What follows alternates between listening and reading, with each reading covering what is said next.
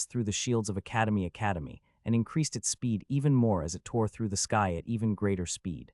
It will take me 9 days to reach miasmic paradise, and I have so much to do in these 9 days in the airship.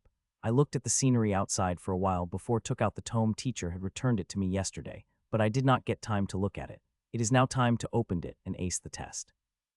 I modified the recipe 2 weeks ago, and I think I did a damn good job, and now I just have to verify it and learn the 11th recipe for more than a month. I had not learned any new recipe, and it is time I do that. Ready to give the test again? The being asked as I appeared in the tome, yes. I said and walked toward the counter where all sorts of materials are placed. I chose the one I needed and started cooking. The test it had given me is both simple and hard to pass it. I just had to study the cooking methods I had used when I learned all 10 recipes and understood their essence. Just as I did that, the answer presented itself. I am now confident that I could now create variations of 10 recipes and pass the test. When I told Alina a week ago about me finding the answer to the test, she literally begged me to tell her, but of course, I did not want my skin to be flayed by teacher. It's ready, I said 40 minutes later as I passed the dish to him. He lifted the fork and took a bite and closed his eyes to enjoy it like a real person. Congratulations, you have passed the test with flying colors, he said as he opened his eyes. Now that you have passed the test, it is for you to learn the 11th recipe, he said and took the counter and started teaching me the 11th recipe. Watching for a few minutes, I know it is on a completely different level than 10 recipes that I had learned before. The material this 11th recipe used is on the same level as materials used in recipes before, but the technique and energy control require it on a completely different level. He finished half an hour later and I tasted the recipe, which like always had completely blown my mind. After that I tried and the first time was a complete failure, but that did not deter me from trying again and again until I got it right. 5 days passed by, and I divided my time between tome, refining, and my inheritance, and on 3 of them I made huge progress. In 5 days, I've learned 3 new recipes and created a bunch of seals of supreme combat exercise by going through refinement 3 times a day. The biggest progress I made is on my inheritance. I had made huge progress in it, and now it is time to level to the high level of Duke. This level up will fix small flaws in my inheritance and improve its performance by a great margin. And not to forget, I will be able to harness even more power from my inheritance runes. Without wasting any time, I tapped on the runic humanoid couple of times to begin my breakthrough.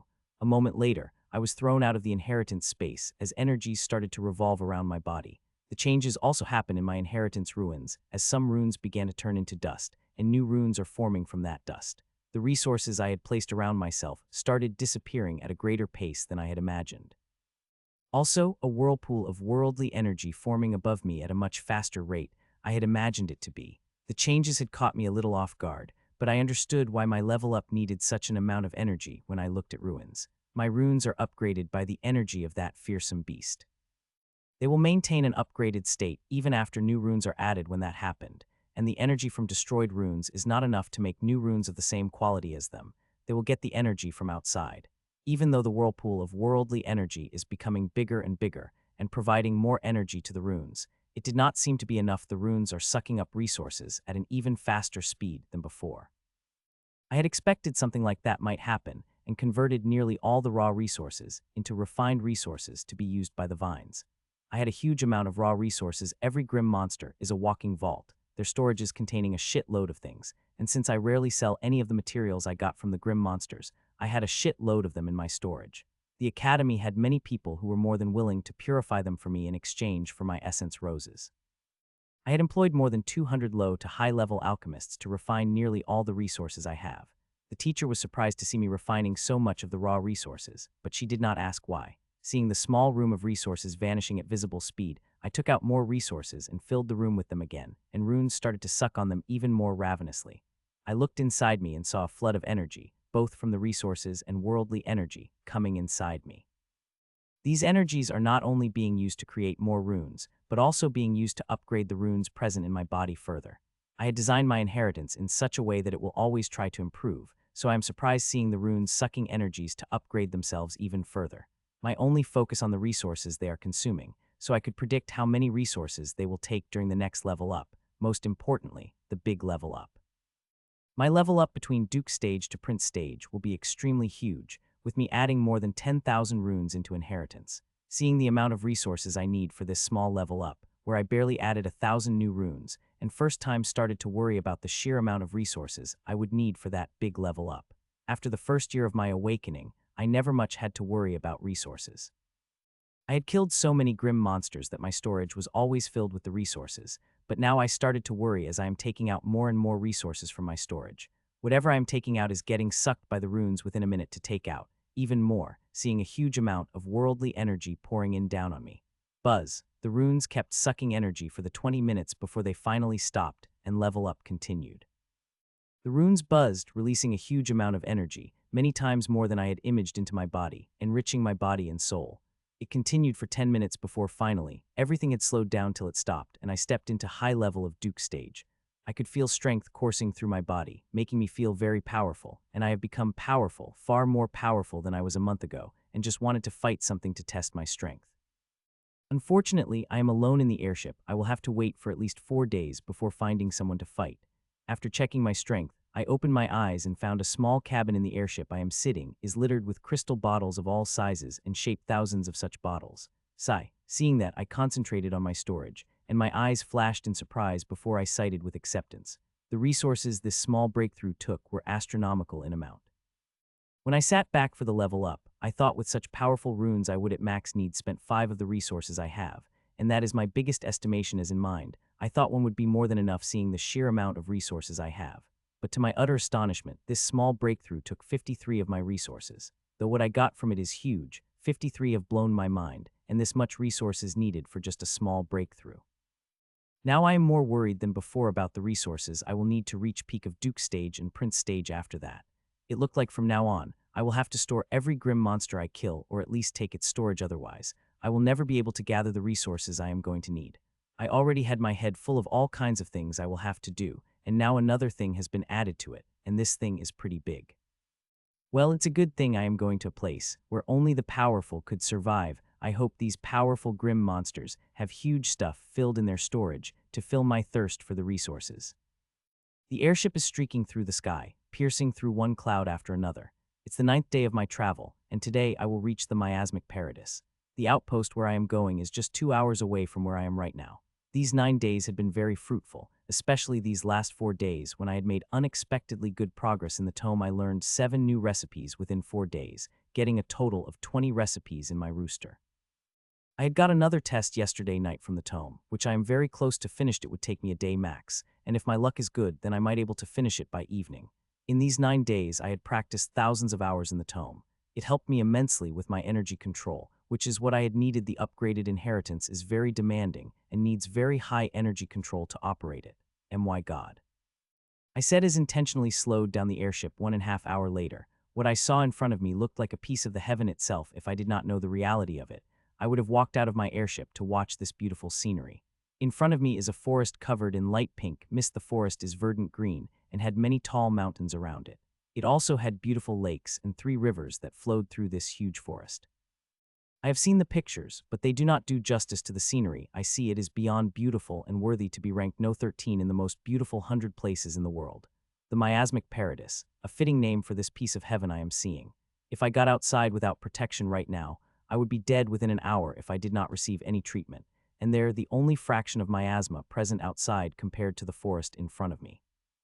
The pink miasma looked beautiful. It is one of the world's dangerous substances, having the power to kill even tyrants. There are clear records of tyrants dying from humans and grim monsters by this miasma. As for the origin of miasma, it is quite an unbelievable truth. The origin dates back to one first epic war more than 10,000 years ago, when the grim monster cornered us into the edge of the central continent. Humans had just begun our attack with full force with intentions to take back the central continent, when a space organism came out of one biggest space crack of the world that used to exist in this forest. That space organism was already half dead when it entered our world, but it was still able to kill thousands of tyrants. Before going down, those tyrants were all from the grim monster's side. Those FUCKING grim monsters were too arrogant to build their second headquarter by the space crack. When that organism struck, it had killed nearly all forces present in that headquarter. If it were not for that, then it would have been impossible for us to barely win that epic war and take control over more than half of the central continent. It is high-level secret that even most tyrants did not know it, but the teacher had told me. So I could understand that sometimes even the most mighty force could collapse in unexpected stances. I looked at the scenery for a few minutes before starting the airship, but not before checking inside and outside the leakage. Even the tiniest mist that came inside would be fatal to me. The outpost is inside the forest, but not in the deeper parts. Only kings and above could survive there. If I were to come in contact with such miasma, I would be dead before I know it.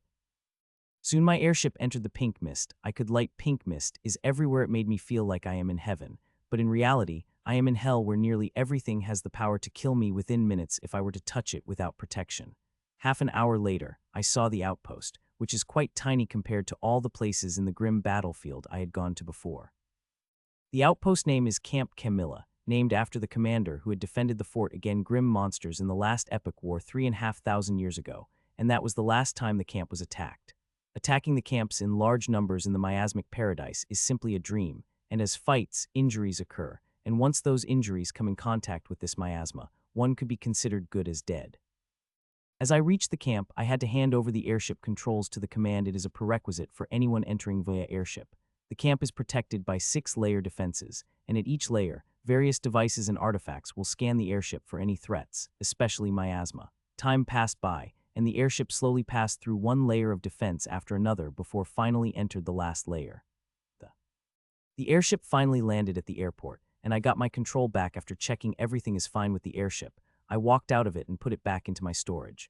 "Michiel, welcome to Camp Camilla," said a young woman who suddenly appeared in front of me and moved her hand for a handshake, which I took after a moment of pass. "And you are?" I asked as I took back my hand. I knew there would be someone to receive me. It was mentioned in the mail. This privilege of being received by King Stage Powerhouse is not available to anyone, only to those important people who camp, considered special resources like me. The thing is, in the lottery, I've not posted here as a fighter, but as the healer. "I am Myra Nygaard. I will be your guide to Camp Camilla," she said. Myra is a tall girl with deep blonde hair that makes her look redhead, cut to her shoulders, and bright blue eyes looked as if they are carved out of amethyst. "Let's go," she said, and we have walked out of the airport. Camp Camilla is old, and it shows that it is also small, as it did not have more than 50,000 people, of which only 20,000 are fighters. The numbers may seem low compared to millions present in the smallest outpost in other places, but one could not underestimate the power of those selected or come on their own here. Every person, including non-combat people, are above ordinary people, and those fighters who go out in hell are exceptional. Everyone has to go through the test before coming here, and those who are selected by lottery are already marked exceptional in the pyramid's database. "It's beautiful, isn't it?" Myra asked as we walked on the street of Camp Camilla. "Yes, it is one of the most beautiful places I've been," I said. "The scenery outside is one of a kind, but the city inside is also extremely beautiful. All the buildings are filled with old cams, and more than 90 of them are thousands of years old. The city is a military outpost, and it looked like, but it also beautiful. If one had told me before coming here that I would find a military building, even those of thousands of years old, beautiful, I would have slapped that person, but now I believe it as I see it with my own eyes." Due to the city having only a limited number of people, there was never much big change, but all buildings here are filled with modern amenities. "You will find some things here which you will not find anywhere else in the world," she said with a proud smile. "You are talking about miasma pools, right?" I asked her. "Yes, miasma pools, the wonder you will not find anywhere in the world except for here," she said with a slight shudder as if remembering something very scary. Miasma pools are a special medicinal pool created by using miasma and other ingredients found in the miasmic paradise. For thousands of years, people thought miasma unusable, but 1,000 years ago, grim monsters found a way to use it. They created alchemical solution using miasma and other precious things found in the miasmic paradise. Continuous use of this solution helps one build some immunity against miasma and helps in refining the body. One has to regularly use it to build some immunity against it, but one could start refining the body through it right away, and from what I heard, it is one of the best body refining solutions found in the world. From dukes to tyrants, everyone could use it, and from what the teacher told, the people with bloodlines flocked to the places in miasmic paradise. The miasma pool is especially effective in rousing the bloodlines. Even the professor had spent some time here. The only problem with the miasmic solution is pain. The pain it gives is beyond imagination. It is far more painful than the cosmic water and refined root juice used for refining. If not for that, people would have flocked here to miasmic paradise, seeing the benefits that miasmic solution offers. We walked while she is informing everything I had to know about the city and the benefits it offers, and finally an hour later, we reached the hospital, which big beautiful white marble building. "We have reached the hospital, but before we go in, you should take one," Myra said and threw a bottle at me. Inside the bottles are the tablets. I grabbed the bottle and opened it before taking one tablet in my mouth. These tablets are known as miasmic tablets. One must have it if one wants to survive in the miasmic paradise. These tablets help suppress the miasma for a limited time. Anyone who goes out of outpost eats these tablets before stepping out. As for why am I eating it before entering the hospital? Well, here where they extract the miasma of those who got infected with it. I walked into the hospital, vacuumed by 3-stage protection, before finally entering inside, where I saw every ward is sealed in glass. When entering, one has to go through this vacuum process. It had given me quite shock when I saw this hospital for the first time, Myra said as we walk in.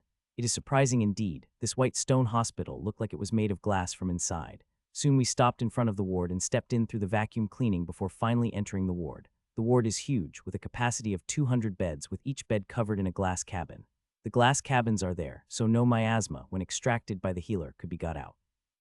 Mitchell, welcome to Cloudhorn Hospital, said a handsome young man with red hair as he walked toward me. He is like Myra, a king-stage powerhouse, but unlike her, he is a healer. It is clear by the aura he is radiating and also white the coat as he is wearing. Hello, I'm Mark Rayburn. I have heard so much about your healing abilities, said the red-hair guy as he shook my hand enthusiastically. Everything, I asked back, hearing that smile on his face stiffened a little before returning.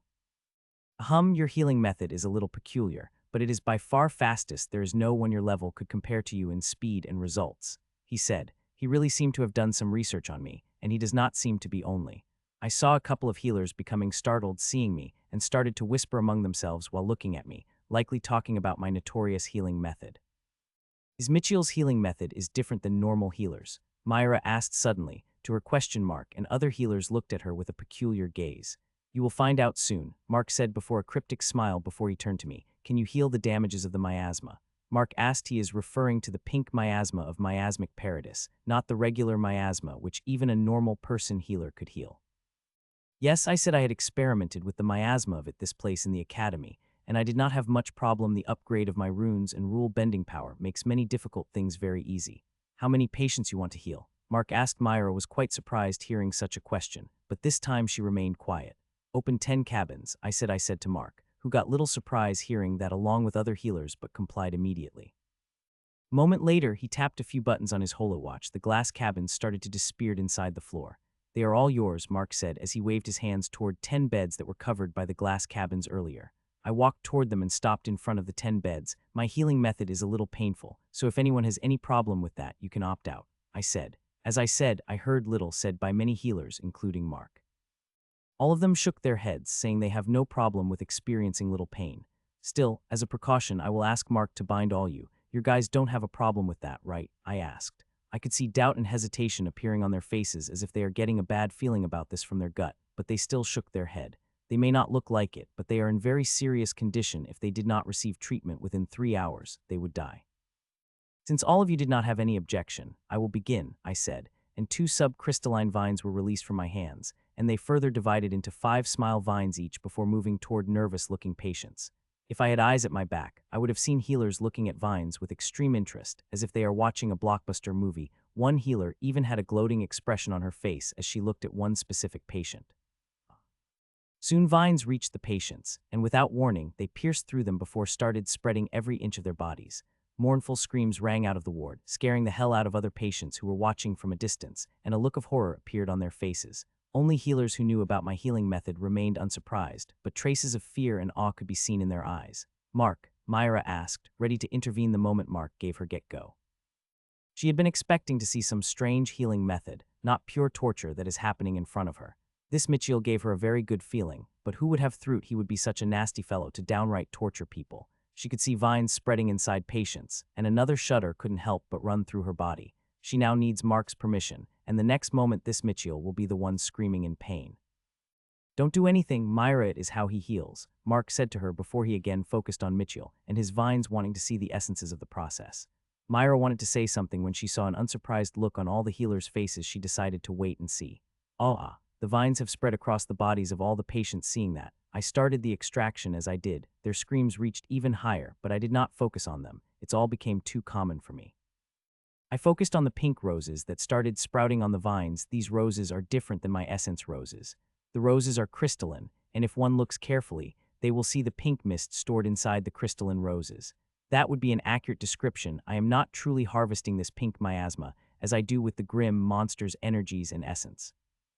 This miasma is too different and high level for me to do something like that. I am just extracting the miasma and storing them in Krightline energy roses, which are laced with rule-bending power, so the miasma would not break free from it.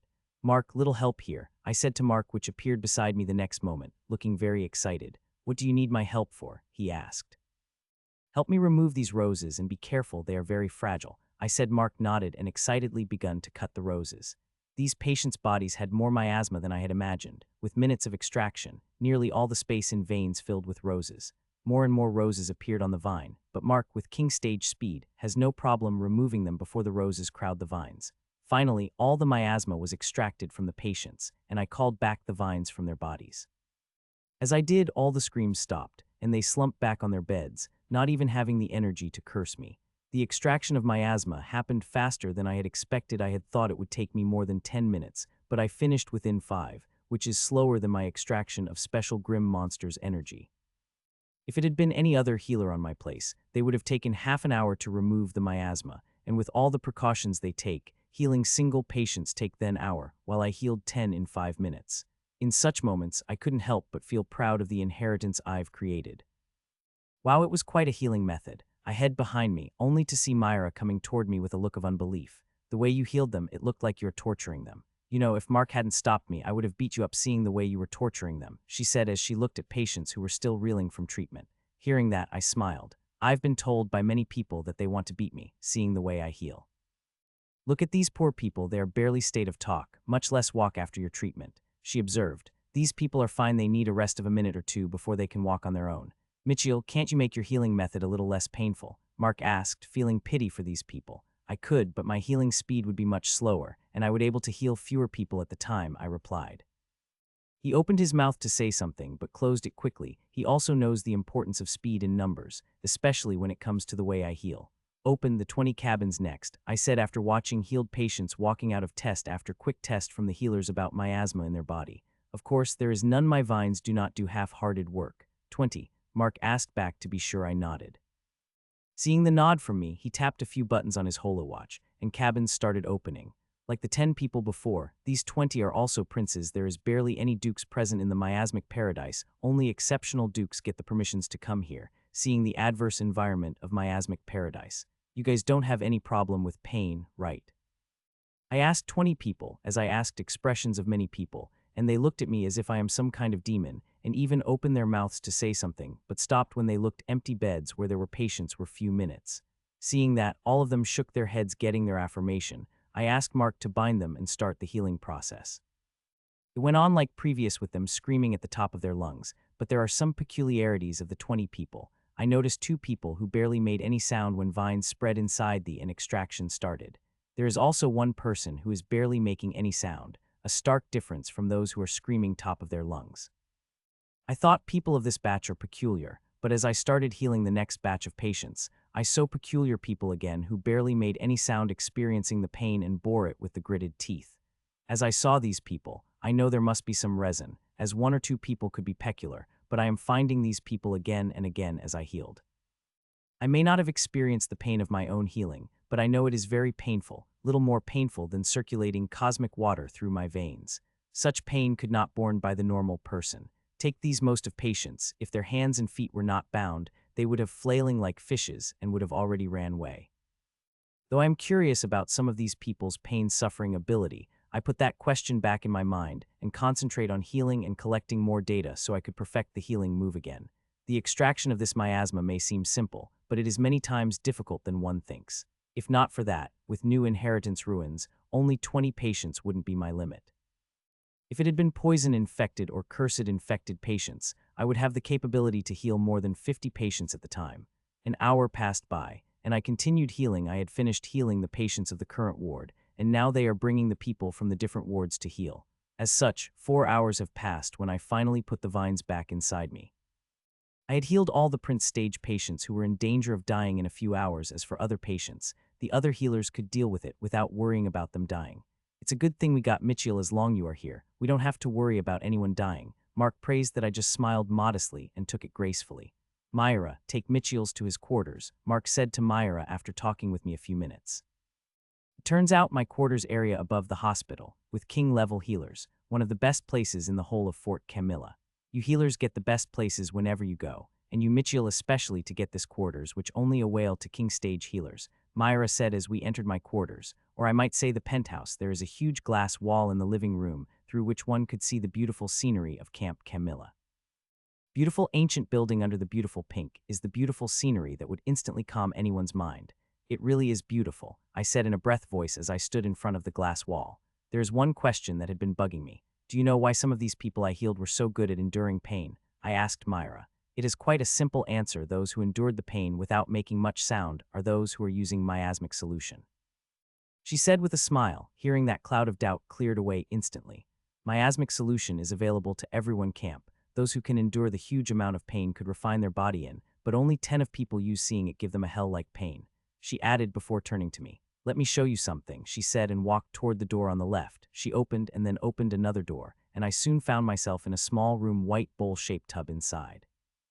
Is this? I asked in a breathy voice that shook slightly as I could not believe what I was seeing. This way too much.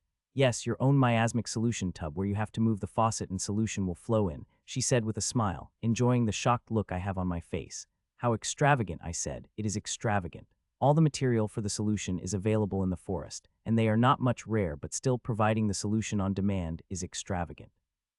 The material may be easy to gather, but something like miasmic solutions needs serious skill to craft. The average alchemist could not craft something like it. When one thinks about it, it is not hard for them to get a skilled alchemist to open the lottery like they did in my case. They will easily get alchemist of any grade, even a tyrant. Most people don't like this place and do not come on their own, seeing the dangerous environment, which could kill one within minutes. Still, when the lottery came, they usually accept, especially the non-combat professional. This extravagance only avails to king stage powerhouses and above, but since you are a healing category asset, they decided to give you this, Myra said. This small room also had a glass window. One can enjoy the beautiful scenery while suffering the hell in the pool. Whoever designed this penthouse has a strange sense of humor. Let's go. Let me give you a tour of your quarters, Myra said and gave me a tour of my new penthouse, and I have to say I am impressed. Before I was planning on taking out my space abode, but seeing such a beautiful penthouse there is no need to take out. It is late afternoon and time for my refinement. Ever since I started to refine my body 3 times a day, I rarely missed. I walked into a small room and looked at the white bowl-shaped tub. It is simple but looked beautiful were paired up with the scenery outside. See. I opened the tap and dense pink liquid started to flow out of the tub, giving off a calming medicinal smell. The pink liquid is quite thick as an oil that I just wanted to dip my hands in it, but I did not. It will be a painful affair, and I did not want to get a taste of it before I am ready. Finally, when the tub got half filled, I closed the tap. I want to fill it with enough solution I am comfortable with.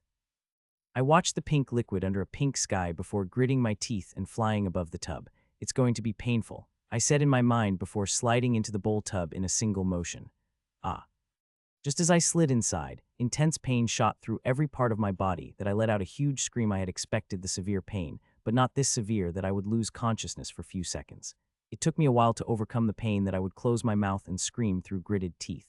After that, I tried to calm myself, which was quite harder under so much pain and took me more than 10 minutes to do that, but I finally did. As I barely got control over myself, I started to circulate supreme combat exercise. It is the oldest method I am practicing and always helped me get focused. I concentrated on its energy flow and how energy flowing through one vein after another. With me focusing on the energy flow, everything else started to dim.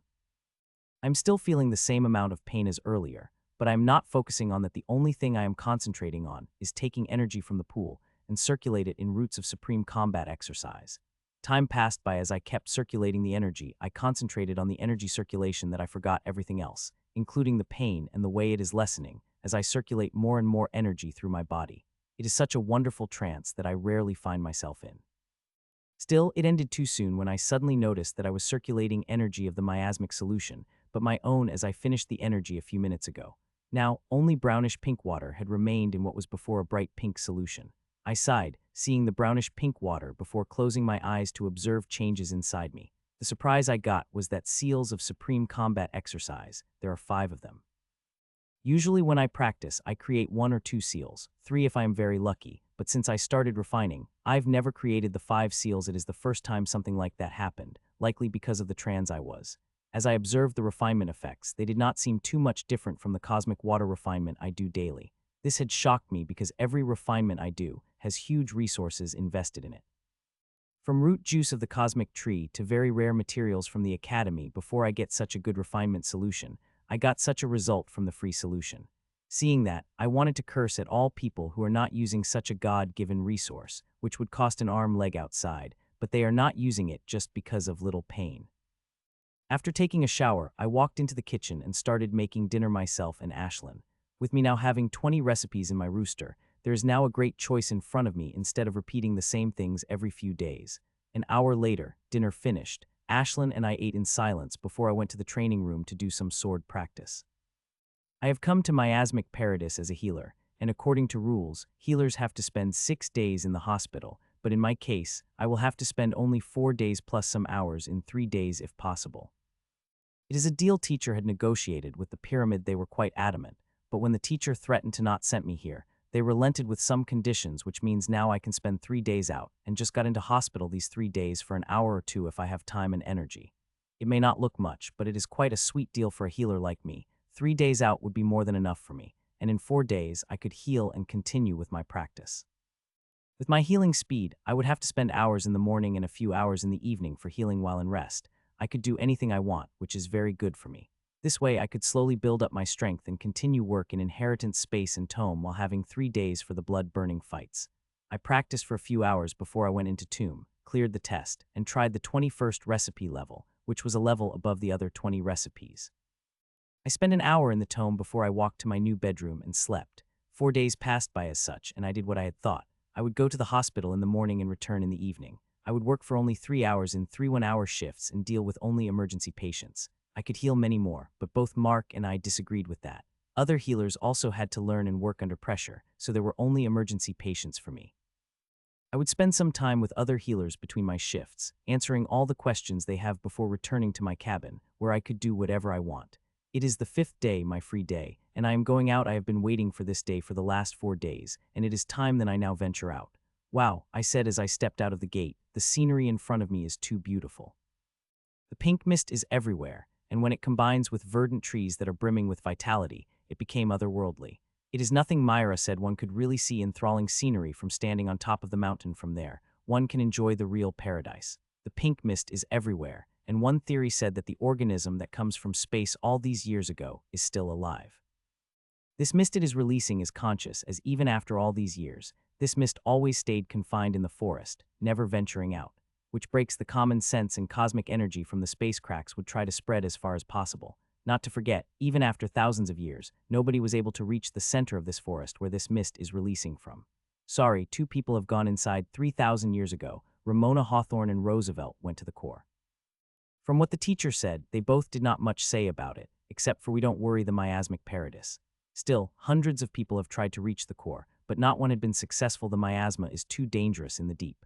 I would not have believed this organism being alive theory. Seriously, who can stay alive for more than 10,000 years? But my experience in Hes Forest taught me that my definition of being alive is too narrow. The beast I had fought was seemed to alive in every category. It was alive, but it was also dead. As the hidden being inside me said, I have insufficient knowledge to distinguish between the alive, dead, and in between.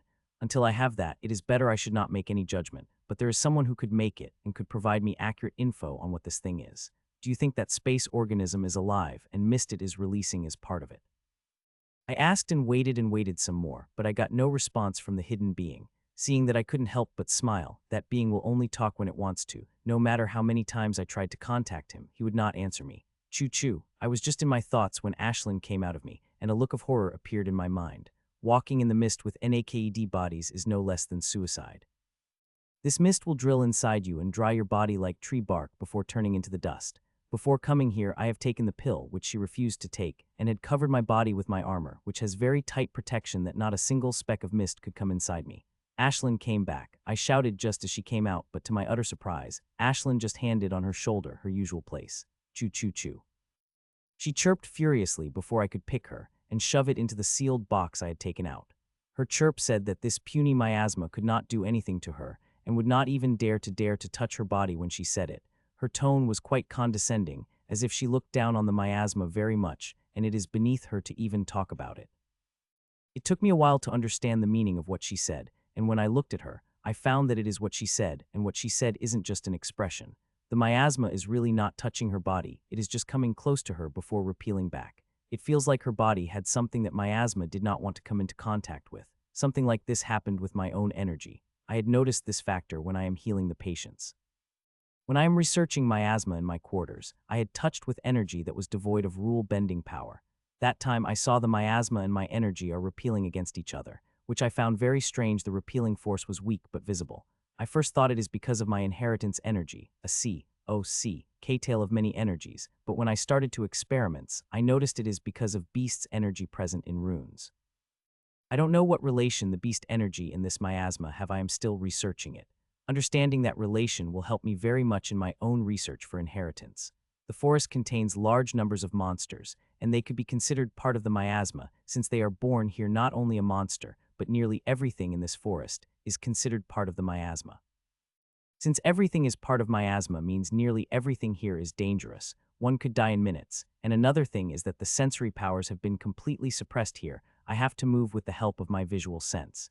It is a huge problem for people of my level, as we are very much got used to our soul sense, especially in a dangerous environment like this, where we use it far more than our visual sense. Still, I am much better than others compared to me. Ashlyn is completely fine in the miasma. It does not affect her body, but it also does not affect her soul sense. It is working as usual. In these 4 days, I am researching this miasma, as there is a quite big chance that a few days later, I might be able to walk into miasma without fear, and my soul sense would also work just fine. My rule-bending power is amazing. I am working on something that would make me impervious to miasma, even when it entered. It would just enter and go out. Not only that, but I am also working my soul sense too, so that it would work in the miasma. I am very close to finding the way. This forest is extremely dangerous, not only because of flora and fauna, but also grim monsters. They are in huge numbers here and everywhere. Thousands of them are found in 10 kilometers of our outpost. The miasma changes the nature of warfare. Since we can't send too many people to the cleaning of our immediate area, grim monsters can close in. Not only them, we also gather close to their outposts. Sometimes it became quite bloody. Suddenly I stopped as Ashlyn had sensed grim monsters not far from us. Hearing that, I flew toward them sneakily without making the slightest sound. Soon, I reached close enough that I could see the grim monsters. There are 5 iron chimpmen, holding huge iron rods, and all of them are at peak level of Prince stage. They all sneakily sitting beside the boulder, similar to their skin color, and looking at our outpost, likely looking for any humans to come toward them. I looked at them for a while before attacking with the vines. In the last 2 weeks, I have made huge advancement. Not only I had created the 5th ruby seal, which gave me a huge boost in body and soul, but also made a breakthrough into high level of Duke stage, which increased my power further. I had been itching to test my power, and these 5 iron chimpmen are good practice before the real challenge. What are these fucking vines? Suddenly, all the iron chipmen screamed in unison as they got bound in vines and are now struggling with their all to try to break free. My grim race friends, how to do like my vines, I said as I flew out of my hidden spot and appeared in front of them. A look of rage appeared in their eyes as if they wanted to tear me apart, but no words came out of them when they tried to talk about it. Not to cause too much commotion from these grim monsters and attract unnecessary attention, I bound their neck tightly, so no sound would come out of their throats. Insufficiency of air would kill them. They could live without it for days, but it is a very harrowing experience for them. Not that I care for it. If not wanting to do some tests, I would have killed these bastards directly. Who knows how many humans have they killed before? I closed my eyes and touched the vines to feel them more carefully as the grim monster struggles. I even tightened the vines on certain places, so the grim monsters would struggle with every bit of strength they have. I wanted to see its tenseness and flexibility. My vines already strong enough to princes before they became crystalline, but after inheritance runes went to transformation, they have changed. They have changed so much that even I don't have a complete idea, and these experiments are to get the idea of that change, so I could utilize these properties and cultivate them further during the upgrade. A few minutes later, I removed my hands before recording everything I observed in my holowatch. Puch. This sharp end of vines is a new addition. I did not want to summon rose blades every time I summon vines if I want to pierce someone, so I added a small sharp end. I stored all the bodies in my storage with them dead and checked the stuff they got, and my eye couldn't help but light up. Good, I said, and as I saw the stuff inside, their storages were filled with herbs and roots. These things could not be said to be very rare, but they are rare, and their quantity is also high. I walked away after looking at things I have to hunt many grim monsters for resources and find the Apex Inheritance hosts to fights. There are many hosts of Apex Inheritances present here, and I want to fight them. I am burning to test my blades against them, but finding them is not easy. Their numbers are high here, but they are not that high that I would find them everywhere. I have to be in the right place at the right time to find them, and it's a good thing I have Ashlyn, who could make things for me a little easier than it ought to be. I had already told her to keep a lookout for those grim monsters. Hun. It had been a few minutes since I had killed the team of iron chimpmen when Ashlyn informed me of spotting the monster. I quickly moved toward it and saw the monster, and seeing it, a smile couldn't help but appear on my face. It is Blazing Bear Monster with a towering height of 12 meters. It is peak Prince Monsters and has impressive battle power that it would have given the serious challenge to 5 grim monsters that I had killed earlier. "Hey, little bear," I shouted and appeared in front of it. It looked at me before killing intent appeared in its eyes. I have invaded its territory, and it wants to kill me for that and not to forget I am a foreigner in its palace, which is another reason for it kill me. RAWR. It let out a huge roar and moved its huge leg at an extremely fast speed to crush me to death. Its leg was just halfway when thin wine erupted from the ground and moved along its body and biting every important part of its body. By the time the vines had completely bound it, its leg was just 1 meter away from crushing me. RAWR. Seeing its bound, it roared as it struggled intensely to break the vines by immense force and also lighted up its whole body with a thick blazing fire, which is trying to burn the vines with all its power. I watched mutely as it struggles with all its power. The only thing I changed was shut it up as it was screaming too loudly and attracting both monsters and grim monsters. It continued to struggle, but despite its huge size and powerful strength coupled with a blazing fire, they cannot do anything against my vine, which only thick as my smallest finger. I watched it for a few minutes, collecting all the data I need from the bear monster before sending it on its way and storing it into my storage before it hit the ground. Due to mist, this monster is not eatable, but it's still quite expensive. Outside people will pay quite much for it. I can exchange for the herbs and other rare and precious medicine I need. Time passed by, and I continued killing anything that came in my way, whether it is a grim monster or the native monster of the miasmic paradis. All of them were killed by me. No monster died a quick death. I took my sweet little time to collect data before finishing them off with a single attack. Be as monsters or grim monsters, they are not giving me that much of a challenge, and I have not come across the grim monster with Apex Inheritance. The afternoon rolled on. I started to feel quite bored, and daring thoughts have started to enter my mind. The thoughts of entering king-level territory. These thoughts are quite dangerous, and I squished them as soon as they came into my mind. A fundamental change occurred when one reached the king stage. Even with my superb strength, which I am feeling quite proud of, I am not a match against the weakest king stage powerhouse. I will have to run away if I come across any king stage monster or grim monster. Teacher had warned me in explicit words that it will be a death sentence for me if I went to fight against kind stage while I am still a duke. I should at least be a prince before I think about challenging a king stage powerhouse, no matter how weak it seemed. So I squashed all those daring thoughts and kept searching for the powerful enemy while killing anything that came in my way, but it seemed like my luck is not that good, as even when the afternoon rolled on, I did not find a worthy opponent. Before coming here, I knew that it would not be easy, but I couldn't help but feel disappointed when I did not come across any powerful enemy. Hun. I was mooning in my thoughts when suddenly, my vision changed, and new scenery appeared in front of me in a bird view. I first got startled, but soon realized that I am seeing through Ashlyn's eyes, and she is looking at 2 grim monsters. They were 2 oxmen who are looking at the map, which is projected from their holowatch-like device, and discussing something in a grim language which I could not understand. Seeing them looking at the map, I instantly concentrate on it, and Ashlyn was kind enough to focus on it, giving me a clear view. I looked at a map and the green spot they were pointing, whatever they are pointing. Both of them looked very exciting about it that they could barely contain their excitement, especially the larger oxman. They continued discussing a few minutes excitedly before they closed the map and started moving toward their destination. My vision turned back to normal, and I immediately opened the map and looked for the position they were pointing. It did not take long, as I already had the map committed to memory and knew which area those 2 grim monsters were pointing. Snake Valley. I muttered. Snake Valley is a relatively small place, but a quite dangerous one. As its name suggests, the valley is full of snakes, violent poisonous snakes which will attack as doves to whoever invaded their territory. Due to their vicious nature and large numbers, most people stayed away from that valley, but these 2 grim monsters are going there, and they are even excited about it, which means there must be something amazing in the Snake Valley that is making these grim monsters excited. I wanted to kill these bastards, but I decided to follow them. For them, I will kill them when I know what is in the Snake Valley.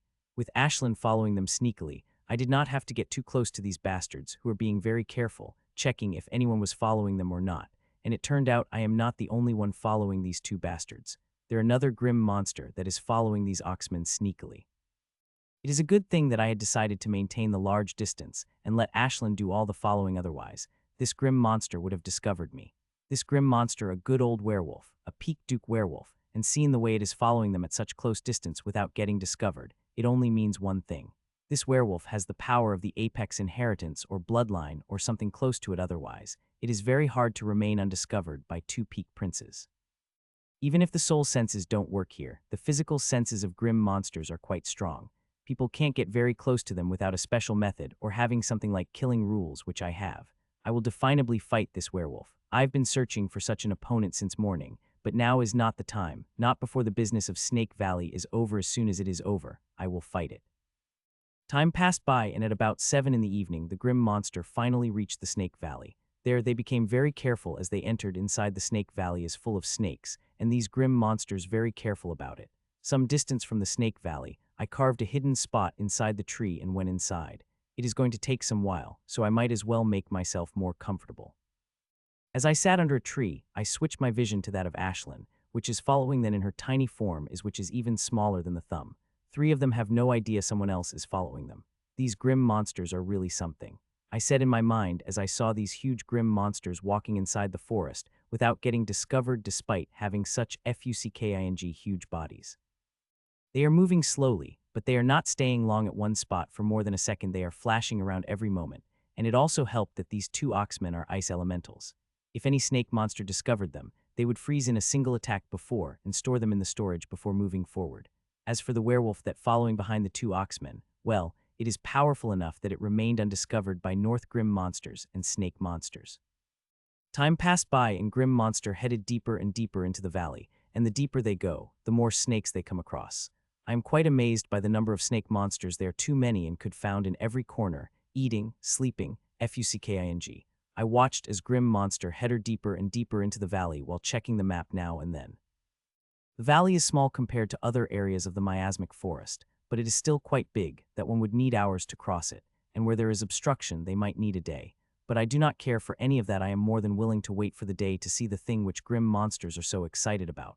But I don't think they would need a day. Looking at the map and their speed, it would max take them 2 hours to reach their spot. Popping up another protection pill into my mouth, and I continued watching as grim monsters continued making a way deeper into the valley. The fuck, I said after 2 hours when I saw the scene in front of me. Hundreds if not thousands of snakes monster in a basin of the hills coiling around each other. This scene looked scary that I saw 3 grim monsters shuddering at the sight of it. Just what that fuck is there for all these snake monsters to behave like this? I thought as I saw 2 oxmen sit behind a well-hidden spot as if they are waiting for something. Since they are waiting, I also decided to wait, and as such, 3 more hours passed when both oxmen stood up from their hidden spot and started to check weapons on their body as if readying themselves for something. Few more minutes passed when suddenly a small change occurred amidst thousands of snakes. The starry light came from above and fell on the small rose tree, which had only 2 pink buds. As the starlight fell on them, the buds started to bloom slowly under the starlight, falling directly on them. A huge amount of starlight begins to fall on them as the roses bloomed before spreading outward toward the thousands of snakes. Fucking hell, I said with shock. I am shocked, completely out of my fucking mind. Oh my god, it is fucking miasmic astral roses, I said with shock. I am shocked, out of my fucking mind. There were many scenarios that these grim monsters are talking excitedly about could be, but I had never guessed it would be miasmic astral roses. Me feeling shock couldn't be described in words. Miasmic astral roses are among the greatest resources found in the miasmic paradise, a forging resource that could make body, soul, and energy impossibly strong. If news of it got out, people would come to hell and dives. It is a very helpful resource. There are 2 miasmic astral roses, which is extremely usually. One tree has only 1 rose, which will wither immediately as soon as the rose is plucked. From a distance, I could not determine the grade of the roses, but seeing the astral energy falling on those roses, they are at least a prince grade, which is a big thing for someone like me. Even kings would fight for it, even if its grade is lower. The value of these roses is too great that kings would not even care if it is a grade lower. I have to get these miasmic astral roses at any price, and I will get them. The grim monster's eyes lit up as they saw Miami Astral Rose appearing and started releasing aura outside toward the snake monsters. No wonder there were such numbers of snake monsters present here. The benefits of that aura roses are releasing are too great. If I had been in the snake's place, I would have done the same. The grim monsters have 15 to 20 minutes to pluck the roses. If they are late, then the roses would turn back to bud only to bloom tomorrow. It should be plucked in its blooming stage in the bug stage. It is completely useless. The two Oxman grim monsters looked at the miasmic astral roses for a moment before they disappeared from their place like a specter. Their movements became erratic and harder to catch as they moved toward the rose at the greatest speed. Their movement speed is good, but not good enough to hide them when they are flying above the bodies of the snakes. But these grim monsters are not counting on being invisible. They are counting on the speed of their, which would only take them few seconds to reach the roses and pluck them. These poor bastards did not know that their death is following right behind them, and it is truly invisible. The werewolf grim monster is using an excellent method that made it inviolable, or it could be said very difficult to detect. It is just a few meters behind them, but those two oxmen haven't detected it. I couldn't help but marvel at its stealth ability and feel jealous that I don't have it. Even my killing intent wouldn't work as well as this method. SHAR. The oxmen had crossed more than half of the distance when snakes have finally noticed then, and like a tsunami, all of them stood up with glowing eyes and moved toward two grim monsters. A flash of fear couldn't help but appear in the eyes of two oxmen as they saw themselves becoming a target of the hundreds of powerful snake monsters, but that did not stop them from pushing forward. The snake monsters at the forefront attacked the grim monsters without mercy. They did not care about their attacks could kill their members. The only thought they have in mind to kill intruders and protect the rose. The basin lit up with the powerful attacks. The aura of such powerful attacks spread everywhere. Even I, who had hiding quite a distance away, felt the aura of the attacks and couldn't help but shudder. The powerful attacks rained down on the two oxmen, but it looked like these oxmen had already considered something like this might happen, and already prepared, as snow-white protection appeared around their body. These oxmen dodge whatever attacks they could, while those they can't be resisted by their shields. Their shields are quite powerful, and could resist the attacks of tens of powerful snake monsters head-on without even cracking, which should not have been possible. These snake monsters are not normal. They have forged themselves under the aura of miasmic astral roses, which increased their power by a huge margin that even a host of apex inheritance would feel quite strained under it. These could be only two ways for it happen. First, they are using protection amulets, and the other is that they are burning themselves to power up their shields. The later reason, without a doubt, as the miasma suppresses not only the soul senses but also talismans. Unless it is otherworldly talismans, the ones found in runes, one can forget about being saved by the talisman here. This trade of burning themselves for the miasmic astral rose is worth it. A single petal of rose is more than enough to offset whatever loss they would suffer, but unfortunately for them, they are not getting these roses or coming out of this bowl alive. As they reached 50 meters distance from the rose, the werewolf that is secretly following behind them launched an invisible attack, which made them stumble, and that is all the chance that snake monsters needed. Crunch, crunch. As they stumbled for a moment, the snake monsters took a chance to bite down on two oxmen before they could do anything. The oxmen screamed for a second before they were silenced, as their shields crushed under the mouths of snake monsters. A smile appeared on the face of Werewolf, seeing that, with snake monsters thinking they caught the culprit, had let down their guard, giving the perfect opportunity for Werewolf, who was already invisible. He went toward the rose tree, thinking it had succeeded, but when it reached near the tree and saw what is happening, its eyes popped out and blood begins to boil. It saw a little bird opening its mouth bigger than it should be and guzzling up two miasmic astral roses before it could do anything. Choo-choo.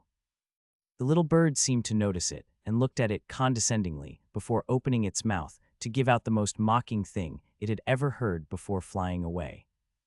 "You bastard bird," the werewolf shouted top of its lungs and shot into the sky after Ashlyn, and at the same time, snakes have noticed their flower is gone and became frenzied.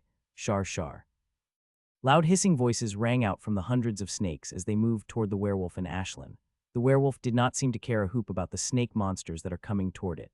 It just took out 5-6 meters long black greatsword and swing at an extremely fast speed, and snake's monsters that attacked it has cut into the pieces. Seeing such powerful attack, a bright smile couldn't help but appear on my face. It is more powerful than I had thought. Those snake's monsters were one of the strongest presents, whose power had increased by the miasmic astral roses, but they were still cut into pieces so easily by it. I can't wait to fight it. Such powerful enemies rarely come across, and now it had come. I will fight it and kill it. Killing it would be a huge service to the humans, as these powerful grim monsters grow stronger and became a thorn on our way. Killing will make us worry about one less enemy. It is killing every snake that came into its way. Big or small, every monster is getting cut by the pieces by it as it chased Ashlyn, who, on the other, just moving around the snakes without launching any attack of her own. If she wanted, she could easily kill these snakes, and she has the power to do it, but she is having too much fun in making the werewolf chase her like crazy that she decided to have mercy on the monsters who were getting cut into pieces by the werewolf. They soon moved out of the basin, but Snake's monsters were still following them, by which the werewolf got irritated, swung its sword back a couple of times, and thin black lines released from it. These shiny black strings cut through the snakes before the butter in just a matter of seconds. These strings cut through nearly 100 snake monsters, which scared the hell of frenzied snake monsters that they stopped giving chase. My mouth opened as I saw its attack before a bright smile appeared on my face seeing its powerful attacks. I wanted to fly out it, but I stopped myself. I have to control myself for a few minutes before facing off against it. It is now only Ashlyn and Werewolf who is screaming its lungs out at her while also launching powerful attacks, which she is easily avoiding. To tease, she would let it catch up a little before flying away with the mocking chirp, which seemed to make it even angrier. It continued for a few minutes before Ashlyn suddenly dived down, which had surprised Werewolf, and an expression of caution appeared on his face for a moment before it followed Ashlyn. The allure of the miasmic astral rose is so great that it makes one take risks that one would not even think about taking before. Good girl, Ashlyn, you did a better job than I had expected, I said, petted Ashlyn lovingly. While I am doing that, Werewolf appeared and landed gently, not far from me. Human, hand over the miasmic astral roses, and I will give you a swift death, Werewolf said haughtily. Hearing that, smile couldn't help but appear on my face. The grim monsters never changed. You were not even able to catch up, Ashlyn. What makes you think you could kill me? I asked with a smile while still petting Ashlyn lovingly.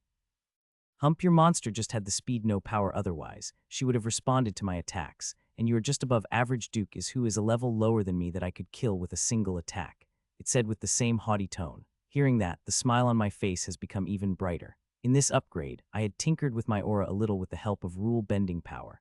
It would show my aura that of an above-average person unless I project my real aura intentionally.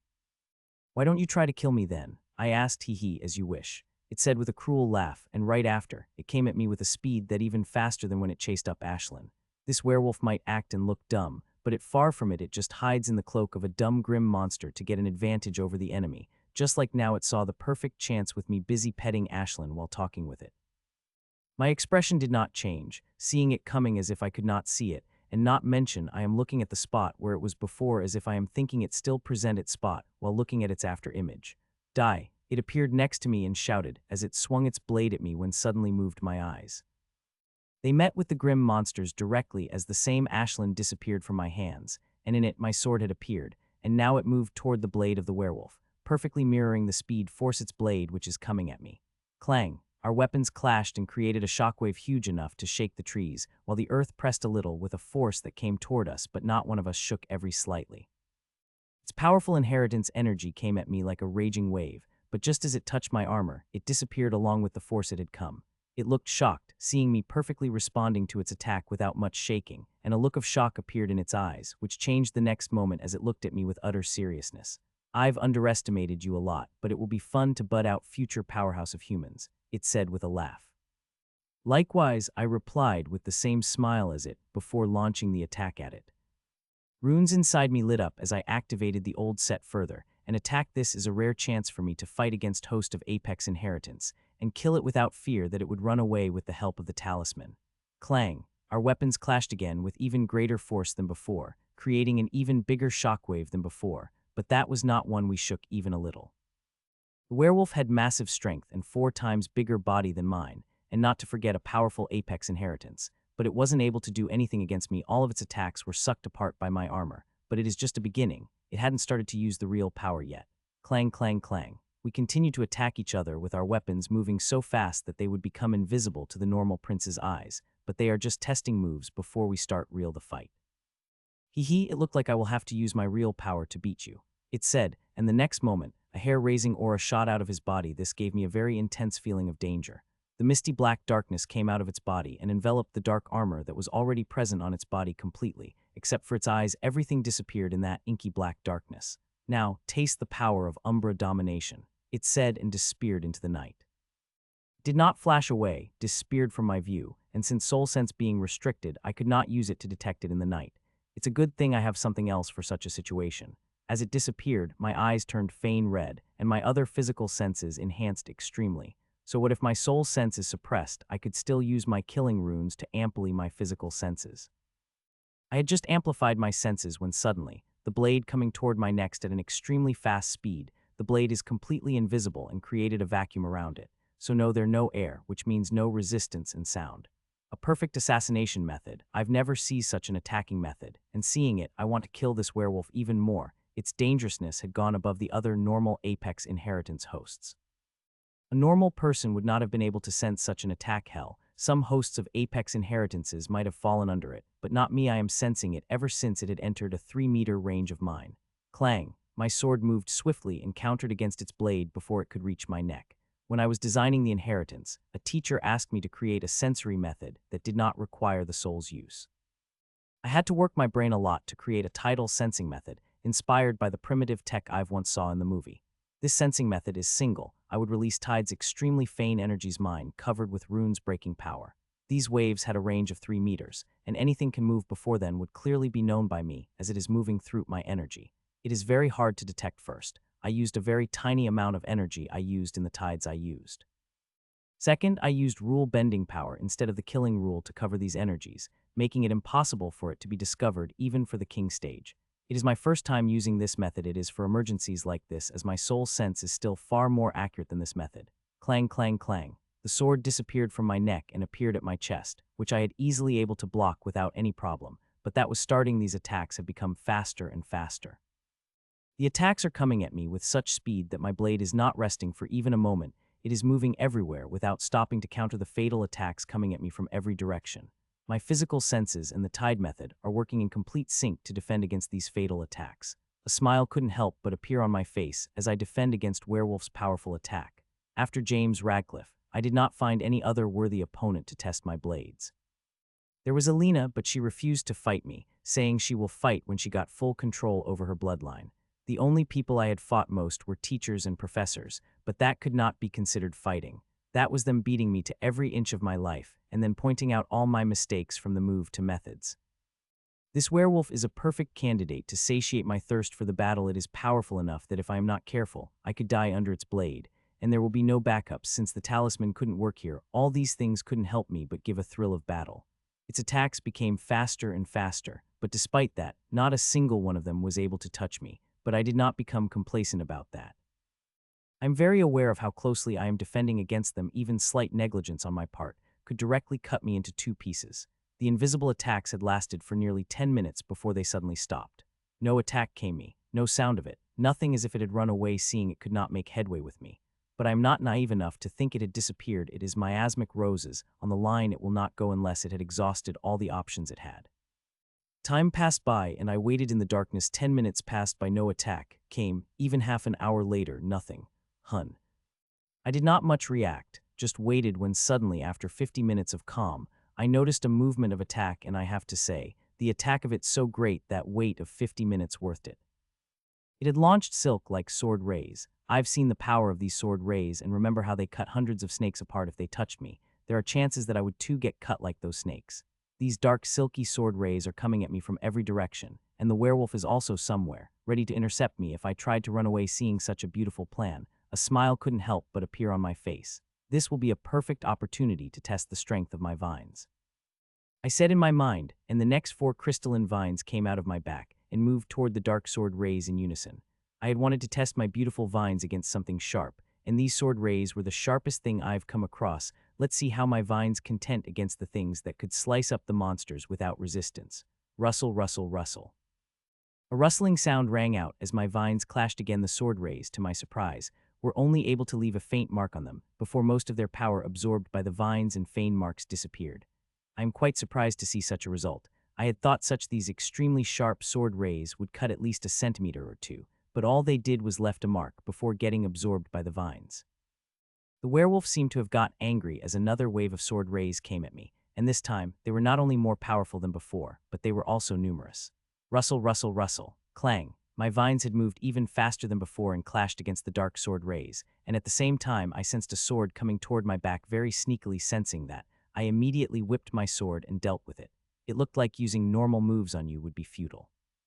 It said directly, looking at my eyes. Feeling its gaze, fear couldn't help but appear on my heart, and I knew instinctively that it was using its most powerful move, and if I dared to hold back slightly against it, I would die without question.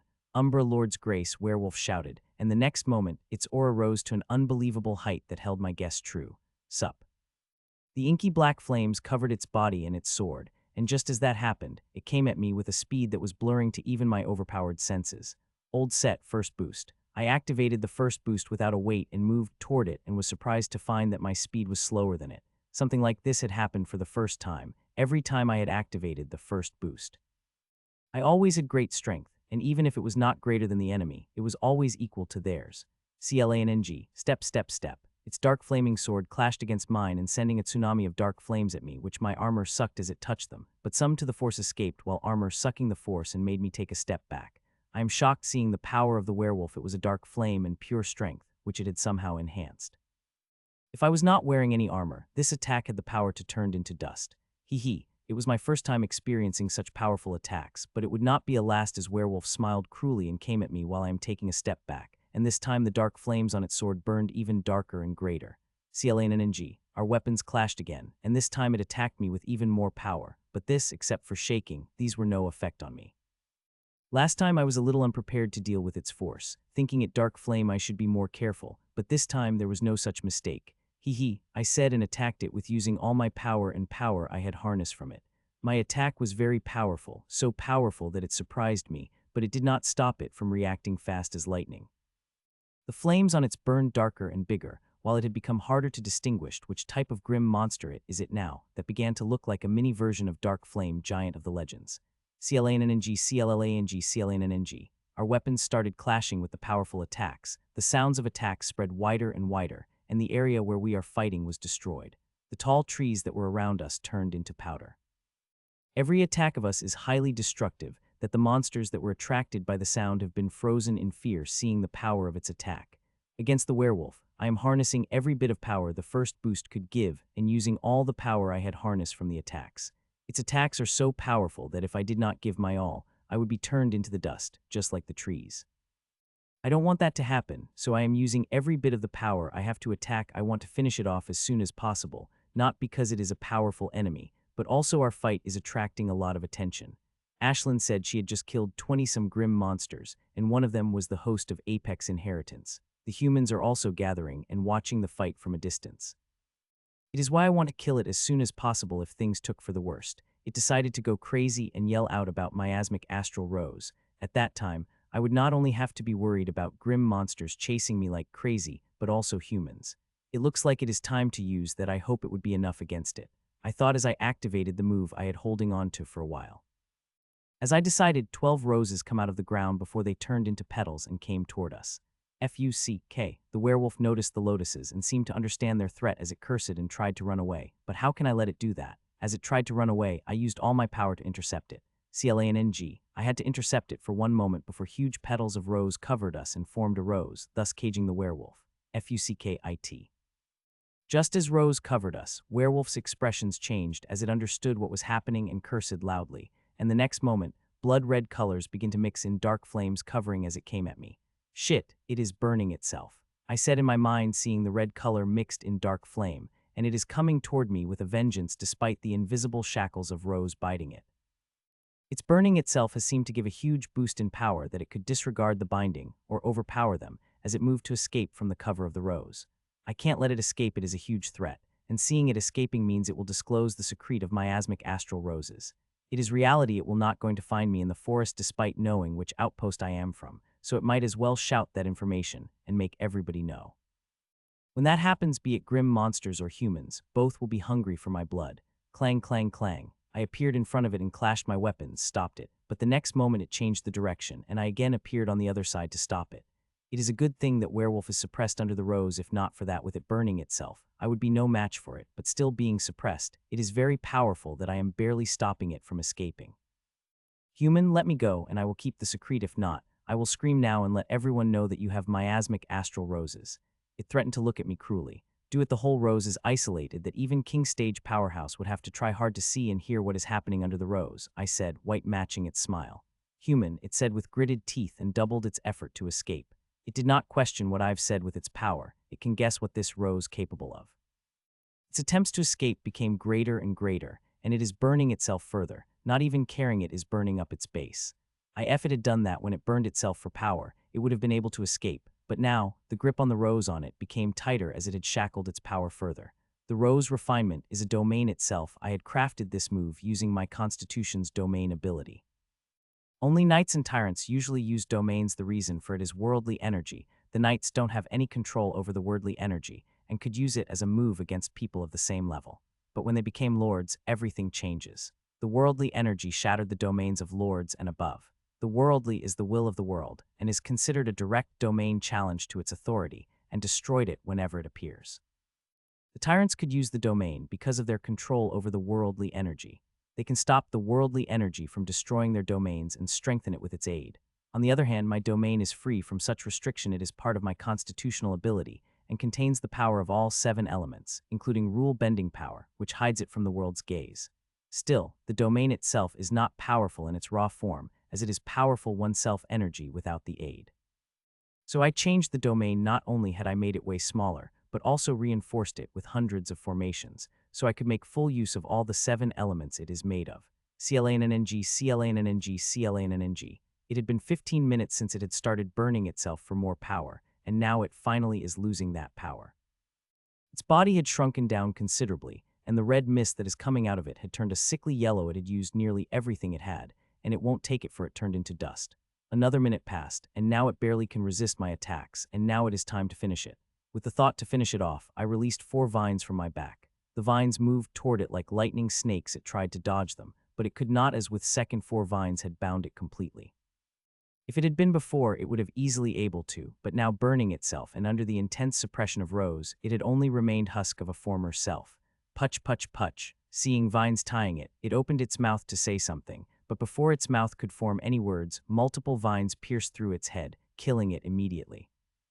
I don't know whether it had opened its mouth to beg for mercy or stall for time, but I had to kill it before I lose the chance, and something unfortunate happens. Nothing could be said about these hosts of apex inheritance. The sooner you kill them, the safer you will be. I unfurled the vines from the werewolf's body, which was burning with vigor, now tuned into dried husk, just like an old man in its last years. I took one look at its body and stored it in my storage before calling back my vines and rose into me. As I called back everything and stood in the open, I found nearly 100 gazes on me, most of them that of grim monsters. Seeing the intention they are radiating, only 1/3 were the humans. I am very tired, and there is 1/4 of energy remained in me, but my aura is burning like a sun as I looked at those grim monsters who are hiding in the dark, daring them to come out to fight. I was just looking at these gazes with a will to fight when I felt a gaze that shook me to my core, and I shuddered visibly, with my face becoming even paler under the armor. A king stage powerful, a grim monster's king stage powerhouse. I said in my mind as I cursed my luck of never getting something very easy. Whenever I get something very good, there is always some very dangerous thing attached to it. I had got miasmic astral rose, had a good fight when this fucking king bastard had to show up, and now my survival had come into the question itself. I was thinking about how to survive when suddenly screams started to ring out, and to my utter shock, the first scream came from the king stage grim monster that looked at me from the shadows. Whoever is making the killings is at king stage, as only king stage or above could kill other kings this fast. Well, I had thought your healing is good, but I had never thought you would be such a great fighter too, said the familiar voice. Well, I had thought your healing is good, but I had never thought you would be such a great fighter too, said the familiar voice. It seemed like rumors of you having dual inheritance is true, she said as she looked me from up down. Feeling her gaze, I couldn't help but shudder visibly. She's not a normal king stage powerhouse, but a king stage powerhouse with the bloodline. Her bloodline must be pretty powerful for her to reach the king stage at a young age. Her progress is extremely fast, seeing she is only 1.5 years older than me, and from I heard she had reached the king stage a year ago and still is at initial stage. It seemed like she had been holding back to harness more power in her bloodline. Be it bloodline or inheritance, the more power one harness, the more powerful they will become and greater their chances will be of the breakthrough.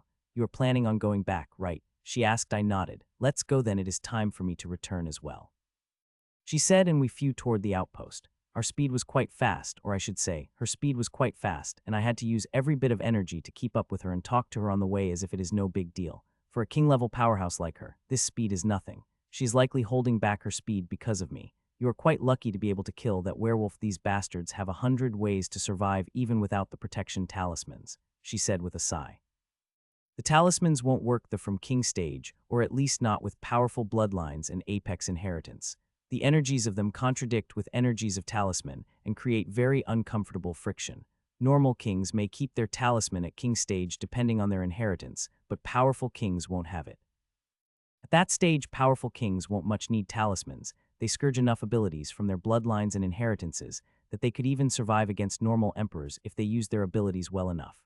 Though there are always exceptions, the otherworldly talismans. These talismans made by superpowerful powerhouses that were above tyrants don't interfere with other energies. Even tyrants desire such talismans. An hour later, we have reached the outpost and went through strict checking before getting inside. "Oh, Mitchell, you don't have to create such an elaborate excuse if you want to ask me for a date. I am quite a liberal girl. You should have asked me directly," she said with a happy smile as if she believed I had asked her on the date in a roundabout way. Hearing that, I felt quite stunned and opened my mouth to explain when I found Myra disappeared from my eyes and already became a dot in my eyes before I could explain that. I did not ask her for a date. A date with Myra would not be a bad thing. It had been months since I had broken up with Rachel. It is time for me to go out and enjoy my life, and it's not like there are any faults with Myra. She is funny and charming, and not to forget beautiful and very powerful that she could crush me with a single finger. The thought of asking her on a date never entered my mind, but now there is a date I couldn't help but happy about it. Ellen had told me to go out in the field and enjoy what life has to offer, and it is time I do that. I had been cooped up in my own world for too long. A few minutes later, I reached my quarters with a happy smile, which for some isn't disappearing. It will disappear in a few minutes though. "Ashlyn, give me the roses," I said to Ashlyn right after I entered my quarter. I had been waiting for this moment ever since I saw these roses bathing under the starlight. Choo-choo. Ashlyn chirped, and the next second, a starry rose size of her body appeared out of her thumbnail-size beak. The rose is night color with silvery multicolored starlight twinkling over it. It looked extremely beautiful, like a thing that is being personally crafted by the god. It is a very beautiful and most amazing thing about it because it is king grade miasmic astral rose. I had been quite wrong. These roses are not of prince grade but king grade, which is beyond amazing. The difference in grade brings out huge benefits. This is king grade rose that even the emperor stage powerhouse LUSDS for. "Ashlyn, where is the other one?" I asked when I noticed she only took out one miasmic astral rose. Choo-choo-choo. I felt stumped for the second time in a row, first by Myra and now by Ashlyn. I opened my mouth to say something to her but soon realized I have nothing much to say. One thing sure struck me, and that is Ashlyn's nature. I have not failed to notice the change in nature that Ashlyn has past few weeks, which is not surprised. Monsters have changed in their nature when their intelligence grows, but Ashlyn not the same. Ashlyn's intelligence had far surpassed the normal bonded monsters long ago, and at that time there was not much change in her. So I couldn't help but think there is maybe another reason for that. As for what that reason is, I have no freaking idea. I shook my head from Ashlyn's thoughts as I nothing to refer to reading research about monsters would not help. She is too strange for that. So I have to keep recording her behavior and slowly find the point of it. It might take time, but if I observe enough, I will be to know the reason. And to honest, I already have a theory about it, but I will not voice it out before I get full info about it. With thoughts of Ashlyn out, I looked at Rose before and saw it have 12 starry petals that King Stage Miasmic Astral Rose should have. I gently plucked one starry petal, took out a crystal bottle, and added that petal into the bottle. As I did, I released a small amount of energy into the petal, and the next moment petal liquefied into starry liquid. Once the rose is taken out of the tree, any foreign energy touch will turn it into the liquid. The amount of liquid is too low. There wouldn't be more than 10 drops of liquid in the bottle, but still, even a single drop held the power of blast to the pieces if I dared to consume it in any way.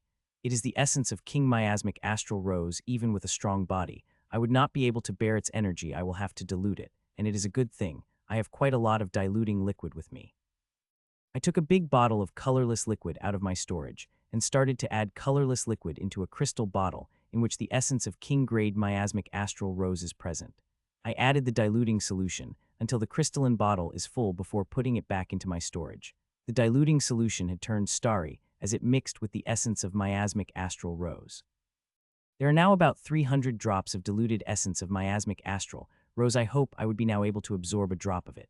With that thought, I walked into the small room with a white bowl tub and opened the faucets, and miasmic solution started to fill the white bowl tub. And a minute later, I turned off the faucet and stopped the pink liquid coming in. I opened the crystal bottle of diluted rose essence with a tub filled with pink liquid and dropped a single drop into it.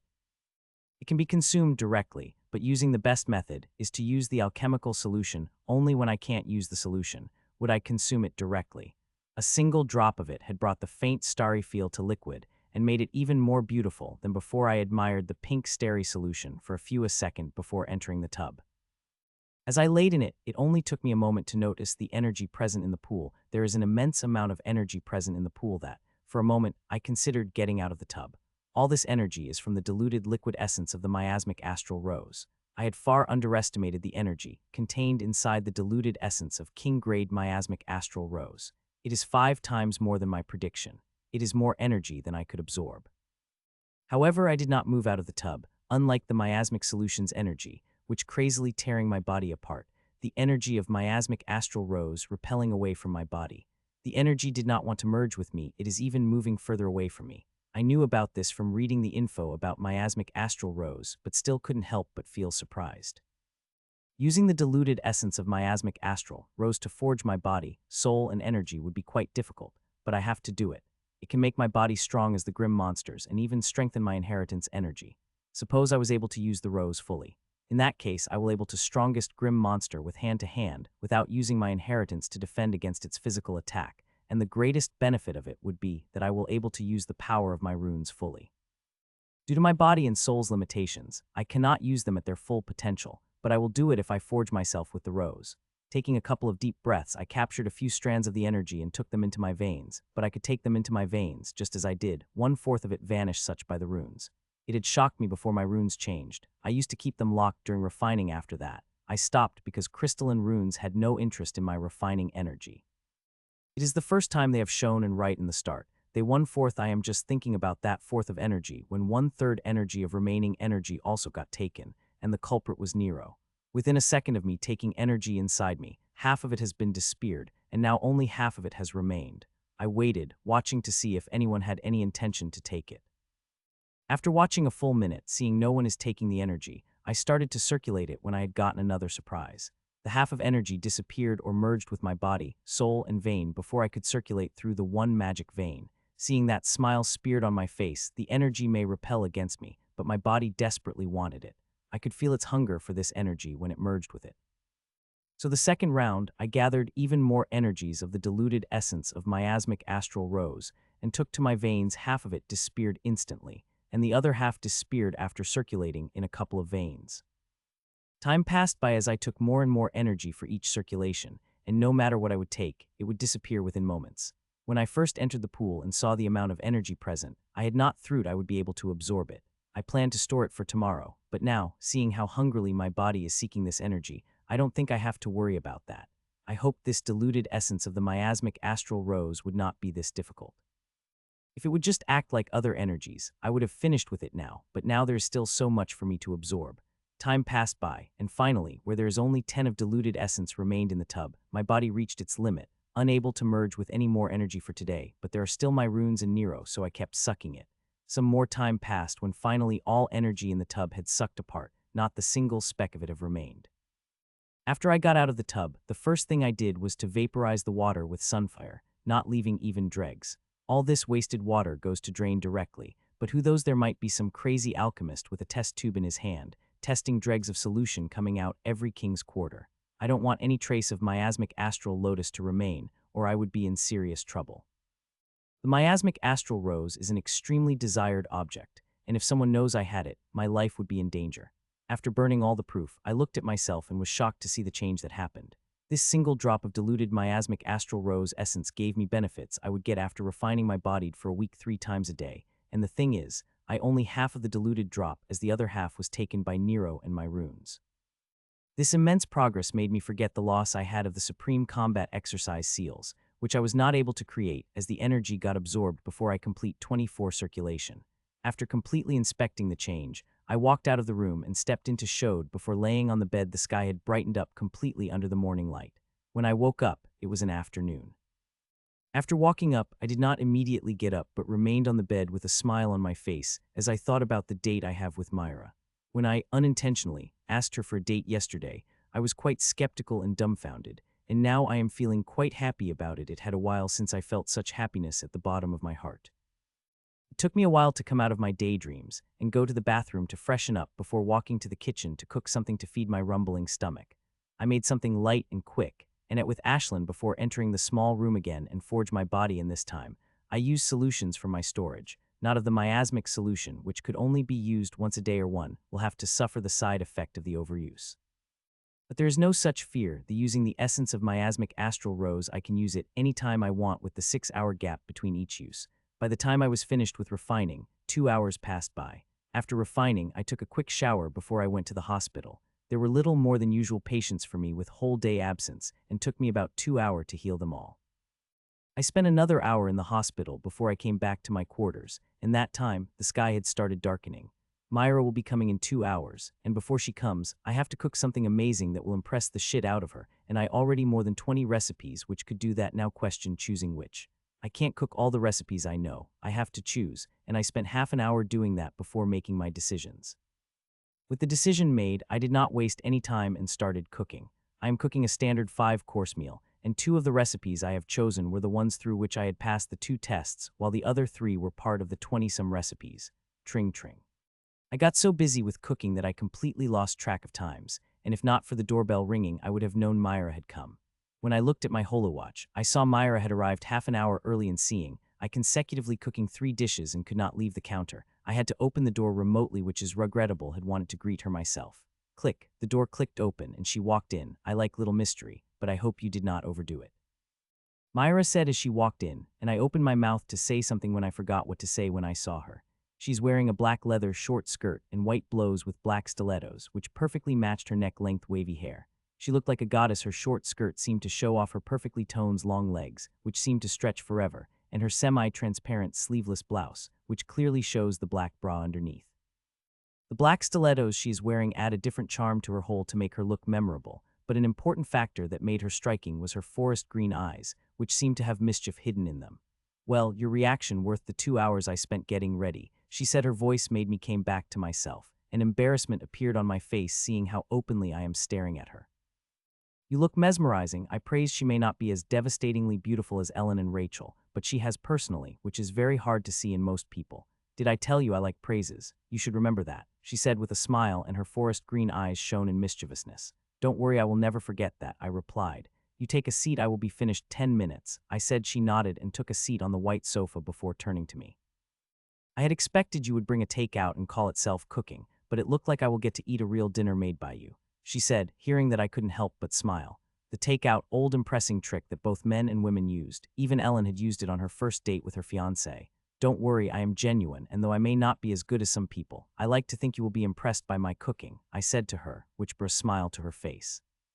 Then I am waiting, though let me tell you I am not the girl who would get easily impressed. Let me tell you I have pretty high standards, she said, and there was a hint to challenge in her voice.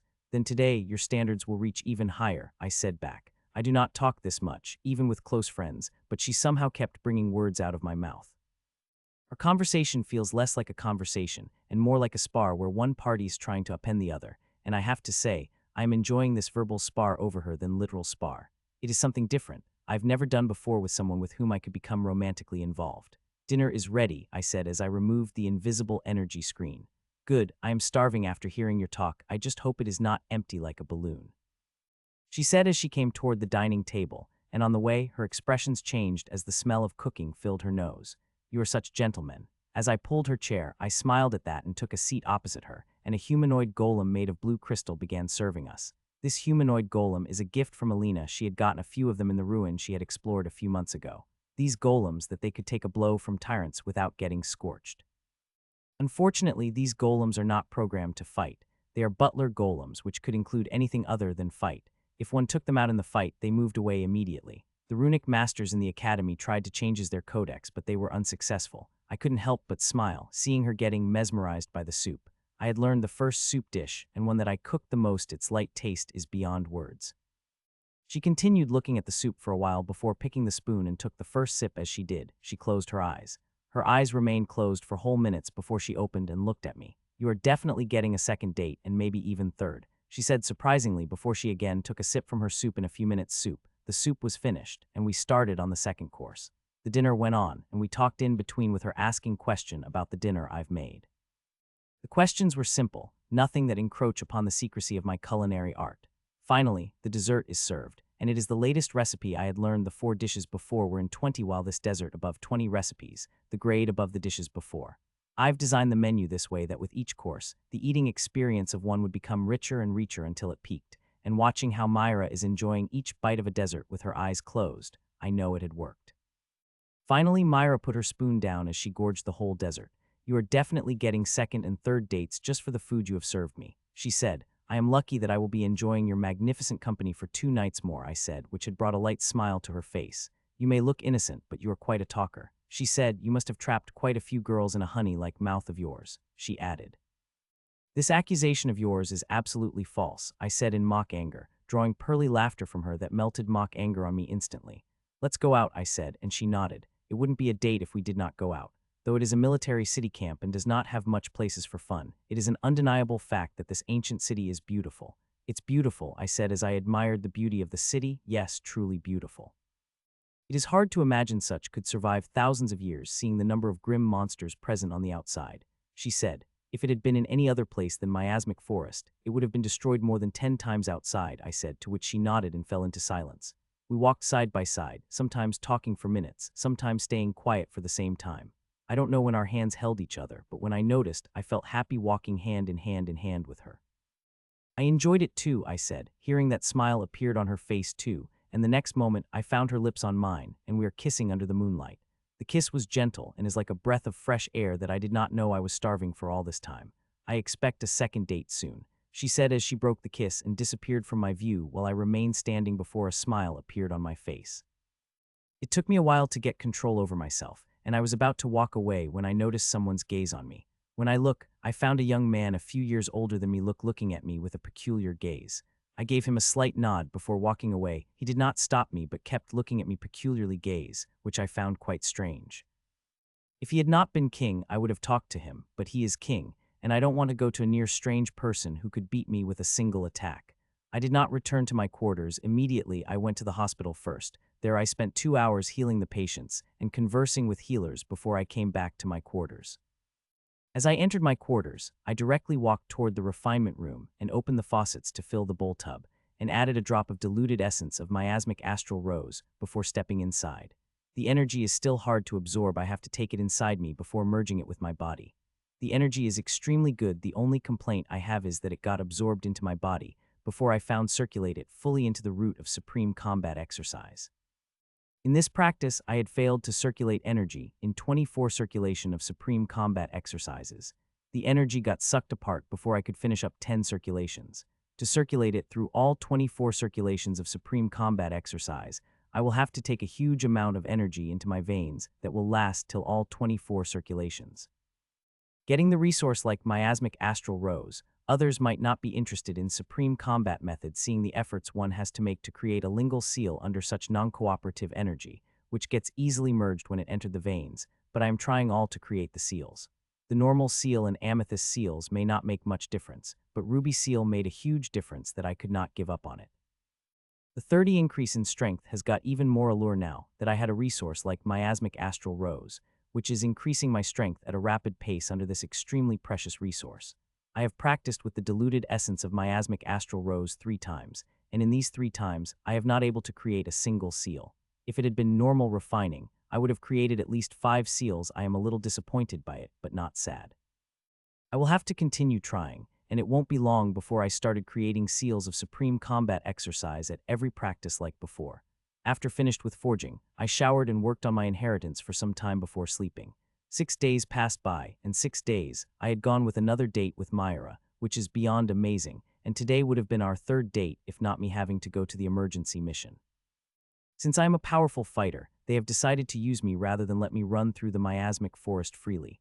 The mission is not dangerous, just a standard survey mission of a specific area. I have to survey it and kill any grim monsters that I could find. I would not have had any problem with any missions, but now I am having a problem with it since it had come between my date. Not just any date, a 3rd date. Everyone knows how important the 3rd date. It is an important base of any relationship, and whether the relationship will go forward or not will depend on this date. Myra is understanding, as something like that had happened to our 2nd date too. She had to go out for an emergency mission 3 days ago. Still, on this worst day, there is one good news, and which is that I had finally able to create the seal of supreme combat exercise during my practice after 7 days of repeated tries. The way I used to employ was different for it, as no matter how much energy I took into my veins, it was not enough for it goes through the 24 circulations. So I used a different approach. Instead of taking energy at once in veins, I have to keep it sucking in a continuous stream, which is extremely difficult that by the time practice ended, I would be very tired. I did not mention miasmic astral rose as many resources repel from the human body. The miasmic astral rose is a too rare resource that I could only talk to a few people about it, like a teacher and my parents. Thinking of my parents, they should be able to return for that ruin within a week. I have been missing them quite a lot. I may not vising them much, but I regularly talk to them. I sighed once again at those thoughts before I walked out of my quarters, as it is time to go out for a mission. Beautiful, I muttered as I walked out of the gate. No matter how many times I see it, the forest in pink mist still takes my breath away. It's too beautiful. I continued staring at it for a couple of minutes before entering the forest and flying away when I reached deeper. In the 6 days, some of my experiments could be said to have gotten successful results that now, with the aid of the rule-bending power, I could use my soul strength. Though the range is only 100 meters, it is fine by me since everyone's soul senses had been suppressed except for mine, and not to forget there is Ashlyn, whose senses through spreading far and wide. She is the best guide anyone could find in the miasmic forest. I hope soon I will be able to use my soul power completely, but till that happen, I have to work with this limited range and take help from Ashlyn to finding the enemy. My mission is to survey the 20 kilometers range of the Robson Creek, see if there is any change in notified points, and kill any grim monsters that I can kill. Speaking of grim monsters, Ashlyn had informed me she had found a group of peak princes not far from where I am. I immediately moved toward them, and seeing they are not that special, I directly used my vines on them and killed them. 10 seconds later, I was happily inspecting sordid loot in my storage. These grim monsters were above average, but they have quite good stuff in with them. Now that I am forging body with miasmic astral rose, the need for resources has increased again. The stronger I am, the greater resources I will need during my breakthrough, and seeing the rate my body, soul, and energy strengthening under it, the resources I will need will be humongous. Just thinking about them is making my head hurt. So I am killing any grim monsters I am coming across, and also have permission to Ashlyn to kill as many grim monsters she can, as long as she does it quietly without any humans noticing. It is my good luck that I am in the miasmic forest, where all the grim monsters are above average and have storage filled with resources, especially the one apex inheritance host I had killed. That was werewolf had its storages filled to the brim with resources. I've even found few things which were just level below miasmic astral rose. If I did not have an amazing resource as miasmic astral rose, I would have been using them in my practice. 3 hours passed by, and I reached Robson Creek. I would have reached it soon if not for me stopping to kill grim monsters every few seconds. In this 3 hours, I had killed more than 100 grim monsters. All of them were princes and a huge load of resources in storages. It is unfortunate that of all the grim monsters I've killed, not a single one was the apex host that I am longing to fight again. Those bastards are simply rare even in a place like this. Not only me, even Ashlyn did not find one. I had told her to keep apex hosts for me, but she too did not have any luck finding one. I landed on the ground gently without making any sound and walked toward the creek, which is a gentle calming sound I could see from a distance. Choo-choo. I was walking toward the creek when suddenly I heard a warning from Ashlyn and stopped on my strange and gently hid behind the tree without making any noise. She had sensed a king stage powerhouse, and it is just 400 meters from me. It is so very close that if it had been a normal environment, my head would have flying in the air by now. Kings could cover kilometers through their soul sense. Anything that could come within their 1,000 meters sensed by them immediately. It is the second time in 3 hours Ashlyn had warned me about King's presence. There are far more kings here than the apex hosts. Even if the soul sense doesn't work here, one has to be careful about not making much noise, or they will end up attracting the kings, as I did in first with apex inheritance host in my first. The presence of the king stage grim monsters scared the hell out of me that I had started counting the trump cards that will let me escape. Fortunately, it did not come to that Myra had killed it before it could do anything to me. I stayed hidden for half an hour till it went far away from me. I walked toward the beautiful creek and enjoyed its pleasant scenery and soothing sounds for a while before starting my mission. It would have been quite a boring mission if not for having so many grim monsters to kill. These grim monsters may not give me much challenge, but they have a satisfying wealth. If I kept gathering resources, I might really not have to worry about the resources when I make a breakthrough to Peak Duke and Prince stage, but nothing could be said about it as I will have to harvest the resources for months, and many things could happen in coming months. Time passed, and soon it is evening by this time. I have killed a few more hundred grim monsters and gathered more resources. Hun. I was finishing with my mission when I began to hear faint sounds of pain. It is definitely coming from humans, and if anything to go by their screams, they seem to be in immense pain. Ashlyn, take a look. I asked Ashlyn immediately, who was in the other direction, while slowly moved toward it. I wanted to move as fast as possible and save the humans, but I am also aware this also could be a trap that I don't want to fall into. A minute later, Ashlyn reached there and sent the visual through our ling, which instantly horrified me, but also made me extremely excited. A worm master is torturing the humans, and he isn't holding back on their screams, instead of making them screams higher and higher while laughing madly. The humans are in wretched conditions with all types of energy worms drilling through every part of their bodies. I couldn't help but shudder watching thousands of worms covering their body, inflicting them with torturous pain. While I was watching, one of the humans who were attracted by the sound and moved closer. She was very careful, but when she entered the 500 meters of range of the grim monster, energy work shot out from the ground and pierced through the protection of her armor. She was a peak Prince Powerhouse, but those worms released by initial Prince Powerhouse had immobilized her and brought her with the rest of the humans.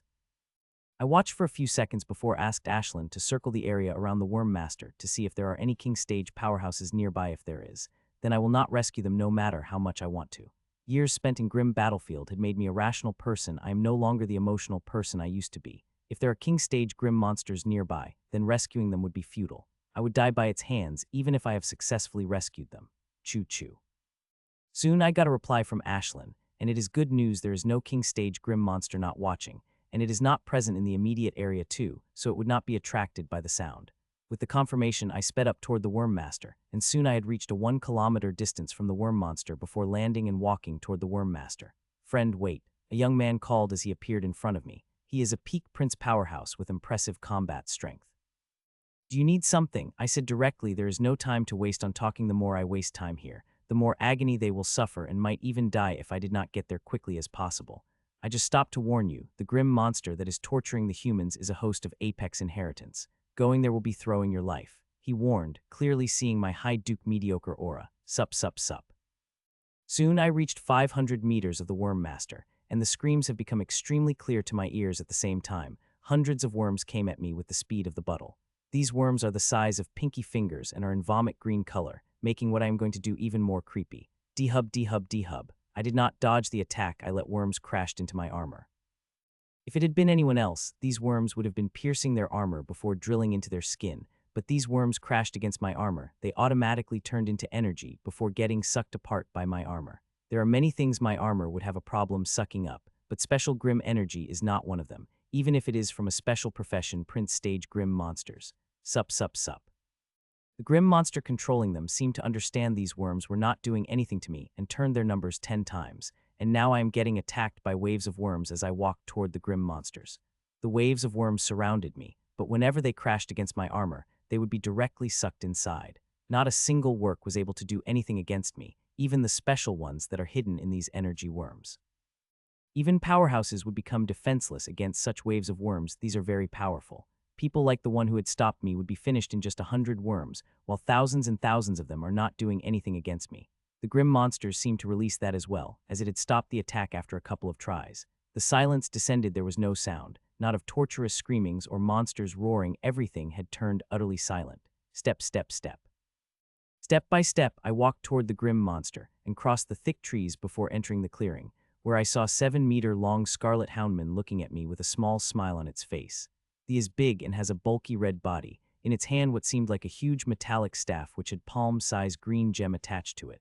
Between us are humans lying on the ground with worms covering every part of their body. These energy worms are not only taking their energy, but also eating their flesh. The scene is gruesome. The worst thing is these people are alive and conscious, experiencing pain as worms eat their flesh and energy. The monster had even closed their mouths with worms, so they could not scream. Some of them seemed to have heard my steps and looked me with difficult. Each of them only had one wish in their eyes, and that is to kill them. They do not have hopes to be saved. They want to die in peace in the hands of their people. Hola, I couldn't help but sigh, looking at them before turning into scarlet houndems, whose faces' smile have grown even bigger seeing the pain in my eyes. But next moment, the smile on its face froze, and humans lying on the ground begin to scream again. The vines have erupted from the ground and burrowed mercilessly in the bodies of humans.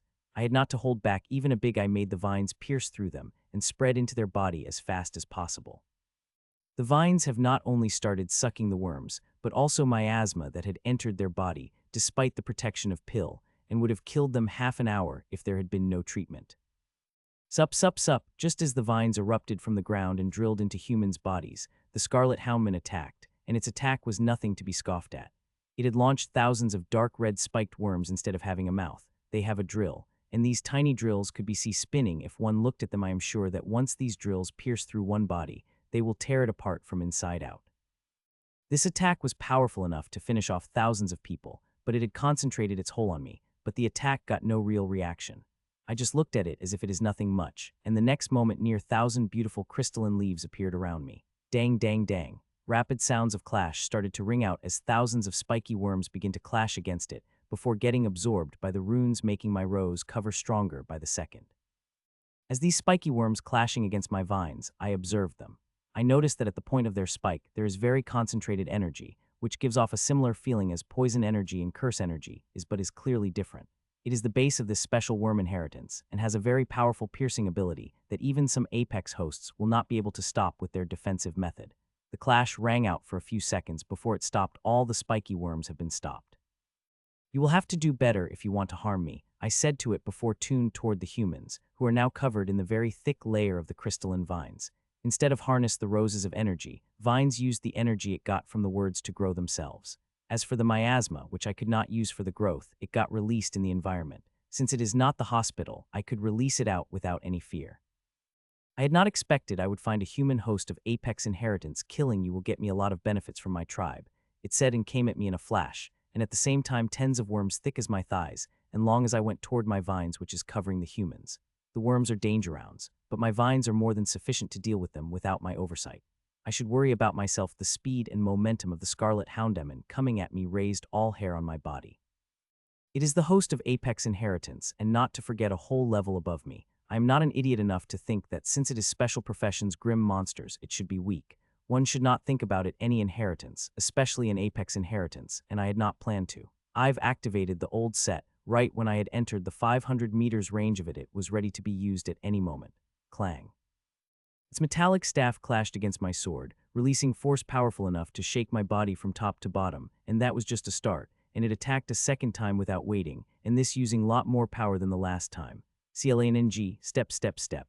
Our weapons have clashed again, sending more force into it that I had to take steps back continuously. After practicing for a week with Essence of Miasmic Astral Rose, I had thought I would be able to deal against apex hosts at Prince Stage, seeing every session with the Essence of Miasmic Astral Rose give me benefits compared to a week of practice under my previous practice regime, but it looked like I was little wrong. I will still have to give my all to kill a smart and powerful opponents like this Scarlet Houndman. This bastard is extremely smart and done that many proud grim monsters would not do, despite knowing it. After seeing its precious worm energy is useless against me, it completely stopped using it. It started to attack me, pure powerful physical attacks that are shaking every part of my body. Seeing me taking steps back, the fiendish smiles on its face became even greater, and it came at me with even greater power, seeing that my expression couldn't help but change. F-U-C-K. I cursed seeing that and powered up the runes further to counter against incoming attack. Die human, it said, and swung its metallic staff at my head, wanting to crush my head with sheer power. I also swung my sword with as much as the strength I could muster and used all the raw power I had got from its previous attack. CLANG, step, step, step. As our weapons clashed, I again took the rapid steps back due to the sheer force that attack struck me. This bastard is not only physically powerful, but also a skilled fighter. It had been using perfect timing to attack me to maximize each of its attacks, and if not for my armor sucking all the sheer force that came at me, I would have blasted into pieces. The physical strength of the grim monsters is too great. It is not that humans could compare themselves with. CLNNG, CLNNG, CLNNG. Attack after attack came. Each became even more ferocious than others. Seeing the way it is attacking me, it had seemed to be gone in the controlled frenzy, which is quite surprising as it is not many grim monsters that could do that. It is extremely hard. Every attack is making me take a step back, but not a single one could injure me. I am perfectly fine without any injury, though it could push me back. It could not do anything against me. It seemed to understand that point also as it suddenly stopped, and a smile returned on its face, which for an unknown reason made an uncontrollable shudder ran through my body. Let me tell you a secret about my inheritance that very few people know about, it said while pulling out a very harmless smile on its face. My inheritance have ability called conversion, through which I could convert my inheritance energy into any energy, it said. As I heard it, an expression of shock appeared on my face. This ability is crazy, and if it is going to what I think it will do, then I am FUCKIED, really FUCKIED. You are right, I am going to cover my inheritance energy into pure physical energy, it said as I had guessed. Since its powerful inheritance energy is not working against me, it might as well convert it and beat the shit out of me. As it finished speaking, I felt its aura rise to an unbelievable degree, and muscle on its body started to grow. It became the most muscled, grim monster I've ever seen. Its muscles increased so much that its height has increased by 1 meter, and it became a red giant. It looked like someone had pumped a tank full of steroids inside it, give it such heavy muscles. Hee hee, human, I hope you will last more than a minute, it said with a scary laugh, and the next moment, I found it appeared directly in front of me and swinging its metallic gemmed staff at me to blow me up like a balloon. CLANNG, I had to use every bit of power I had in my armor to move my sword defensively before its staff crashed against my sword. Bang, bang, bang. As its staff clashed against me, I felt immense power crashing into me. I felt like a whole mountain had crashed into me as I found myself flying back, crashing against the numerous trees as I flew back like rocked. Crashing against the numerous trees, all I could do is hold onto my sword at my hands, which are still shaking as they experienced the mountainous force crashing into me. The force is far greater than I had imagined. It so powerful that if it had been my NAKED body, it would have turned it into the blood mist. Even my bones would have turned into powder. That is how powerful this attack was, and this is just starting. I could see it coming toward me with a near invisible speed to my senses. I have to try my all to keep my eyes locked on it. CLANNG. Another attack came at me, and this even more powerful than before. It had increased my momentum even further, and now I am breaking trees at an even faster speed. I could even see a couple of blurry monsters, which usually attack at sight, are now running with their tail tucked between their legs. They do not dare to make a sound. They in their little brain understand that this is not the force they could contend against even if they have the numbers. CLANNG, CLANNG, CLANNG. Attack after came at me, with each attack sending me hundreds of meters from my previous place. Seeing the blurring scenery pass by, I think I had passed the creek's territory and entered the neighboring territory. I wanted to stop and catch my breath, but all I could do use all my strength to defend against its attack. Ever since the first attack, my feet had not touched the ground for a few minutes. I had been shooting back like a rocket. Your inheritance is strange, but no matter how strange it is, it will be destroyed and you will die. The Scarlet Houndman said as it appeared in front of me and swung its staff at me using more power than before, and I used all my strength, mainly converted power I got from it, to defend. Weapons clashed, and I shot back again, and like always, there were not many injuries in me. I am shooting back at every attack, and that is all. Under my armor, I've become an impenetrable tank. Nearly all the force coming toward me is getting absorbed and converted by my runes. The crystallization of runes had brought the unlimited potential to my runes. They can absorb a lot more force than I am getting hit with, so then why I am shooting back at every attack of its. It is because my inheritance is not working efficiently. My runes have potential, but my inheritance structure inefficient that it was incapable of using them to all their potential. I could not be wholly blamed for it. I did not have the data to make my armor ready for that deficiency. If I had fought a powerful physical type opponent before, I would have better prepared. I have to keep armor in balance so that it will absorb not only the physical force, but also energy attacks without a problem. Giving advantage to one aspect would lessen the power of another. It could be said to another reason for its efficiency. While I am shooting back, I am making changes in my runes. Currently, I could not create a new formation, but I could modify them a little without creating and destroying the runes. I am trying to modify the armor so that it will able to absorb all the physical force that is coming toward me. I am very close to making that happen. In a minute or two. I will have the formations ready, and that time, its physical power would be no threat to me. Waiting minutes or two would not be a problem for me, seeing it had gone to a controlled frenzy, and the only thing it wanted to do is attack me with a more powerful attack. Each attack of its building momentum for the next, making each attack harder than the previous. Seconds passed by, and such 4 minutes have passed. It had taken longer than I had expected, but my armor finally is ready. Now, I want to see if it had the power to push me back again. Its attack had come again, and this time too, I had to use all my strength and raw power I got from it to move my sword to counter. But unlike all the other times, this time it will be different.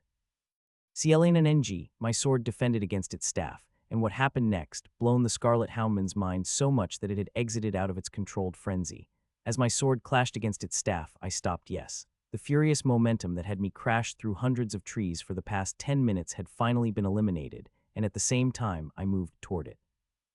I made a little adjustment in my armor for dealing with extreme physical force. It will be fun to use its own power to deal with it. Clang. Just when my sword about hit it, its shocked face reacted, and its staff appeared in front of my sword as if it had teleported and defended against my sword. You have seemed to be holding back, Scarlet Hausenman said. There is bubbling rage that could be felt through its voice. It thought I was mocking it by excessively playing weak, which hurt its pride. I thought I might give you some chance to score some hits, but you were not even able to break my, much less doing anything against me, I said, adding even more oil in its range. You bastard human. It shouted in rage and attacked me in a frenzy. Its attack is more powerful than others, and this time it had come with intense suppression that is powerful enough to immobilize a normal Prince stage powerhouse. This suppression is coming from the palm-sized green crydle on top of its staff. Seeing the runes flashing on the green crydle, it seemed to be a very rare suppression-type artifact. These artifacts are extremely rare and only found in the hands of grim monsters or ruins, and seeing the runes flashing on the green crydle, this suppression artifact did not seem to be made from the grim race, it likely from the runes. The suppression is great, but it was not able to stop me. I used all the raw power I got from the previous attack and moved my sword to counter its staff. CLNNG, my sword clashed against its staff, and tsunami-like force entered my body and got absorbed again, converted into raw energy before moving toward my arms, and next moment my sword moving toward its chest. Seeing my attack coming, the range on its face exploded, and it attacked me with an even more powerful attack. CLNNG, CLNNG, CLNNG. Our weapons started clashing at even more frenzy, filled with power that was able to turn the trees into powder. Even I started to shudder under such power, but my armor is nearly sucking all, converting it into raw power and giving it back to attack it. Clang, hun, our weapons clashed again, but this time there was barely any sound came out of it. Forget sound, there was no shockwave. For a moment I thought I had missed the staff and braced for its impact, but nothing came. My sword has clashed against the staff, but there was no sound and shockwave. It had taken me a whole moment to release what happened. My rule power had advanced, the rule of swallowing, which was on the edge of advancing and had finally reached advanced grade, and what had just happened was because of it.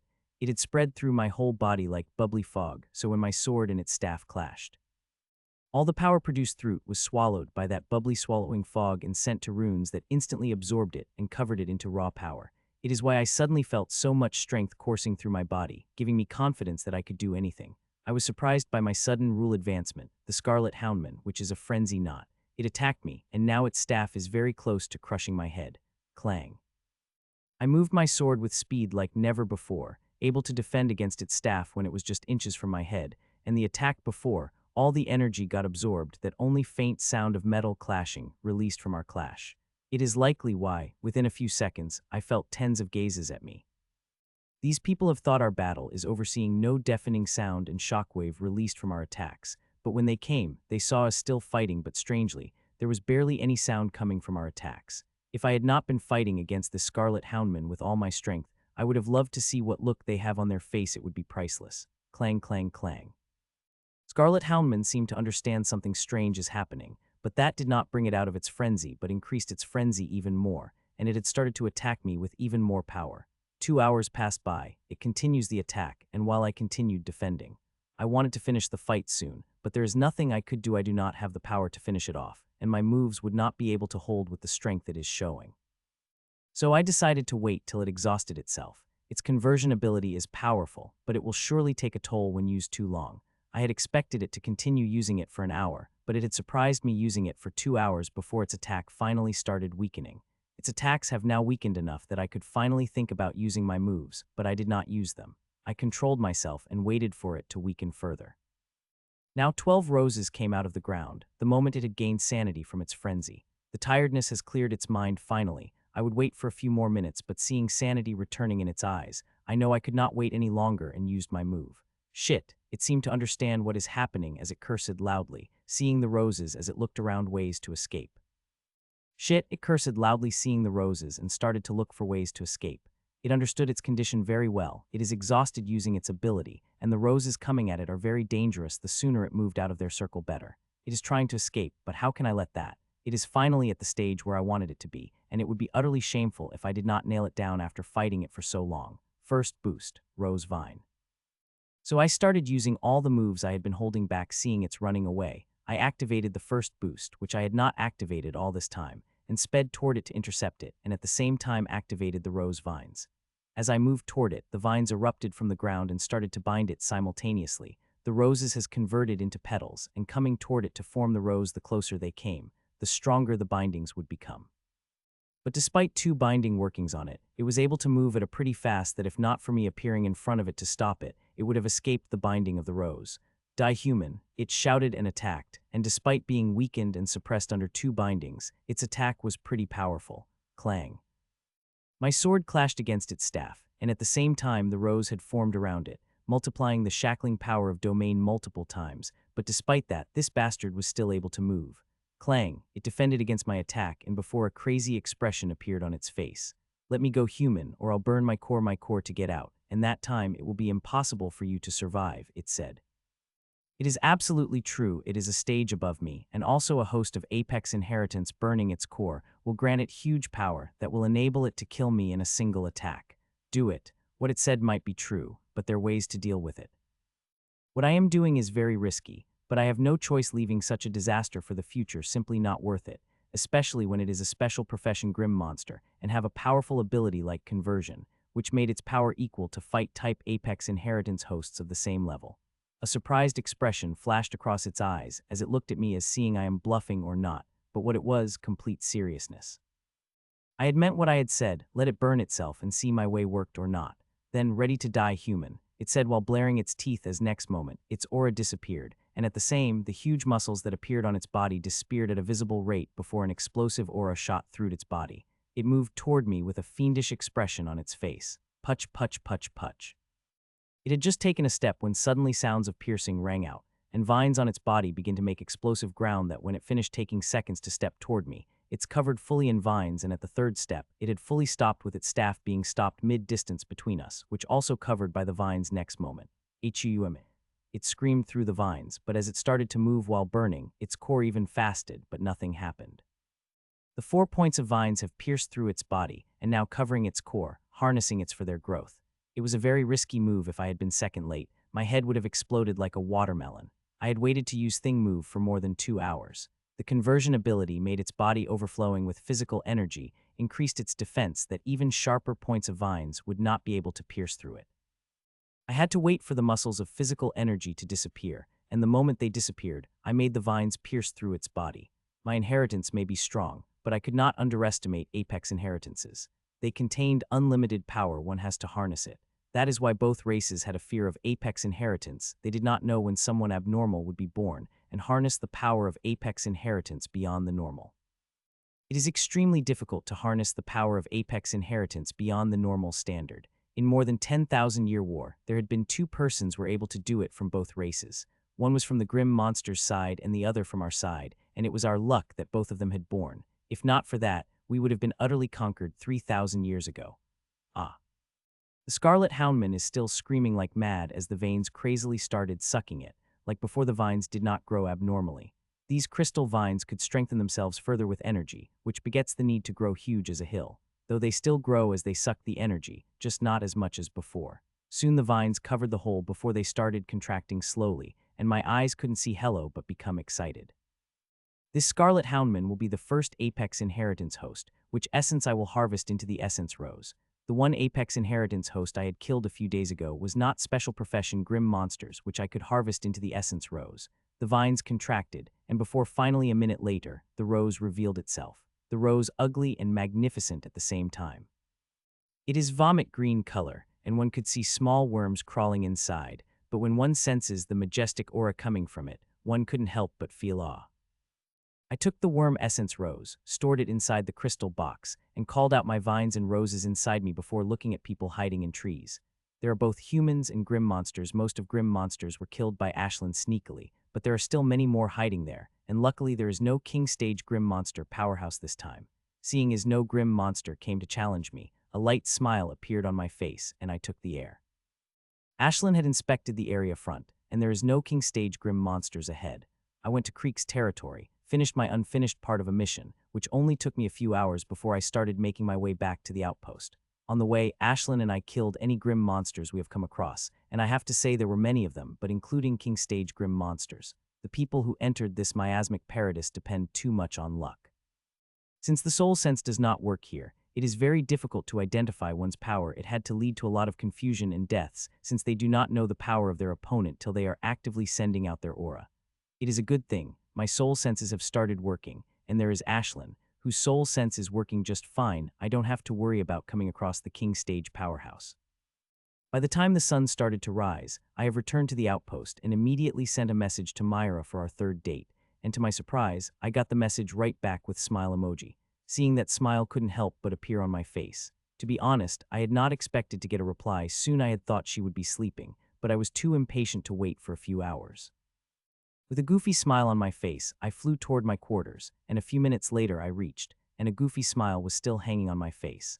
I am just too happy about my date, and I hope nothing happened today like yesterday, which made her and I cancel our date again. This date is too important for my relationship. Smiling goofily, I walked to a small room and started to fill the bowl tub, and when it's filled, I added a drop of diluted miasmic astral rose essence before stepping inside the tub. As I stepped inside, the goofy smile on my face vanished instantly. As the intense pain hit me, there was now nothing in my mind other than consuming energies in the tub as fast as possible to get rid of the torturous pain I am feeling. The pain caused by the miasmic solution is intense, but I had gotten a little used to it for the past week. But still, I shudder a few times when I got into the tub.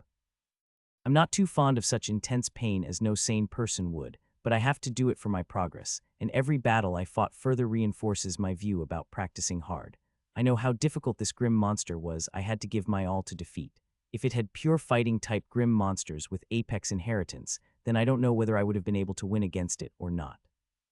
The conversion ability of Scarlet Houndman was amazing. It had given it more raw physical power than the pure fighting type host of apex inheritance would have. But this monster does not have any method to use such sheer power.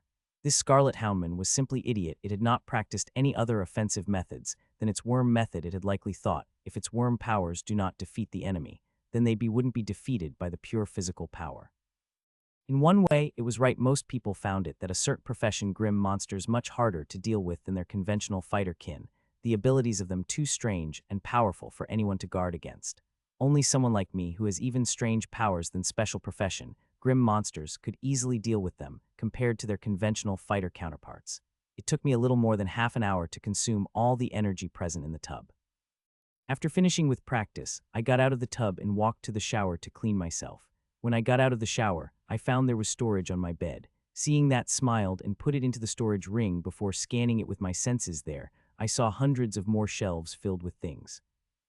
This storage is from Ashlyn. It contains bodies of all the grim monsters she had killed, and since she had killed hundreds of grim monsters today, I got hundreds of storage devices that filled hundreds of huge shelves in my storage. There is huge stuff already sorted by the runic formation that blood red being had created to make its life easy after it occupies my body, but in turn, it got killed Ashlyn and hidden being inside me. I checked each storage, checking all the resources. So I know what I have in my storage. It took me more than 10 minutes to scan the shelves roughly, but when I withdrew my sense, there was a content smile on my face. I am gathering resources at a greater speed than I had expected. If this continues, then I won't have to worry about the resources. In a month, I will gather all the resources I would need for my level up.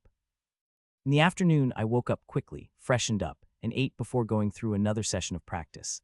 After taking a shower, I went to the hospital and returned an hour before the evening. When I returned, I started to move around my quarters, doing nothing. The date had me all nervous, though everything is good. I'm still feeling quite nervous about it. I am 100 times more nervous about this date than I had been with my first and second date with her. An hour passed in such nervousness, and evening came before I started to cook. Only then did my nerves soothed, and I could concentrate. Like our first date, we are going to have dinner first before going out in the city. This outpost may be small, but there are many beautiful places that I had not seen. I want to take her to a few of those places tonight. Ting ting. 2.5 hours passed before the doorbell rang out. I've finished with dinner a few minutes ago and is free to open the door with my own hands. Click, welcome, I said as I opened the door and once again got enthralled by her beauty. She's wearing a short, bright red aligned dress with a flowy skirt and matching red stilettos, and like always, she kept her shoulder-length strawberry blonde hairs layered. You look ravishing, I praised, hearing that smile that appeared on her face. You always have the best compliments, she said as she came in and gave me a soft peck on the cheeks before entering inside. It smelled very good, just smelling it, making me feel like having an orgasm, she said as she walked to the dining table. 2 dates with Myra had taught me that she is a very direct person when she opens up. Then you will surely like the food, I said and appeared beside her and walked to the dining table, which is filled with dishes in 2.5 hours. I had cooked the whole 7-course meal. We took a seat, and Myra arched her brow, seeing Ashlyn played sprawlingly on the table without care for the world. She had eaten right after I finished cooking, and I did not lift her from her spot. In her sprawling position, Ashlyn looked so cute that even Myra couldn't help but pet her before she begins eating. Let's go, we have so much to see tonight, I said as I took her hand, and a few minutes later we were out of my apartment, in hand. Before I know it, it's midnight. Ever since we have walked out of my quarters, we have been walking around this city, exploring the wonders hidden in it, and I have to say, there are many hidden wonders in the city that even the city's net did not tell me. As we walked around the city, we talked about everything and anything, including our past relationship. P.S. I told her about Rachel, and she told me about her exes. It was such a heavy topic, but did not dampen the mood of our date. Instead, it had enhanced it and made us said some more personal things. Finally, after a few hours of walking around, we have reached her quarters. It is where I usually said goodbye. Come, let me show you my quarters, she said, and directly inviting me, hearing that smile couldn't perk up on my face. Her quarters in the 10-floor tower. She lives on the top floor. Ting, the door of the elevators opened and at the floor, and we walked toward the door of her quarters. Click, soon we reached in front of her door, and she opened her door with scan on her holowatch, and we went in, and just as we did, our lips touched suddenly. I don't know who initiated the kiss. One moment we were fine, and another next moment we were kissing passionately. I don't know where such passion had come inside me. I am kissing her hungrily, as if my life depended on it. As our lips kissing, our hands started to move around each other's bodies. My hands moved through her hair before they slid down her back and finally on her ass where they rested. Her ass is soft but firm at the same time that, for some reason, when my hands squeezed them, I felt my teeth sharpen as I wanted to bite them. A minute later, my hands go down even further and touched her naked thigh before going up slowly. Even in passion, I am careful about not crossing the boundaries without her assent. My hands are moving slowly if she wants. She could stop me any time before I could go further. Soon my hands reached the lingerie she is wearing before entering inside, touching her naked skin. As I squeezed her naked ass, I nearly orgasmed. The feeling of her ass is too amazing. I never thought I would even reach the cusp of just by the touch, but I did. Ah. I kept enjoying her a couple of minutes before lower, and touched that delicious wetness. Our kiss broke as Myra let out a soft moan, hearing that my member couldn't help but became even harder. She looked at me with her eyes overflowing with lust, these eyes mirroring the emotions that blazing through my whole. We continued staring at each other, saying whatever we want to say with our eyes. Let's continue in the bedroom, she said, and a second later we were in her bedroom, kissing even more passionately while tearing clothes of each other apart. A few minutes later, the MOANS started rang out in the bedroom, and they continued to ring out for hours. Good, I like this way of waking up, she said as she woke up and pressed my head down further. The next few minutes, her MOANS grew louder and louder till she collapsed. A few minutes after that, MOANS again started to ring out, and this time from both of us, and they lasted for more than an hour. I thought you would be tired after an intense night, but you are still able to give the same performance as night, she said as she collapsed on my chest. Her voice is clearly tired, so is she, and so am I. What we did throughout the night and just now exhausted us thoroughly but left us in bliss. You are amazing, I said as I moved her hair gently as I kissed her. The kiss is the very gentle opposite of what we had a few moments ago. We lay on the bed, exhausted for a few minutes before we finally separated from each other. You go freshened up, I will make something for you, I said as I got out of bed, but not before taking a kiss from those beautiful lips. Make something delicious, she said. I smiled at that and walked out bedroom after wearing my boxers. Last night, I did not get much to see her quarters. They are about a similar size to my quarters, but with a different interior. I could see some things which seemed to be added by Myra. Her style was clearly reflected in them. I looked around for a minute before I entered the kitchen and started to take out the things I need for breakfast. It is afternoon, but I am still cooking the breakfast. I can make it an hour and two later. While I was cooking, Myra appeared from her bedroom looking fresh, and when I looked at what she is wearing, I had stopped for a second and nearly burned what I was cooking. She's wearing nothing but my white shirt which I was wearing yesterday, and she looked amazing in it. She smiled, seeing my reaction, and took a seat opposite to me and watched me cook.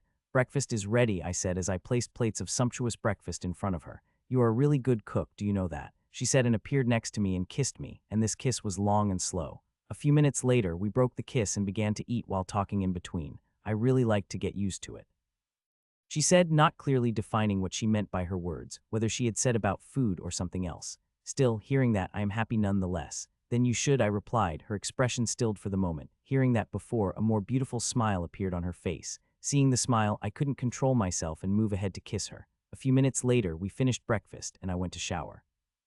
It might feel dirty for the first time in quite a few years. I don't feel like showering. I want her smell on my body till it disappears on its own. It is unhygienic, and I open the shower the next second, but still, that thought is lingering in my mind as I slather my body with soap. 10 minutes later, I walked out of the bathroom and dried myself with my ability before wearing new clothes. When I came back to the hall, I saw Myra scrolling through the endless list of movies, having a problem deciding which movie to watch. Ah, the dilemma of endless scrolls. Sometimes when I am in the mood to watch the movie, I end up spending more time scrolling through them than actually watching. Do you want to choose the movie? Myra asked me as I sat beside her. No, I don't want such heavy responsibility, I said as I took her hands. She glared at me for a moment before she went back to scrolling. It took her 20 more minutes before selecting a romantic movie. It is quite an old movie, but very popular. I had watched it a couple of times with my family when I was little. The movie begins, and we started to watch, sometimes talking in between commenting on the particular scene. Myra had her hand in my hand and her head on my shoulder. She watched the movie. It feels very good to spend time with her, away from the strenuous days. I feel very calm, right? There is no tension bubbling in my mind. It is peaceful and calm. One should have such days, away from usual bloody fights. Fighting is our duty, there is no escaping it, but everyone deserves to have such peaceful days. They are very important for the stability of one's mind. I love it, no matter how many times I watched it, she said as moved finished and credits rolls in. It's a wonderful movie, I said. The movie is really great, despite watching it more than 10 times. I never got bored with it. What do you want to eat? I asked, seeing the sky started to darken surprised me. She said, okay, I said and gave her a peck on the lips before. The dinner was simple but satisfying, and after dinner she went to her room and came back fully armored. Despite seeing her armor many times, I couldn't help but feel enchanted by her and appeared beside her for a kiss. The kiss was passionate and long. We kissed for a few minutes before we broke apart. Let's go, she said, and we walked out of her quarters hand in hand. On the elevator on the 8th floor, I came across that strange guy again looking at me when I had dropped Myra off on our first date. His eyes have become sharper when he saw our hands together, but did not say anything. The tense elevator ride lasted for a few seconds before we all get in the lobby. Goodbye, Myra said after giving me a peck on the lips, and flew away toward the city gates. I watched her, till she disappeared in front of my eyes, and before flying toward my quarters. 3 months passed by since I had come to Fort Camilla, and these 3 months have been some of the best days of my life. It's all because of Myra. We have started dating in the first week. I've come here, and since then our relationship has gotten stronger and stronger. I've also made huge progress in my practice. 2 months ago, I had reached the peak of Duke stage and could break through whenever I want, but I had been holding back as I am not satisfied with my inheritance progress. These 3 months have given me a lot of time, and I am very close to finishing the upgrade of my inheritance. I now need to fix some small problems, and I will be ready to make a breakthrough. I had spent quite a lot of time researching this upgrade of the inheritance. The boost will give me quite huge, especially when my physical and soul strength growing rapidly ever since I had started practicing with essence of miasmic astral rose. Its effects are beyond amazing, especially since I had increased the doses of the essence. With the strong body and soul, I can harness more power from my crystalline runes, which had made me quite strong. Ting ting ting. I was sleeping soundly with Myra nestling in my arms when a loud sound started blaring across my bedroom. What is it? I said as I opened my eyes and looked at my holowatch. Found it normal. It is Myra's holowatch that is blaring and shining brightly in purple, that it bathed the whole bedroom in purple. Code purple. Both of us said in unison. Code purple is one of the highest emergency codes, and now it is blaring across her holowatch. While I watched, she tapped on the message and to read it. It is a small message saying they need to arrive at Adventurer's Paradise as soon as possible. It is summon order from Adventurer's Paradise. I have to go, she said as she closed her holowatch and started to wear clothes on her perfect body. After wearing clothes, she went to the bathroom to freshen up before wearing her protective gear. Bye, babe, she said and took a step to leave before she appeared next to me and kissed me fiercely on the lips. Good luck, baby, I said as we broke the kiss. I will message you as soon as I know something, she said and disappeared from my bedroom. Code purple appeared on her holowatch means something must have happened, otherwise they would not have called the purple code for anything. I hope it is nothing dangerous, I thought worriedly. Whenever she goes out, I feel worried, even knowing that with her strength she is safer than me when she goes out, but I still couldn't help but worry. I wanted to go back to sleep, but it eluded me, so I decided to get up, seeing only 1 hour before my usual wake-up time. Normally I take 6 hours of sleep, but 2 days a week, that time cut into half. The 2 days when we spend the night together. Even after 3 months of a relationship, we let our relationship work naturally, without forcing things our way. We only spent 2 nights together, one night at her quarters while the second night at a mine in a week. We met whenever we are free to spend time with each other and have some fun, but we only sleep together at night only 2 days a week.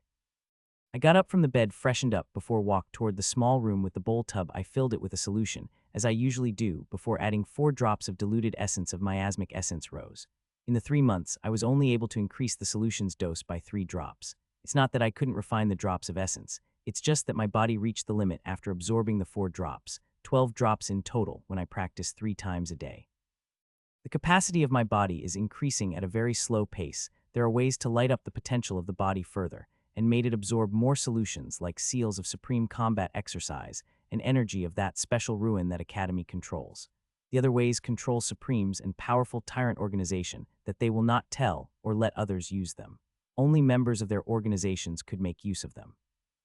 I finally created a 6th ruby seal 600 seals a month ago, which increased my body's potential, which had let me increase my body's capacity by 2 drops per session directly. Since then, I had been trying very hard to create the 7th ruby seal, but it isn't easy, especially when I practice with the essence of miasmic astral rose.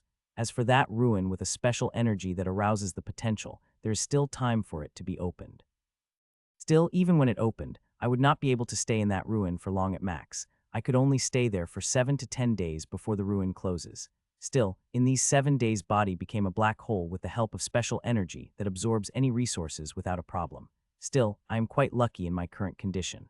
My apex constitution gives me the huge potential to absorb the energy of resources like miasmic astral rose. A normal person of a similar level as mine would not be able to do that. They will not be able to merge with such a powerful resource, much less do it 3 times a day. I watched the sunrise through the glass wall before I got out of the tub and walked to the shower. Ting! I had just walked out of the shower when suddenly my holowatch ringed with a message. I did not have to who is from, as I had assigned a special ringtone to Myra's messages and calls. There is a short message saying it mightier take her a week to a month to return. She did not mention where she is going, or what she will be doing for her to take a week to a month to return. A week to a month, I muttered as I read her message. She did not mention the reason. It is likely confidential. It seemed very important, otherwise they would not have used the purple code to summon her. I don't know whether it is just her or the other King Stage powerhouses that were also summoned, but one thing is sure, it is dangerous whenever they are sending her. It is a confidential mission, but there is one place where I could find out about this. If any place I could find out about the secrete things, then it would be that place, but before I go there I should eat something, as I would not be able to return for few hours at least. Ting! I was walking toward the kitchen when my holowatch rang, and when I looked I saw blue color mail on my holowatch. The blue denotes the important mail, and only guilds and Adventure Paradise Pyramid have the right to send those emails. I opened it and read it, and my expressions couldn't help but turn serious.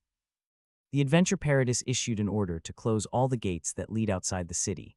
Now, only people could come inside, not go outside without explicit permission from it. This notice had made me even more curious and made me worry more about Myra, but there is nothing I could do about it. I walked to the kitchen, cooked breakfast for myself and Ashlyn, and ate before walking out of my quarters.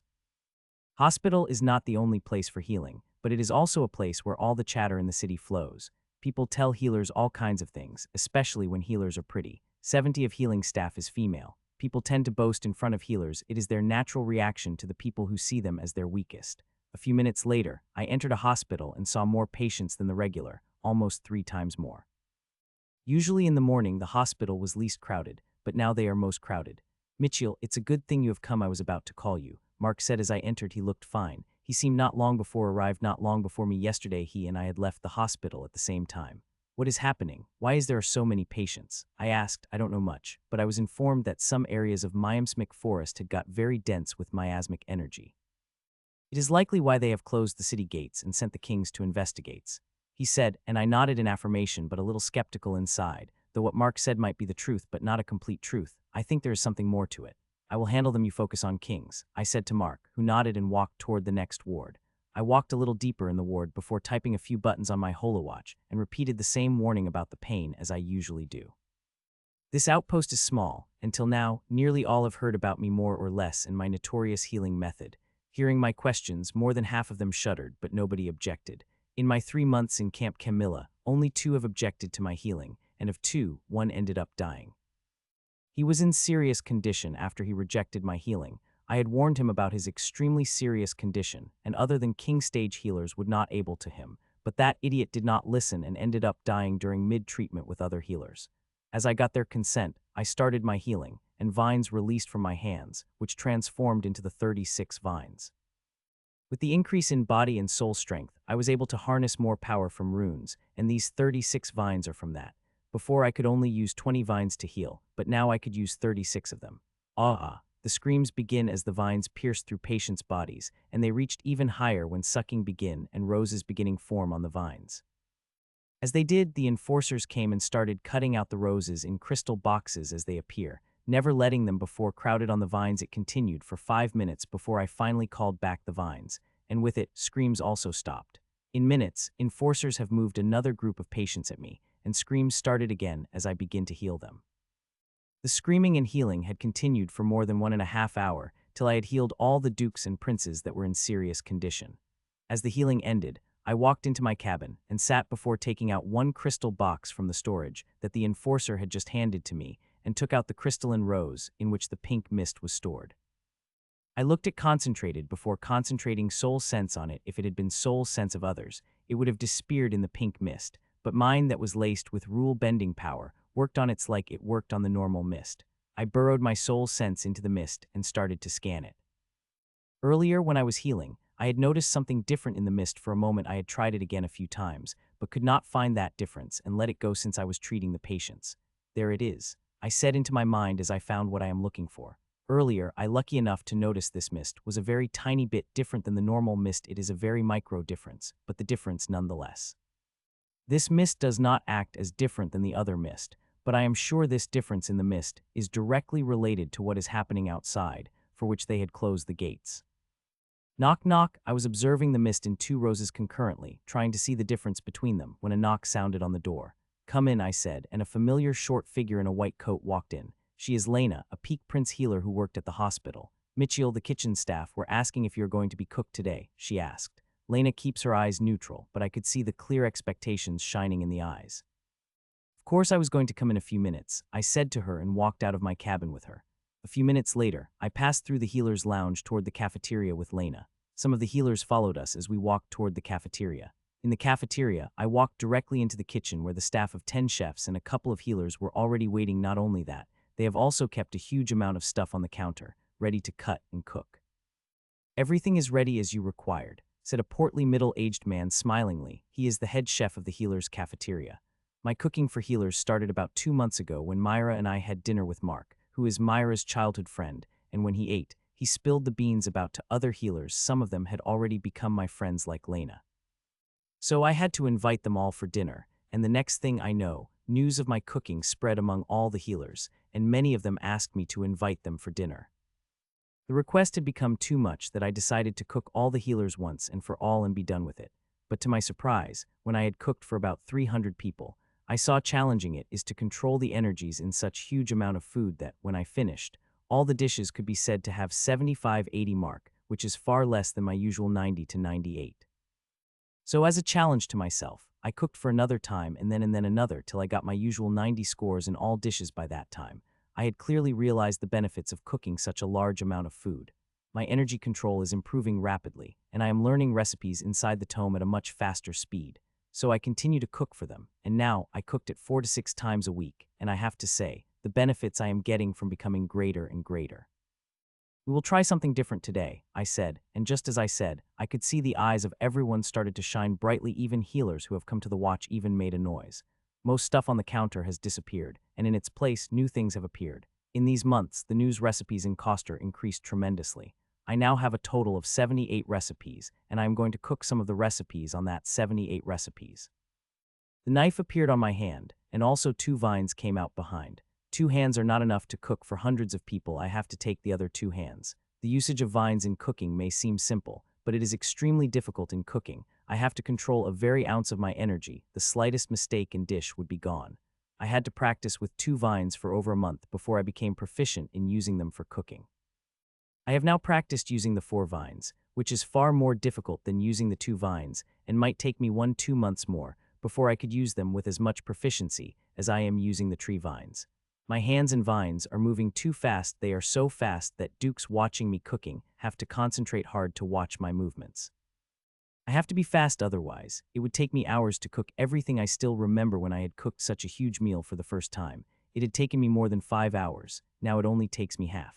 Time passed as I cut and cook in huge pots under my silver fire, while healers and chefs watch closely without uttering the sound. Their eyes are so concentrated that it looked like they are watching an enthralling play rather than cooking. I do not mind people watching me if they can learn something by watching. It's their luck, and some people had already been lucky. Mr. West, some other chefs, and healers were able to glean something watching me. It is clear among everyone quality of food in the cafeteria has been drastically improved ever since the cafeteria staff watched me cooking. Thinking of cafeteria food, there was a funny incident 2 weeks ago.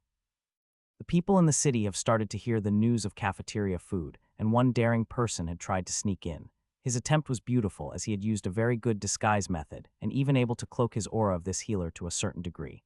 If he had used that disguise method, he would be easily able to pose as a healer anywhere, but he had decided to pose anywhere. He would have been successful, but he did it in the cafeteria. We healers are very sensitive to auras. It is an occupational quality. So he was in line. He got quickly sensed by a king stage healer. It was a good thing that guy was at king stage and was able to run away pretty quickly before healers could beat him. The cafeteria is for healers only once a week. I may let enforcers eat the food, but that's all. The non-healers are simply not allowed here, no matter who they are. Even partners and lovers of healers are not allowed here. It is not my rule, but the rule of the hospital itself that even I did not dare to break. Lunch is ready, I said after about 2.5 hours. I had finally called back the vines. Cooking for this many people reward, but it is also very tiring. It is not easy to manage a huge amount of energies in dishes. It always felt good while cooking, and today I had especially needed that. I had been excessively worrying about Myra, and it had started to affect my mental stage, but this session of cooking have removed all the extra stress I was feeling. These dishes smelled more amazing than the ones you have cooked previously. Mr. West praised to that. I smiled. The dishes I've cooked before were below 50, and the ones I had cooked now were above 50. I talked to Mr. West for a minute before I walked out of the kitchen and took the plate for my food. I could have gotten the food directly from the kitchen, but I did not want to break more cafeteria rules than I am breaking right now. Elena and a few of our friends filled our plates and the usual table. As we did that, the people that were in the cafeteria instantly lined up on the long lines, wanting to get food as soon as possible. It is more amazing than the dishes you have cooked in the past. Lena praised. Others had praised too as she took the bite. Do you guys know the real reason for them closing the gate and sending only kings out of investigations? Dana said suddenly with a mysterious smile on her face. Hearing her, ears of everyone perked up, and we all looked at her expectation. Diana is very chatty, but she good chatty. She's so good at a conversation that people end up spilling out their secrets to her unknowingly. Even I had unintentionally ended up spilling some of my lighter secrets. Come out with it, Lena snapped, seeing Diana unintentionally delaying of effect. Okay, Buzzkill. She snapped back Lena before that mysterious smile returned on her face. You guys must know that the density of the miasma suddenly increases, right? She asked, and everyone nodded. But you guys know the reason for it? She asked back, to which all of us shook our heads as we had no idea. My first patient in the morning was good at talking. She told me that when he was patrolling the area she was assigned, she noticed a density of mana and decided to check its source. On the way to the source, she found herself in a completely different place for a few minutes before appearing back, a few kilometers distance from the original place. She finished. Hearing that, everyone got so surprised that we have been unable to talk for a few minutes. These are a clear indication of the space realm, but if this space realm, then how is it leaking same pink miasma as outside? I asked back Diana. These questions have come to my mind too, and I first thought she was lying. If not the reaction Adventure Paradise that was followed an hour later, I would not believe her either. Realms are different from ruins. Realms are pockets of space that are created in the space of the world, while ruins are pieces of an alien world. The ruins are quite common in the surrounding continent as space is weak, and it is easier to form a bubble. On the other hand, they are extremely rare in the central continent due to its strong space. Whenever a ruin is found, it quickly occupied. It may not have a huge amount of treasure as the realms, but they are very good places to create secret bases and training grounds. Supreme and other organizations kept huge numbers of armies there, which they trained secretly for emergencies. Coming to the present, if this had been a regular rune, then it would not have been spewing the huge amount of miasma, as it would have been a close space bubble with no connection to outside. Its entrance or entrances would only show up when friction in space appears. So the question is, how in the hell did the thick miasma spew out of the realm? In my limited knowledge, there is only one answer to our question, that the source of miasma, always in ruin and earlier, had only one entrance, and that is the center of the forest where we used to consider the source of miasma was present, I said. This seemed to be the only valid answer we could think of, Diana repeated, and everyone nodded. We don't have to worry about it too much. They have sent kings for the inspections, and I am sure emperors and tyrants must also be keeping eyes on it, seeing it might involve the source of miasmic forest, Lena said after seeing worrying expressions on everyone's faces. Her assurance did not elevate my worries instead. They have got even more worried. If what we have discussed is held true, then Myra and all the other kings who had gone to ruin are in immense danger. We are talking about space organism here, forget whether it is alive, dead, or in between. The important question is that miasma's source is powerful enough that since its origin, less than 3 people were able to close or reach its source. So one can imagine how powerful it is, and if it had any bad intentions, whether they are conscious or instinctive, then Myra and others will be in immense danger. I hope it is not what I am thinking. I don't want anything to happen to her. I had just started dating, but I have already started to imagine years. I don't want to lose her. I wallowed in my misery for a few minutes before I suppressed my thoughts and finished up the lunch. After lunch, I talked with my friends for a while before I went back to my ward. 6 days had passed by since the adventurer's paradise has closed the city's gates, and since then, there was no news of what is happening outside, except for the common reason of being, miasma becoming dense. The city's normal powerhouses might not know the real reason, but it had already spread in Healer's circle like a wildfire. There was not only one person who had entered the realm, accidentally 3 more healers have come across who had entered the realm accidentally. The latest news comes from the Peak Prince, who was on the week-long mission and only 2 days ago. He had gone to the forest the same night all of this stayed and returned 2 days early when he got infected, and he had discovered pretty great things. Despite getting a warning from higher-ups not to share what it saw, he still shared a little. Seeing he had come outside, the healers have sent Diana specifically to heal him and get a secrete out of him. From what he told us, there seemed to be more than 10 entrances to that ruin, and he got in and out of 2. The entrances of realms always unstable. One has to stabilize them using space stabilizers. On the way to the outpost, he saw the camps we're building in the forest and the IPs arriving every few minutes. Looking at the information that he had provided us, we are already building camps by the entrance and sending people. These people are just not from outpost, but other outposts too, and also outside. There seemed to be many people going inside that ruin, seeing the traffic of airship it had described. It made me and others very curious about the ruin, but we did not know anything else until a minute ago. The guild had sent the mail minute ago. The first time describing what is happening outside, they also mentioned the realms and need for healers and fighters. They will select some healers and fighters who will go to camps they had built at the realm's entrances, which is great since the second day since it started. We are sitting here and doing nothing much.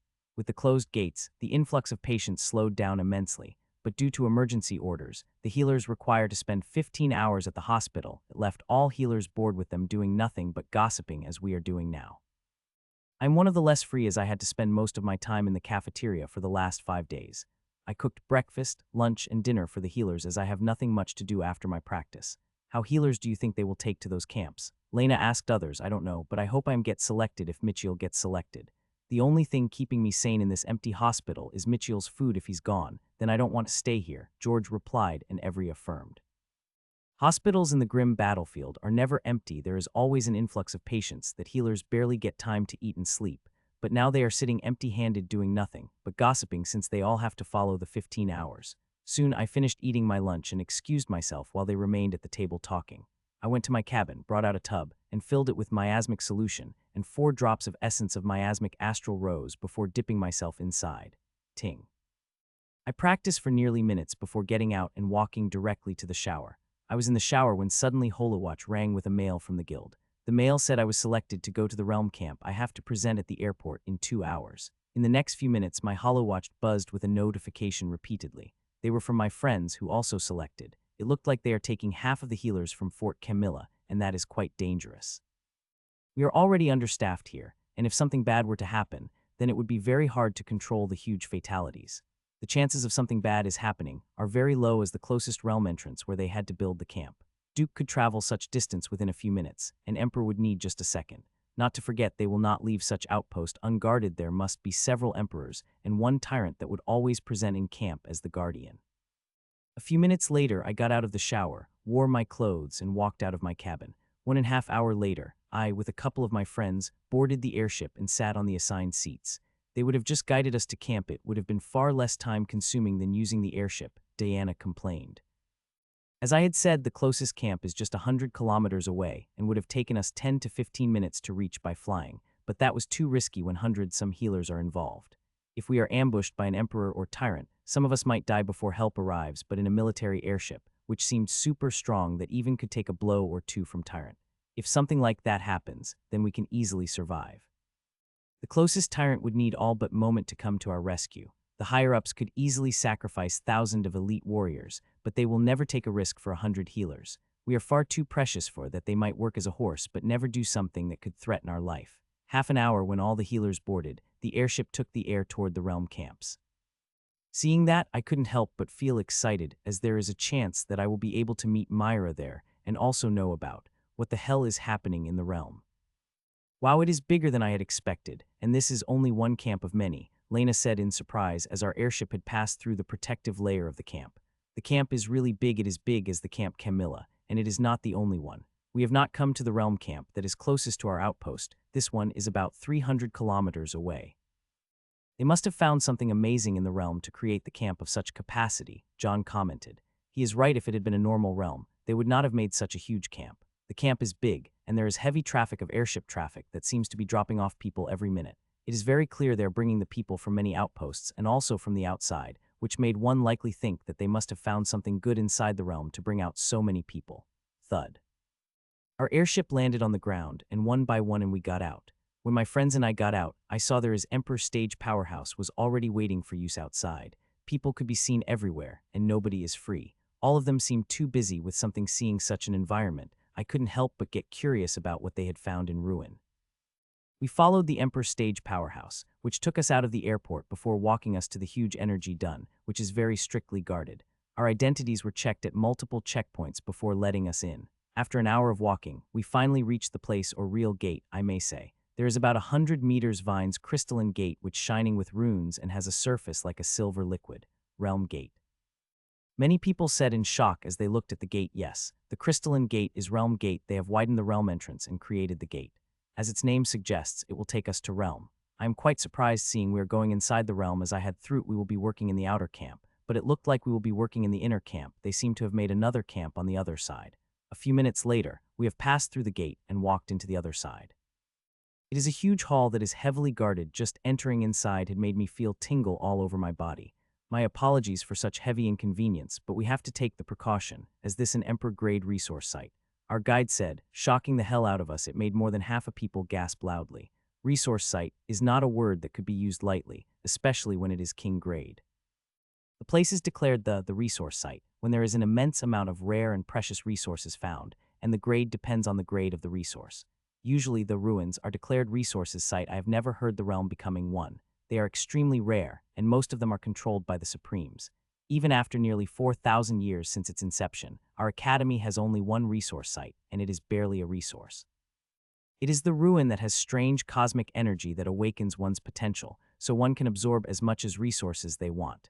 As we walked out of the huge hall and protective energy we have come across a huge camp. There are buildings everywhere, and people could be seen coming and going inside those buildings. The aura of this camp is different than the other camp through which we have come. Here I could smell a thick sense of blood. This may be a resource site, but getting resources does not seem to be easy. These people have come from fighting bloody fights from outside. Soon we reached the huge palatial building. A huge number of people seem to be coming and going out of it. Seeing the stage people going in and the stage going out, I am pretty sure we have reached the hospital. Ting, ting, ting. As we entered the hospital, our holowatch started to ring. They have buzzed with our appointment letters, stating which department we have assigned to. You have received your appointments. Please report to the department you have been assigned to. He said, excuse me, can all the rules of resource site held under pyramid are getting applied to this resource site too? Diana asked suddenly, hearing that the ears of everyone had perked up. It is a very important question that we all wanted to ask, but we did as no one wanted to be seen as greedy. A few seconds later, everyone dispersed, and I too moved toward the ward I had been assigned. They seem to have studied my record, as they have sent me to the fatality department, where they sent patients who could die within minutes. The hospital is big, but I had no problem finding the department I had been assigned. Knock, knock. Soon I appeared in front of the administrative office of the fatality department and knocked. Come in, a sound came from inside. Hearing that, I opened the door and walked in. There I saw a middle-aged black woman with beautiful features sitting behind the table, and in front of her there are multiple screens. Seeing her working on the multiple screens, I couldn't help but remember the teacher. She too would always be working under multiple screens whenever I got to her screens. The woman in front of me is an Emperor Stage Powerhouse, and a quite powerful one if one goes my fearful aura she is emitting, but strangely she's not a healer. The auras that healers emit are quite distinctive.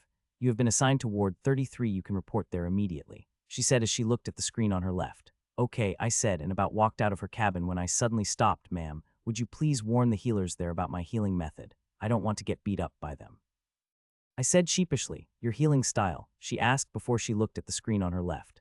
Myra had told me that when she saw my first time healing, she thought I am torturing them and wanted to beat the shit out of me. It was only due to Mark's interference, who knew about my healing method, did she decided to wait and let me do my job. Ah, quite a healing method you have, very different from your teachers, she said after a few seconds while looking at me strangely. Seeing her giving me familiarly, I just smiled. Soon, I reached Ward 33, and I couldn't help but get surprised as it is huge. It had a capacity of 500 beds normally. Even the biggest wards have 200 beds only. All the beds in this ward are under cover of an energy layer. This ward only accepts patients that have been infected by the miasma. The beds, so many, but the healers are very few. There are only 100 healers, which compared to other wards are 10 times more, but seeing it fatality ward and these people have barely an hour live, the number of healers are very few. Mitchell, right. A blue-haired young man appeared beside me. He looks in the early 20s and emitting the aura of king, and like all the healers here, he looked really tired. Yes, I had been assigned to Ward 33. I replied with a smile, I am Bari, the ward in charge. He replied before he turned to the petite girl in the corner who looked bored. Reg, this is Mitchell. He has a very strange healing method. Protect him if someone goes batshit crazy during the healing, he said despaired while the bored-looking short girl appeared beside me, who is also a king stage powerful. So you are the weird healer, hun? I like weird things.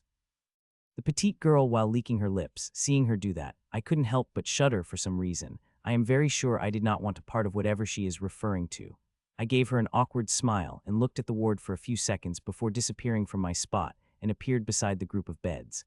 I tapped the few buttons on my holowatch and dissolved the layer on the 36 beds.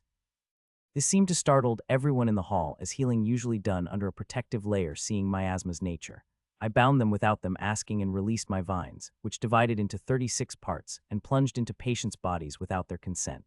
I usually ask for both these things as it is important to have patients' consent before healing them, but these patients' condition is very serious, like a spent candle whose flame could whisk away any moment. Ah.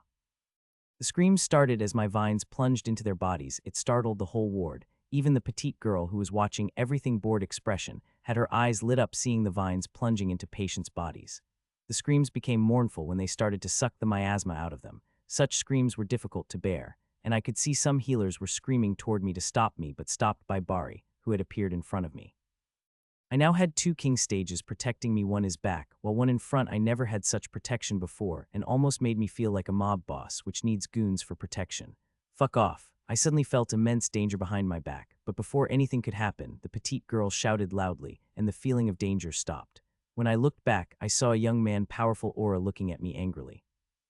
I smiled at him and focused on the extraction as the roses started to form around the vines. Reg, do you mind helping me pluck the rose, and be careful, they are quite delicate, I said. The petite girl looked at me with arched brows before she started plucking roses with speed so fast that I could see how is happening. The only thing I could see was the disappearance of the roses. More and more roses appeared, and she kept plucking them. These patients really have too much miasma in their body. It is 7 to 8 times of the regular patients. It's no wonder they were lingering on the edge of death.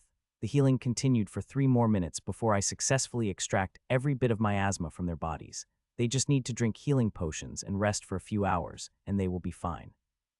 Well, it is quite different than I had expected, said the petite girl as I called back the vines. She had quite an expression on her face. The same could be seen on all the other people's faces who were looking at me, especially that young man who had come to beat me. He is really looking at me like an idiot. With the first group done, I moved toward another group of patients. I opened the 36 energy coverings as before and began to heal them. The screams began to ring out across the hall at first. These screams felt quite uncomfortable to the healers here, that they could not properly heal and had to thicken the energy cover to heal with full concentration, but as the time passed, they got used to it. It had been 3 days I had been healing nonstop, but the patients seemed to endless. Normally, with my healing speed, 3 hours are more than enough, but here, that did not seem to be the case. The patients are endless, the empty beds getting filled within a second. I've seen such conditions in wartime, but I am pretty sure there is no war going on outside, not a conventional war at the least. Is the condition outside is that bad? I asked Reg while healing the patients. She seemed surprised by my question and stopped plucking the roses for a moment. It's pretty bad. The place is jammed packed with resources, but a competition of it's for all fierce. There are millions of humans, and grim monsters have entered through the nearly 100 entrances, she said. I was shocked hearing her, especially when she mentioned there are hundreds of entrances.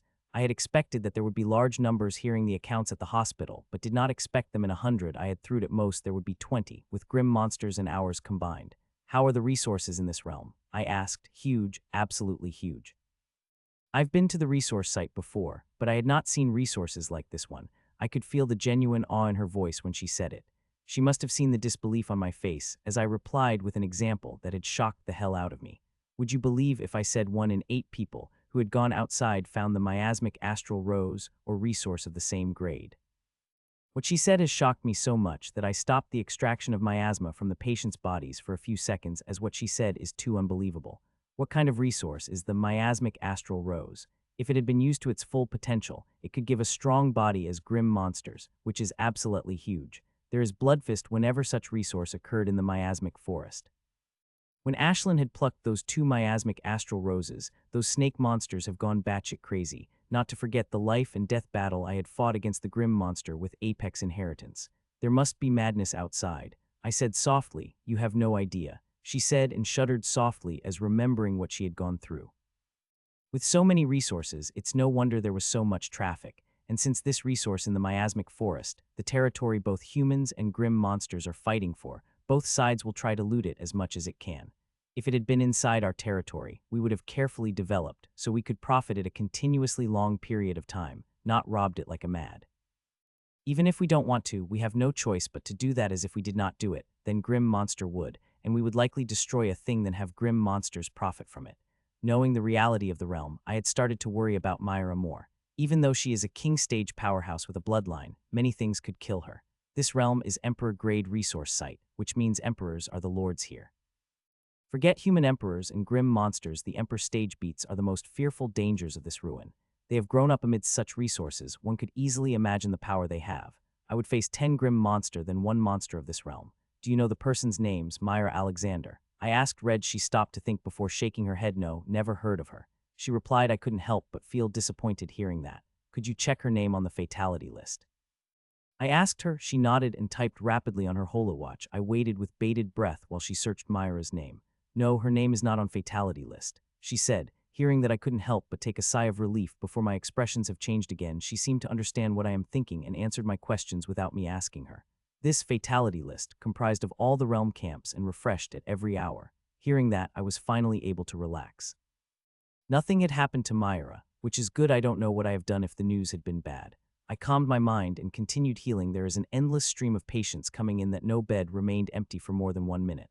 When I had first started, I had thought it would take 3 to the 4 hour max to heal all the patients, and I had made that conjecture seeing the traffic in the hospital, but I had been vastly wrong. It has been 6 hours. I had started healing, but there is no end to patients. This is extremely straining to healers. In the past few hours, I have seen a couple of them collapsing under the sheer strain they are putting themselves to save the maximum lives. I had not thought I would ever get jealous of healers' wealth, but seeing the number of people you are healing at every hour, I couldn't help but feel jealous of you, Reg said, and started looking at me as if I am some treasure. Ah, the one rule of resource sites. I had nearly forgotten about that. The salary of the healers are always exceptional, and the greater they, the better their salary would be. Consider which is equal to that king stage healers. It is especially great for exception healers like me in such a dangerous resource site. Here I will get one of all the resources they have acquired. It is not much when one speed of healing is so, but for someone like me, who heals hundreds of people every second, it is a great thing. If I were to believe Reg about the resources in this resource site, then I will be very wealthy and would not have to worry about resources when I break through in minor levels of Prince stage in the future. Time passed by and it has had 9 hours and patients are still endless. I am feeling quite tired now, but seeing the state of patients here, I continued healing. It's no wonder these healers look so haggard and continued collapsing now and then. Why there are so many people injured? Even if there is war-like condition outside and millions are participating, there shouldn't be these many patients, I asked Reg. The hospital is huge, with thousands of healers, and even if huge numbers of patients come to the hospital, there should not be this many patients. I was wondering when you will ask this question, Reg said as she looked at me with a light smile on her face. This time her smile was normal, there was a weirdness in it. These people are not from our camp, but other camps too. All the hospitals are connected through the teleportation link and powerful AI controlling the systems of software. The AI will send the patients where they could get the quickest treatment. She replied, "It's no wonder there is a never-ending stream of patients because there are too many patients to heal. Mitchell, it had been 13 hours since your healing. Take some rest," Bari said right when I was about to move vines toward the next group of patients. "There are too many patients," I said, "though I really want to rest. There are really too many patients. I don't want someone to die just because I want to rest." "Sai, there will always be patients. We healers need to have enough rest so that we can treat the patients more efficiently," he said with a sigh. "Reg, take Mitchell to a resting cabin," Bari said. "Come, Mitchell," Reg said. I thought for a second before following her. We did not have to walk for long as sleeping cabins are connected to the ward. "Here is your resting cabin," Reg said as she opened the door of the small room, which had the state of the sleeping pod which is floating in the center of the cabin. "A word of advice, use as much as time you have to rest. It won't be long before they called you for a shift," Reg said and disappeared. Seeing what she had said likely true, I took out the tub and filled it with miasmic solution and drops of diluted astral rose essence before stepping inside the pool. I can sacrifice my sleep, but I could not sacrifice my practice, which had become even more important in such a stressful environment. Normally, I practice at my own pace as I have tome, but today I paced up things as much as possible and finished digesting the energies present in the pool within a record half an hour. Just as I finished practicing, I jumped into the shower and washed all the solution sticking to me before drying myself with my ability. After getting out of the shower, I took out the food from my storage, heated it with my ability before eating with Ashlyn. I also cooked this food, but it is old. It is extra food I keep in my storage for emergencies. It is not good as freshly cooked food, but it is far better than packaged food and is the best food in my current condition where I barely have time to sleep. I quickly finished eating and went inside the bod. It very comfortable, and the environment inside is soothing that I decided to buy one of these when I get off this run. I slept within a second of my head touching the pillow, but woke up by the blaring tone of my holowatch. It is from the hospital. I have to go there as soon as possible. With no time to waste, I quickly freshened up and walked out of the room without eating a single bite of the food. A week passed by as such, and in this past week, I have healed so many patients that I have not healed in the whole month. They are endless, that I would spend 18 to 17 to 18 hours in hospital continuously healing the patients. It had taken me days to adjust to it, and I did. Now I eat while I heal the patients and sleep only 4 hours a day. The extra hours I get, I used to practice 2 times a day and spent half an hour working on my inheritance. If it had gone according to my calculations, I would have leveled to the prince by now, but this realm came. Still, these half-hour daily have turned useful to me, and I was able to make all the adjustments I had to in the new upgrade of my inheritance. I am now finally ready to level up to the prince stage, and for it, I have taken a special break. Now, sitting on the huge pile of treasures, all I have to do is initiate my level up to prince stage. I looked at the runic humanoid in front of me and couldn't help but sigh in amazement as I looked at my beautiful creation. I had been very lucky to get so much research material, especially those inheritance pieces and inheritance that Winged Powerhouse has shown me. She also had creation heart inheritance like me and creating her own inheritance through it. Her approach was different than mine, but there was so much to learn from it. It was quite regrettable that I had only able to observe it for a few minutes. If I have a day or two, I would have gotten much more. Still, those few minutes with her inheritance have helped me a lot. I looked at the humanoid carefully, wanting to check its every inch for any flaw. Though I had already done that more than 10 times, I still wanted to do that one last time before initiating my level up. A few minutes later, I was finally satisfied with my inheritance and initiated the level up. Buzz. As I did, a buzz rang through me and was sent out of my inheritance space. The runes lit inside me blindingly that my whole body started to shine up as the new runes started to spread through my body. The runes started to change place, and those runes that did not have any use turned to dust, and their energy used to make the new runes, but that is far from enough to fill the need for these new runes. As new runes started to build inside me, my body started to suck the energy from the resources around me. Their speed was so much that within a minute, all the cabin full of resources disappeared within a minute, shocking the hell out of me. I had predicted the need for huge resources and prepared as such, but this time, I again got surprised by the speed my runes took the energy from me. 2 weeks ago, I had purified and refined all the resources I had for my coming breakthrough. The quality of them was immense that I had to employ quite a lot of alchemic to do that. It was a good thing I did it, as even with this speed, I have enough resources to quench the thirst of the inheritance. As the resources disappeared, I had taken out another badge, which had instantly filled the cabin, but with the increasing speed of sucking, those resources are disappearing at a visible rate. As time passed, the hunger of runes kept increasing that now they did not take even a minute to guzzle up all the resources. That is even when there is a huge whirlpool of worldly energy present above me. This time designing upgrade, I created the formation which would call a bigger cloud of worldly energy, so the burden of resources on me would less. Though the whirlpool of worldly energy is obviously big, it did not seem much to help me with the resource burden every minute. My runes are guzzling more and more resources in a never-ending stream. If someone were to open the door of the cabin right now, they would my cabin filled with dense herbal multicolor, mist they would seem at all in this dense mist. The resources are disappearing by second, but I am not sad a bit, I am extremely happy seeing it. The more resources these runes consume, the more powerful my inheritance would be, and seeing the speed they are guzzling the resources, I couldn't help but get excited thinking about the strength I will have. This time I had made big changes in my inheritance. From the outside, it may look the same, and my moves may look the same, but they will be immensely powerful. I had created this upgrade in view of facing King Stage Powerhouse. There is a huge gap between Prince Stage and King Stage that only Apex inheritances have the power to overcome, and it is not easy to design the level of such inheritance. I have racked my brains, creating this upgrade that could rival Apex inheritance's power. And what kind of inheritances are the Apex inheritances? Apex inheritances are inheritances that have been created by the otherworldly powerhouses. They held unlimited power that one has to harness. How powerful the host of Apex inheritance is depended upon how much its host could harness the power. Take Samuel, for example. Of the hosts of Apex inheritances I had fought, including the grim monster, he could harness their power lowest. Seeing his miserable defeat from my hand, I am sure those bastards from Sky Saber must have trained him like a bull. Last I had seen him was on social media. He was boasting about duel he won against someone significant. Time passed and my runes consumed more and more resources before finally, it started to slow down, and a few minutes later, it had stopped. As it did, it released a huge amount of energy into me. The quantify was so immense that I felt like I might explode. If not for seeing the gentle nature of energy and how it is merging every part of me, I would have really panicked.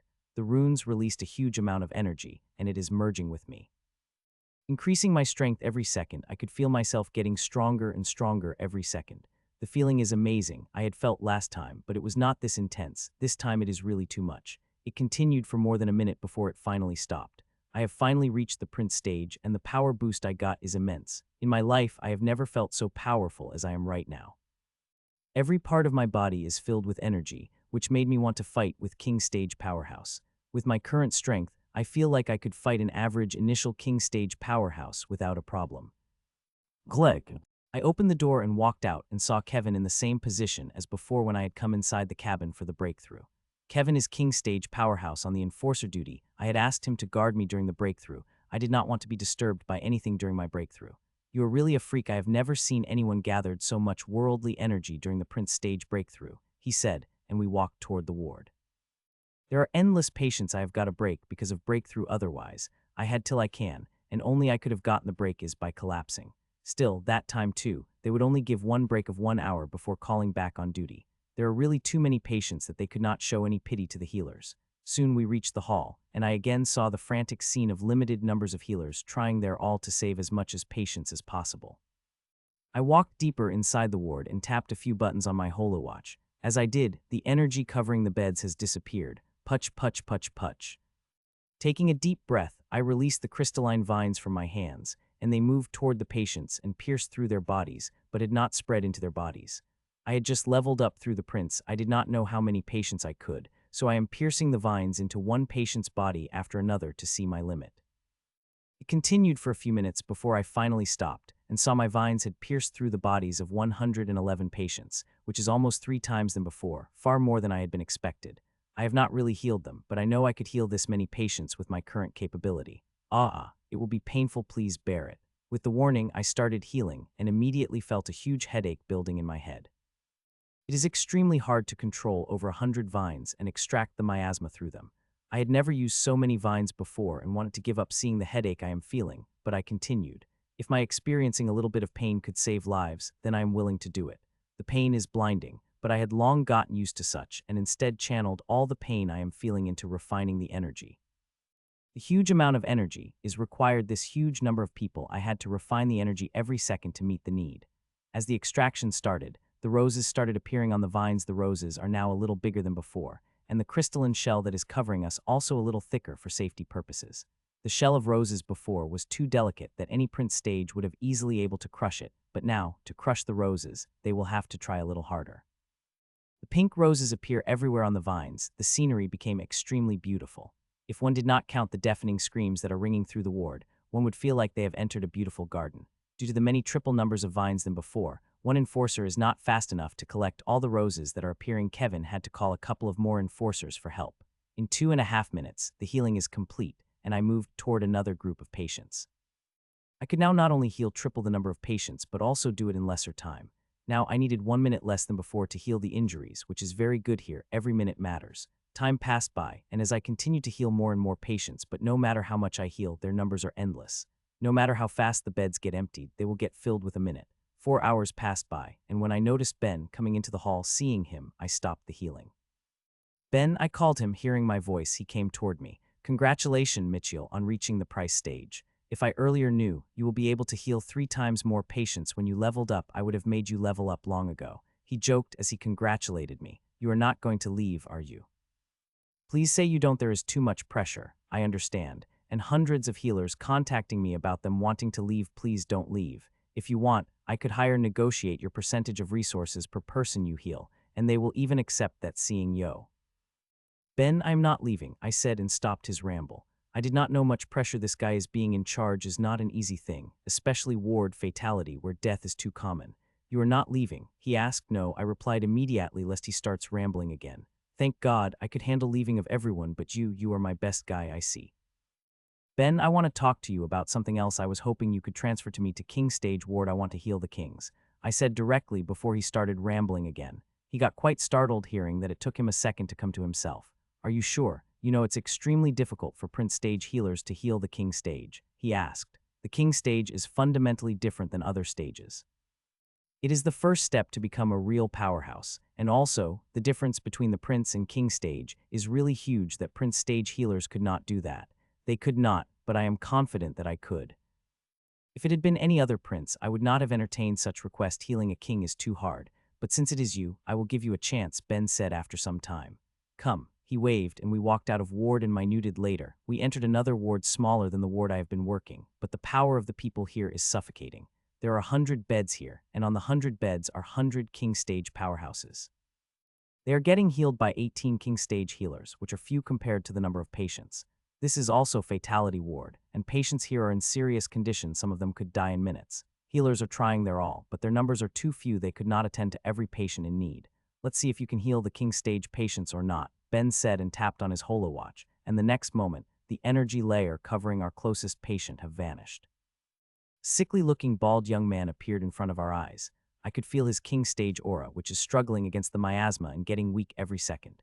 If this continued, this young man won't be able to live for more than an hour. Mr. Wildonier, this healer Mitchell, he will try to heal you now, said Ben to a bald young man about. A prince, he asked back in clear doubt. When we came beside him, all his focus on Ben, thinking it will heal him, and I am just a learner who is watching. Do not doubt Mitchell, Mr. Will. He is the best healer I've ever come across, Ben said. A smile couldn't help but appear on my face. Seeing the high evaluation of me from Ben's struggle appeared on the face of the bald young man's face before it eased, and resolution appeared on his face.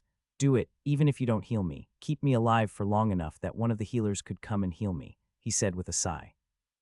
Don't worry, you will not need another healer. And before we start, I have to bound you. My healing method is a little peculiar. It gives quite a pain, I said.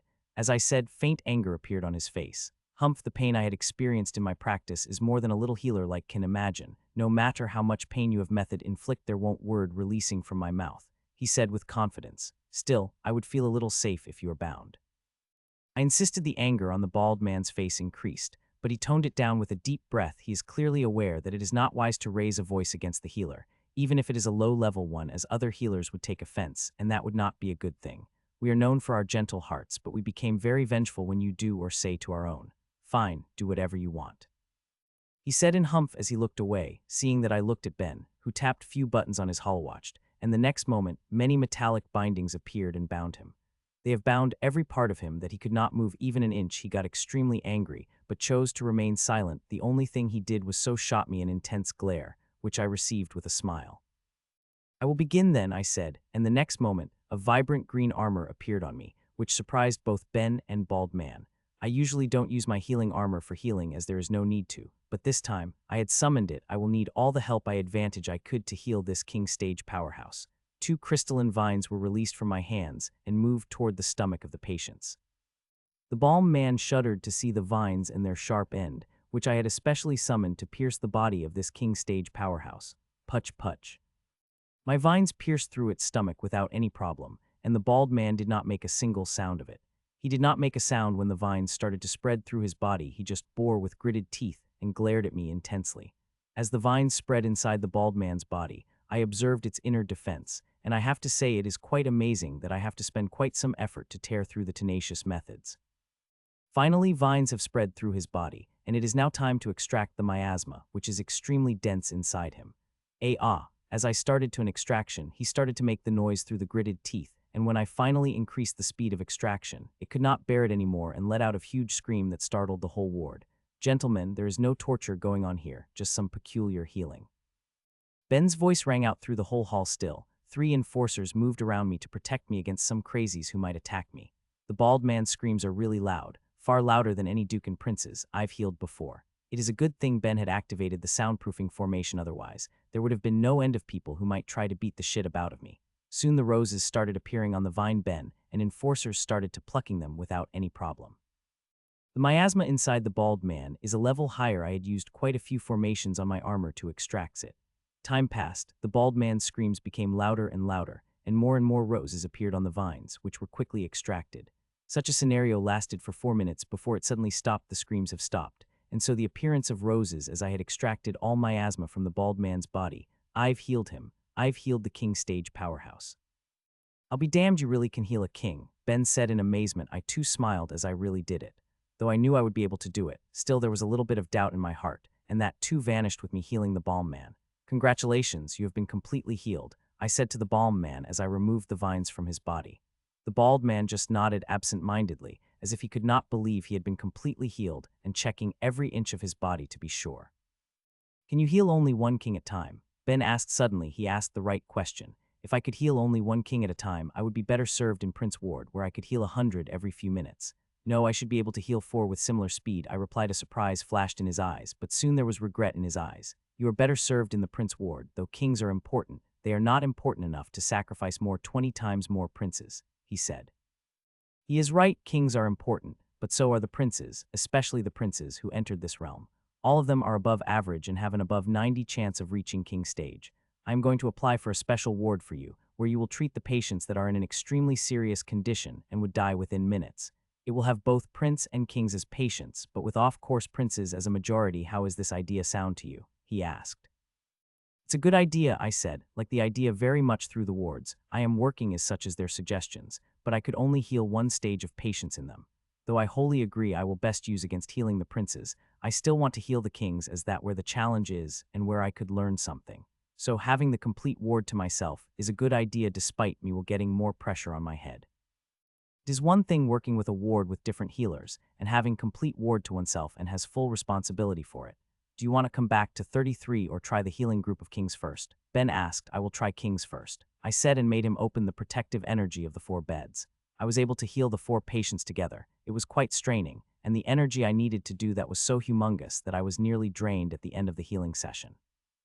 Feeling the necessity of greater storage, I had to try to breach the 3rd layer of the tower for quite a while, but it is damn difficult. But seeing how healing 4 kings have nearly drained me, I will have to try harder for the 3rd layer of the refinement tower.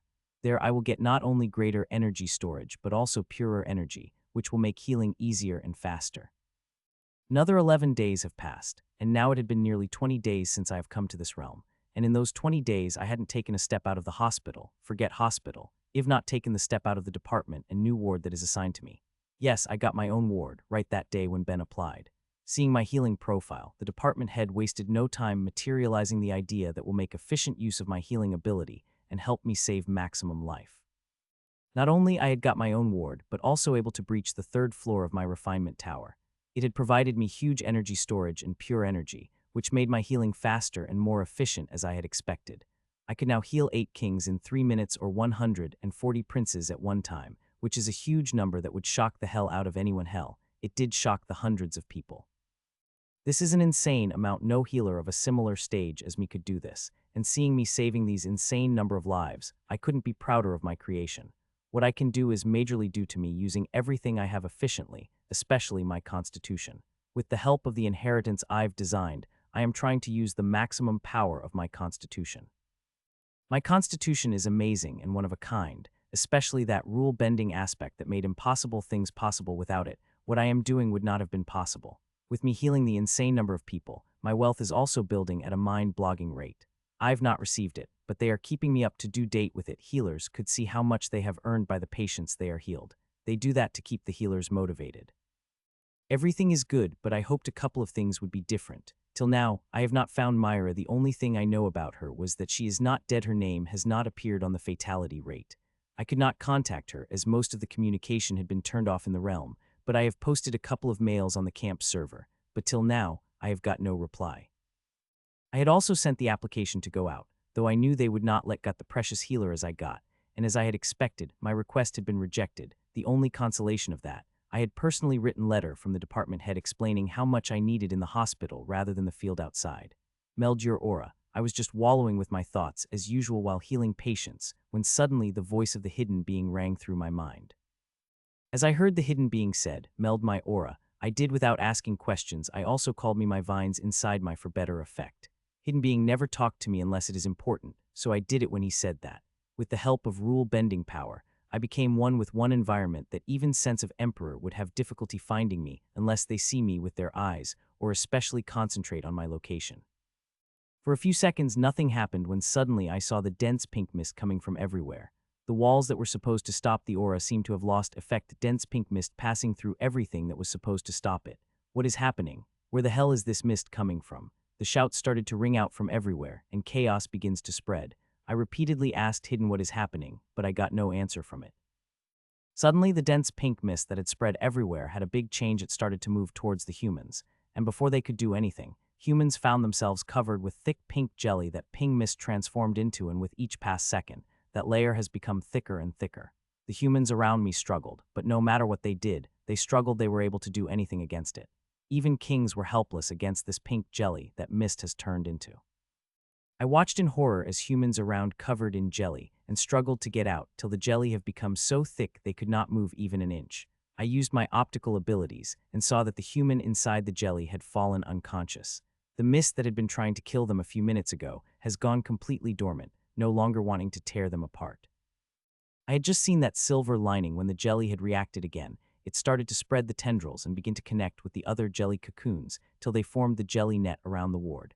Everything has fallen to silence. There was not a single sound could be heard. What had happened to my ward seemed to have happened everywhere. What is happening? I said in horror. Everything was fine a minute ago, and now everything turned into a scene of some really bad horror movie. A little runaway spider had spread its net over the realm. The hidden being inside me said, "What is a little spider? What this fucking net? I don't fucking understand. Please tell me what is happening." I said in a complete begging tone. I have a really bad feeling over it and knew all the humans, millions and millions of them, including Myra and my healer's friends, might be in danger. Walk north and you will know everything. Be faster it. Take little spider more than 2 days to consume SBAWNS of abomination before turn of little humans came, said the hidden being inside me. It took me quite a few seconds to process what it said before I calmed my emotions and flew out of my ward, trying to touch those jelly nets as less as possible. As I got out of my ward, I saw pink jelly nets and cocoons everywhere. There seemed to be no end of them. Seeing that horror could appear on my face. It is an absolute horror, could make even a tyrant panic seeing such a scene. I am panicking, but I have forcefully shoved it down. It is not time to panic. The hidden being said, I have to walk the north to find the answers and save all the humans, but I am not walking north. The answer may lay there, but I don't have naive thoughts of me solving everything, even with the help of a hidden being. I will go to the north, but after finding powerful help and informing them about what had happened.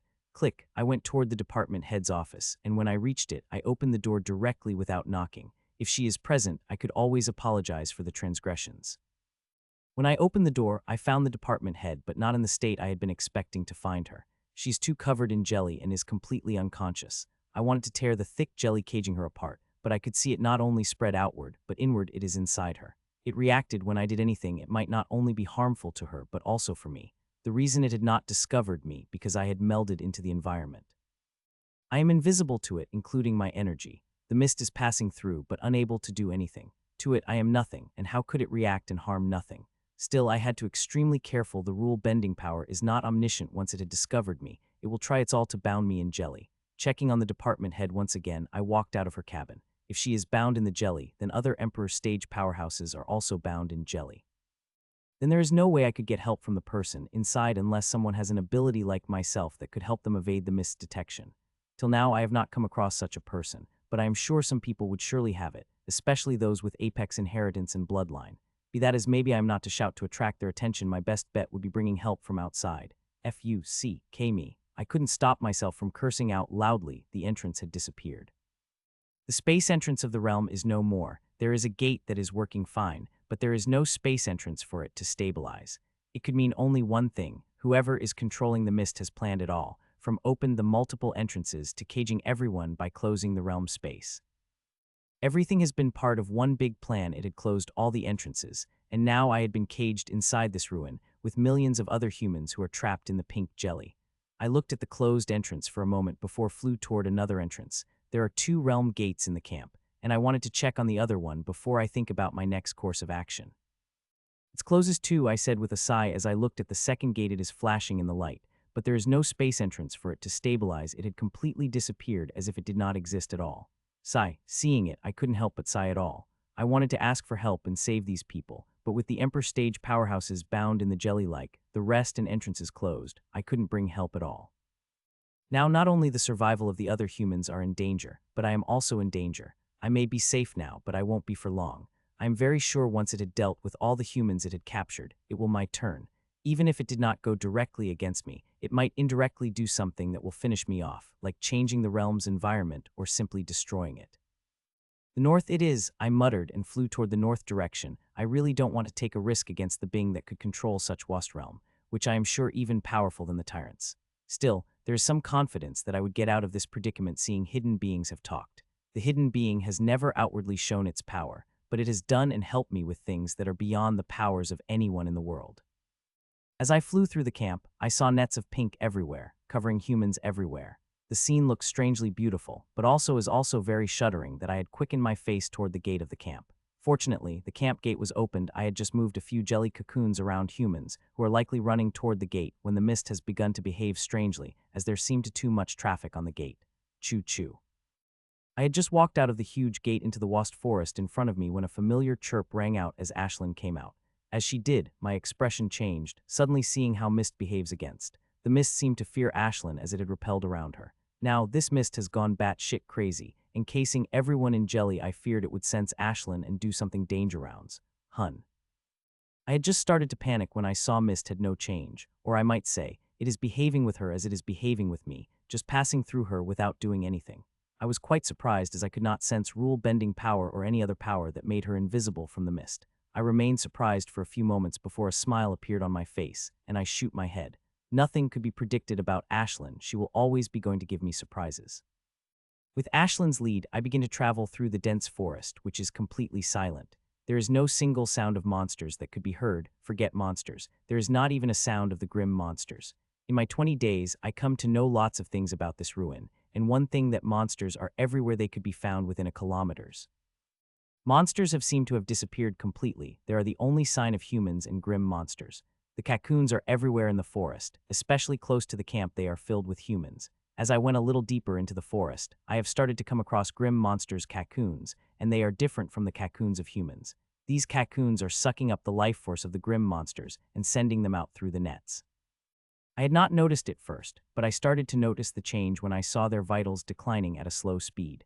When I decided to observe the changes, I was shocked to notice this pink jelly is not only harvesting its essence but its very soul.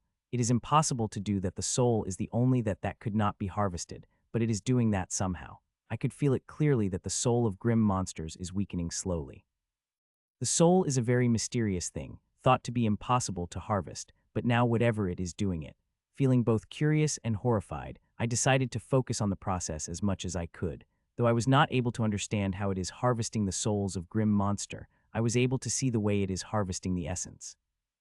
It had given me huge information on how to harvest grim monster's essence. It is a way is far too sophisticated and fast, and if I applied it when I harvest the essence roses from the grim monsters. I've committed everything I've observed into my memory. The value of this information is immense, not only in harvesting the essence roses from the grim monsters, but also in healing the humans.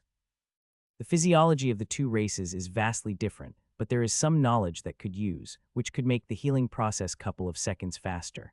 That would be immensely helpful. The process of harvesting mat seemed slow, but when one applied it to millions of grim monsters are bound across the realm, then it would seem extremely fast.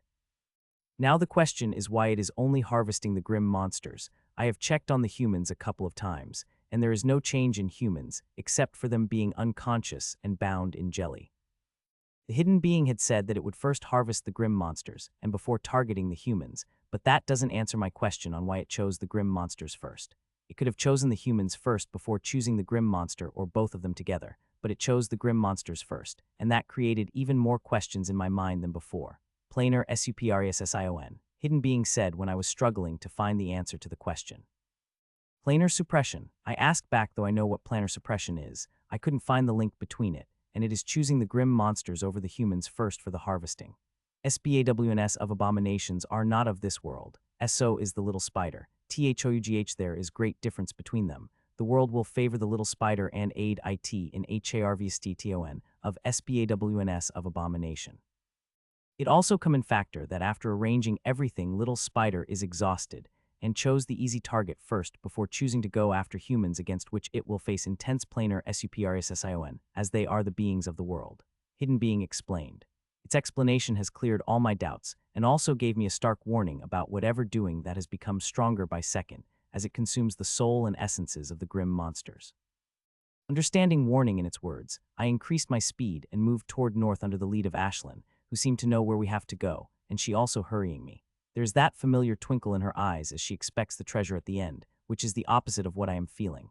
I'm scared shitless. I am very aware that that place I am going to have a very powerful being which's breath is enough to finish me off. I moved speedily while plucking up rare and precious treasures on the way. Most of the treasures of this ruin have already been harvested by humans and grim monsters, but there are still some which have remained, and I am harvesting them. I have to say, I am very impressed by the grade of resources here, and the thing is, what I have found is just dregs compared to what I had harvested before. Choo-choo. Suddenly I heard Ashlyn chirp through our link, and the next moment I found my vision darkened before different scenery appeared in front of my eyes. There I saw 5 grim monsters clad in black suits, which are completely covered in runic formations that are glowing softly, and in the hand of the leader is a complex mechanical compass that is pointing towards the north. They are flying toward the direction that the compass is pointing them. I wish I could hear what they're saying. They are moving toward the same directions as I am, and they are wearing weird suits and have old-style compass in their hands, and not to forget, they seemed very exciting. It is very clear with getup and the compass they have in their hands, these grim monsters have an idea of what has happened, and they seem to have prepared for it. If that is true, then why they have sacrificed millions of their people for it. If they knew about it already, they would easily save the lives of millions of their people. When I seriously think about it with all the data I have in my hand, I could only make a single conjecture. Grim monsters have decided to sacrifice their people knowingly. For this reaction to occur, they needed an enormous number of people, and they added their people to it. If grim monsters had not entered this ruin or entered fewer numbers, we would have become suspicious and sent fewer people instead of crowding the realm with a huge number of people to match that of the grim monsters. There is one more thing that is strange about these people are their levels. Their aura is non-existing, and even flying they are not releasing any aura. Those suits they are wearing are making them non-existent. Still, Ashlyn able to know their level. These people are dukes, all of them. Though all of them are a host of apex inheritances, it is a fact all of them are dukes.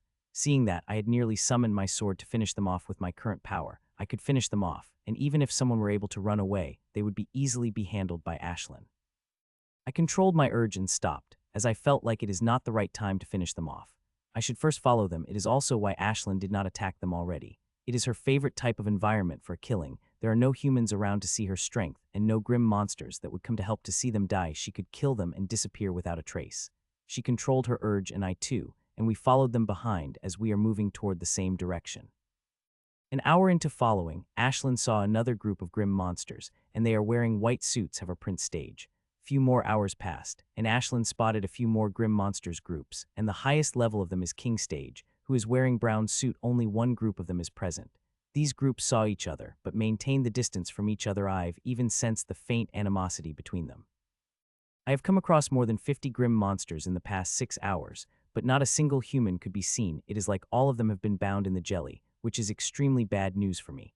As of now, I will not only have whatever mastermind to deal with, I also have to deal with grim monsters, especially the kings, who are not normal king stage powerhouses but the hosts of apex inheritances.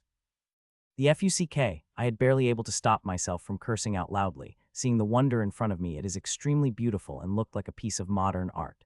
In front of me is a huge pink crystalline sphere made of thousands of pink tendrils. It is huge, with a diameter of more than 2,000 meters. It is a purely crystalline state, no proof of semi-liquid jelly could be seen in it. In the dark night, it's shining gentle, which is making it look even more beautiful. The Grim Monsters groups have stopped before the sphere, and now looking at it intently as they talked among themselves. They spent nearly an hour talking before they went. The first one in was a team of blue armored Grim Monsters. Of 84 Grim Monsters that came around, only 3 are Emperor Stage, and they are wearing aqua blue Grim suits. With Emperor Stage Grim Monsters going, the kings followed soon and princes and duke after that. I looked around for a few minutes before going asked Ashlyn to find a way for us to hide from the Grim Monsters' eyes. The suits of Grim Monsters help them hide from the sense of it, but it also restricts them from using their soul. I've never seen them using the soul sense of their. Ashlyn had gone very close to them, and they were not able to detect her at all. She had gone close to the Grim Monsters hundreds of times, but they were not able to detect her. Even Emperor Stage was not able to detect her when she had entered 300 meters range of them. While they could not use their soul sense, Ashlyn and I could. I don't know what way she uses, but I used my rule bending, which made my soul sense invisible to other senses, including that of the soul. So I have no problem using the soul, but after entering inside, I will refrain from using it once I entered inside. Thud, soon, Ashlyn found us a perfect way, and a few minutes later, I landed on the outer tendril but gently flying inside without making any noise. The Grim Monsters may not be able to use the soul sense, but they still have powerful physical senses, which I have to be extremely careful. I don't think I could match against the kings and especially emperors. If it is king, I might run away, but against the emperors, I will not even able to do that. I will be killed before I even know it, so I have to be extremely careful. I move slowly and following behind the Duke Stage Grim Monsters that are not far away from me. The Grim Monsters are extremely careful. I've never seen them this careful before. Each of their steps is measured, and they are not even chatty like before and are only talking in sign language. I moved from one tendril to another slowly, while looking for any change that might come harmful to me. To my surprise, there is nothing that seemed harmful here. I am not even getting a feeling of danger, and that is the most dangerous thing. The danger is so vast that even my instinct was not able to detect it. This had made me even more careful. While I flew toward the center of the sphere, I continued to focus on crystal tendrils through which an immense amount of energy flowing. All this energy is sucking from the Grim Monsters. It is so much that even if I got 0.000001 energy, my life would change forever. This energy is from the millions of Grim Monsters that had been captured by it, and it is absolutely immense. There are even special streams of energies that I've seen 2 times. They gave about the same feeling as the Bone Tiger had fought. If I am not wrong, then it even capable of sucking bloodlines, which is not surprising, seeing it is capable of sucking up the soul. Time passed by, and I continued following the Grim Monsters deeper into a sphere till I finally reached the center of it, and there what I saw amazed me further than this sphere itself. There I saw a 1-meter pink crystal sphere, or it could be said huge pink marble, and 12 tendrils are connected to this marble, pumping the energy it is sucking from the millions of Grim Monsters. The one that is accepting the energy is the most beautiful creature I've ever seen. It is a tiny palm-sized crystalline pink spider. All the energy that is pumped into the crystalline sphere is getting sucked by the delicate spider, which had her 4 eyes closed as if it is sleeping. The Grim Monsters appeared beside crystalline sphere 1 this time. They did not intentionally create the distance between each other. As they appeared beside the spear, they started to check the surroundings to see if anyone had followed them. It is a good thing I had maintained quite a distance between and hid behind a very thick tendril. They wouldn't discover me unless they could use the soul sense, which I know they could not use, especially here. Seeing there is no one around, the leading Emperor Stage Grim Monsters performed some hand signs in quick succession. The other Grim Monsters seem to understand their mean as they begin to spread concentric circular fashion, with 3 Emperor Stage Grim Monsters closest to the crystalline sphere and Dukes the furthest. As they stood in the concentric circles, they took blue metallic discs, which are densely carved with black runes, and placed them below their feet. As all of them did that, the black runes on the disc started to glow one by one, till the runes on the whole discs lit up. But it did not stop there. As the runes on the disc lit up, the runes on the Grim Monster's armor also started to lit up. Within a minute, all the discs and Grim Monsters started to shine brightly. I watched the process with bated breath. I wanted to stop them very much, but I don't know how. If it had been only kings, I would have taken the chance with Ashlyn, created the uproar, and attracted the attention of Spider, but with emperors present, I could not do something like that. As soon as I created a ruckus, the Emperor Stage Grim monsters would be on me, and they would not need even seconds to reach me. Crossing hundreds of meters in a second is no big thing to them. So I remained hidden and watched everything. If I am lucky, I may get a chance to do something that will kill these grim monsters, and I will do something, whether I want or not. It had been nearly a day since it enveloped everyone and started sucking off Grim Monster. If I am not wrong, then in 2 to 4 hours, it will be finished off sucking the Grim Monsters and gain enough strength to begin on the humans. I could not let that happen. I will have to do something. The millions of Grim Monsters that Grim Monsters have sacrificed may not affect their strength much, but if something happened to the millions of humans, it would seriously hurt us. The humans that have come to this ruin are not normal humans. They are above average, with over 90 having the ability to reach the King Stage, with thousands of reaching Emperor Stage, and we might even get some tyrants from these people. So even if I have to sacrifice myself, I have to fight for the chance to save humans, and in this fight I am not alone. There's that hidden being who had asked me to come here. I am sure the being have something in mind, otherwise the hidden being would not have asked me to come here. The disc that Grim Monsters are standing and the armor they are wearing have completely lit up, and it stayed for a few seconds in that stated when the leading emperor raised its hands and created a hand gesture. As hand gesture appeared, the bright runes on their armor and the disc began to change. They started to weave together and became chains which moved out from their bodies and connected to runic chains to persons beside them. Within minutes, the runic chains released from their bodies connected to each other and formed a center on 3 Emperor Stage powerhouses. As all the chains concentrated on the 3 Emperor Stage powerhouses, thick black runic chains released from their body and moved toward the crystal spear and began to cover it in the chains. The 3 Emperor Stage Grim Monsters continued to release black runic chains from their bodies cover the crystal spear. I watched it all carefully, wanting to see any chance of me disturbing the things without getting uselessly killed. I did not see any chance. The Grim Monsters may seem concentrated on their runic formations, but they are also keeping an eye on around for any possible. They are ready to deal with any trouble that might occur. Seconds passed by, and the chains have covered the 90 of the spear. Now only 10 have remained. Seeing that, I finally made my decision to act. I could not expect help from other humans, which I had expecting unconsciously, and the hidden being hadn't replied to any of my pleas to help, so I could only depend on myself to stop the Grim Monsters whatever they are doing. Though I know it might turn useless, but I have to try. I could let all the humans die, which they will. The Grim Monsters are not so merciful to let the humans go. Since they have planned and even willing to sacrifice millions of their kins, they must have some plans to deal with humans. They might even make use of bounded humans in whatever they are planning to do. I took a deep breath and activated the formation behind my back for my absolute to move, which will use every bit of energy I have in a single attack. Hide carefully. I had just about to launch the attack, seeing the black runic chains of Grim Monsters about to cover the pink crystal spear fully, when the hidden being's voice rang out in my mind as it spoke in the same relaxed fashion as it usually does. Crackle. As it finished warning me, it acted. I felt an invisible crackle inside, which rang through me before coming out of me. There was nothing, no sound, no effect, but I had felt like it had spread everywhere. SHRIEK. For a second, nothing happened. There was absolute silence before a soul-crushing shriek rang through the crystal ball. The shriek was soul-crushing that if not for strange energy covering me the moment it appeared, I am very sure my soul would have been torn apart by this shriek. Ah, ah, ah. I have been very lucky to be protected by the energy that was covering me, but these Grim Monsters are not so lucky. Except for 3 emperors who are clutching their hands like mad, the other Grim Monsters have collapsed on the floor and now screaming like a man while clutching their ears. Seeing the way they are screaming, it looked like they are going through intense torture. Yes, torture would be the right thing to say about what they are going through. Forget the Grim Monsters on the floor. Even Emperor is screaming madly. Who wouldn't when their soul is being torn apart? One can bear the physical torture, but one not bear that of the soul, especially when something had torn it apart.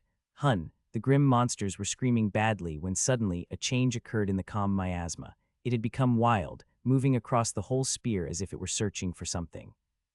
The delicate spider had opened its eyes, and seeing the rage in those tiny eyes I couldn't help but shudder. It is like an inferno contained on those little eyes. As the spider opened its eyes, the miasma has become even wilder and began to sweep every inch of the space at the same time. The crystalline tendrils begin to move toward the Grim Monsters. The other Grim Monsters are still struggling on the floor, but the Emperor Stage Grim Monsters have seemed to get in control. Ah. The 3 Emperor Stage have disappeared in front of my eyes as they begin to run, but a moment later, I saw them again, and this time they screaming wildly.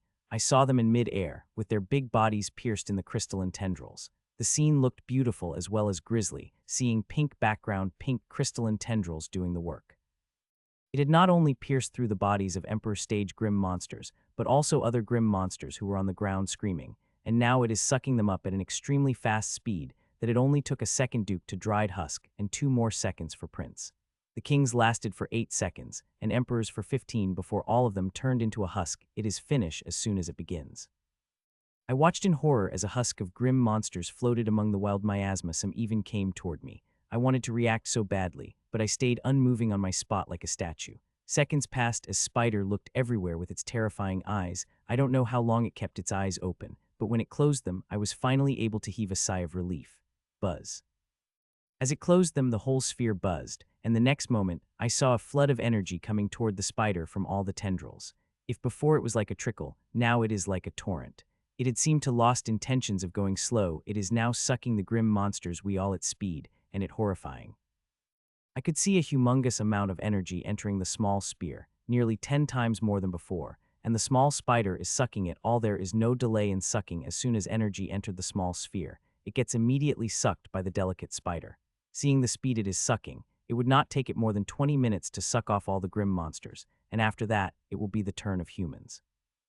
I want to do something, but I don't know what I could do. I have seen how the emperors have been caught and sucked off within a mere second. So if they don't have a chance, then how could I? If I acted without any thoughts, I would just be going to be its food, and I don't want that. I do not fear sacrificing myself to save the millions of humans, but I want that sacrifice to have some meaning. I do not want to perform as a useless sacrifice. Place your hands on little SBHEAR, said the hidden being inside me, and it took me a while to understand the meaning of its words. I understood the meaning, but still have a hard time understanding why it wants me to do that. Do you want to kill me? I asked it directly without fear. After its experience with grim monsters, it has become even more careful. There's a cover of dense mist around a small sphere, which I am sure it had created for detection, so no accident like grim monsters could happen.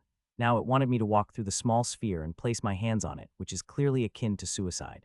Fuck it. I curse it and move toward the small sphere. This hidden being is my only option to save the millions of humans, and if this sacrifice of mine could save the millions of humans, I am more than willing to perform it.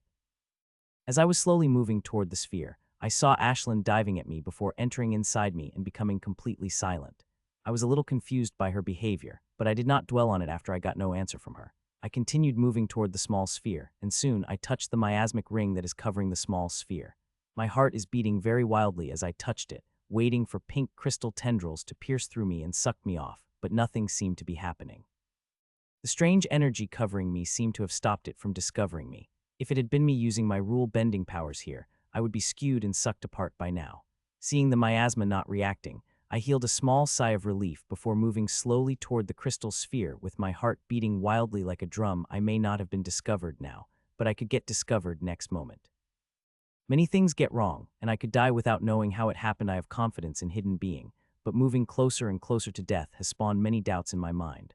I crush those doubts in my mind and continue moving toward the sphere. Seeing Spider in front of me, I wanted to run away as fast as I could. Every cell of my body is resisting, but I still continued to take the steps toward it. Finally, I reached next to the crystal sphere and could see the delicate spider inside it. The spider looked like a piece of art. It is the perfect creature. Every line, every arc on its body is perfect. I could not spot a single imperfection. At one glance, no one will think it is capable of consuming millions. I looked at it for a second before slowly placing my hands on the crystalline sphere, which is for some reason extremely cold that I found my hands freezing at a rapid pace. I felt frost climbing on my hands as I placed both of my palms on the crystal sphere. Feeling such cold, I wanted to remove my palms from the sphere. There was no indication of it being so cold. The air around is quite warm that one wouldn't even think of being cold. If I knew I would feel such a temperature, I would have been better prepared. Feeling my blood is freezing, I nearly removed my hands from the crystal sphere's glossy surface, but I resisted. Still, I have to do it, and if I did not remove my palms soon, there is a very high chance I will get frostbite if I did not remove my hands from it. The frostbite is very serious in most cases. One has to cut one's body part. The frost is spreading, and soon it had reached my elbows and spreading even further as the seconds passed, and before I know it, half of my body has been frozen, and now only my legs and head have remained. They will also freeze when if I did not do anything. Buzz. I was thinking about what to do when a faint buzz rang through my body, and my armor disappeared, and before horror could fully set in my mind, I saw silvery and green runes coming out of my body and spreading into the sphere. The runes are spreading in the sphere, and also through my body I had now started to shine in green and silver runes, which had spread through every part of my body. The The runes have also solved my frost's problem, too, as I could feel frost is decreasing by the visible pace. The hidden being had taken over fully. It had not only taken over the situation, but also taken over my body. I had nearly control over it. The only things I could control are my thoughts and eyes. Soon the green and silver runes finished spreading over sphere, and now they are spreading inside toward the small spider, seeing that my heartbeat couldn't help but beat faster. The runes started over toward the spider before climbing on its body, but there was no reaction. It has continued to lay motionless with its eyes closed. The runes continue to spread around faster and faster, till they have covered every part of the spider's body, but there is still no spider reaction, which is a good thing. If it had reacted, I don't know whether if I could survive or not. The runes continued to spread for 10 more minutes before stopping, and now they have covered every inch of the crystal sphere, and the spider inside in a very complex formation. The runic chains have covered the spider fully, and it is connected to runic chains, which are in turn connected to the sphere, which is in turn connected to my hands. Hun.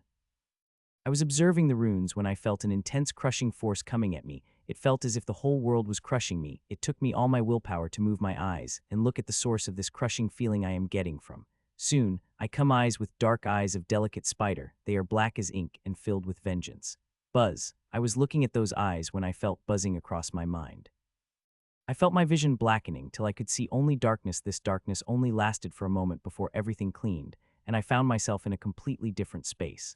The first thing I noticed is twilight. There is neither light nor darkness, and around me is the deserted rocks of all sizes. Some are big as the hill, and in this strange space, there is no sign of any vegetation. It is clearly a wasteland.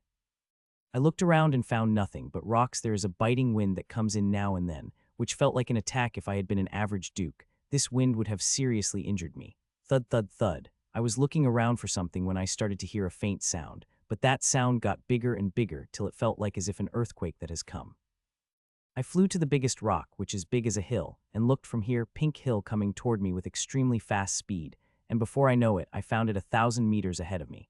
The pink thing is the spider. It looked same as the delicate spider in crystal spear, just thousands of times bigger, and now this spider had appeared in front of me.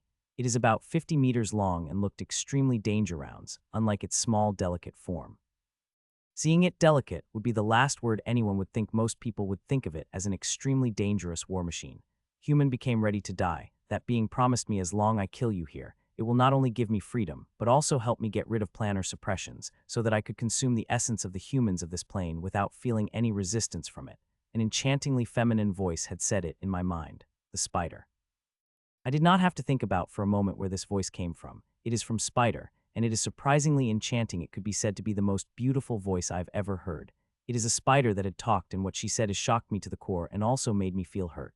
I used to consider the hidden being as my mentor, but now that mentor is willing to sacrifice people of my race, even help the spider consume them if the spider could kill me.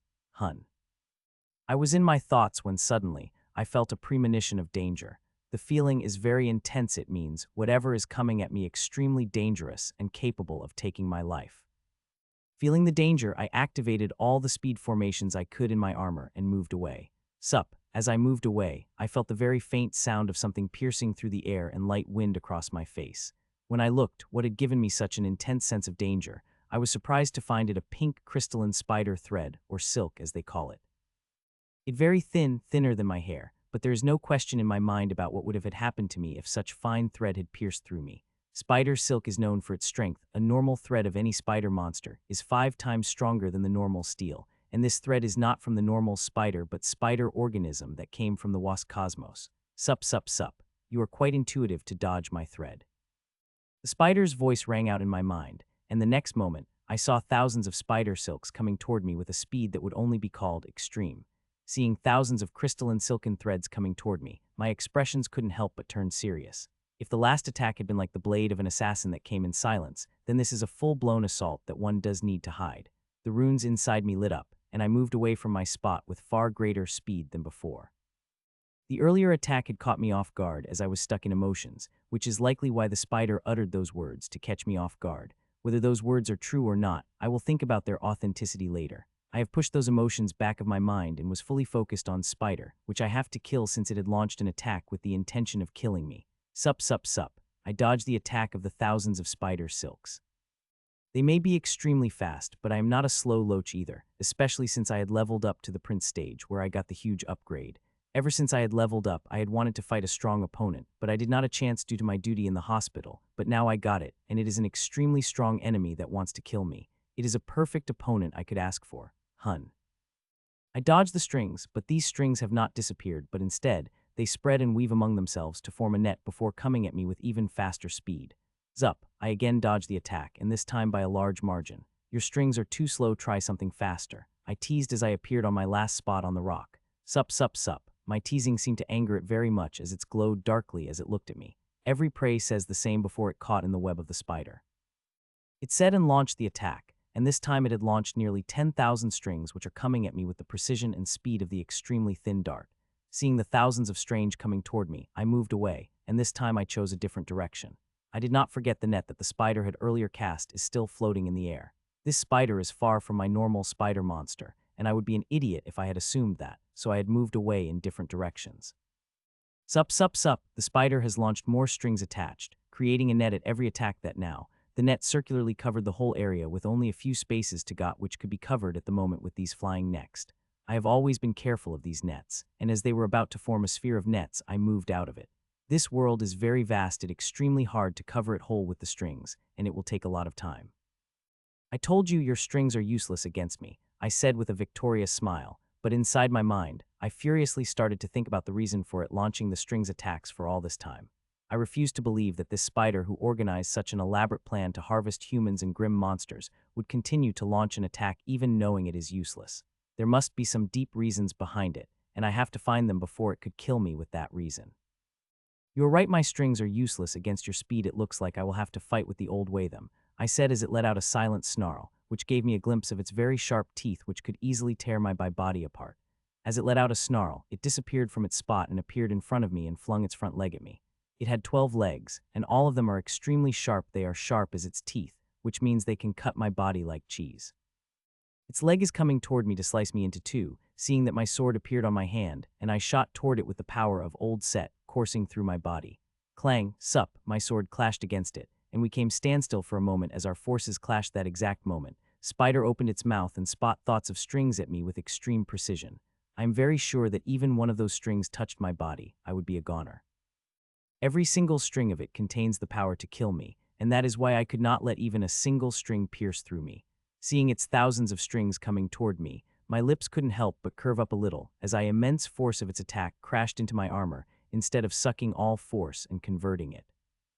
That force directly sucked for 9 small formations I have over my body. As these formations sucked the force, I moved backward with the rocked speed, leaving the strings of spider far behind.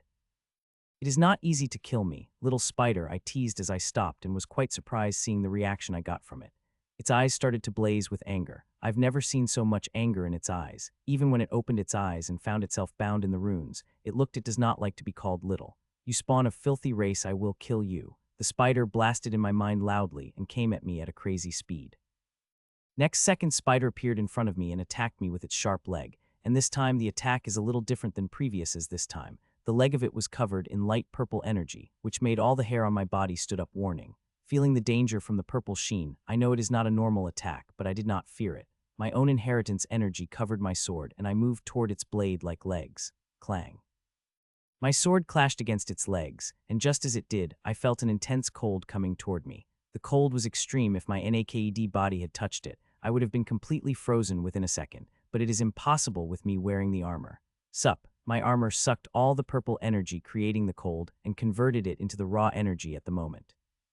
The physical energy instantly transferred to the formations around my body to move back at a swift speed and dodge the string attack coming toward me. Snort, clang, clang, clang. That was just a start, as after that, its attacks got stronger and stronger. They were also faster, especially those strings of its. They are extremely danger rounds. They are very fast, and their quantity of also great that I have to careful of every single thread that came at me. It would launch thousands of strings at each attack, and these strings would create a net that would continue floating around. I am very careful of these silky. They did not disappear, and the worst thing is the spider could control them. She's moving all the nets she had launched at the strategic places, creating a net to catch me. For that, she is not only using the nets she is throwing just now, but also the nets she had created before to trap me this time. It is one giant net.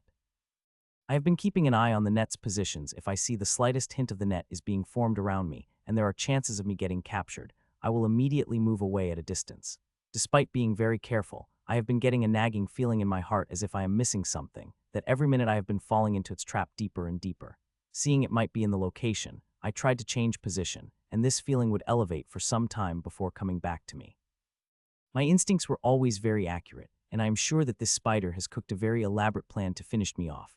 But the problem is I wasn't able to know what its plan is, and unless I know it, I could not fight against it with all my power. I have looked at everything around me carefully, both with my eyes and with my soul sense, but I was not able to find what it is preparing, and that is driving me mad, as unless I know about it, I will not be able to prepare about it. Little human, it looked like you're stronger than I had thought. I will have to get serious to deal with you, it said, and the next moment, its whole body began to bathe in the purple fire, seeing that my eyes couldn't help but shot up in surprise. Earlier, there was the only layer of purple covering its legs, and now its whole body is bathing in flame. One could imagine the strength it would have been hiding till now. It had just covered itself in the purple fire when I found it appearing in front of me and its blade like coming at to cut me into half. I was shocked seeing its appearing in front of me, and had to activate all formations I had kept in standby and move my sword at the greatest speed in defense. CLANNG.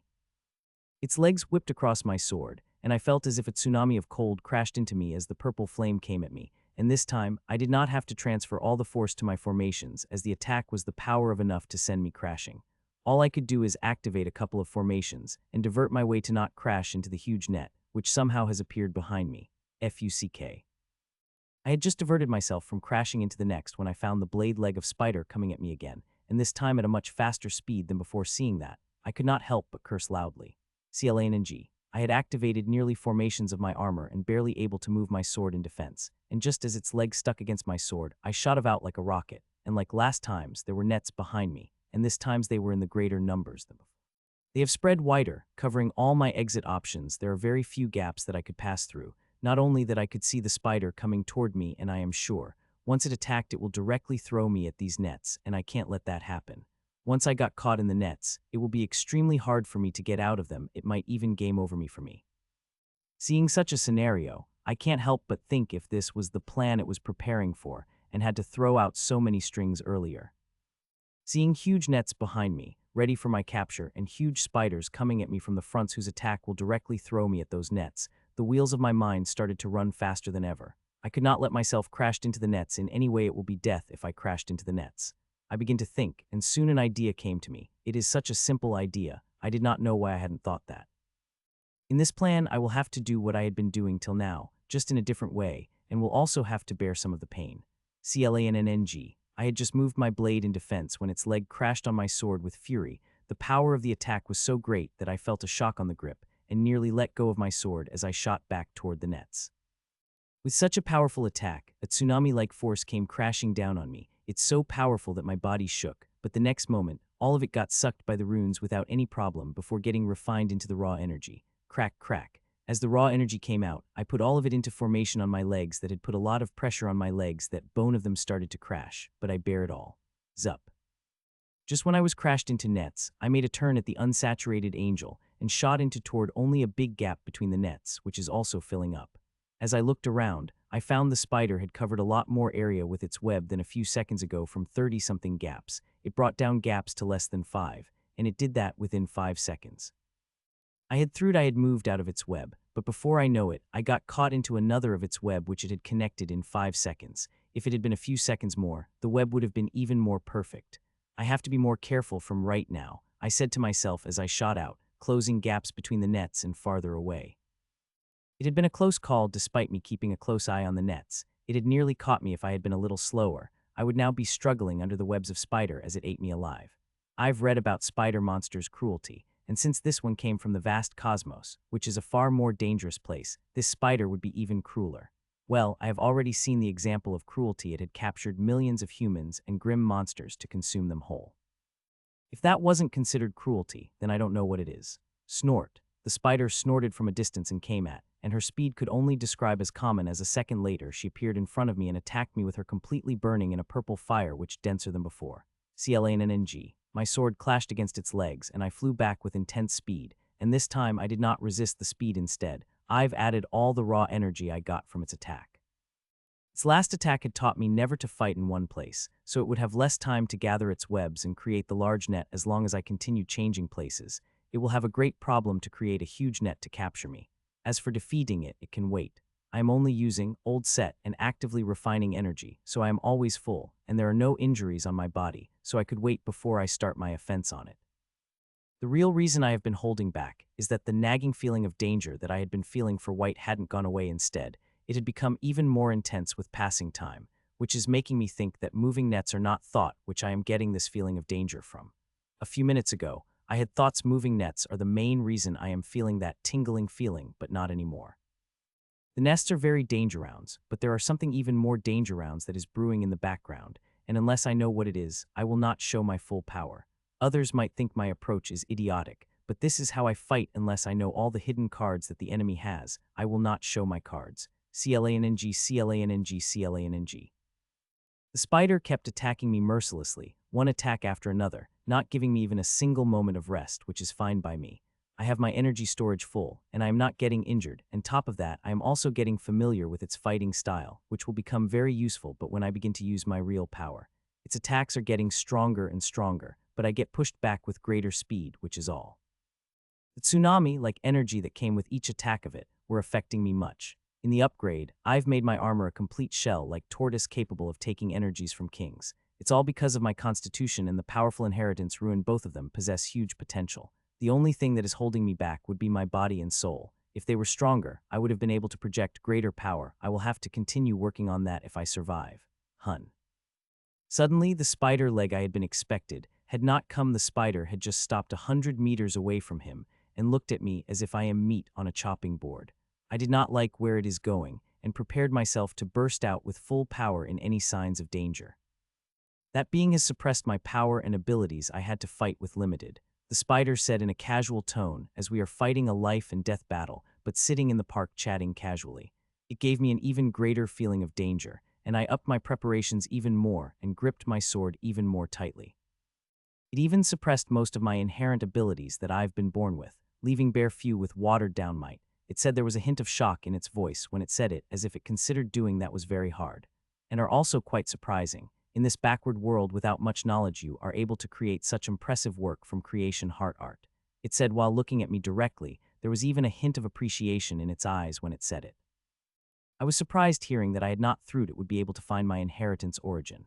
Till now, there were only two people who were able to know the origin of my inheritance by the glance. First is a speck of soul of that winged lady I met in the ruin, and second is this spider.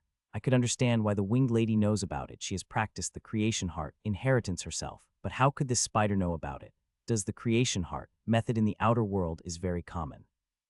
Unfortunately, you are going to die. Since our battle started, I had laid the foundation of attack, which now is ready to be launched. It said, which made me even more nervous, and I once again checked all my preparations. Let me give you a taste of the attack that is used in the real world. Even if it is extremely watered down, it is more than enough to kill it. Eversent piercing, it said grandly, and the next moment, I saw hundreds of spider nets unfurling themselves. The strings separated themselves from the nets and straightened up before aiming toward myself. Millions of strings unfurled themselves from the nets and pointed toward me. These strings are extremely thin, very delicate, but each of them possesses the power to kill me, and there are millions of them. I was shocked seeing such a scene, and my mind had got completely blown away by what happened next, and I understood why it had waited for this long to launch an attack. As if it had been strung in the air, it would have launched an attack long ago. As the strings on the air straightened up and aimed at me, millions of strings came out from the ground. Their number is huge, that they are much at 10 to 15 times greater than the strings in their air. As these strings came out, another change begins to occur in them. They begin to form a group and weave among themselves. If I am right, then the strings forming a group of 1,000 strings each, and these thousands of strings are weaving into very thin point spears. Within a few seconds, I found myself becoming the target of tens of thousands of pointy spears. The attack is grand beyond belief. I don't think even emperors could launch such a horrific attack. It is an army killer attack capable of slaying the armies of powerhouses, and now it is aimed at a single person at me. Horror on my face eased, and a smile appeared on my face now that it had finally revealed its hand. I could finally take a sigh of relief and deal with it. As for whether I will be able to successfully deal with it, only time would tell. It is not clear if this attack of yours is capable of killing yet, I said to the spider, and gentle wind moves my clothes a little. It is not the natural wind that ruffled my hair, but the move I activated. Rose petals have started appearing in front of me. Within a moment, hundreds of pink rose petals formed a sphere around me, spinning in gentle, slow motion, creating a beautiful scene. This time, I had lessened the number of petals even more in the rose protection. From nearly 1,000, I have brought down their number to 300. Seeing the cover of rose petals appearing, its dark irises have concentrated, but it did not say anything. The wave of spears have arrived on me. Ting! The first spear crashed against the pink petals with immense speed, and those who are familiar with my defensive method were expecting a deafening metallic sound, beautiful enchanting chime-like sound that is neither loud nor soft. As the think spear clashed against the petal, it crashed and turned to a powder of pink dust, which quickly floated away in the air. As a petal, it is perfectly fine. Ting ting ting ting. Not even a moment after the first strike, hundreds of them begin crashing across the protection spear of rose petals, creating a rapid timeline sound that felt delightful. At the same time, my defensive method finally shone its power. As the hundreds of spears clashed against the petals, the runes started to show on them. The runes not only shone on the rune, but there are strings of runes on could find between each petal that connected them, and all these runic chains formed a 12 big chains which are connected to me. This time, I had made a big overhaul in my defensive method, its performance against Hes Forest or lack thereof. I had not used my defensive move against the bone tiger, as I had known it would not be able to defend me against its powerful attacks. That time, I had decided to make a big overhaul in my defensive method so that it would defend me against the attacks of powerful kings. Ting ting ting, hundreds of spears crashed against the petals each moment. There would more than 300 spears clash against the petals, but they would still be clashed against the petals and not pass through empty space. To a normal person, the spear of rose petals would seem like spinning gently, but that is not the case. It is exactly the opposite of that. The spear is spinning at an extremely fast speed. I had made some tweaking in its formation so that it would seem like it is moving very slowly. There is no reason behind it other than being for the aesthetic sense who said power attacks could not look beautiful. Take this move of Spider. The wave of thousands of pink spears looked extremely beautiful. My defensive move is not aesthetically pleasing, but it also packed a punch, or I might have the power to take the powerful punches without breaking. Take these delicate pink spears. They looked quite pretty, but each one of them was able to pierce through the defensive shield of the common king stage powerhouse and killed it. They held such power not just because of the sharpness, speed, and power they have, but also due to the design that gives this ability. They are designed in such a way that when they crashed against the target, they used all their strength, every bit they have, which is why they turned into pink powder when they clashed against my rose petals. My rose cover is just as amazing. If I were to compare it with its first generation form, I would laugh out loud. This upgrade is hundreds of times better. Here on every petal, there are numerous formations carved. These petals are connected by the formation chain, which will immediately direct and divide any attack that came on the petal before absorbing it and strengthening it. When an attack is too powerful that petals could not absorb and covert it, the petals will transfer that extra energy to me through 12 runic chains that are connected to me, where my runes will immediately absorb covered it into raw energy before sending it back to petals to strengthening them even more. That is what is happening. The attack of hundreds of spears together is too much for the petals to deal with, and they are sending a huge amount of energy to me through the 12 runic chains that connected to me. As the huge amount of energy came, it would be immediately absorbed and converted by inheritance runes before sending that energy back to petals, which it will use for further defense. It seems very easy, but it is a very complicated process. Even the slightest mistake could make me explode like a balloon. The core of my defense is crystalline inheritance runes, which are beyond amazing. They could absorb a huge amount of foreign energy and convert it into the saw energy. If the smallest bit of this energy leaked into my body, I would directly explode to pierce. My runes are strong enough to take the energy of power mind blogging attack that could slay thousands of kings. Everything hands in a delicate balance. It could be said that I am using the energy harvested from the attack to defend from itself. The enemy itself is giving me the power to defend itself. Seeing me developing such a state-of-the-art defense smile couldn't help but appear on my face. As if not for this complex system that hinges on perfect execution, I would have died under the single spear. Taking such a powerful attack from such a powerful being is one of the proudest moments of my life. Seeing my creation perfectly defending against the attack, I couldn't help but feel satisfied with it. Ting ting ting. The spears continued coming like an endless stream, and my petals kept defending against it without feeling even a shake, just beautiful chimes. These chimes felt like a load of marble falling down continuously on the granite floor. It's such a beautiful sound, but like all things that end, the attack had also come to an end with the last few hundred spears striking against my petals. Still, the beautiful atmosphere remained. The pink dusk of spears have to create a beautiful environment, clouding both the spider and me, whose mouth is wide opened as it looked with an astonished expression. A textbook perfect execution of conversion, Even those who gained a nascent principle could not do much better. The spider praised before the emotion of fury and cruelty returned to her. That being and you have not left me with other choices. This will exhaust my soul, but I will gain it back what I have exhausted thousands of times if I digested what I have consumed. It said fury, and there is a slight unwillingness in its eyes which told me things are not as simple as it described. Ernie tide, I said loudly, and its body started to glow brightly. As for what happened after that was gasp-worthy, far more shocking than the millions of strings coming out of the ground. As the spider's body glow reached its peak, it collapsed. Yes, it had literally collapsed and transformed into hundreds of spiders that similar size as the delicate spider that was present in Crystal Sphere.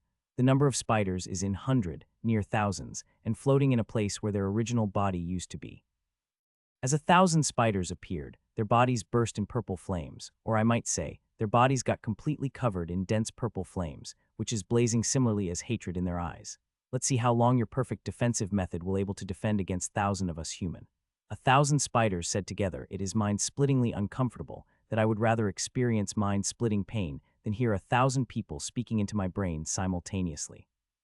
I would have delved on feeling for a longer time to think of a better way to deal with when I hear them speak next time, but I don't have time as 1,000 pink spiders covering in dense purple flames are coming toward me, intending to tear me apart. Seeing 1,000 spiders coming at me, a smile couldn't help but appear on my face. I had been waiting for something challenging, and these spiders are very challenging. I waved my hand, and all the 300 petals came back to me. I am not going to use my defensive methods against these spiders. It is too passive even for me. I am going to face them head on. First boost. I finally activated the first boost. As I did, thick energy begins to spread around my body, increase my strength by multiple times, but is far from enough to deal with these vengeful spiders. After activating the first boost, I poured a huge amount of energy into my sword and activated both of its enchantment of my sword at their full power. Simultaneously, 12 crystalline vines released from my back. All these vines have a very fine pointy edge that could pierce through anything. The non-stop healing of never-ending patience has improved my control a lot that now I could control 12 vines as my limbs. Though I could easily summon more than hundreds of vines, the quantity would not help much against these spiders. The slight surprise flashed on the eyes of the blazing spiders, but that did not stop their charge. It instead has made their speed even greater, that they have appeared in front of next second. Die human.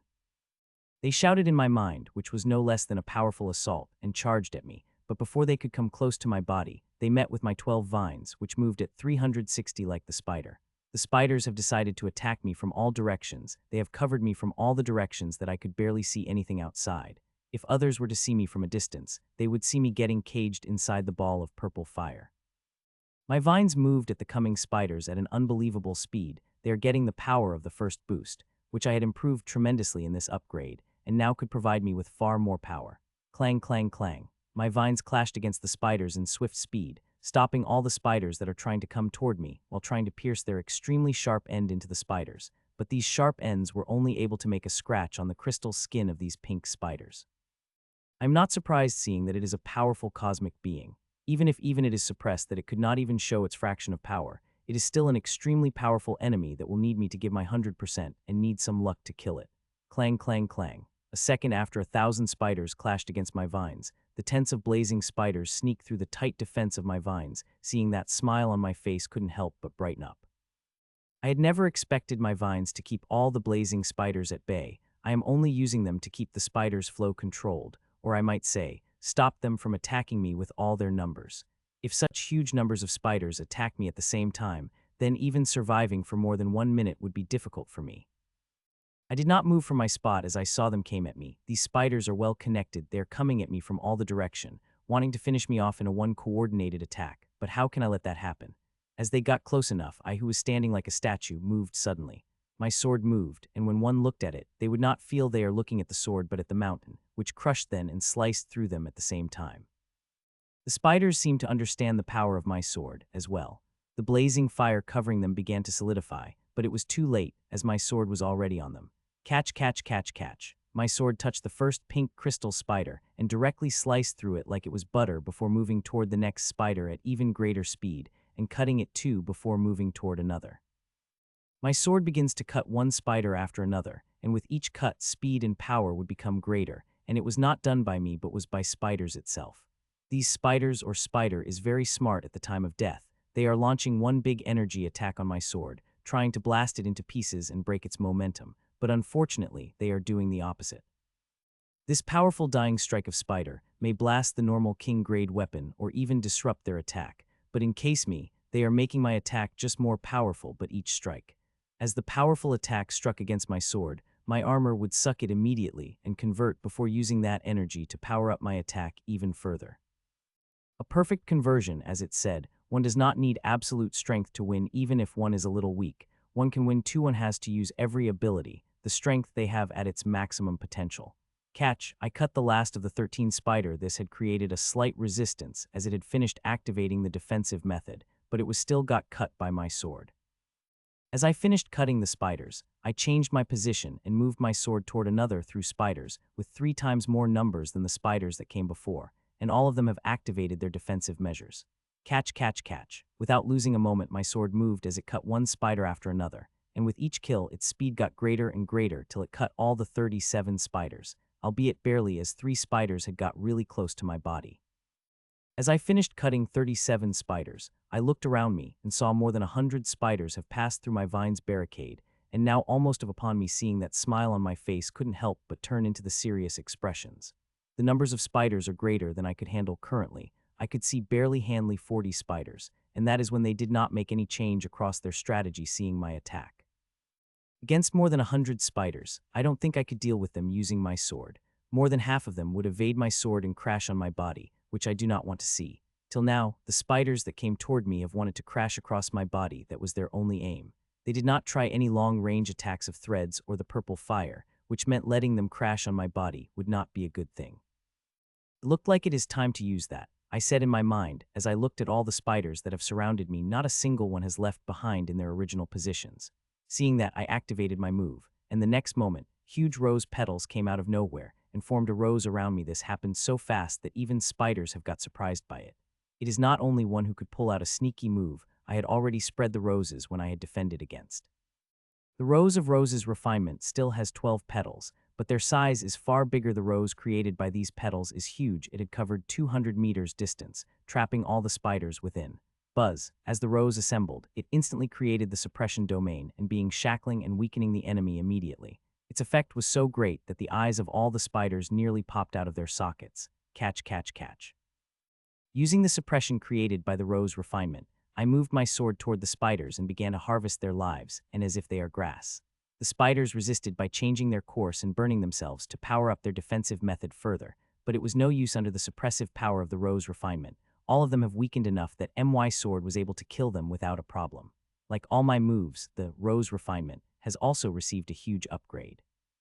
I have also overhauled its formation and added the weakening effect in the suppression, and it is working better than I had expected. The spider is a powerful being, and my domain was able to weaken the spiders to this degree is a big thing. This power is not only due to the amazing inheritance I am creating, but also due to my constitution, which is getting stronger every day. The painful practice I do every day is not only strengthening my body and soul, but also rousing up more potential from my constitution through everyday practice. My constitution is getting stronger and stronger every day, not to forget a small leap I get after every level up. As I had finished, I killed 109 spiders. I found there were no more spiders coming toward me. All the remaining spiders, and outside the range of vines, staring at me with hatred. Feeling their gaze, I couldn't help but shudder intently and felt like these spiders would do something. I wanted to attack them, but it would not be wise to attack the spiders in such large numbers. Human, it looked like I do have to sacrifice myself. I really did not want to do it, especially against an ant-like enemy that you are. The main body had spent too many efforts to create me, but to save the main body and get rid of the future trouble that you represent, I will sacrifice myself to kill you. Hundreds of spiders said calmly in my mind. Just as they did, the purple fire that is blazing around their bodies turned into the runic chains and began to connect among themselves. Before I knew it, I found myself caged in a sphere made of pink spiders which have runic chains flashing across their bodies. Goodbye, human. I hope you die so that my main body could finish its last phase, its recovery, it said, and this time there were no hundreds of voices but one singular voice. As it finished, the bodies of spider begin to shine at a crazy speed. I know it is self-destructing, and in a second or less it will explode. The first thought that came into my mind was to attack it, but soon my head of those thoughts. Looking at formation, I know I will not be able to break out of it in a single attack. I will have to face its self-destruction head-on, whether I want it or not. Seeing that, I did not waste any time thinking. I summoned hundreds of vines, as much as I could, and wrapped them around me. And at the same time, I summoned my defensive method and began to create as much as weakening effect I would using the rose refinement. Using so many powerful methods together has put immense pressure on my mind that I begin bleeding, but I did not have time to worry about that as my heart skipped the beat as the spider self-destructed. Boo! A deafening booming sound rang out as I felt an immense amount of chaotic energies crashed into me. The first line of defense was my defensive method. It lasted only a moment, but it had weakened the blast's power quite a bit. I have designed it this way that during the self-destruction, it will absorb quite a bit of power from the destruction. As my defensive method collapsed, the blast came at the cover of vines that have been surrounding me, vaporizing them at intense speed, and very soon, all the crystalline vines have evaporated, and the blast smashed across my armor directly. I survived. I said weakly. The blast was more powerful than I had expected, far more powerful, but I held on, albeit barely. I am extremely injured. There are injuries on every part of my body. My hairs to my toes, everything is injured. I have the energy to float in the air, is a miracle itself, as there no a single speck of energy remained in my body. I was checking up on my injuries when I suddenly saw my vision darkening, and a second later, I found myself back with both of my hands on the sphere, with runes covering sphere and me to every inch. My body is completely fine, but there was not the slightest injury on it, unlike a second ago where I was injured enough to die at any moment. The only thing that comes with me was tiredness. I am still feeling extremely tired that I want to sleep, but that will not happen for some time, seeing what is happening right now.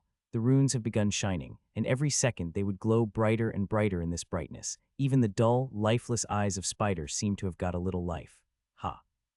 Soon the runes reached the peak brightness, and another change occurred in Spider's dull eyes, but I did not have to think for the reason. That is because the exact moment, I took a huge breath as a humongous amount of energy begins to enter my body through the runic channels.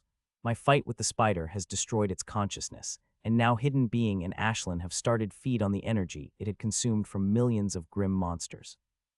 The amount of energy is coming at me from the spider is so immense that even with the protection of runes, I felt my body heating up under the sheer strain I am feeling. The energy is the physical and soul essence of one, and it is coming into my body at a furious rate. If not for having the runic protection, my body would have exploded with a moment.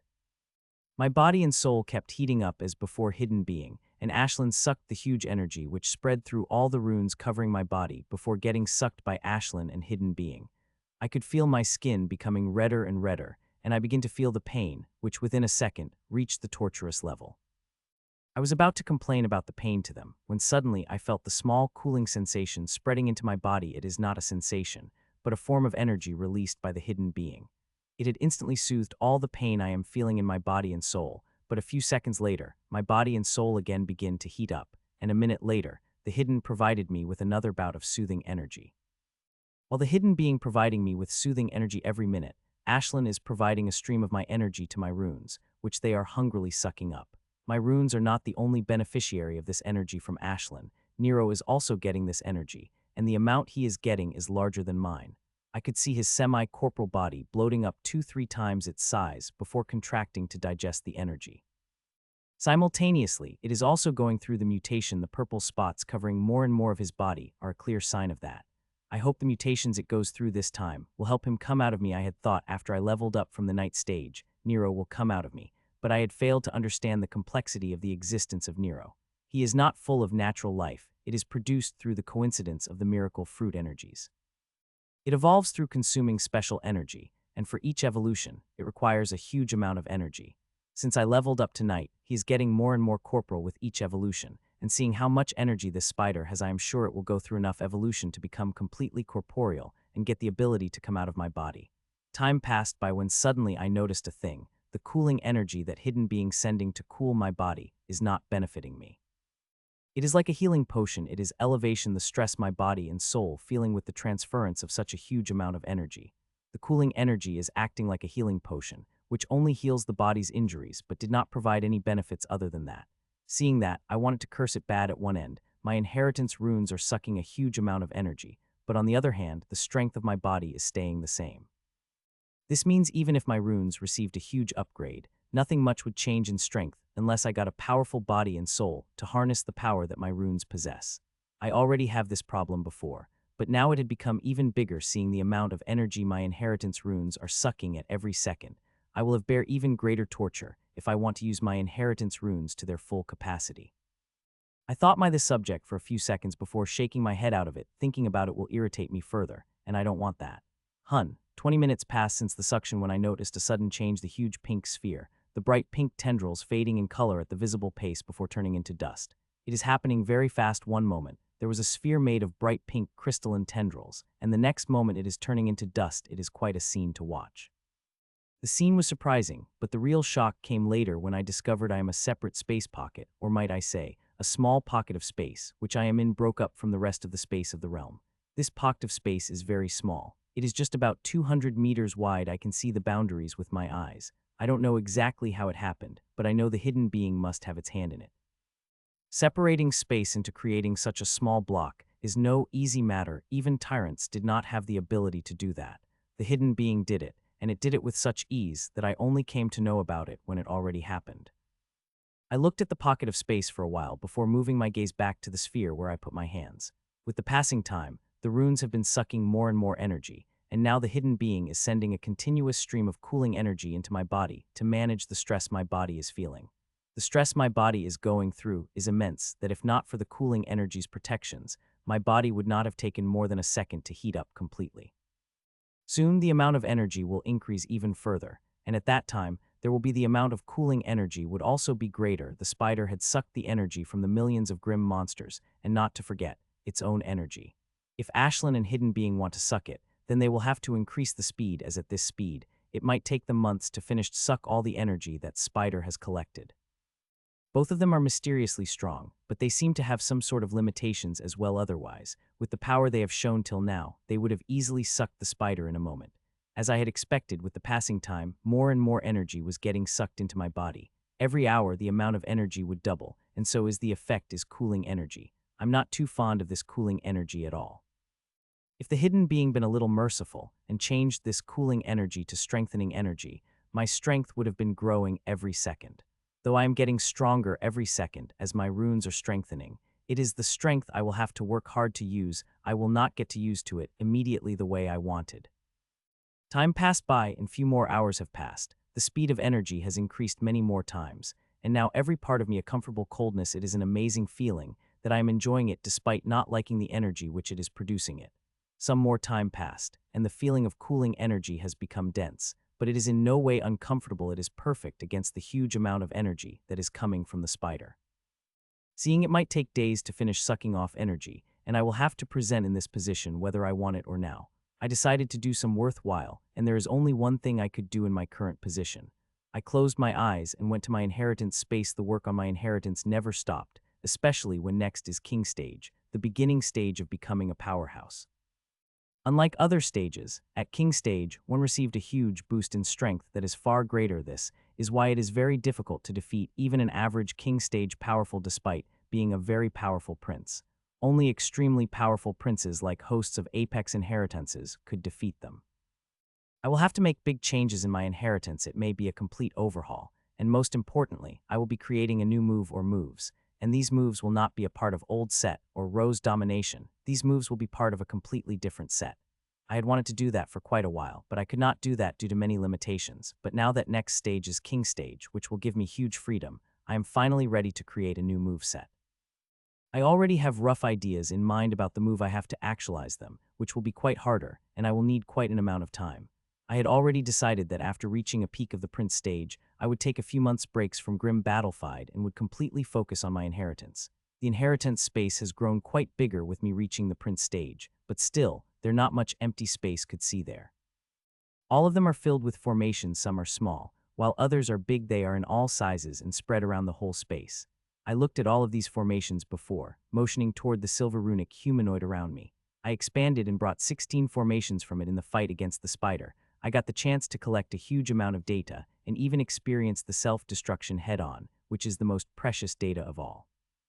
I've never suffered self-destruction so close and observed every aspect of it, from it breaking my defensive method to evaporating the vines that are covering me to directly hitting my armor.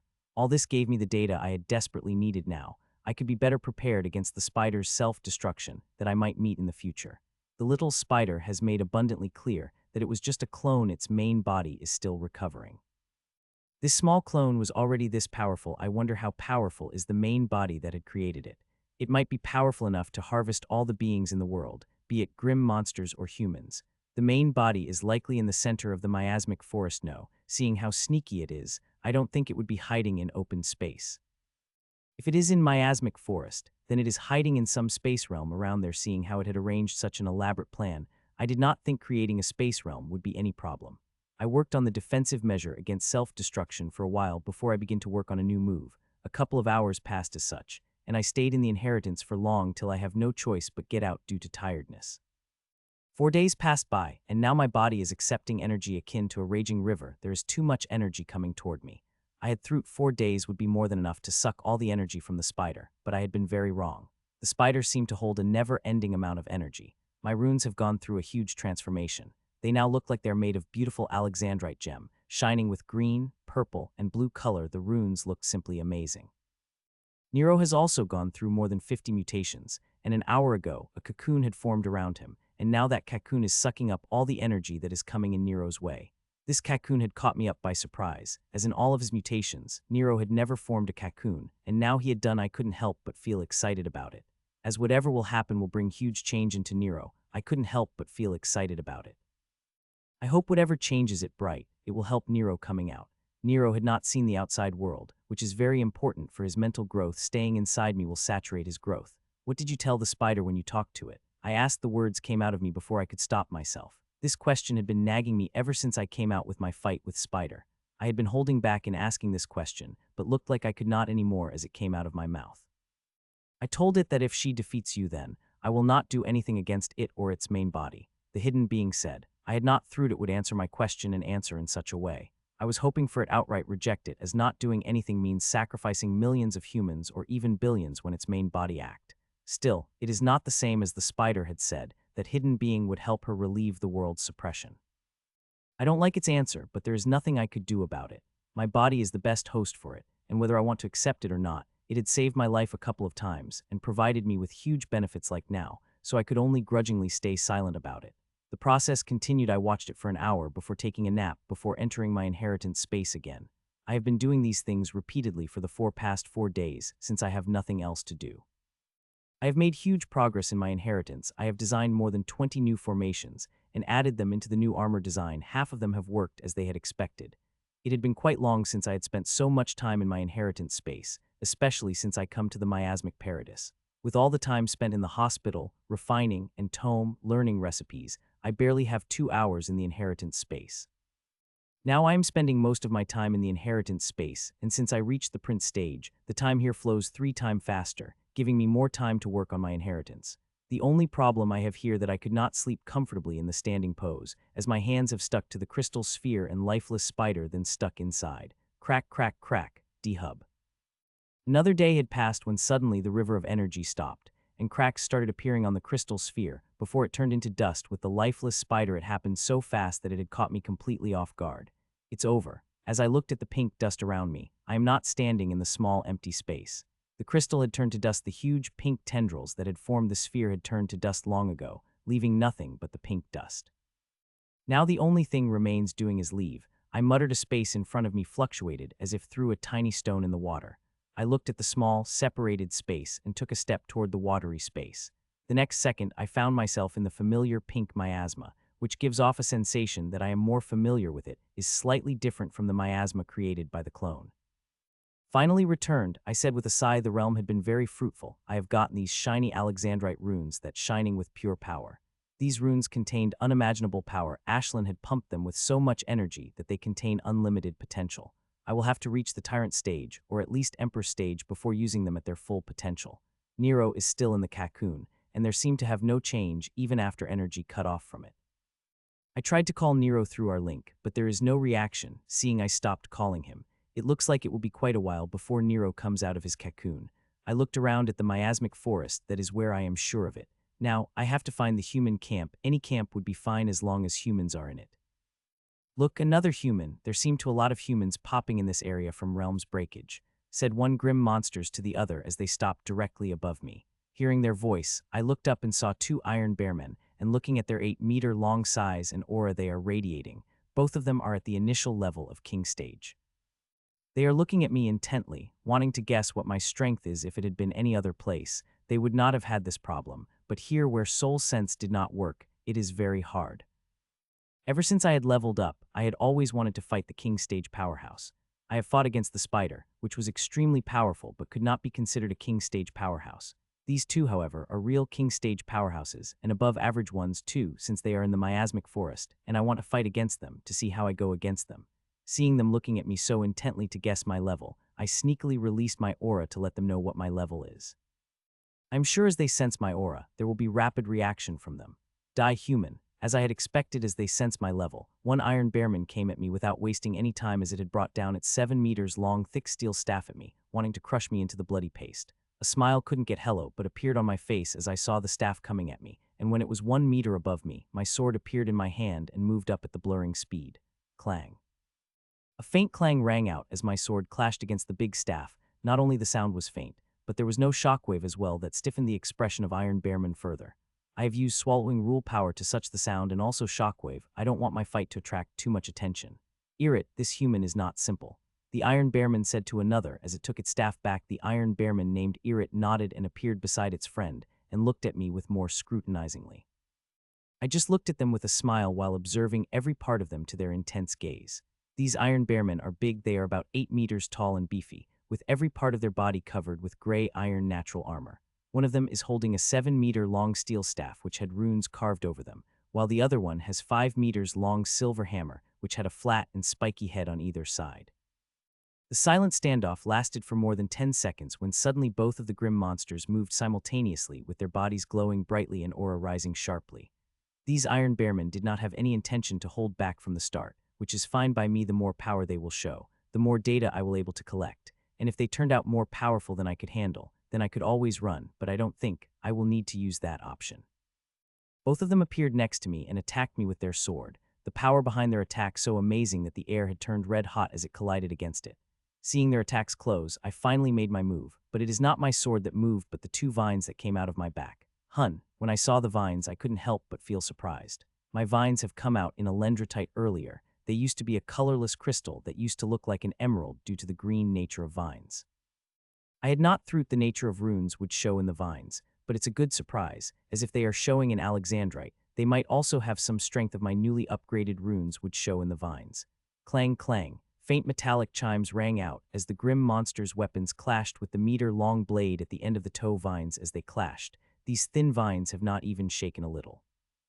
They just seamlessly transferred all the energy to my armor, which my newly improved runes did not take even a moment to absorb and refine into raw energy for me to use. With this clash, I could make a rough guess that the power of my vines have increased by at least 40 to 50, which is huge, not only for the rose vine move but other moves too, as all my strength is dependent on the runes, and if one move received advantage means every move have received the advantage. Till now I have not used any moves of mine except for rose vines, and now I can't wait to use the ones too. I hope these grim monsters are strong enough to bear it. I hope they don't lose too soon.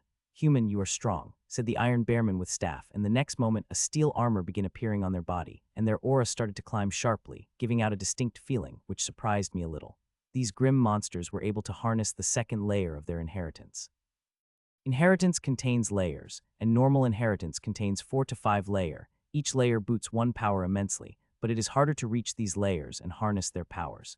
Most people needed to reach the king stage before they could harness the power of the second layer of their inheritance, and some kings even needed to mid or high level of king stage before they could harness the second layer. In less than a moment, identical steel armors appeared on their bodies. These armors are nothing fancy, they even look quite rusted, but feeling the power that is radiating from them, no one would dare to underestimate them. Human, let's see how long you will last now, said Iron Bearman with Warhammer as it disappeared from its spot and appeared left side of me and swung its Warhammer at me. At the same time, the other Iron Bearman with staff appeared right of me and attacked me with its staff as if it wants to make a home run out of me. Both of the attacks are extremely powerful, that seeing the power radiating from them, I begin to wonder if my vines would even able to contend against them. Clang clang, the Warhammer and the staff clashed against my thin vines. As they did, I thought these huge weapons would easily move my vines in a way and strike against my body with the power they are emitting, but to my surprise, these vines held.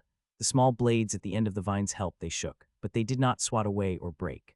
Though the vines hold, they had raging river force mixed with sharp blade like inheritance energy at me. This inheritance energy is so sharp if it had entered my naked body, it would cut me thousands of pieces which are smaller than the centimeters. It is the sharpest inheritance energy I've come across, but no matter how sharp it is, as soon as it touched my armor, it had got sucked by my runes before getting refined for my use. You have tried till harder if you want to beat me, I said and flung the 2 vines at them at the lightning speed. My vines moved toward them like a snake before they know it. They have approached the space of the Iron Bearmen and went toward their heart and neck. Clang clang. The grim monsters moved their weapons and on time and defended, but seeing their face, it is very clear they are fury angry about my attack. Steel Demon's fury.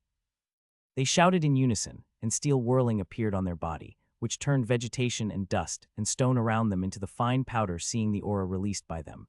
My mood couldn't help but turn serious.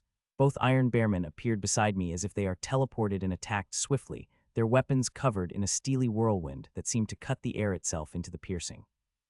The 2 attacks came at me, wanting to turn into the powder, but before their weapons could reach me, my vines have reached their weapons. Clang clang, my vines clashed against the weapons of the Iron Bearmen and directly pushed by half a meter. The attacks of its earlier were only able to shake my vines, but this time they have directly pushed them back by half a meter. They did not waste such God-given a chance and pushed toward me, but how can I let them take advantage of me? As they moved toward me, my vines moved toward them, and now the 2 vines have become 4 as the other 2 have come out of my back and moved toward the grim monsters like a poisonous snake. Clang clang clang clang. 4 vines clashed against the grim monsters' incoming attacks, and this time, they have stopped them on their tracks without giving up further grounds before moving toward them like a whip. Clang clang clang clang. My vines begin to clash against the grim monsters in earnest. I have lighted up runes inside me for greater power, and as I had expected, the runes have given me the boost of the 40, which is very great. The grim monsters are no slouch either, as I have increased the power of my attacks, so did they have increased the power of their attacks quite greatly that I had light up few more formations for more power. These Iron Bearmen are quite powerful, far more than I had expected. If the runes had increased my strength, I would have been fighting using my sword and the vines and getting pushed back. The second layer's power is great. I could feel the strength bubbling inside every part of these grim monsters as they try to pass the vine's defense to come at me, but my vines are like a vicious snake that would always strike at the weakest point.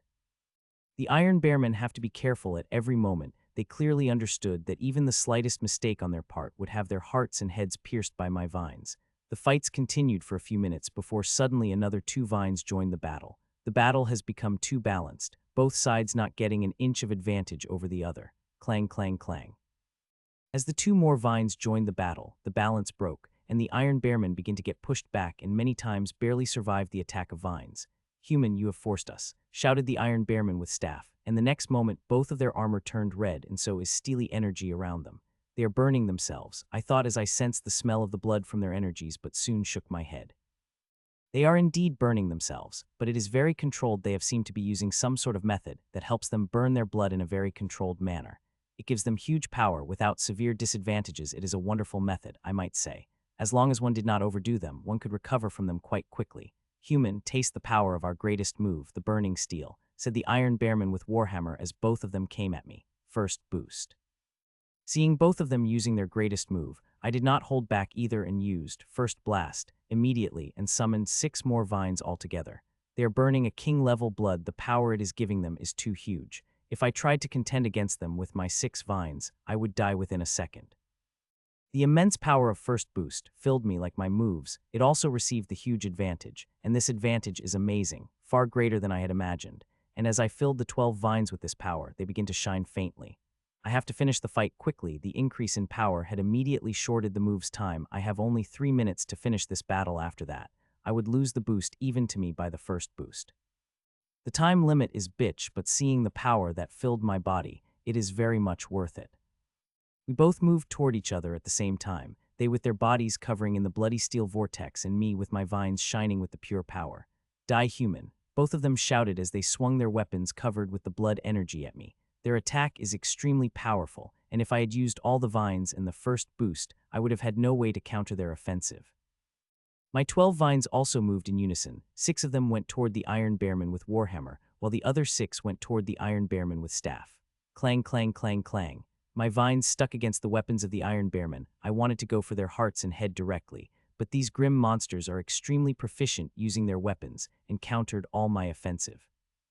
Both of them stopped in the middle without anyone getting an advantage, but inheritance energies of others attacked in full force. Through my vines, deadly combination force, inheritance energy, and blood came at me. It is 10 times more vicious than the earlier energies it had sent, but as they touched my armor, all of them got swallowed and converted into the raw energy. It's all happened in less than a moment. Clang, clang, clang. That was just a start, as after the first clash, our attacks have become even crazier, and we begin to attack each other as we are thirsty for their blood, which we are. If one looked at my eyes right now, they would see them, and they are moving as fast as the lightning as they are trying to record every aspect of the fight. I am using the full power of the killing aspect of my constitution and rule to find the optimum way to kill these iron bearmen, and I had found the way. I need to wait for a few seconds more. Let the grim monsters lost in the battle lust little more. As I looked at the iron bearmen, I couldn't help but overcome with wonder. Not only iron bearmen, but also of other grim monsters too. Every part of their bodies are built for battle. If one observes them enough, one will notice that they are completely built for the war, from huge bodies to immense physical strength. If not for having the homeworld advantage against the grim monsters, we would have lost thousands of years ago. It's time, I said a minute later, and suddenly all the 12 vines weaved in a group of 3, turning 12 vines into the 4, and these 4 vines moved toward the 2 iron bearmen with much faster speed than before. Both of the iron bearmen sensed the power of the vines coming toward them and moved their weapons in defensive formation with the limited time they have. Clang, clang. 2 of my vines clashed against the weapons, and as they did, the move on the weapons like a snake, while the other 2 went for the fatal spots of grim monsters. These iron bearmen may look dumb, but they are extremely smart. It did not even take a moment for them to understand what is happening. They begin to burn their blood without caring for the consequences, and pour that immense blood energy into the vines that are climbing their weapons, and binding it to place simultaneously. They have activated their defensive methods. If it had been before my rune has upgraded, I would have charred like beef with so much energy coming at me. Even my older runes were capable of sucking this energy. My body had too strong enough to bear the pressure of the energy that is coming toward me. Even now, my body is not strong enough to bear the pressure of the energy coming toward me. It is king-level energy. It is from the grim monsters who are accessing the power from the second layer of its inheritance, so that one could imagine the power of their inheritance energy. The reason I can take so much of the energy without getting charred is because of these newly upgraded runes. These runes are so powerful that they begin to release an energy field around them, which had nearly covered all my body.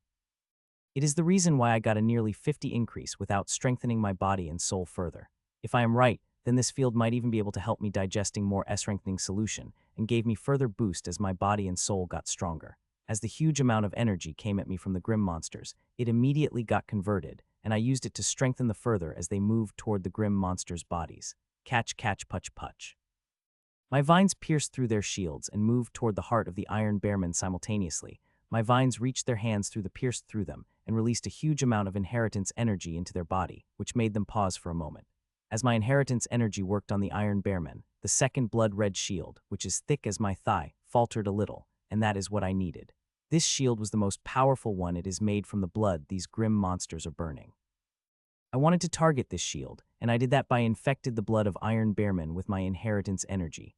Puch puch. With the blood shield around their body weakening, my vines with crystal blades at the end had directly pierced through it. Before piercing through their chests there was resistance, but it was smashed away by the combined power of my first boost and the strength I had covered from it.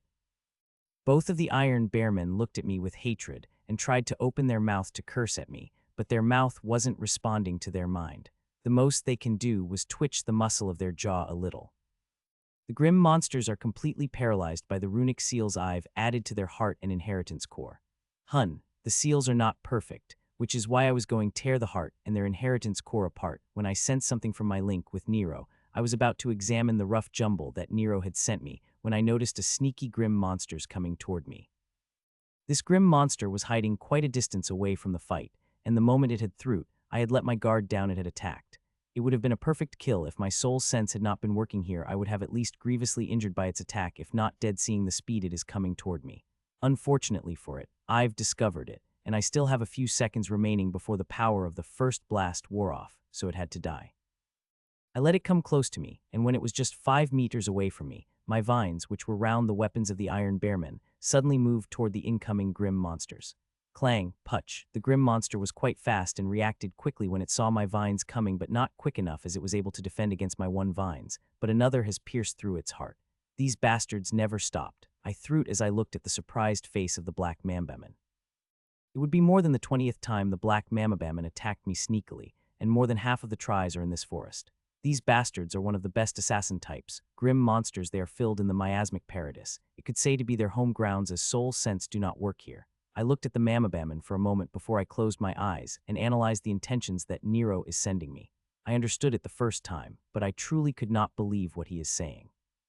I tried to contact Nero if he is sure of what he is saying, but I got no reply from him, other than asking me repeatedly to do one thing. As you wish, I said finally, and began to harvest trickle of energy from the grim monster and sent it back to me. As this trickle touched my body, something happened that was beyond my comprehension.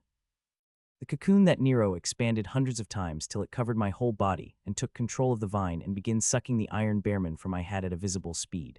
Fuck, I couldn't help but curse loudly when I saw 8 meters long sickly looked iron bearman getting sucked at visible. From gray color, it turned yellow before turning to host, and it's all happened within 5 seconds. D-hub. The iron bearman's husky body collapsed with its artifact. There was nothing remained of it, except for the dried husk. Nero had sucked the life out of it in mere seconds. I felt the horrified gazes of Iron Bearman and Black Mammonbaman. They are looking at me as if I am the most horrific monster they have ever seen. Their bodies are shaking in fear. Not only they are shocked, but I am too. Harvesting the life of the grim monsters is no simple matter, especially when it is a normal grim monster. Not to forget, I never took harvested energy into my body, which is extremely dangerous. It is one thing to absorb and convert the energy that grim monster throws at you, but it is a completely different thing to harvest and absorb the grim monster's energy. I can't even do that with special profession grim monsters. That is why I harvest them into roses. Consuming the energy of the grim monsters is like inflicting death upon oneself. It extremely corrupt energy. Even when hidden being and Ashlyn absorbing the spider's energy, which had harvested it from grim monsters, they have created a very powerful filter formation before taking it for themselves. I was in my thoughts when Nero again asked me to harvest energy from grim monster. I looked at another Iron Bearman looking at it horrifyingly and harvested a small amount of energy from it. D-hub. As it touched my body, the cocoon of Nero again swelled inside me and began to absorb the energy from the Iron Bearman. In few seconds, it had turned to dust. It had done the same with Black Mambaman. I looked at the husky dust of grim monsters, still wasn't able to believe that Nero had sucked them up within few seconds. Show this ability in front of others. I was just about to collect the storages and artifacts of the grim monsters when the voice of the hidden being rang inside me, wanting me to do this in front of others. Why? I asked back, and as usual, I got no answer from it, seeing that I shook my head and collected the grim monsters' stuff. These grim monsters are king stage grim monsters. They must have had huge stuff inside their storage. I am not disappointed. The storage of both Iron Bearman filled with stuff. There is so much stuff that my eyes begin to shine. With my runes upgraded to this degree, I will need a huge amount of resources. Every time I level up, I will not have to hunt many king stage grim monsters. Only then will I be able to satiate my need for the resources. I looked at the Iron Bearman's resources for a while, checking every one of them before I moved toward the storage of Black Mambaman, and I have to say this assassin-type grim monster did not disappoint me at all. Its storage has 5 times more stuff than that of both Iron Bearman together, and the quality of the stuff is also a little better. I was looking at grim monster's stuff when I noticed something and brought this thing out. I'll be damned, I said as I looked at the palm-sized cube in my mind. It is an essence cube, a special alchemical product that is crafted by the grim monsters. It is multicolored, but green and red occupied the most. It looked wonderful and has many use to grim monsters and humans too if they can tame the wild energies inside me. Most of the time, we dilute it through the special alchemic process before using it. Otherwise, the wild energies is made of will tear the humans apart. The essence cube is made from the essence of precious plants and monsters. I've heard that the process to make it extremely cruel, especially to monsters, but the end product is absolutely amazing. The essence cube I have in front of me, extremely precious normal king stage grim monsters could dream of having such a resource. The Black Mambaman would have made quite a contribution to get this cube. With this cube, it would not have to accumulate any resources to level up to the Emperor stage. I admired the cube for a while before I put it back into my storage and withdraw my consciousness from it after checking everything I've got from the grim monster. With that done, I begin walking again. I don't know where I am, and grim monsters were not friendly enough to tell me, so I will have to find it myself. I just have walked for a few minutes when I saw King Stage entering my range, and this time, it is not grim monster but a human one. Excuse me, I said as I appeared beside him. I kept my speed medium as I did not want to startle her. Many people have lost their lives in friendly fire. In an environment like a miasmic forest, one should always be careful when approaching others. Soul sense doesn't work here, and that made people very spooky that they will attack without a moment of hesitation if you startled them. The girl in front of the petite with dark skin and dark hair and looked quite harmless, but she is at high level of King Stage. If she were to attack me, all I could do is run away. I am no match against her. Do you need anything? The girl calmly asked as I stopped 2 meters ahead of her. Yes, I was wondering where I am. I had just appeared out of the realm, I said, hearing that a cautious expression on her face eased quite a bit, and her eyes flashed in the understanding. Oh, you must have thrown out of Broken Realms pieces. Most of the people thrown directly near the camps. Only a few thousand people like you have thrown away this far from the camps, she said. I finally heaved a sigh of relief hearing that. I had been worried about all the millions of humans. I know they have survived since I had defeated the spider, but worried about the location they will be thrown into. If it had been near the camps of the grim monsters, it would be a disaster for them, but nothing happened. The hidden being was considerate enough to drop them near the human camps. Here is where you are. There are several outposts you go through, she said as she opened the map and started to show my locations. Camp Otis, Camp Williamson, Camp Camilla, and few other camps are just a few hundred-some kilometers from here. She said. She highlighted the location of the camps. I opened my map on my HoloWatch for a clear look and closed it a few seconds later. Now that I know where I am, it is time for me to return to camp. I am returning to Camp Camilla. There are other camps that are near, but it is Camp Camilla which I am most familiar with, and I am going there. I sped toward Camp Camilla. On the way, I come across many grim monsters, including 2 King Stage grim monsters who got sucked by Nero, who will only suck the kings. I had tried with Essence of the Princes, but Nero seemed to think that beneath his standards, so he did no take it. I've not only come across grim monsters, but also humans. Some of them were lost as me and were thrown out of the realm not long ago. I've talked with them and shown them the way as the girl did. Finally, after 3 hours of layer, I saw the silhouette of the Camp Camilla, which I hadn't seen in nearly a month. Seeing it, my mind couldn't help but overcome with happiness. I've missed this beautiful city, especially the nights I spend here with Myra, whose memories I had been trying to suppress for so many days. I've not heard about her for more than a month. The last time I had talked to her was the night she received the purple command. After that, I had no contact with her. Even in the realm, I only knew she is alive, but those lists could not be trusted when it comes to people like Myra, who had important standing in her organization. News of such people was always kept confidential. Not seeing her couple of days, I couldn't help but think something had happened to her. I know that this is just a feeling and my fear is playing with me, but I still couldn't help but that. I controlled my emotions as I reached the city gates. Before I went inside, I have a feeling that I will meet her soon enough. 2 hours, this is how much time I needed to pass the gate. As I entered the gates, they took me to a separate building and began to question me. It is not only me that they are doing this to, but all the others who had come from the realm. It was a good thing I had talked to the humans outside, so I know all the answers to their questions. My experience was completely different from others. While others have gotten completely unconscious once the jelly enveloped them, I, on the other hand, survived that treatment and went to Tendril Spear and fought with the spider before helping Ashlyn and Hidden Being absorb all the energy that spider has. Ting ting ting. My HoloWatch burst out with notifications as the seal on it lifted, filled with hundreds of emails and texts from my parents, teachers, friends, and Myra. There are nearly 100 texts and emails from the Myra. Seeing those emails and texts, I wanted to talk to my parents and teacher, but I texted them about my safe return and promised to them in a few hours before I called Myra. Tring try. Her HoloWatch ringed, and at the second ring she picked it up, and her beautiful face appeared in front of my eyes, her face which I had missed so much. You have returned, she said as she picked up the call. I could see the tears forming in her eyes as she said it. Yes, I have, I replied, and a moment of silence appeared. It's not that we don't have much to talk about, it is the opposite. There is so much to talk about that we don't know where to start. Where are you? She asked finally. In front of your building, I replied. Instead of going toward my quarters, I directly come to hers. Come in as quickly as possible, she said, and I nodded this time. I wished I could fly to her quarters without entering the lobby, but unfortunately this could only be done in emergencies. I quickly went to the lobby, appeared beside the elevator, and boarded it as soon as its door opened. A moment later, the elevator begins ascending and stopped. 2 seconds later, it stopped on Myra's floor. Click. As the elevator door opened, I disappeared from it and appeared next to the door of Myra's quarters, which opened as I appeared next to it. Myra's face appeared in front of me as she opened the door. She looked exquisite as always, and now she is wearing the black pajamas that looked wonderful on her. I miss you. We said that at the same time, and the next moment our lips touched, we began kissing.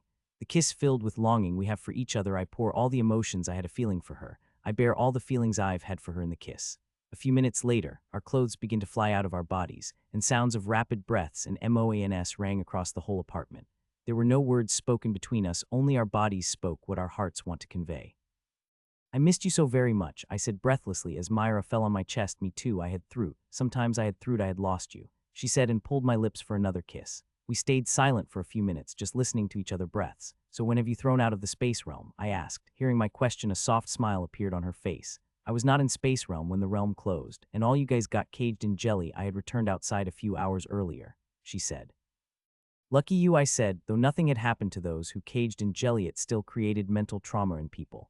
Nobody likes to feel powerless and lost sense of time for days in an unconscious state. It creates a trauma. I should be saying that to you. I have seen your contribution. It had topped all the kings and half of the emperors. There has never been a healer that racked so much contribution, she said with a smile.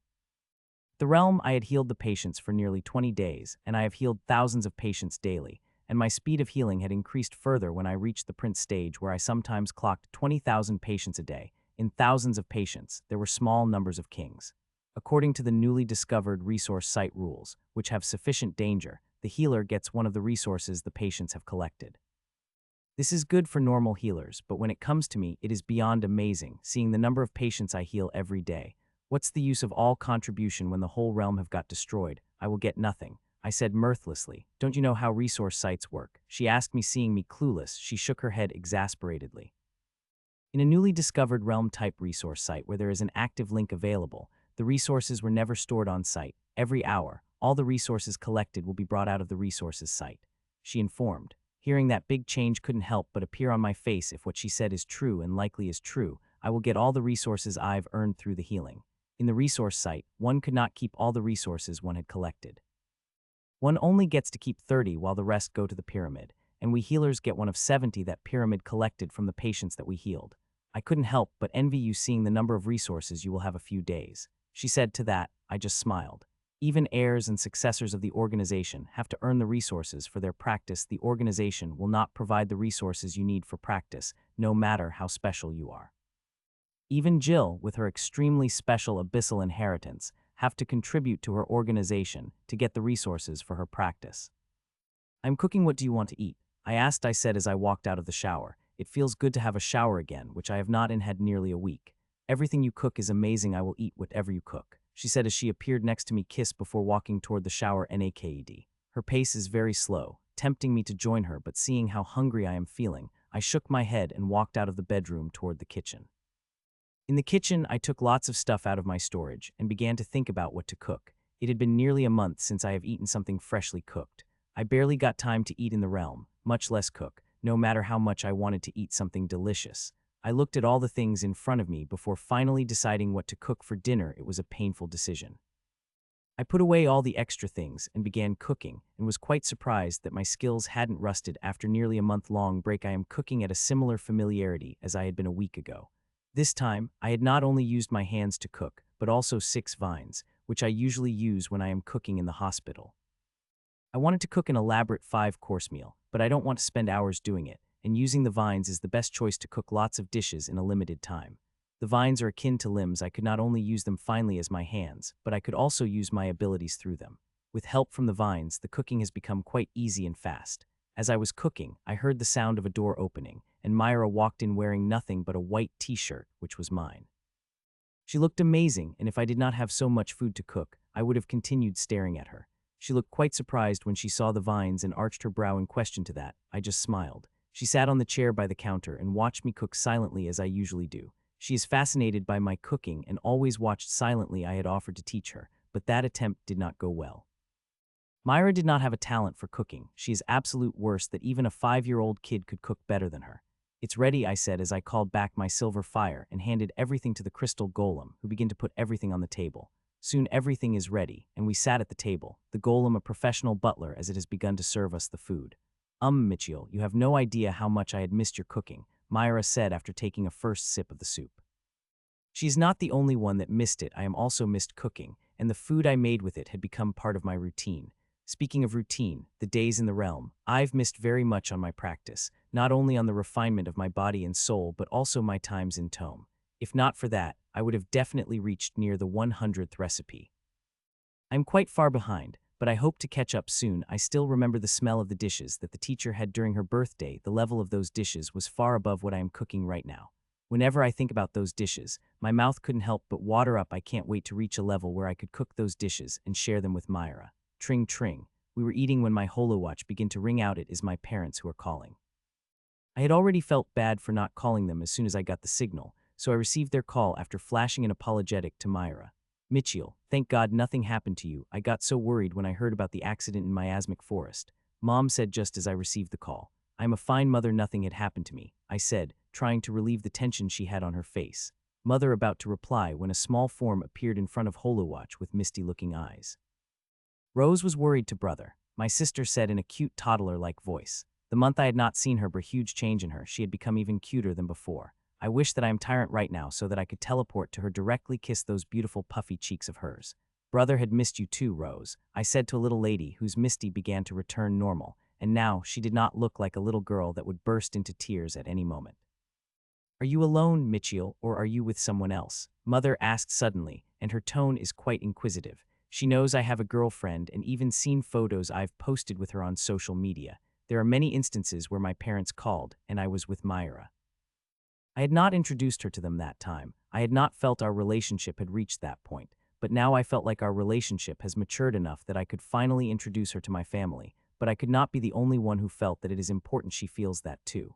I looked at her to ask her permission, only to see she is not on the present in her seat. She had disappeared from it. Nice to meet you. Mrs. Czar Mitchell has told me a lot about you.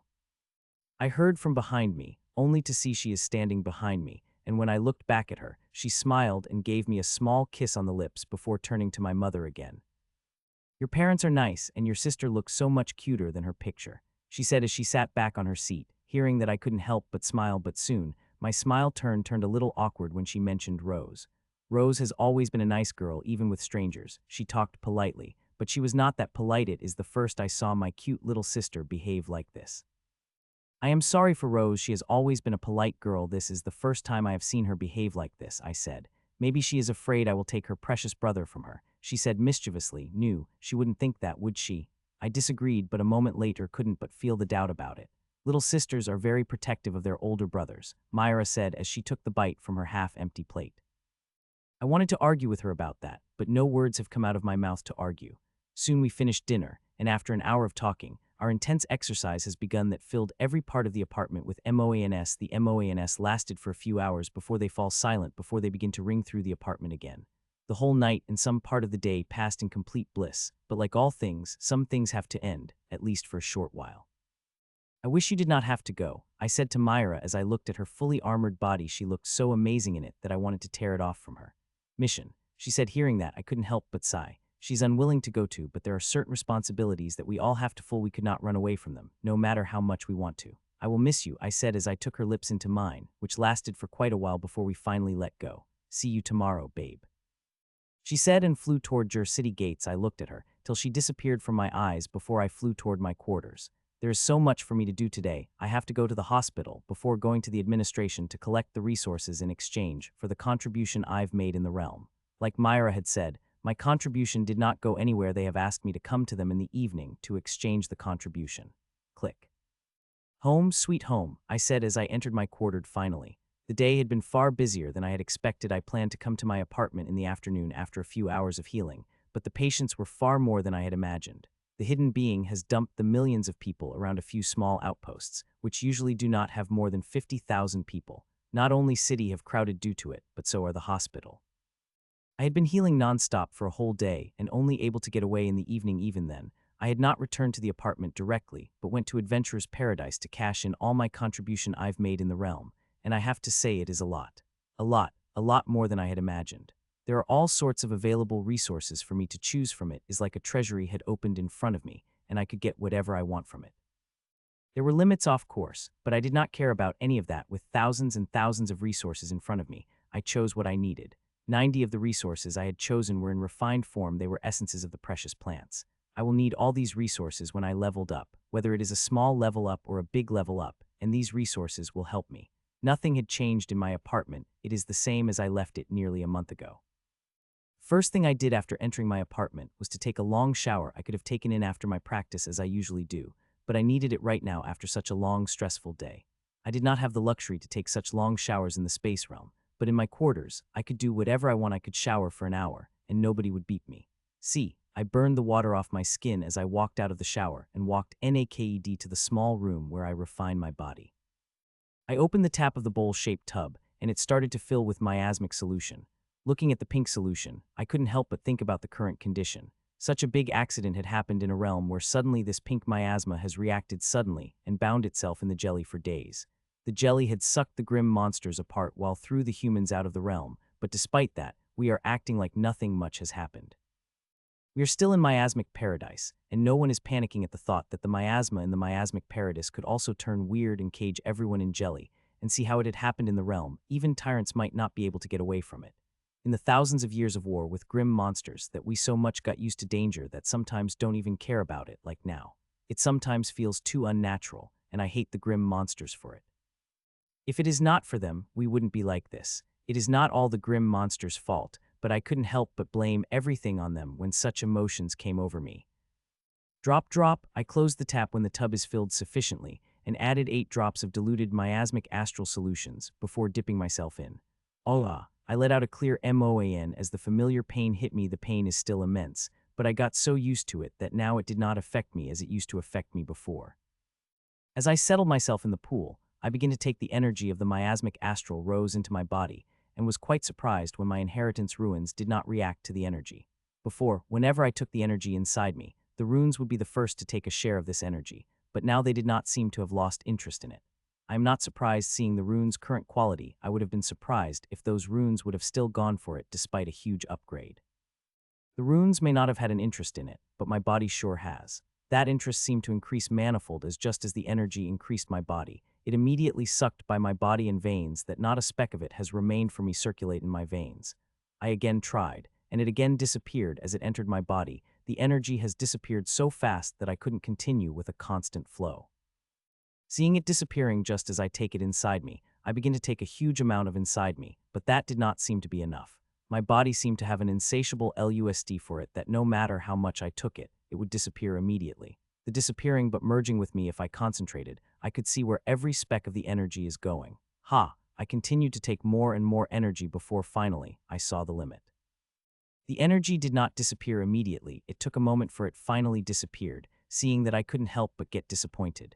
The ravenousness of the body is good for me. The greater hunger it will have, the more energies I will able to merge it with, and further, it will strengthen my body and soul and widen my veins.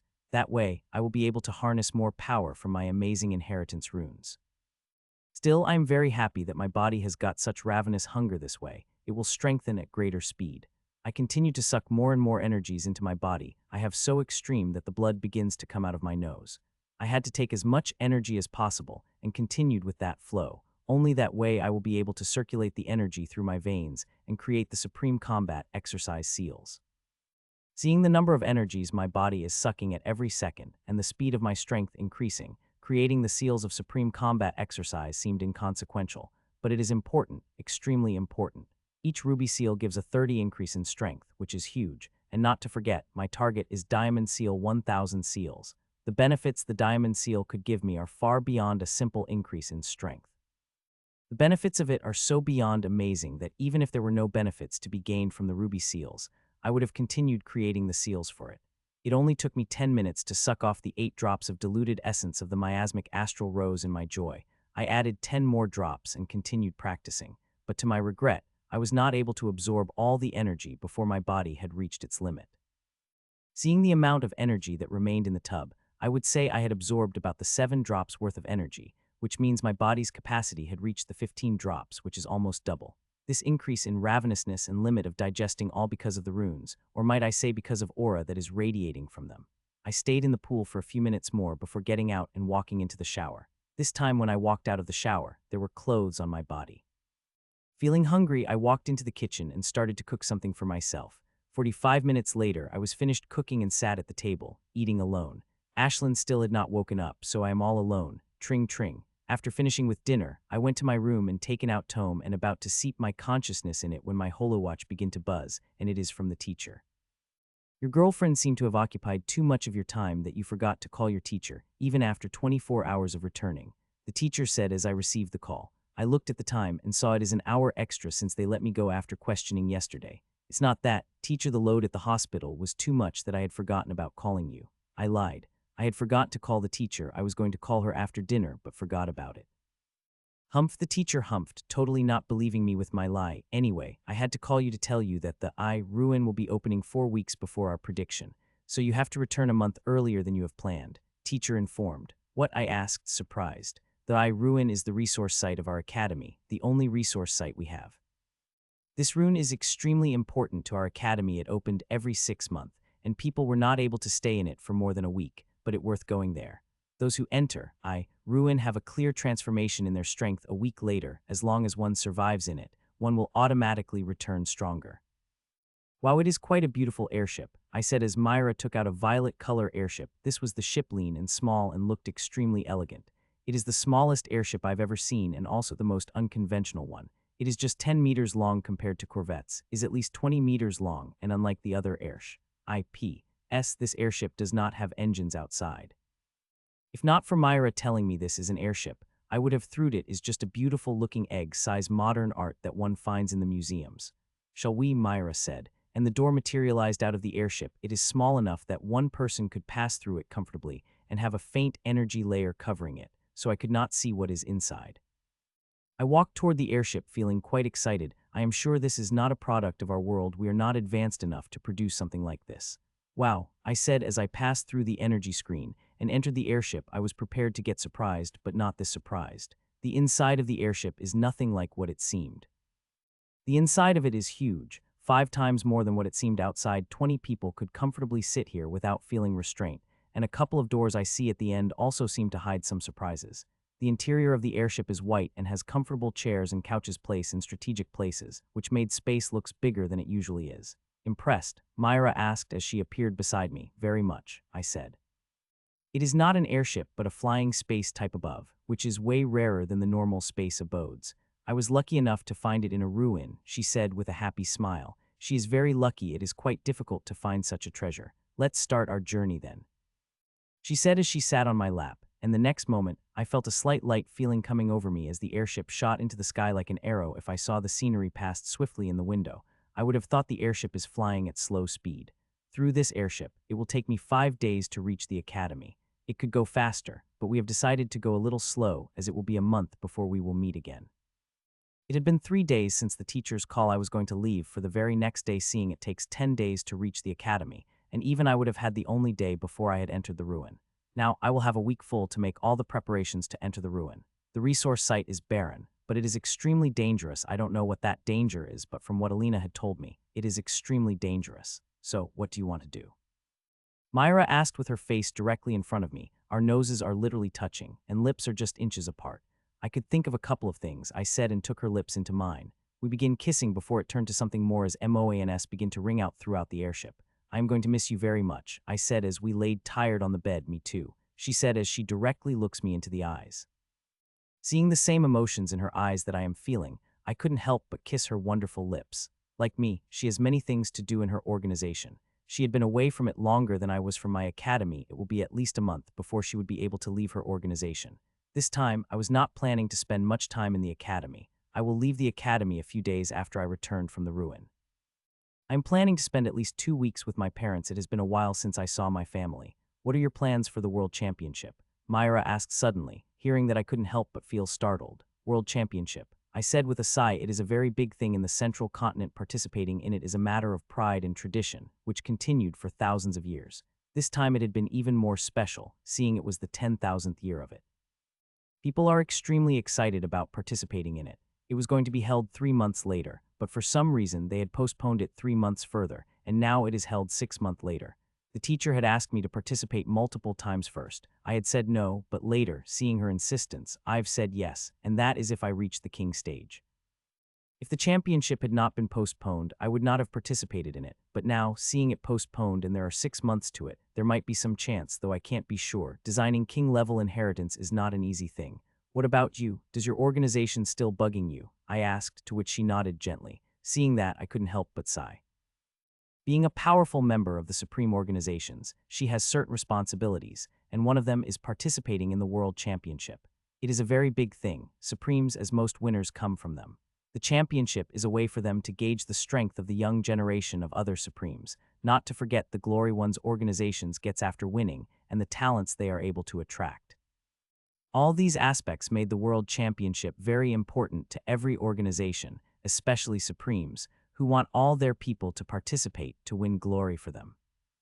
I will miss you so much, babe. Myra had said it 100th of the time, but this will be the last time the airship had reached the academy, and it is time for me to leave. I'll miss you too, I said as I gave her one last hug and kiss on the lips before flew out of the airship. She looked at me through it for minutes before the door of the airship closed, and it shot out like a rocket and disappeared in front of my eyes in a second. I had asked her to come inside the academy, but she had declined. I wanted to spend one more day with her, but unfortunately we have reached the academy. Thud, I landed in front of academy gate and walked inside it, and was let in without any problem, though I still have to show the proof of my identity. I am back, I said as I entered through the gates and saw the lifelike statues. I still remember the day when I saw them for the first time. I have got quite enthralled by them, and still do. The artist who made them was amazing. She had breathed the life in those statues. I bowed slightly toward the statues before walking toward the teacher's office. Flying would faster, but I liked to walk and see the changes that had happened to the academy. There was no much change. The academy looked just as before, having the wonderful combination of old and new architecture, and people that are coming and going out of them. Knock, knock. Half an hour later, I reached the teacher's office and knocked on the door. Come in, the teacher said from inside me, hearing that I opened the door and went in. There I found a teacher sitting alone in the usual chair. In front of her 4 screens are floating, each having a different thing on them. Teacher, I said respectfully as I took a seat in front of her. She looked at me without saying anything. I know she's using her soul sense on me, but I could not detect it like always. Her control is so fine that even some tyrants could not tell when she uses her soul sense. It is a thing I've heard from a few guests that had come to the teacher's birthday party. There is something different about you. I could not tell what it is, but I am glad you have it. You will all the strength you have to survive the ruin, she said as her gaze turned normal. Teacher, why is the ruin is so dangerous when it is barren? It is because of the weird cosmic energy there, I asked the teacher. The ruin's information is strictly guarded since it is a resource site, but some tidbits still got, like it is barren and having strange cosmic energy there. The teacher looked at me for a few seconds, and I thought she would not tell me about it when she opened her mouth. Do you know why we named that ruin ruin? The teacher asked. To that I shook my head. I have no about its name. The I stands for immortal. That was what's its original name, teacher said. Hearing that, I couldn't help but feel shocked, as immortal is not a word that could be easily used. This word helps a great weight. One did not use it without having a proper reason behind it. We called it immortal ruin because anyone that dies in it became immortal. They will be there forever, like the ghouls, never dying, no matter how many times you killed them, teacher said. Her words have shocked me again, and this time at even more intensity, as her words' implication is very deeper. If anyone who dies in it became immortal, then how many of those ghoul-like beings would be there? This ruin is in the hands of the academy for nearly 3,500 years and open twice a year. So how many people have died there, and how many have become a ghoul? The whole ruin will be filled with those. Hee hee, teacher seemed to have understood what I am thinking, and pearly laughter released from her. The ghoul-like beings are very dangerous, but you don't have to worry about them that much. Their number and strength depend on the special type of cosmic energy present in the ruin, which decrease like a tide. We will be sending you there when that special cosmic energy in ruin is at its lowest, teacher explained. Hearing that, I couldn't help but take a sigh of relief. Like every sane person, I fear ghosts or being similar to a ghost, and I don't want them ganging up on me when I reach their realm. Ting, I will send you the file about the realm. Read it in the privacy of your room, the teacher said as she sent me the confidential file. I talked with the teacher an hour more, with her inquiring about my days in the miasmic paradise in detail, like she usually does when I came back from the new place. A few minutes later, I flew to the lake house. It is just as I left it to be. It feels good to be back. With my current power and being a headmistress student, I could get a better place. Hell, I could get a whole lake to myself with the only lake house in it. There are several those places in the academy, but I did not. There is no need to change it. I like it here, and I have good neighbors with whom I could talk to if I ever felt bored. After freshening up, I lay on the couch comfortably before opening the confidential file that the teacher had sent me. I like to finish with it as soon as possible. The more I get to analyze all the information, the better my chances of surviving will be. A week passed by and the day of the ruin gate opening have come. The past few days were quite happy. My days were spent studying, practicing, and in the company of teacher and Alina. The teacher taught me a few hours every day. These lessons were extremely precious, especially for my healing arts. The teacher has vast experience, and her knowledge is immense. She had the answers to all my questions. Thud. You have come finally. Let's go. The ruined gate will open in half an hour, Elena said just as I landed in front of the Black Castle.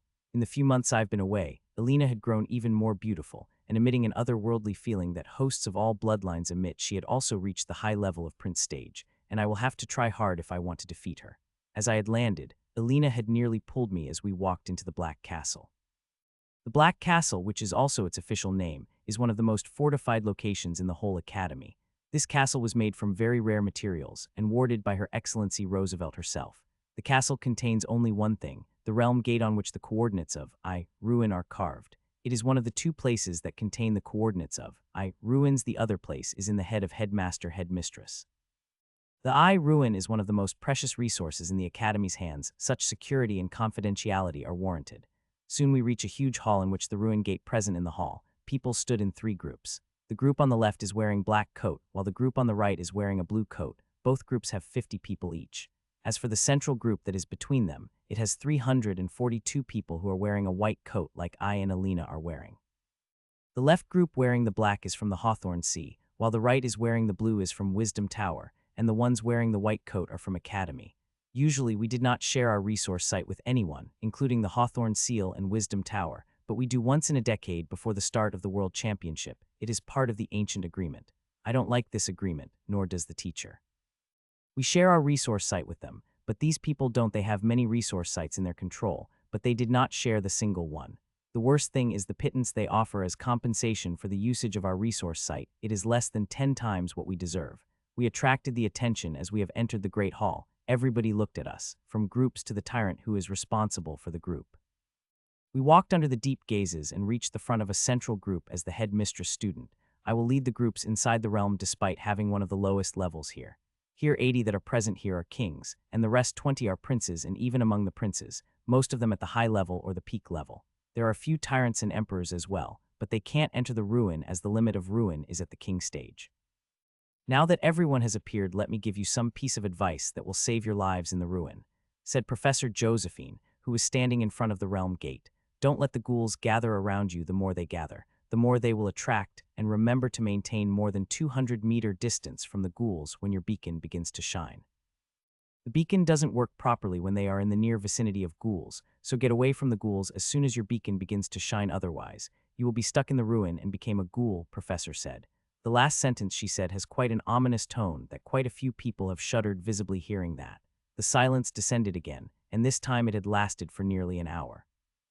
The ruin gate was supposed to open half an hour later, but ruin hadn't come to its position at the right time, so we had to wait. Buzz, the runic buzzed, and runes begin to shine on it until they have become blinding, and a minute later watery screen appeared on the ruin gate.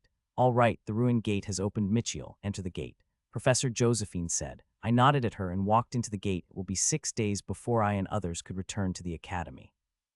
When I entered the other side, the first I felt was chill. It is not the cold's chill, which this realm is, but something entirely different.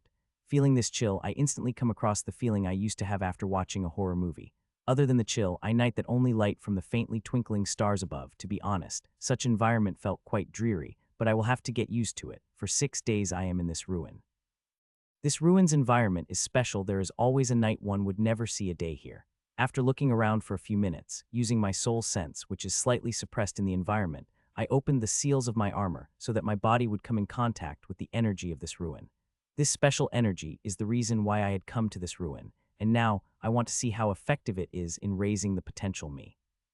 I hope it is great, at least greater than what the aura field around my inheritance ruin provides me. Otherwise, coming here would be completely wasteful.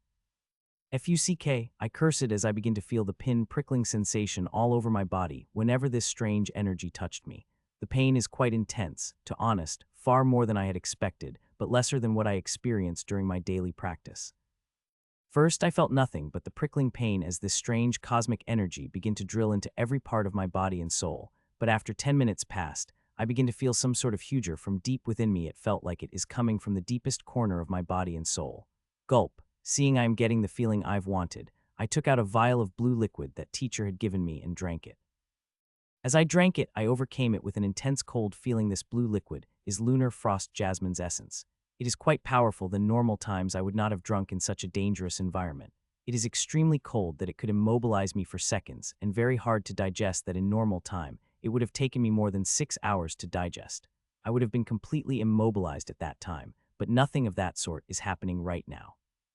I am feeling extremely cold, but this cold is barely impeding my movements, and the essence of Lunar Frost Jasmine, which one has to try hard as digest, is getting digested very easily.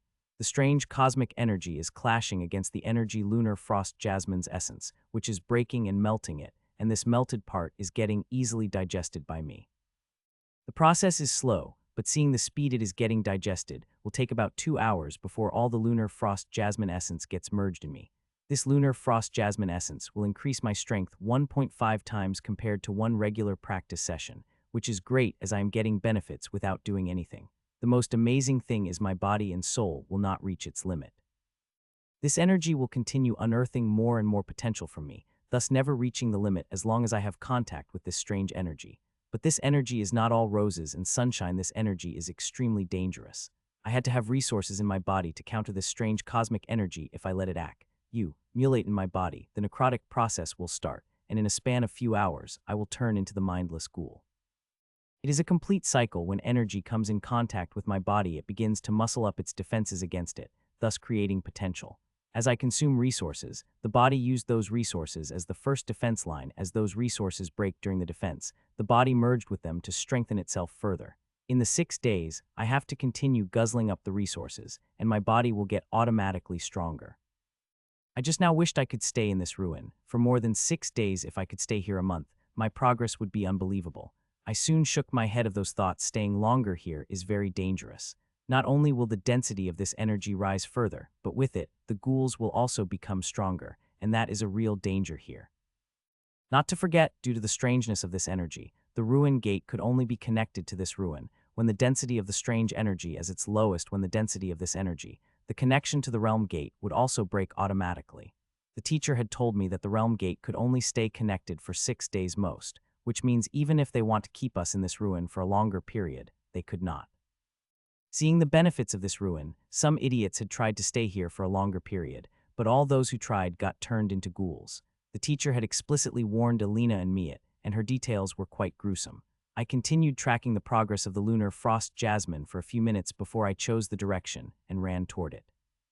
There is a way I could make this digesting process faster, and I to intensely exercise my body and soul, and the battle is the best way to do that, and not to forget, there is a precious resource that exists in the realm. I will have to find a ghoul for both of these things, and I will just that. Others will think this is idiotic. Even my teacher will think the same. The ghouls may be mindless, but they are exceptionally hard to kill, and the worst thing about them that they tend to attract their kind, which makes fighting them a very bad choice.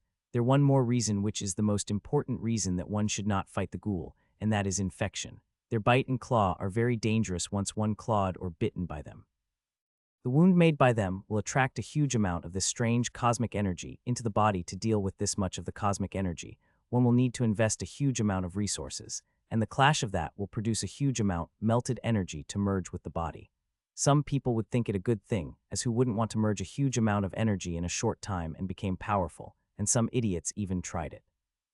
But doing that would be a very bad thing, unless you have a very strong body and soul to absorb that huge amount of melted energy, as most people have tried it and have exploded because there is more energy than they could digest. So in this ruin, one had to have a clear mind, not be swept away by temptation. If one does not, then there is death awaited them as the other shores. I continued running for half an hour when I began to hear faint sounds of fighting. Hearing that, I moved toward it. I am quite curious about the ghouls. I have seen pictures of them, but never seen one in reality and want to see them in person. It did not take me long to reach the fight scene, and what I saw made me dumbfounded and slightly angry. 2 humans are fighting, and are not fighting even seriously. Just one look at them, and one would know it is a mock battle. I don't know why I got angry, seeing it is one of the best ways to quickly digest the resources without facing dangerous ghouls. The Academy had suggested it officially. The battle is an exercise of soul and body. It does perfectly good work to speed up the digestion of resources. I took a look at their fight before moving away, seeing them already begin using the speed digestion method. I want to start soon as possible. 2. I don't want to leave behind by members of Supreme in resource sites of my own organization. An hour later, I had finally sensed something and moved toward it, and soon I saw a thing that I had been very curious to see. I finally saw a ghoul, and I have to say it is a walking horror. With the skin that looked yellowish with decay, blood-red eyes, and long and sharp teeth that humans should not have, it also has long naily claws that could tear through anything. Gah, it seemed to sense me, and the next moment I saw a blurring form coming toward me as it let out a weird roar. Its speed is extremely fast, way faster than I had imagined, seeing that I became serious. I do not want to get turned into a ghoul. By underestimating it, it will just take one good bite out of me to do that. It appeared next to me and attacked me with its claws. The claw of it has given me a very dangerous feeling. I know that I could not let this claw strike my naked body. As the claw came toward me, my sword is also moved toward it. My sword's speed is a little slow compared to its claw, but the feeling it is giving is very heavy. I had activated the weight enchantment of my totem artifact. Clang, my sword clashed against its claws, and I felt a shock I had not expected to feel. The claw was a speed attack. I not expected to have such heavy weight behind it, but it did. With the clash came a huge amount of energy attack, and I have to say the necrotic energy far more danger rounds than I had thought. I had madly attacked my inheritance energy and tried to infect it, and when my energy tried to burn it away, it immediately discarded it and came at me directly. I did not stop the assault of the necrotic energy, even knowing what I am doing is extremely dangerous, and I could pay the huge price for that, but I did not care. I wanted to see if my runes behaved the same with necrotic energies as they did with the rest if energies. Soon the dense necrotic energies reached my armor, and the next moment they got sucked by my runes before getting converted into the raw energy for me to use. Seeing it, a smile couldn't help but light upon my face. My runes are treating the necrotic energy like any other energy, absorb them, convert them. Now I have confirmed that I could fight this ghoul without any problem. Sizzle. While its necrotic energy got treated the same way as any other energy by my runes, my inheritance energy was not so merciless. It had burned it that bastard quite a bit. In the consultation with the teacher, I had modified my inheritance energy. It had quite burned, and seeing how it's charred the skin on its claw, the effect of the energy seemed to better than I had imagined. Gah. It screamed again, but all it came out the faint voice. I have created a swallowing field around us to suck off vibration, and sound that our fight will make. I don't want to attract unnecessary disturbance before I finished up the fight. Despite being mindless, it seemed to have sensed something weird is happening, and got angry. This time it did not scream, but its blood-red eyes burned like torches as it attacked me again. Its attack is far more powerful than before, but I am ready as it attacked. My sword also moved toward it, and this time my sword is no less fast than its claw and just as heavy as before. Clang, sizzle, a faint clang rang out as its claw clashed against my sword. The sound was faint, but clashed anything was faint. My inheritance energy had burned its claw further while its necrotic energy is already covered, and I will use it for my next attack. Clang, clang, clang. The madness in its eyes increases as it could not kill me within its previous attack and begin to attack me like mad. It had brought out so much power in its attacks that I couldn't help but got surprised again. I had read about these undead monsters being very powerful, but I had not expected them to be this powerful, and the thing is, this one is one of the weakest ghoul that is present in the ruin right now. The strength of the ghoul depends on the density of the strange cosmic energy present in the ruin. As the density is increased, these ghouls became more and more powerful. In this ruin, one had to improve constantly, otherwise, it won't take long for them to get killed by the ghoul and before becoming one, and this should also act as a warning to those idiots who had thoughts of staying in the ruin more than supposed time. Clang, another clash rang out, and this time the ghoul finally shook. In the past 3 minutes I have exchanged hundreds of blows with it, continued matching its power in every attack to see the limit of its strength. Its strength has far surpassed my estimation, but this time when it shook, I finally heaved a sigh of relief. It is a sign that it is finally reaching its limit. I did not want to see the super strong ghoul, as this will be the ghoul's weakest form. As the strange cosmic energy became denser and denser, these ghouls' strength will reach higher and higher. Clang, another clash rang, and this time the ghoul had shaken even more and nearly took a step back. Seeing that, smile couldn't help but appear on my face as I increased the power of my attack further as I swung my sword toward it again. Step, step, step. My attacks began to get stronger and stronger, and as they did, I started to push it back further and further. First, it was just one step, but as my attacks grew stronger and stronger, I began to push it back further. Than now I am attacking it before it got the time to stabilize itself. It had gone completely defensive. It wanted to attack as it ranged at me, but did not get a chance to do that. My sword did not give it any chance to fight back. It is time to finish it, I said, and a silvery yellow sheen covered my sword. I had activated the sharpness enchantment of my sword. Simultaneously, I had covered it densely with my silver fire and sunfire rune. Gah! The ghoul seemed to have sensed the danger as it saw my sword and roared, and that time's vines erupted from the ground and bound it before it could move further within a second. It had got completely bound, that it could not move even an inch despite having such immense strength. The sword of mine was just a decoy to attract its attention. The real attack came from vines. Once someone got caught by my vines, they could forget about escaping from it. There are 3 ways to kill the ghoul, the hardest one burning it. No ghoul, mad or not, will not let itself get burned. Though I do not have a problem burning it with it being bound by vines, I prefer not to do that as it attracts much attention with its burning brightly. The second way is destroying its core. I will not do that as it will destroy the precious resource, which is half of the reason I found this ghoul. Pachak. The third reason is decapitating, and that what I did. My sword moved at blurring speed and decapitated it in a single motion. As I decapitated it, its body turned to smoke immediately and disappeared, leaving behind a small black ball the size of an infant's fist, which I caught, not letting it fall on the ground. My eyes couldn't help but shine brightly as I looked at the core of the ghoul. It is made of extremely dense necrotic energy, and it contained a very powerful forging resource. I wanted to take out resources immediately, but I did not. I looked around before disappearing from my spot, and 10 minutes later, I stopped beside what looked like a huge boulder. I used my sword and carved a man-size hole in it before placing my abode inside, soon as small above appeared in front of me. I opened the door or the small abode, but crawling it inside, and a second later, I entered the big cozy hall that did not have a speck of strange cosmic energy. Normal abodes cannot ward against the strange cosmic energy, but space abodes do. They also have a limit. Once the density of strange cosmic energy has reached high enough, it can infiltrate space abodes. If people see my space abode now, they will think of me as an idiot. People in this ruin would use normal abodes on purpose to make use of strange cosmic energy to its max, but I used a space abode that completely blocked it. I did that for a reason, as the next thing that I do will not leave me in the best condition to fight.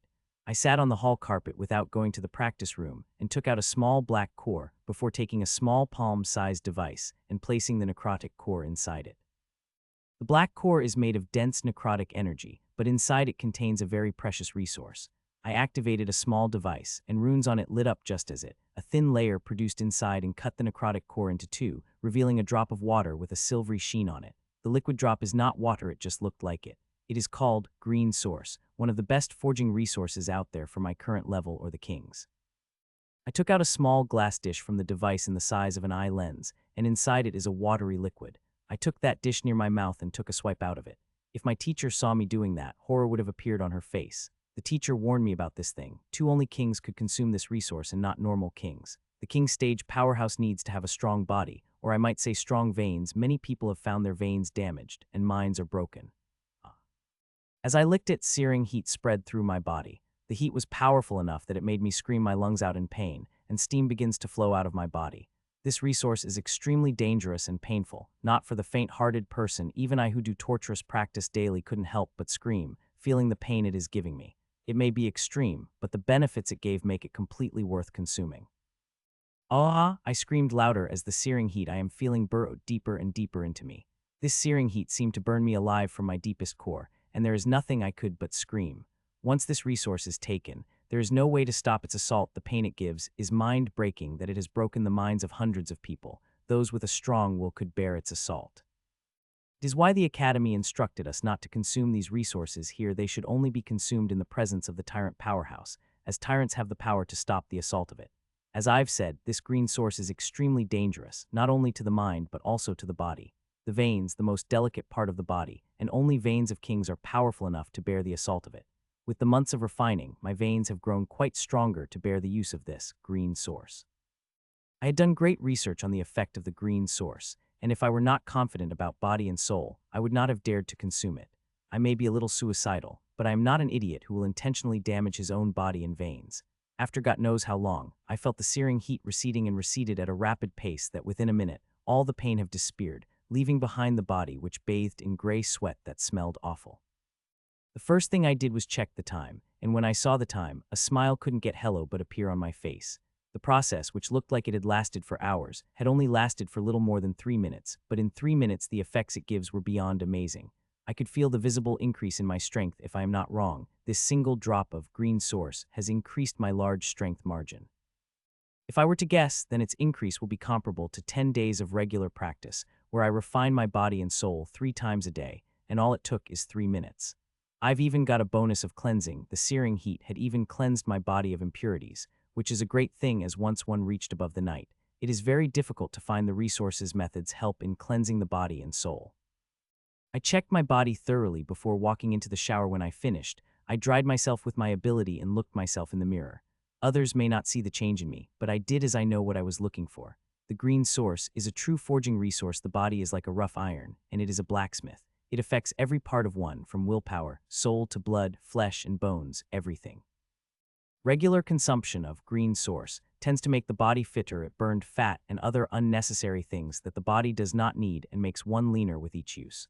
If one continued using the green source, do not eat properly, then one will find oneself getting thinner and thinner till skin started sticking up to the bone. This its advantage, but also its disadvantage. One more thing, if I stay focused enough during the consumption and circulate the energies of green source through my veins, I would get greater benefits than I am getting right now, but I don't think I will be able to do that. The pain is too great for my focus on anything other than saving myself from turning into a vegetable. After wearing clothes, I took out the food from my storage and heated it before eating. As I began to eat, I found my appetite to be greater than it usually is. Every week my appetite would increase due to my constant practice, and I would manage it by increasing the quality of the food I ate. When I began to eat a few minutes ago, I did not felt much hungry, but as I ate it, my stomach felt like a bottomless pit that continued taking swallowing whatever I ate. I ended up eating double than my usual take, which is quite surprising. It is not a matter of quantity, but quality. The food I ate is of king grade. Average princes would explode eating the food I ate, so when I eat double the food I usually eat, it became a big thing. After eating up and tracking digestion of the food for a few minutes to see everything is all right, I walked out of my abode before putting it back into my storage. Gulp, taking out another small vial from my storage, I drank it before flying up close to the ground. I want to find another ghoul for the green source, and also to digest the essence I had just consumed. I was able to digest the essence of lunar frost jasmine completely by the time my fight with ghoul was finished. These ghouls are great. They are not only good fighting partners, but also resources like green source, but I should not lose my focus in my LUST for benefits otherwise. I wouldn't know when I would get mobbed by the ghouls and turned into ghoul myself. Hour passed by, but I did not find any ghoul. Cosmic energy's density is not great enough for more ghouls to come out. It will take a few days before the numbers of ghouls to increase. Help, help, help. Another half an hour passed when suddenly I began to hear faint help cries. Hearing them, I increased my speed and moved toward them. A few minutes later, I reached the battle scene and saw two humans wearing white coats are getting attacked by the three ghouls, and they seemed to be in quite a bad condition.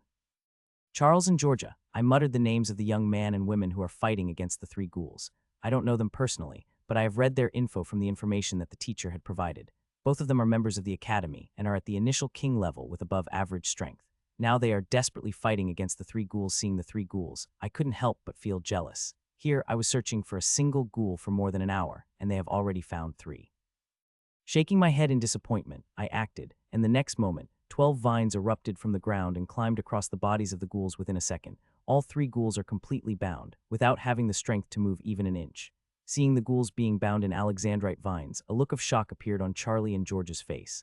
"Are you guys fine?" I asked as I appeared beside them. The shock on their faces eased, but soon surprise flashed across their eyes, seeing it is me.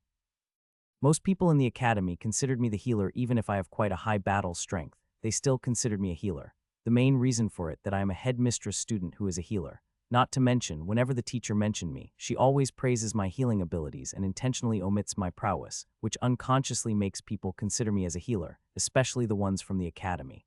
Pachak, pachak, pachak.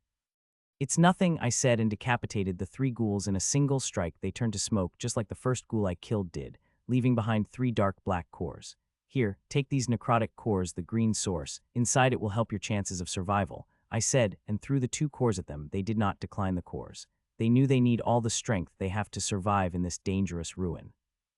One could not consume as much as green source as one wants. There is a limit to the green source one consumes, and this limit depends upon the green source that is present inside the necrotic core.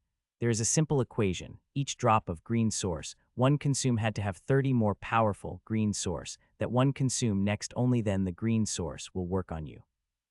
It is proven after doing thousands of experiments across thousands of years, and since the density of the strange cosmic energy increases every second by a little and increased about 20 a day, and since the density of strange cosmic energy is directly responsible for ghoul's strength, it means the next necrotic core that will be useful to me will be from ghoul that I will kill 1.5 a day later. It would have been much better if I could eat as much as the source energy I could and continued getting strong. If that would have been possible, then people would have been searching for the ghouls like crazy, doing all possible things to attract as much as ghouls possible. Still, without the source energy, the strange cosmic energy in ruin is more than enough to strengthen one. Now, I have to find the ghoul to find so that I could digest the essence sooner. This time I did not have to search for the ghoul longer. I had found it 10 minutes after I left Charlie and Georgina. It is a beefy one and looked more dangerous than the other ghouls I've fought till now. All the ghouls usually have similar strength, as their strength depend upon the density of strange cosmic energy, but sometimes there are some ghouls appear that are a little stronger than the other ghouls, and this ghoul seemed to be one of that. As I spotted it, I slowed down and walked toward it. A few seconds later, it craned its neck toward me at an unnatural angle before shooting toward me. Gaa, it shouted out loudly and came at me. Seeing that, smile couldn't help but appear on my face. I am confident of killing this ghoul in a second, but I will not do that. I want to fight it for a long time, so I could absorb as much as the essences I want. Clang. Its claw clashed against mine, and like I had expected, this one is more powerful than the other ghouls I've dealt with. Still, I am very confident in killing it with a single attack. Clang, clang, clang. While I did not plan to kill it soon, I am also not going to let it off very easily. My plan is to exert my body and soul as much as I can, so I could digest the essence sooner. For that, I will have to use my powerful attacks against it. As I attacked it mercilessly, I was also tracking the merging rate of the essence and became quite happy to see that the energy began to merge with my body faster and faster with powerful attacks. Each second more and more essence merged with me, making me stronger and stronger, and by the 14 minutes are over, I had completely digested the essence. Gulp. Seeing that, I took out another bottle of the essence and gulped down before I began to attack it even more ferociously. 22 minutes later, I finished merging with the essence and gulped down another bottle while continuing my fight with the ghoul. Clang, clang, clang. It had been nearly 12 hours since I had entered the ruin, and now I am fighting against 5 ghouls using both my hands and the vines. What I am doing is extremely dangerous, and not to mention, these ghouls had got stronger since when I came to this realm 12 hours ago, but the risk is worth it. Fighting against these 5 ghouls, I am under great physical and soul strain that now, I only needed a little less than 10 minutes to digest a small vial of king-grade essence. The strain helps attract more cosmic energy into me, which fights against essences and melt them to merge with my body, and now every 10 minutes, more and more essences are being merged into my body. Pachak, pachak. I continued fighting against the ghoul for 20 more minutes before suddenly binding the 2 ghouls with my vines and decapitating them. As I did, I ran away with Gaol chasing behind me madly. I could have killed the 3 ghouls too, but I did not, as I need them. 10 minutes later, I stopped and began to fight again with the ghouls. For half an hour, no ghouls will come after that. 1 or 2 will join in the next half an hour in this location. I will fight for an hour or little more before killing half of the ghouls and running. Pachak, pachak, pachak. Another 5 hours passed when finally, I have bound the 6 Gaels I've been fighting and decapitated them. I had constantly been fighting for more than half a day, and I begin to feel tired. These ghouls are quite a tough opponent, and made me quite when I am fighting a long battle with them. All tiredness worth it through the exertion I go through, while fighting with them makes digestion of essences faster than comparing to fighting with humans of similar level strength. Cosmic energy's density is greater around ghouls, and closer to them one gets in contact with that dense cosmic energy, thus making the digestion of the essence faster. After storing the necrotic cores, I moved away from the battle scene, found a safe spot to set up an abode, and went inside. As I entered the abode, my alert self finally relaxed, and armor had also vanished. I am alert every second when I am outside. Only in a place like this would I let my guards down.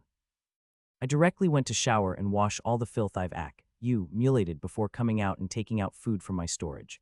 My appetite had increased again, which is not surprising seeing the improvements I have made in the past half a day. It is a good thing I had researched well and prepared food with all levels of materials. After I finished eating, I went to my bedroom and opened the control panel and adjusted a few settings. Just as I did that, cosmic energy flooded in my bedroom. Seeing that, I opened the 2 bottles of the essence and gulped the liquid present in them down before laying on the bed to sleep. This cosmic energy is not harmful to the body as long as a counter of it is present. I have drunk the 2 bottles of herbal essences. They would be enough to counter the cosmic energy. It is an extremely dangerous process. An academy had even prescribed the dosage of herbal essence to take when they sleep, as not everyone has the space abode that could block off this strange cosmic energy. I woke up exactly 4 hours later, freshened up, showered, and ate before walked out of the abode to start the new day. Another day had passed by, and I again returned, but this time not to sleep but to practice. And the half day had passed, and I had acquired the necrotic core from the ghoul that have 30 greater efficacy in green source than the first one I had consumed. The device again split open the necrotic core in a precise fashion, revealing a drop of watery liquid with a faint silver shine. The drop looked exactly like the one I had consumed before, but at closer inspection, one would see a slightly greater silvery sheen present in this green source compared to one that I had consumed before. I looked at it with a shaking hand before moving it toward my tongue, which is also shaking. The pain this green source gave had made quite a big impression on me, and remembering the pain I had felt last time, I really don't want to consume it. With shaking tongue, I swiped that drop off the glass dish, and the next moment, the drop had turned to a flood of energy and spread through every part of my body, giving me pain that is far greater than last time.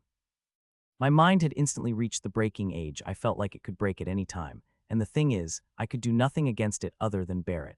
I wanted to use this opportunity to circulate the supreme combat exercise, but the pain too much for me to do anything else. I screamed as I bore the pain while wishing the pain to end soon, but it looked like God is in no hurry to accept my wish as the continued boring down on me. After what felt like hours, the pain finally started lessening, and in a minute it disappeared completely. When I looked at my holowatch, I saw only 3.5 minutes have passed, similar to that of last time, which is not surprising. Only pain and efficacy of the green source advance with time, not the time it took for consumption. It has been 5 days since I have come to this ruin, and I could not believe the advancements I've made in the past 4 days. My body and soul have been strengthening at an amazing rate. That is helping me harness more power from my wonderful inheritance runes. Seeing the progress, I can't but remember when I had actually thought of not coming to this ruin. It was when the aura surrounding the runes began to show its wonder in my practice, and for a second, I thought this ruin would not be able to help me practice than the aura. I have reason to think that as the aura had made my practice speed doubled, just like it had reduced the time I needed to consume the green source.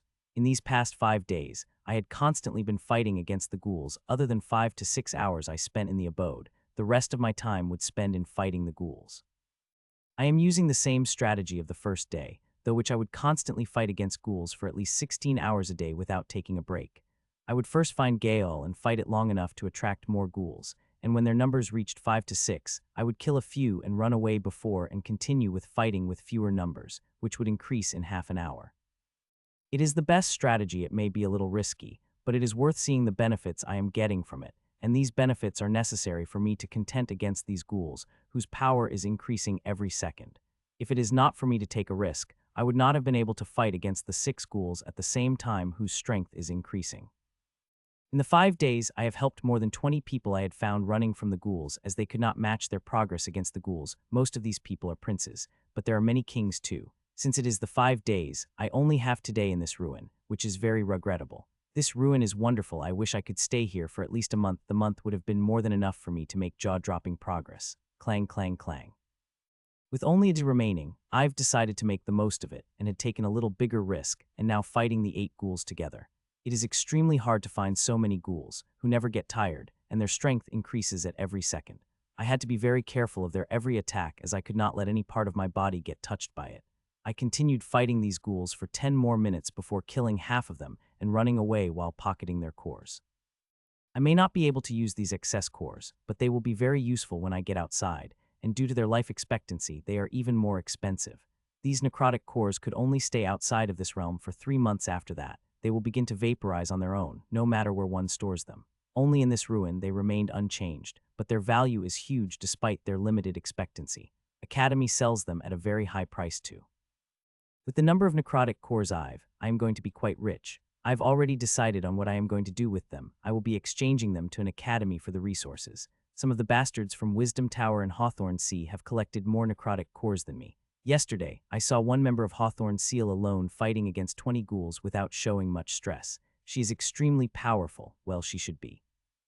She's not only a mid-level king, but also a host of Apex inheritance. Her having such strength is not surprising. I will have to work hard on my inheritance to create something that will surpass the Apex inheritances. It's good thing for the king stage. Half of the work had already been finished by my runes. Now I have work on designing the great inheritance. 15 hours passed by, and now only 2 to 3 hours have remained till the beacons shine and we were back from this ruin. I had decided to fight for 1 more hour before I stopped. These ghouls have a strange ability to disrupt the working of the ruined gate that is instrumental in bringing us back. One has to maintain at least 200 meters from them ghouls to have safe teleportation to the ruined gate, and I am willing to sacrifice 2 hours for it. Though according to the direction given by the Academy, we should stop fighting the ghouls 6 hours before the declared time of the coming back, but that is too much for one to sacrifice, seeing the value of continuous fighting.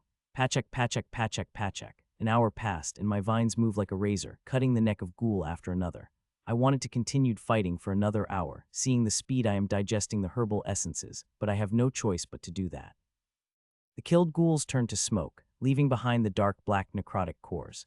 I could consume the green source present in these cores, since it has nearly 1.5 a day since I had consumed the last. But I will not do that as usual. I consume them in the safety of my abode, which I could not activate due to its interference with Ruin Gate. Space is a complete no-no. I will consume the green source when I return to the Academy a few hours later. Till then, I have to wait until the beacon bracelet I am wearing begin to shine and be careful of ghouls.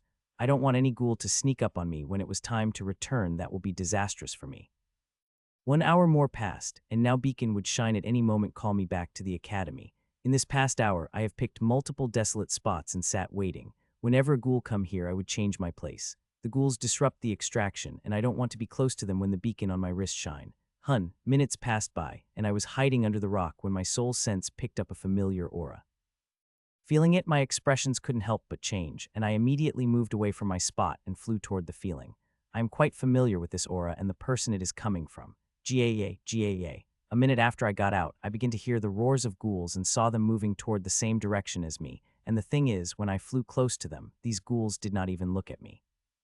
I first thought there is something wrong with the first ghoul and intentionally flew close to the second one, but to my shock, the second ghoul also did not look at me, and the same thing had happened with another ghoul. These 3 ghouls seemed to be moving toward aura with a single-minded focus that when I reached 5 meters close to them, they did not even look at me. It gave me a very bad and increased my speed and flew toward the source of aura at my greatest speed. On the way, I saw many ghouls that are moving toward the aura with concentrated focus. Seeing that, the bad feeling in my heart couldn't help but increase further, and I began to wish nothing bad had happened to her. Fuck. A few minutes later, I saw the source of the aura, and as I saw it, I couldn't help but shiver from my core and curse loudly. There I saw Alina covered in beautiful purple fire, fighting against the nearly 100 ghouls who are throwing themselves at her crazily, without caring about the purple blade that is cutting one ghoul after another. The current Alina is more powerful than I had imagined, but she's still not able to contend against nearly 100 ghouls who are crazily throwing themselves at her from every direction, including up and below. Her whole body is bloodied. There is no single space on her body that has not been bloodied, but despite that, she is fighting, and every second, her attacks are getting more and more powerful as the purple fire covering her getting denser and denser. Even though she somehow is getting stronger every second, she will not be able to hold out for long as more and more ghouls are joining in, attacking her as the intensity of purple energy increases, which is attracting more and more ghouls. Conforming it is Alina, I did not stop to think and flew straight toward her. If it had been anyone else, I would have stopped to think about it, but seeing it is Alina, there is no need to do that. Pachak, pachak, pachak. Second later, I reached above her, and 16 vines were released from my body and moved toward the ghouls, attacking her above and beginning harvesting their lives like it is cutting grass. My vines are moving, and so is my sword. Seeing my friend in danger, I did not hold back on using all my strength. In just a second, I cleaned away all the ghouls that are attacking her from above, and that is when I noticed a strange thing. As I killed the ghouls, their necrotic cores melted away and flew toward Alina. I had known she had bloodline, but did not know what king of bloodline it is. This purple fire that is covering her whole body is even more surprising, as to my knowledge she did not have a fire ability. Many times I had fought her, she had never revealed this purple fire of her. Thud, Michiel, Alina said in surprise as I landed beside her. Her face clearly shows she does not expect anyone to come to her rescue. What is happening? I asked, directly getting to the main point. It's my bloodline. It reacted when I had killed the first ghoul and began to attract the ghouls like crazy. I had been hiding in my space abode most of my time here, but when I got out an hour later, the bloodline had acted again and began to attract ghouls at even crazier rate. She said with deep frustration. One could understand what she is feeling. There are too many ghouls to kill, and new ones are coming every second. In just a few seconds, I began to feel the ghoul's pressure, and one time had got nearly clawed by the ghoul that came from the underground. Are you fine? I asked her totally. These scratches and bites may look gruesome, but they are not affecting me, she said, motioning toward the injuries on her body. These injuries are healing at a visible rate, but as they heal, new ones appeared on their places. Unlike me, who had 16 vines which I could control as my limbs, she only has 2 hands, which makes it quite harder for her to defend against numerous attacks that came at every second. If not for the purple fire covering her seemed to burn brighter every second, which seemed to increase her power, she would have died 100 times by now. But even brightening fire is her bane too, as the number of ghouls is increasing every second. I am killing tens of ghouls every second, but it is not enough to deal with these ghouls. Their numbers seem to be increasing faster rate than we can kill them. Can you do anything about your fire? I asked, to which she shook my head. It is out of my control. She replied. My mood couldn't help but worsen hearing that. The beacon could shine at any moment, and once it did, the extraction process will start. But under the presence of such huge numbers of ghouls, the extraction of us from this ruin will be near impossible. Gulp, gulp, gulp. I gulped down all the liquid inside the big bottle of herbal essence as I continued fighting. With me fighting such an extremely intense battle, I am draining essences like water. I had to drink essences continuously to survive against the strange cosmic energy of this ruin. Even a minute without the essences could start the process of turning me into the ghoul. I had drunk too much of essence, far more than my body could handle, and now it is injuring me inside. If it had been any other time, I would have felt worried about it, but seeing more than 100 ghouls attacking me every second, I am worried about injuries I am getting internally.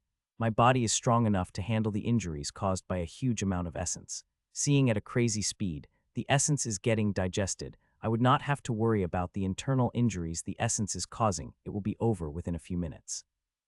In this intense, the herbal essence is getting digested at never-before speed. If it had been any other time, I would have been ecstatic about it, but not now. I am more focused on keeping my one eye on the beacon bracelet I am wearing. It could shine at any moment, and once it does, I will have to get as far as I can from these freaking ghouls for safe extractions. Can you now run away? I asked Alina, seeing the power she is showing. It will be easier for the runaway and maintain a few hundred meters distance than fighting like she is doing now. I can't, my bloodline isn't letting me, she said. Her voice is full of frustration and anger. The emotions she is feeling is understandable. If I had been in her place, I would have felt the same, especially now at the time of leaving. We continue killing more and more ghouls, but more ghouls keep appearing, building more and more pressure upon us. I wanted to curse those bastards watching from the sidelines. I could feel people's gazes. Most of them are just watching it like an interesting play. Only some of them are helping, killing ghouls that are coming in our way. If not for the help they are providing, the pressure on us would have been even greater. Still, the help they are providing is not enough. The numbers of ghouls are increasing at a much faster pace than we are killing them, and if this continued to happen, then it wouldn't be long before we get overwhelmed. Till now, I was somehow able to protect myself from the attacks of ghouls, but if their numbers kept increasing at a similar pace, then it will become impossible for me not to get injured. Unlike Alina, I do not have the protection of bloodline that would help. Once I get injured by the ghoul, the necrotic process would start, and that also one of the things that could interfere with the extraction, which means getting injured by the ghouls will be akin to staying in this ruin forever. It is not easy to stop the necrotic process. In thousands of years, there are only 6 people who were able to stop the necrotic process, and those who did have used a special process unique to their inheritances and bloodlines. Buzz, buzz. Half an hour passed by when suddenly the beacon bracelet I am wearing gave a vibration and began to shine in red. Seeing that, my expression couldn't help but change. The extraction had started, but I could not get extracted due to interference of ghouls. The beacon shining red means there is interference, and due to it, I could not get extracted. Only when the bracelet shines green would the ruin gate be able to extract me from this ruin. The extraction has started. I could already feel the gazes that were looking at us from the distance disappearing. Michiel, you should run away. With the numbers of ghouls attracting toward me, it would be impossible for me to get away, Alina said with a voice full of sadness. My expression couldn't help but turn serious when I heard, and I decided to use my trump card. All hope is not lost, I said as a smile appeared back on my face. I've been thinking about this scenario for quite a while and formed a plan. First boost. I activated the first boost, and immediately hug power filled my veins. Right after activating the first boost, I activated Rose Cover, and 12 small roses came out of me. As those 12 roses came out, they created a ring around us before transforming into petals and forming a rose that covered us fully. As the rose formed around us, I poured out as much as the energy of the fist boost I could in rose, and began to make it bigger. As the rose became bigger, it started to push back nearly 200 ghouls back from all direction. A look of shock appeared on the face of Alina, seeing me do that, as what I am doing is a simple thing. I am pushing back nearly 2 ghouls, which have the power of strength of a powerful king stage powerhouses. The rose begins to push back ghouls, but its speed is too slow as the ghouls begin to attack with their all. Seeing that, I begin pouring even more energy into the rose. The amount of energy is so great that my veins begin to turn red under strain. but I did not care. My goal is to push back the ghouls enough that the beacons would turn red and we would be extracted out of the ruin. Due to the immense pressure I am feeling, blood began to come out from my eyes, ears, nose, nearly every hole of my body, but I did not care for any of that as I kept pushing the ghouls back further and further. Mitch. I had pushed back the ghouls about 150 meters when suddenly, the beacon on Alina's wrist turned green, and she disappeared before she could utter my name fully. With Alina disappearing, I looked down at the beacon on my wrist, only to see it is still red. There is no change in it. Fuck. I couldn't help but curse loudly as nearly all my energy has drained in pushing back the ghouls, and whatever I have will be drained in less than a second, and that time I will be in real trouble. Fuck it. Seeing things have turned bad to worse for me, I cursed it out loud and called back Rose cover and spent toward the sky. I have less than 2 of energy remained in me, and I want to use it to make my escape create distance with the ghouls. As the reason why Alina was able to get away, and I did not, the answer is simple. The domain, it is which I had summoned, it is connected due to which the interference has occurred to my beacon. I shot through the sky the moment I called back my Rose cover, and that is what these ghouls seem to have waiting for, as they came at me in a frenzy within a moment. I am fully surrounded by ghouls from all directions. If I want to fly into the sky, then I would have to make the way. I will have to slay these ghouls if I want to escape, and it is a good thing I have prepared for them as 16 vines released from my back. I have to be quickie. I would only have a second to kill these before I had to call these vines back, as I would need to energy create the distance between myself and ghouls to get extracted. Pachak. My vines moved like Grim Reaper's scythe, slaying all the ghouls that are blocking my way. In less than a second, they have created a sizable hole through which I could pass through. With the way appearing, I did not waste any time flying through it. I just have to pass through it, and once I did, I would not have any problem creating the distance from the ghoul as I still have the power of the first boost in my body. I moved closer and closer through the hole, and soon reached the hole and passed through it. Seeing that, smile couldn't help but appear on my face, but the very next moment smile on my face stiffened as I saw a group of 20-something ghouls came at me from above and coming down on me. I don't know where they came from, but they have appeared, and I have to deal with them if I want to keep flying up. I would have changed the direction of distance between us had been greater, but they are too close to me, and their speed is too high for me to do that. Gaa. The ghouls screamed ear as spitting as they came with me. My gaze hardened, and vines again released from my back toward the ghouls. Each vine's usage cost me energy, which I don't much have. Pachak. The vines moved like vicious snakes and began repeating the ghouls' lives, turning them into the smoke and releasing the necrotic cores, which I did not even glance at. If it had been normal times, I would have used one vine at least collect the cores, seeing how precious they are, but now they are nothing to me in comparison to the prospect of getting out of this ruin. Pachak. My vines killed the ghouls, but there are too many of them, and they all hell-bent on killing me, and as some of them moved past my vines, and I used my sword to kill them, but that did not seem to be enough as 4 ghouls were able to reach very close to me. Pachak. Puch. Seeing I'm in danger, my sword moved at even higher speed and reaped the lives of 2 ghouls at record speed, but I seemed too late for the other 2 as their claws moved toward me and burrowed in my shoulder and waist, bypassing the defense of my armor. Shit. If it had been a normal injury, I wouldn't even look at them, as these claws not even able to burrow a centimeter inside my skin. Such injury would have healed within seconds, but this will not. Pachak. I killed the 2 ghouls that injured me and shot to the open sky, while hundreds of ghouls followed behind me in a frenzy. But I did not care about that. The only thing I care about is the 2 injuries to my shoulder and waist. I had sealed my fully that not a speck of outside energy could come inside me, and also begin to focus all power of healing rule and healing ability on the 2 injuries. My healing attempt seemed to have no effect on the injuries, as I could feel sharp searing they are radiating, thwarting any attempt to heal. Not only that, I could feel a sort of whirlpool forming over those wounds. I had read about what happened when that happened, and I am trying to heal those injuries, but all my attempts seem to be futile. I have to create distance from the ghouls before my injury reacted. Once it reacted, it would be impossible for me to leave the ruin, which will be good as dead. I am trying my all to fly as quickly as possible while also refining as much energy as possible, but I could feel the weakness coming over my body as the boost I got from the first boost begin to seep away. As weakness began to seep in me, ghouls seemed to gain ground on me slowly. The nearly 100 meters gap I had created between ghouls and me is closing rapidly, and injuries also begin to give me pain that I barely stopped myself from screaming. Fuck. Few seconds passed, and I cursed loudly with my voice full of sadness as injuries have finally reacted, dashing all my hopes of leaving this ruin. I watched as one person after another appears through the ruin gate, having a bright smile over their tired faces. I could understand the joy they are feeling. I, too, once felt the same thing when I came out of the ruin years ago. The benefits I've got that time had helped me big time. More and more people came, but I did not see my daughter and student among them, which made me a little worried. With their power, no danger should come to them. Still, the nagging sense I am getting making me feel something bad had happened, and that is me really worried. My intuition had never given me a wrong feeling. Don't worry, everything would be fine, Josie said, reading worry on my face, and just as she said it, I saw my daughter walking out of the ruined gates, with her body covered in a dense purple fire which immediately attracted the attention of everyone. Just one look at her told me she is a fine and purple fire covering her, helpful for her. The appearance of fire means her bloodline had finally begun the atavism. I was feeling ecstatic for my daughter when I noticed her expression, and my heart couldn't help but skip a beat.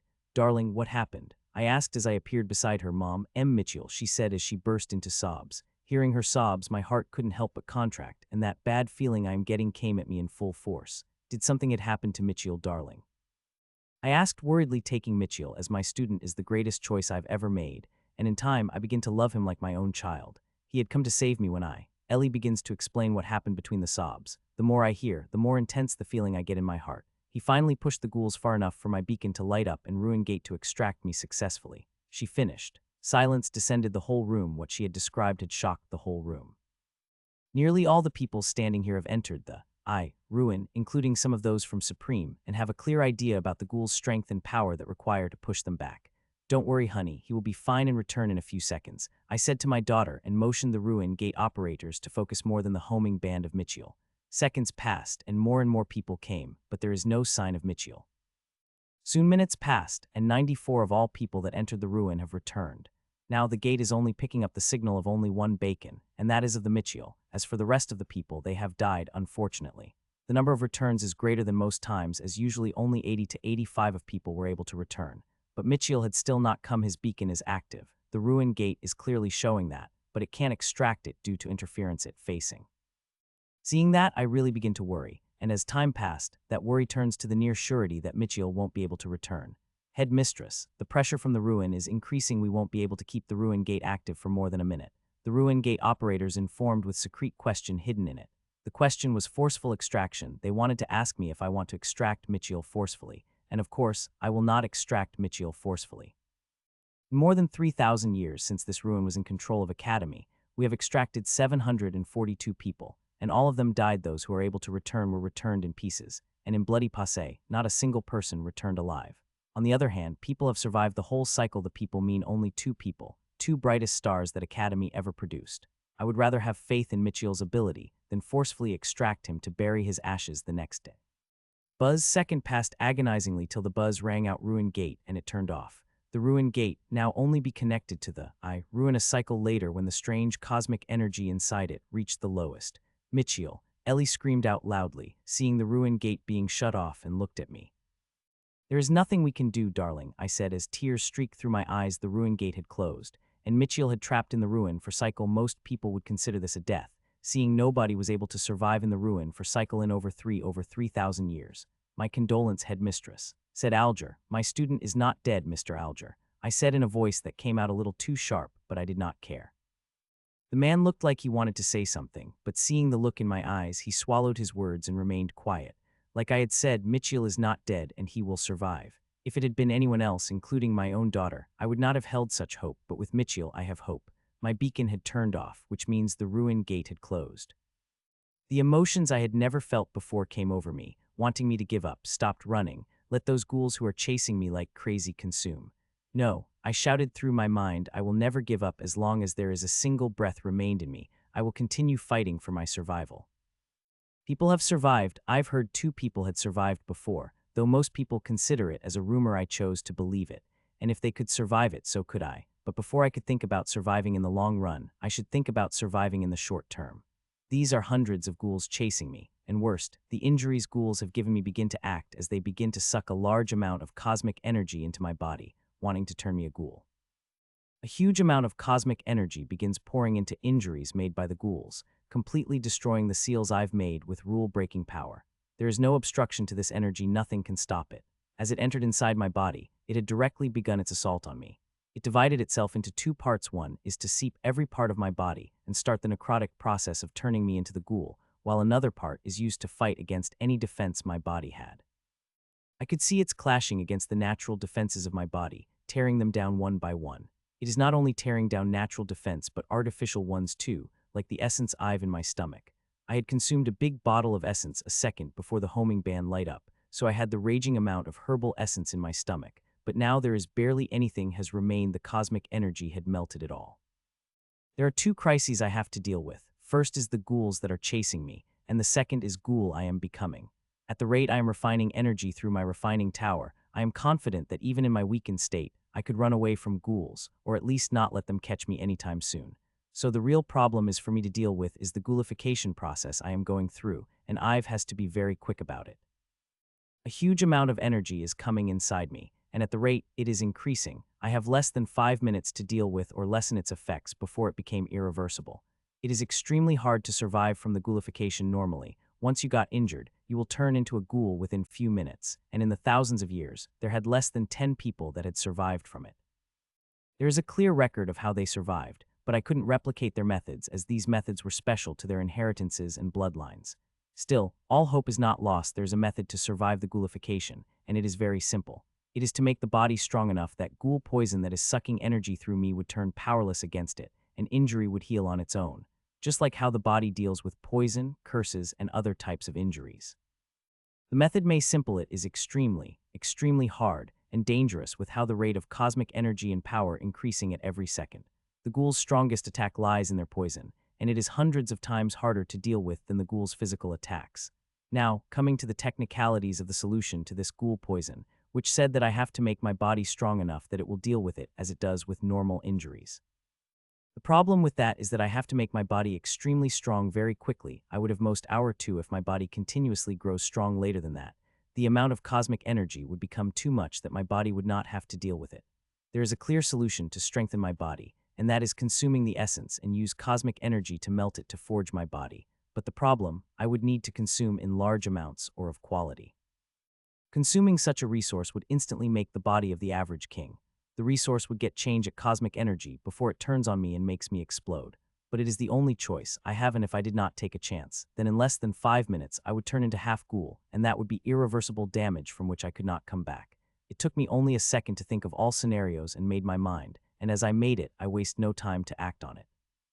I immediately take out a thing from my storage, which is a gentle shiny rose petal. A petal of king-grade astral rose which I had collected in miasmic paradise. I used 1 petal of astral rose before. I diluted it before I used those diluted drops for my daily practice. Now, instead of using diluted essence, I am going to use the whole thing. There is quite a high chance that my body would explode the next moment, but I have no choice but to risk it all.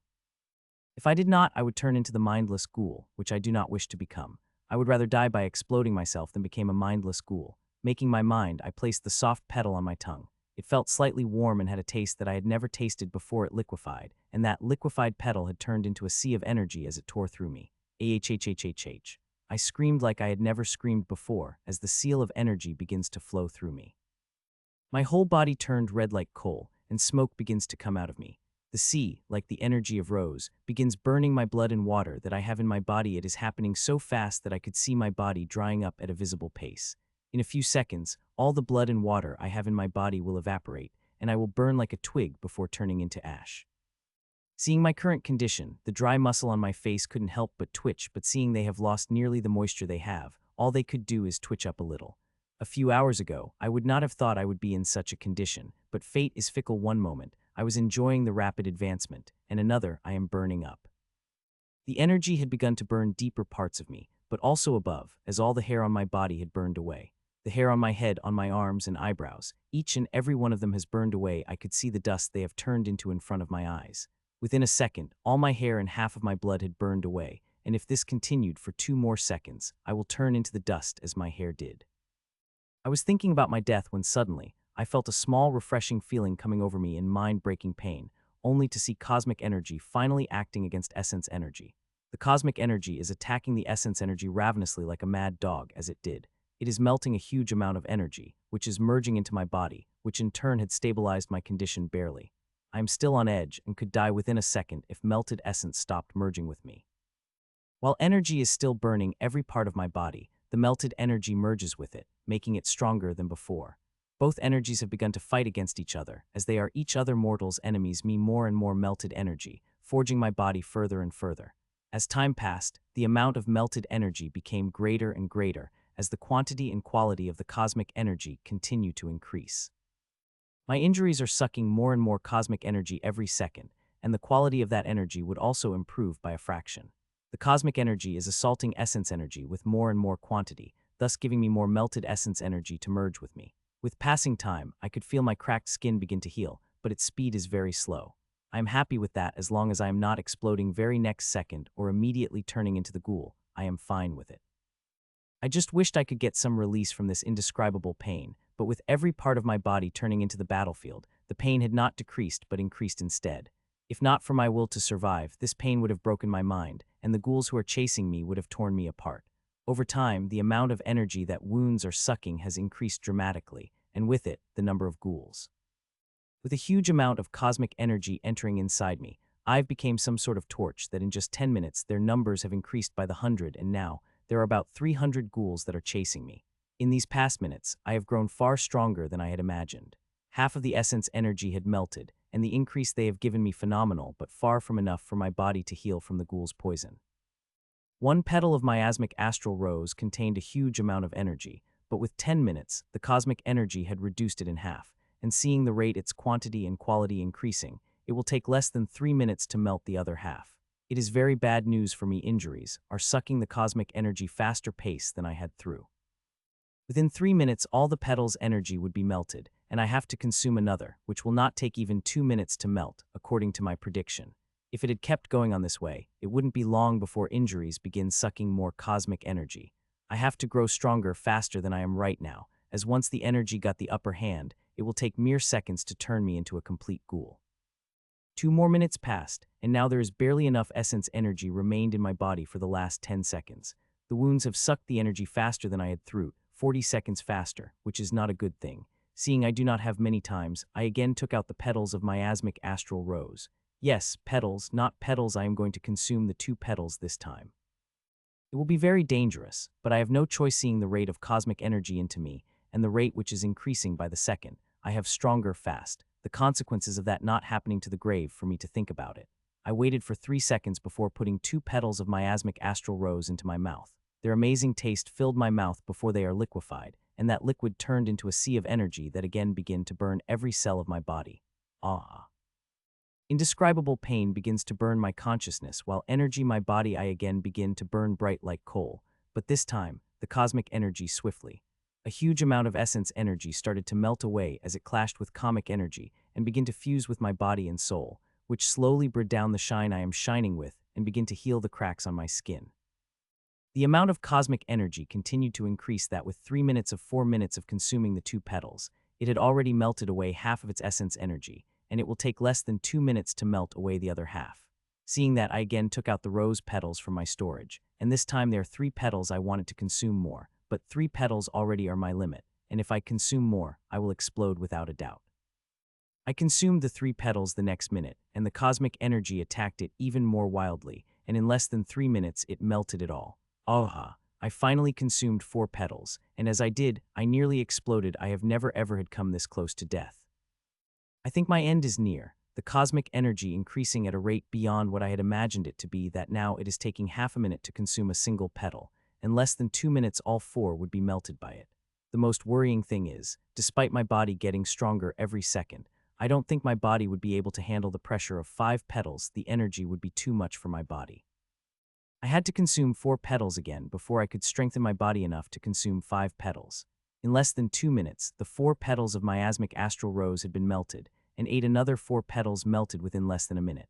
I ate 5 petals, and my body lighted up like coal, and I got that deathly feeling again. The power of these petals was too much. If they had contained little more power in them, I would have definitely exploded.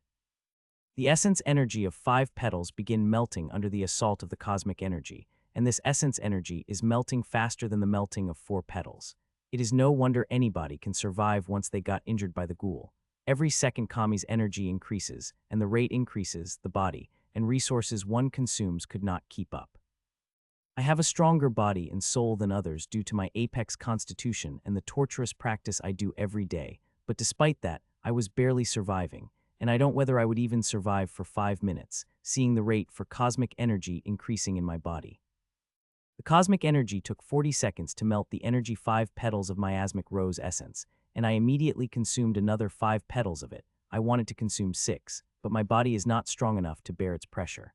I will have to consume another 5 petals before my body would become strong enough to consume the 6 petals. It's a good thing when selecting the resources in exchange for my contribution, I had collected a couple of miasmic astral roses. These roses are one of the best forging resources for the body and soul, with minimum side effects or no side effects if one used them currently. If I survived, I wouldn't have to worry much about the side effects, as most of the part that created side effects are currently getting destroyed under the assault of cosmic energy as it melts the essence.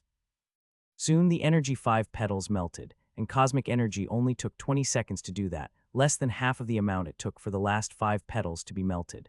I had consumed another 5 petals, and cosmic energy begins to melt it at the visible speed. The sea, like the amount of energy, is melting at a visible speed that it only took 8 seconds for it to be completely melted. My body lighted up like a torch as I consumed 6 petals, but the energy created by them began to melt at an even faster speed that it will only take 4 seconds to melt it fully. I am about to die, I said in mind as I saw how quickly an immense amount of energy is melting, and I had 7 petals in my hand to consume the next second, which I know my body can't handle.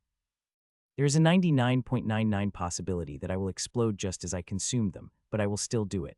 I do not want to turn into ghoul, I would rather explode than turn into the ghoul, and these 7 petals will help do that.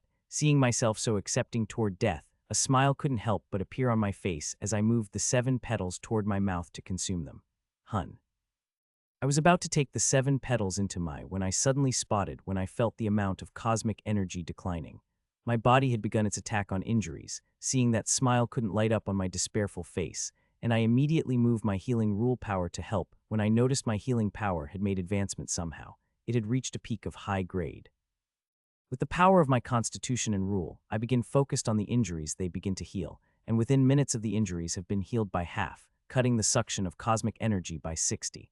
With injury already half healed, it did not take me more than a minute to heal the rest of my energy. I am healed, completely healed, I said in a dry voice that barely came out of my mouth, though my voice came out low and dry. Anyone could feel my bubbling happiness. I had thought I would die, especially in the last few seconds, where the rate of cosmic energy had increased exponentially. I have survived, and now I am stronger than ever. My body is strong enough that human king would envy it with red eyes. I have consumed 1.5 astral essence roses petals, which put equal to that of grim monsters, and not prince stage grim monsters, but king stage grim monsters. Though it would be comparable to the weakest king stage grim monsters, it is still a body that very few humans kings able to acquire, and I got it while still being a prince.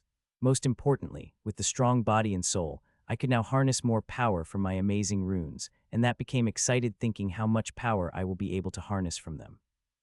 I stopped on my track and looked at about 400 ghouls that are coming at me. Their numbers have increased again, but now I am not afraid. My strength has gone through a thorough transformation. After experiencing the trial of fire, my strength has increased beyond my comprehension, and these ghouls would be a great target for me to test how much my strength has increased. Gaa! The ghouls seemed to sense my intentions, and as all of them roared together, creating a huge sound. Fuck! I cursed as I moved toward the ghouls at even greater speed. I had not expected the ghouls to create such a large roar. I have grown powerful, but not to the degree I could kill all the ghouls I had to finish them as soon as possible before escaping the hell out of here. Soon I reached near the ghouls, and 12 vines came out of me with each of them radiating far more power than before. I could summon more than 12 vines and it would make killing them easy, but I had barely recovered 1/3 of my energy. I do not want to spend too much on ghouls. One never knew when one would need a large amount of energy. Ga! Pachak, pachak, pachak. The ghouls screamed again as they saw me appearing, but this time I began killing before they could finish their roar. I began killing them like before, but now I do not feel much stress, and these ghouls are too slow for me. Even having such huge numbers, they were able to trap me as they had before. While fighting, I had noticed one more thing that made me ecstatic. My killing rule had advanced, just like that of the healing rule. The killing rule also had reached the peak of high grade. The advancement of the killing rule had brought my senses to a different height. It is also helping me in getting control over my strength quickly. Pachak, pachak, pachak. I continued decapitating 5 to 9 ghouls every second and kept collecting their necrotic core. By the time 5 minutes clocked in, I had finished up killing all the ghouls and now just looked at an empty sky. Sigh. I took a sigh before I sped away toward the barren hills. I could feel more ghouls closing in. I don't want to deal with them when they came close. I now want to find a good hiding spot and sleep. There are too many things running in mind. I want to calm my mind with sleep before I sort them one by one, not to forget some effects that I have to deal with. Such rapid consumption of resources has come with a cost. Though most of the harmful elements were dealt with by the cosmic energy when it melted the herbal essence, some of them had remained. They are not big enough to worry me still. I will deal with them as soon as possible. Soon, I found a well-hidden spot and activated my abode inside it before I went in. As I entered the abode, I deactivated my armor, and black powder fell on the floor. The black power has remained from the clothes I was wearing. Except for some artifacts that here and there on my body, I am buck naked. I removed those artifacts I am wearing before walking into the shower. The energy released from the miasmic astral's rose's essence from my body was powerful enough to burn my clothes to the ash. These clothes were not normal. They were made from king-grade material and would not burn easily. I let the icy water cascade over me as I washed my very thin body that remained without a single hair. My eyebrows are gone, so is the hair on my head. Sizzle. 20 minutes later, I walked out of the shower and looked at myself in the mirror. Seeing myself, I couldn't help but look unrecognizable. The first noticeable thing about me is very thin. I have become extremely thin, that my bones are sticking out of my skin, and my hair is also gone. I look very weird in my current stage, like I am some alliance, not human. If one looked at me, they would not see me as a hungry person who had not eaten for days. My skin is too vibrant for that. They will immediately consider me as alien, especially when they looked at my hairless state. I observed myself for a couple of more minutes before I took out the clothes and wore them, and adjusted them, so they would not feel loose. As I finished with clothes, I went to the kitchen and took out food from my storage, made from the grade above ingredients that I had eaten in the morning. I heated the food and began to eat while drinking lots and lots of water, which my body is sucking like a sponge. By the time I had finished with dinner, I had eaten the food of 3 kings worth and drank 5 liters of water. And despite eating such a huge amount of food, there is not much change in my body. It was quite easy to lose weight, but it will be very hard to gain it, especially in this ruin, seeing the resources it has. I wish I had something that would help gain my lost weight in a day or two. Unfortunately, I do not have any, and even if I had it, I would not use it. Such things came with side effects. Speaking of side effects, I have a little. I had checked my body thoroughly when I was showering. Most of the side effects would disappear in a day or two, but one would take quite a while. Consuming 1.5 miasmic astral rose had given quite a lot of impurities to my body. Though most of the impurities dealt with by the cosmic energy when it melted the essence, some of them have remained. The amount is huge for current me, and it would take my body half a year to naturally expel all the impurities. It's a good thing this realm had a resource that is good at cleansing. Using green source for a month should be more than enough to expel all the impurities caused by miasmic astral rose. The next day I woke up after sleeping for more than 12 hours. I needed this sleep, seeing what I had gone through yesterday. After waking up, I laid on the bed for half an hour before I went to the bathroom to freshen up. After freshening up, I walked out of my bedroom and entered the kitchen. Despite eating so much food, I am feeling very hungry right now. It looked like I had underestimated the needs of my new strengthened body. I thought for a while before starting to cook. The meal is simple, but the materials I am using are high grade. It took me 50 minutes to cook the dishes, and I went to the dining table and began to eat alone. Ashlyn still had not woke up, and I missed her very much, especially in this ruin where I am alone. I do not think about my current stances, at least not when I am eating. I want to enjoy this wonderful lunch before I think about it. 20 minutes later, I finished with my dinner and began to wash all the utensils and dishes. Usually, I use the dishwasher, but wash them myself when I feel stressed, like now. I soon finished washing the dishes, went to the couch on the hall, and sat on it before closing my eyes. I kept my eyes closed for nearly 10 minutes before I opened them. Let's get over with, I said to myself and began to think about my stances. I am trapped in this ruin, and I will be trapped for the whole cycle, which means I will be here for 5 to 6 months till the cosmic energy of this ruin is reduced to a minimum. Only when the cosmic energy of this ruin reduced to a minimum, the connection with Ruin Gate could be formed again.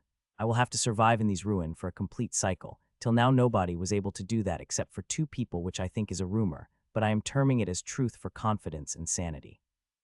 It is extremely hard to survive in this ruin. Seeing its benefits, many powerful peak kings have come to this ruin to stay for the whole cycle, but all of them have died. There was no sign of them.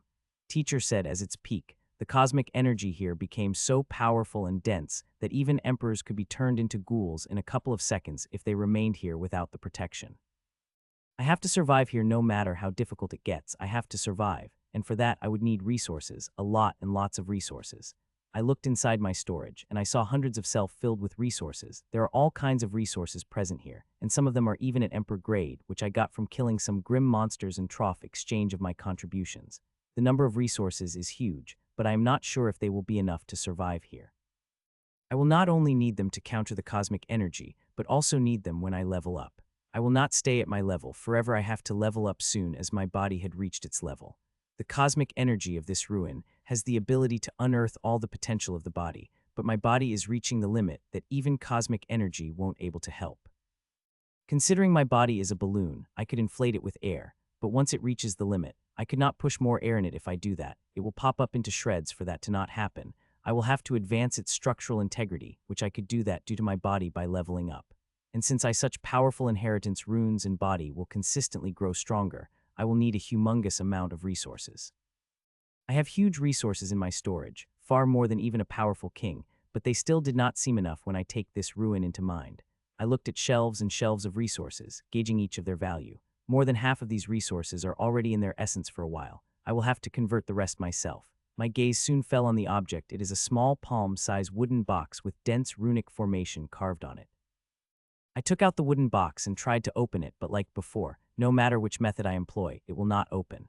This wooden box was given to my teacher a day before I came to Ruin. It was given not only to me, but also to Alina as well. The teacher said these boxes would open when we need them. I need it now. Whatever it contains, I am sure, will be very useful to my current circ. Stance, a teacher never gives useless things. I tried a couple of more minutes opening it, but seeing my attempts being futile, I put the box back into my storage. Surviving a whole cycle would not be easy. I can term nearly impossible that even people 10 times stronger than me could not survive, but I have no other choice but to give my all in surviving in Ruin. If there one thing I am good at, then it would be precarious situations, whether it is by my wits or the help of others. I've survived many precarious situations, and I plan to make this one no different. Now that my thoughts have been sorted, let's get to the next line of business. With that thought, I took out a necrotic core.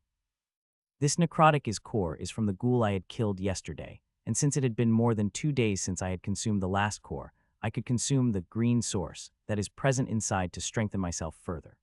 I looked at the colorless drop with the feigned silvery sheen in front of me for a second before I swiped my tongue over it. The drop came to the tongue before it transformed into a flood of energy and began to ravage my body and soul. If it had been yesterday, I would have begun screaming loudly by now, but now all I am doing is gritting my teeth to deal with the pain. The pain is immense, but is far less compared to the soul-breaking pain I had experienced yesterday. If my will to survive, that pain would have broken my mind and turned me into a vegetable. I looked at the energy inside me flowing like a mad stallion without any direction, though it is affecting every part of my body, just not as efficiently. If it followed the path of the supreme combat exercise, the benefits I will get from it would be much.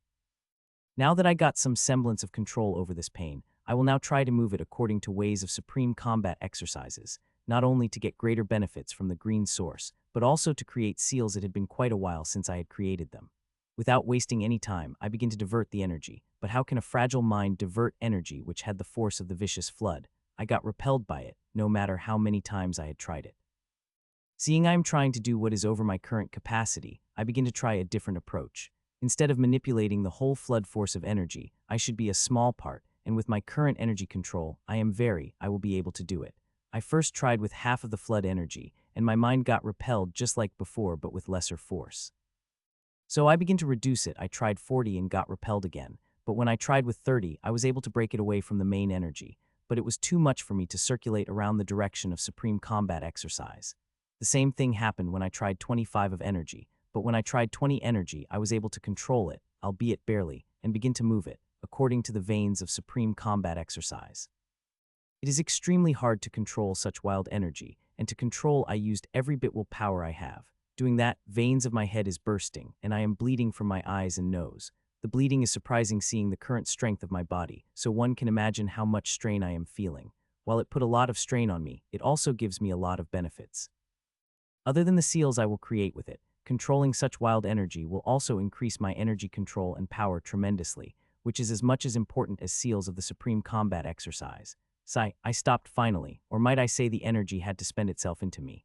Like always, the green source got absorbed into me within 4 minutes. In that time, I was able to create 2 seals of supreme combat exercise. If I had a little more time, or I could control a little more energy, I would have created more seals. Seals aside, I got the usual benefits from the green source my body had strengthened, and also lost impurities came out from my body. Their amount was 4 times was normal, that my whole body got thinly coated in it. These impurities smelled extremely bad, but I am very happy they are out, as I could already feel the burden on me lessening. There are still quite more impurities in my body. It will take more than a month before all of them are cleansed away. Even the powerful forging resource like miasmic astral roses contains the impurities. Normally the impurities are not much problem when one uses them in low quantity, as the body naturally expels them, but if one uses them in quantity I have used, there got huge impurities gathered into the body. After checking my body thoroughly, I walked into the shower and washed away all the filth and smell of the impurities. When I came out of the shower I smelled like a flower. Looking myself into the mirror, I found myself getting even thinner than I am already is. I have to eat more with my current thinness, and the green source I would consume every 1.5 a day. It would be impossible for me to gain the muscles. Hell, I would become even thinner. That will make me look even freakier than I am. So I have to start consuming more food, at least 4 times a day. Only then will I able to gain some muscles. After wearing clothes, I came out of my room and I stopped in the living room. I thought for a while before I wore artifacts, summoned my armor, and got out of the abode. My earlier plan was to spend a few hours in my inheritance space and practice cooking into the tome before getting out, but I decided to come out first and test ghouls' power. Here, strength of ghouls increases every second. I want to keep continuous track of their growth. Even though there has been huge confirmation in my strength, I should not become complacent. Yesterday, the ever-increasing cosmic energy created enough effect on me that I would not get complacent. Now I should find a ghouls and fight to see how much their strength has increased within the night. Half an hour later, I had found one, though I had kittled it within a minute, and had power kill its single move. Its strength has still surprised me. If Alina and I had faced ghoul with such strength, then it would have been nigh impossible for us to escape alive. It is my 9th day in ruin, 3 days since Ruin Gate closed, and I became trapped in this ruin, and these 9 days, I couldn't help but marvel at the speed the strength of ghouls increases. Their strength increases without stopping. They are still no match against me, but I couldn't help but feel fear. I understand that I may be strong now, but it won't take long for them to catch up to me with the way their strength increases. If I don't want to be crushed by them, I will have to improve every day like them. Since yesterday, I had lifted the seal on the abode, and now, the abode has a similar level of cosmic energy as outside, but unlike outside, these ghouls would not be able to sense me if they passed by the few meters ahead of me. This abode is amazing. It is powerful than the normal abode, and its power depending upon my power. The protection and facilities it provides depend upon my power, which is another reason to keep improving. In the future, this abode will become a big necessity for me. Currently, I am sitting in the living room, which had become a practice room for me. There is a practice room, but I prefer to practice in the living. The practice room feels too empty to me that I could not concentrate properly. There are a huge amount of resources spread around me. I am planning to level up to the mid-level of the prince stage. I had my inheritance ready for level up before I came to this ruin, but I wanted to wait till I get out of the ruin, so I could strengthen myself further to get maximum benefits of level up. A few minutes ago, I had consumed green source. It had strengthened my body and soul to the limit that now it could be strengthened anymore, seeing that I decided to level up. With all the preparations being done, I went to my inheritance space and initiated the level up. Buzz, my body and soul vibrated as and the ruins lighted up as my level up began, and the next second, the runes inside me started sucking the resources like mad. Their speed is so great that I found myself in the center of the whirlpool that's sucking at the crazy rate. Seeing how crazily these energies, a smile that filled with both happiness and sadness couldn't help but appear on my face. I am happy because more resources mean more power, but I am sad because of the same reason. If this level up taking this amount of resources, then another level will take more, and not to forget the resources I will need for my daily survival. With the consumption of such an amount of resources, I don't think I will have enough resources when I want to level king that time. Those common emperor grade resources I have will also be insufficient. Soon the resources I have placed around me had emptied, and I took out another batch of it before taking out another and then another. With no help from the world energy, which I don't plan on using, there is heavy pressure on my resources. If it had been outside, I would have used the worldly energy at its max, but here I could not do that. Using worldly energy here is like lighting a huge torch in the sky. It will immediately attract the hordes of ghouls. Even with my current power, I am powerless against the horde. Academy had specially warned against making a breakthrough in ruin, as the body naturally attract worldly energy during the breakthrough, and one could not control it without elaborate preparations.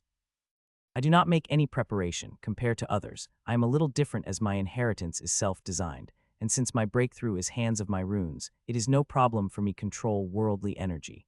Since the beginning, I had created formations for worldly energy. Though all of these formations were designed to attract maximum worldly energy, I could use them for the opposite purpose. Like now during breakthrough, there is not a speck of worldly energy around me. It is quite an accomplishment if one asked. I watched as runes destroyed and created inside me. This process always enchants me. There is the concept of creation and destruction in the process, but also that of conversion, as no energy gets wasted here. The energy of destroyed runes helps create another ruin. Many runic and runic formations get destroyed during each breakthrough, and in their place, new runes and formations appear. Time passed as I began taking out batches after batches of resources, till finally hunger of my runes sated, and the whirlpool of herbal energy disappeared around me. Buzz, ah. As the runes stopped sucking the energy, they released a flood of energy into my body. Feeling this energy, a loud MOAN couldn't help but escape from me. It is a MOAN of pleasure, not pain. The energy is like a flood but is extremely gentle, and the feeling it gave is akin to that of an orgasm, and this energy is spreading into every part of my body and soul, strengthening them further. Sigh. It had lasted for about 5 minutes before it was over, and I got the strength that bubbling in every cell of me. I have reached the mid-level prince stage, and my strength has increased to an astonishing degree, and most importantly, it is filled with brimming potential that reached deeper than I can look into. Seeing such potential, a smile couldn't help but appear on my face, as now I could strengthen my body soul to a huge degree with this. And like this breakthrough, I will only level up when all this potential is filled, so after next breakthrough, my body and soul will gain even greater potential than I had gained in this breakthrough. After checking every part of my body, I want a shower to clean the vomiting smell from my body. It is not a breakthrough that produced this smell but green source I had consumed before. Though I had burned away the impurities, the smell remained. 15 minutes later, I walked out of the bathroom and stared myself at the mirror. It had become a habit since I had become extremely thin. Sigh. A sigh of disappointment could help but escape out of me as I looked myself in the mirror. I had some hope that I will gain some muscle during the breakthrough, but nothing of that sort had happened. In the past 3 days, I have eating 3 to 4 times a day, and there is only a slight change in the muscles. If I gained the muscles at this speed, it would take me months to return to my previous form. I might even take more than half a year. I could get muscle faster if I stopped using the green source, but that would not happen. The green source is extremely important in raising my strength. I would rather be thin months than forego one of the most precious resources that will help me survive the ruin. After checking every bit of my muscle and counting my weight, I wore clothes and walked out of my room, and the first thing I did was eating. There is already food on the dining table. I took it and began to eat. I wouldn't say I like eating 4 times a day, but I have no choice. It is the only way to gain the muscles. Gulp. After I finished eating, I gulped down a bottle of essence of walked out of the above. It is time to fight the ghouls. Even though the ghouls are weak, I have to fight them. Only by fighting them will I be able to digest the essences and gain strength quickly. GAA. My luck was quite good as I had found a ghoul 10 minutes later and slowly flew toward it. It had seemed to have sensed me and turned toward me before launching itself at me screaming. Seeing it coming, a smile couldn't help but appear on my face as I gently took out the big red gauntlets and wore them around my hands. These red gauntlets are 4 times bigger than my hands, but fit very snugly. The size of these gauntlets are adjustable, and I could make them 100 times bigger if I wanted. I had got them from King Stage Bearman I had fought a month ago, and been using them against the ghouls since yesterday. The gauntlets are intimate weapons, and far harder to master than the sword as they take one extremely close to the enemy. GAEA. The ghoul arrived before me as I finished up putting on the gauntlets and attacked me with its claws while screaming madly. Clang. A faint metallic sound rang out as our weapons clashed. Despite being a powerful attack, there was barely any sound and not shockwave as it was all absorbed by the swallowing field. Before I used to use my swallowing rule power to create a rough swallowing field, but now in this small upgrade, I created a small formation to deploy the swallowing field. It is far more efficient than using it roughly. Gah, clang clang clang. The ghoul got angry by my easy counter and shouted before started attacking me madly. Its attacks became furious to match the tempo. I also increased the speed of my attacks and pumped more energy into the gauntlets for more power. As I did, beautiful ruby lines began shining on the gauntlets. They looked very beautiful. I have a couple of gauntlets weapons in my storage, but I chose this one as quite beautiful. The ghoul became madder and madder with time as I easily diffused its attack and started to bring out even more, but no matter how much it brought, I would always counter every one of its attacks without a problem. GAA GAA. The battle continued for nearly 15 minutes when it got a little interesting as another 2 ghouls joined in the battle. With their joining, I finally became serious as dealing with 3 ghouls together is very hard, especially when I am only using my hands. If I used my vines, I could easily play with them, but I have to be very careful with only gauntlets as there are chances of me missing their claw, and it is burrowing in my body. I still shudder whenever I think about the episode of a few days ago. It was extremely dangerous, and I do not want to go through it again. Clang, clang, clang. 3 ghouls begin to attack me madly, and I am countering each of their moves with the 2 gauntlets that I am wearing in my hands. It is very straining to deal with 3 ghouls, but that is what I am after. The more strain I will feel, the more cosmic energy my body will absorb, and the more essence energy it will melt and more strengthening I will reactive. Not to forget, fighting these ghouls is giving me a great fighting experience. These ghouls may look mindless, but their fighting ability is not. There is indeed madness, but if one observes their fighting style carefully, they will see the shadow of fighting style that only intelligent life has. It is deduced that when humans turn to ghouls, they retain some of their fighting ability, which mixes with the inherent madness they receive. After half an hour, few more ghouls came, but I finished them off with my vines before continued to fight with gauntlets against the 3 ghouls. 5 hours passed by as such, and I decided to end the fight at that moment. The gauntlet's lines became brighter than before, and they moved like red streak toward the ghouls. Bam, bam, bam. Within a second, 3 consecutive bams rang out as the heads of ghouls exploded like watermelons before turning into the smoke. After fighting the ghouls, I returned to my abode. I showered before eating the food I had cooked earlier. After I finished eating, I sat on a chair and looked inside my storage. All the essence and potions the teacher has given me have been finished except for the box. Nothing has remained. I again took out the wooden box and observed it greatly, even if it wouldn't open. I took it out daily as I feel it contained something useful, but no matter how much I tried, I could not open the box. Click. Hun came out of my mouth when the box opened. I simply tried to open it, and it opened. I've tried to open the box hundreds of times before it had never opened, but just now it had opened with a simple push. Inside the box contained a silver bracelet, which is placed on the satiny pillow. The bracelet is made of blue metal with a simple green vines design. I have seen enough spatial storage to know that this bracelet is spatial device storage, a beautiful looking one at that. Gasp. I took the bracelet in my hands and seeped my consciousness inside it, and just as I did, I couldn't help but gasp loudly as inside are very things I need. The bracelet has a small space, not more than 100 meters square, but the whole space filled with brim with bottles containing the colorful liquid. When I read the tags on the bottles, I couldn't help but turn brighter. All these bottles contain the essences and potions. They are not normal king grade refined by the workshop of famous alchemist of Academy, so one can imagine the efficacy these essences and potions would have. These bottles contained essences of low-level king grade plants to high-level king's grade plants, some of them which are even better than the miasmic astral rose. I looked at the whole space till my eyes fell on the black marble block, on which is a diary and while letter with the personal seal of teacher. Seeing that I brought the diary and envelope out of the store immediately. I looked while the envelope carefully, but nothing is written on it except for the teacher's seal. Tear. I tore open the envelope and took out the letter from it. It is a single page written in the teacher's elegant handwriting. I know it very well, as a teacher herself trained me in it, seeing worse than mediocre handwriting. She said every person worth his salt shall have good handwriting, and the standards go high when it comes to her student. I had to practice quite hard before I was able to bring my handwriting to her standard. Dear Mitchell, I hope you never read this letter. You are reading this means you have been trapped in the ruin. I will not bore you with details that what it means to get trapped inside the ruin. I am sure you already know about it. I had written this letter to you say not to lose hope as people have survived this ruin. Her Excellency Headmistress Roosevelt and Her Excellency Hawthorne had survived this ruin together. If they can do it, I am confident that my student will do it too. With the letter, I have left the records that Her Excellency Headmistress Roosevelt written about her days in the ruin. I hope you survive. My dear student, it is your teacher's greatest to see you again. You teacher, Marina Charleston. A tear couldn't help but escape my eyes as I read the letter. The letter was short, but it had conveyed all that teacher wanted to convey and also give me as now I know for sure that people have survived this ruin. As she said, if they can do, so I can and I will do it. I will survive this ruin, no matter how dangerous this ruin is. It took me a while to calm my emotions. When I did, I looked at my diary that the teacher had left beside the letter. It is a simple brown diary, not the original of course, as it is very new, and its workmanship is modern, not like the age of Her Excellency Roosevelt. I opened the diary and began to read, and from the first page I got shocked, and that was the first of many I would receive as I read the diary. As I continued to read the diary, I got shocked and understood this ruin is not simple as it seemed, and I was naive about the dangers it contains.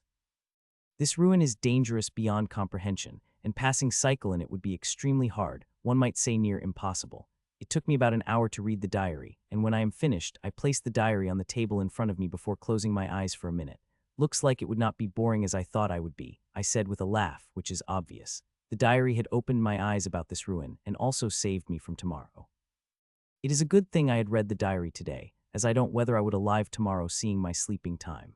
If I diary right, then I will experience the change in 7 to 10 hours, and I will have to remain at that time with a bottle of the essence in my hands, as I do not think I would survive without it. The teacher is extremely prepared. With the resource she had given, I would not have to worry about the resources anymore, even if I have to break through to the king. If not, I don't think the resources I have would have been enough for me to survive this ruin, much less to make a breakthrough into the king stage. I was planning to return outside to fight ghoul after I practiced for 2 hours in the tone, but reading the diary, I changed my mind, and now I want to observe that drastic change in my abode's safety. Little more than 8 hours have passed since I read the diary, and if what is said is true, then change will happen in the next 2 hours. I hope the change mentioned in the diary did not happen. If it does, then I will really fucked. Since I had not gone out, which I had planned to, I had been training in the living room. Except for taking a break to eat, I had done nothing but train with my sword. Currently my body is very sweaty, and my hands are shaking as I moved around slowly. I had activated the weight enchantment and made the sword heavy that now even I am barely holding it, but I still move it for the strain that my body will feel from it. I am practicing as drops of sweat fall on the flood from my body, when suddenly great change occurred around me. Despite knowing about it and feeling it, I couldn't help but get shocked by it. I'll be damned, I cursed as I called back my sword. This ruin moved by certain rules, like the cycle that lasts 6 months and daily 20 increase power and quantity, which increases the power of ghouls by the same amount. What had just happened now is that the power and quantity of cosmic energy increased by 100. It is doubled. It also means the power of the ghouls have also doubled. The diary said every 10 days, the power and density of cosmic energy would double. With it would be the strength of ghouls.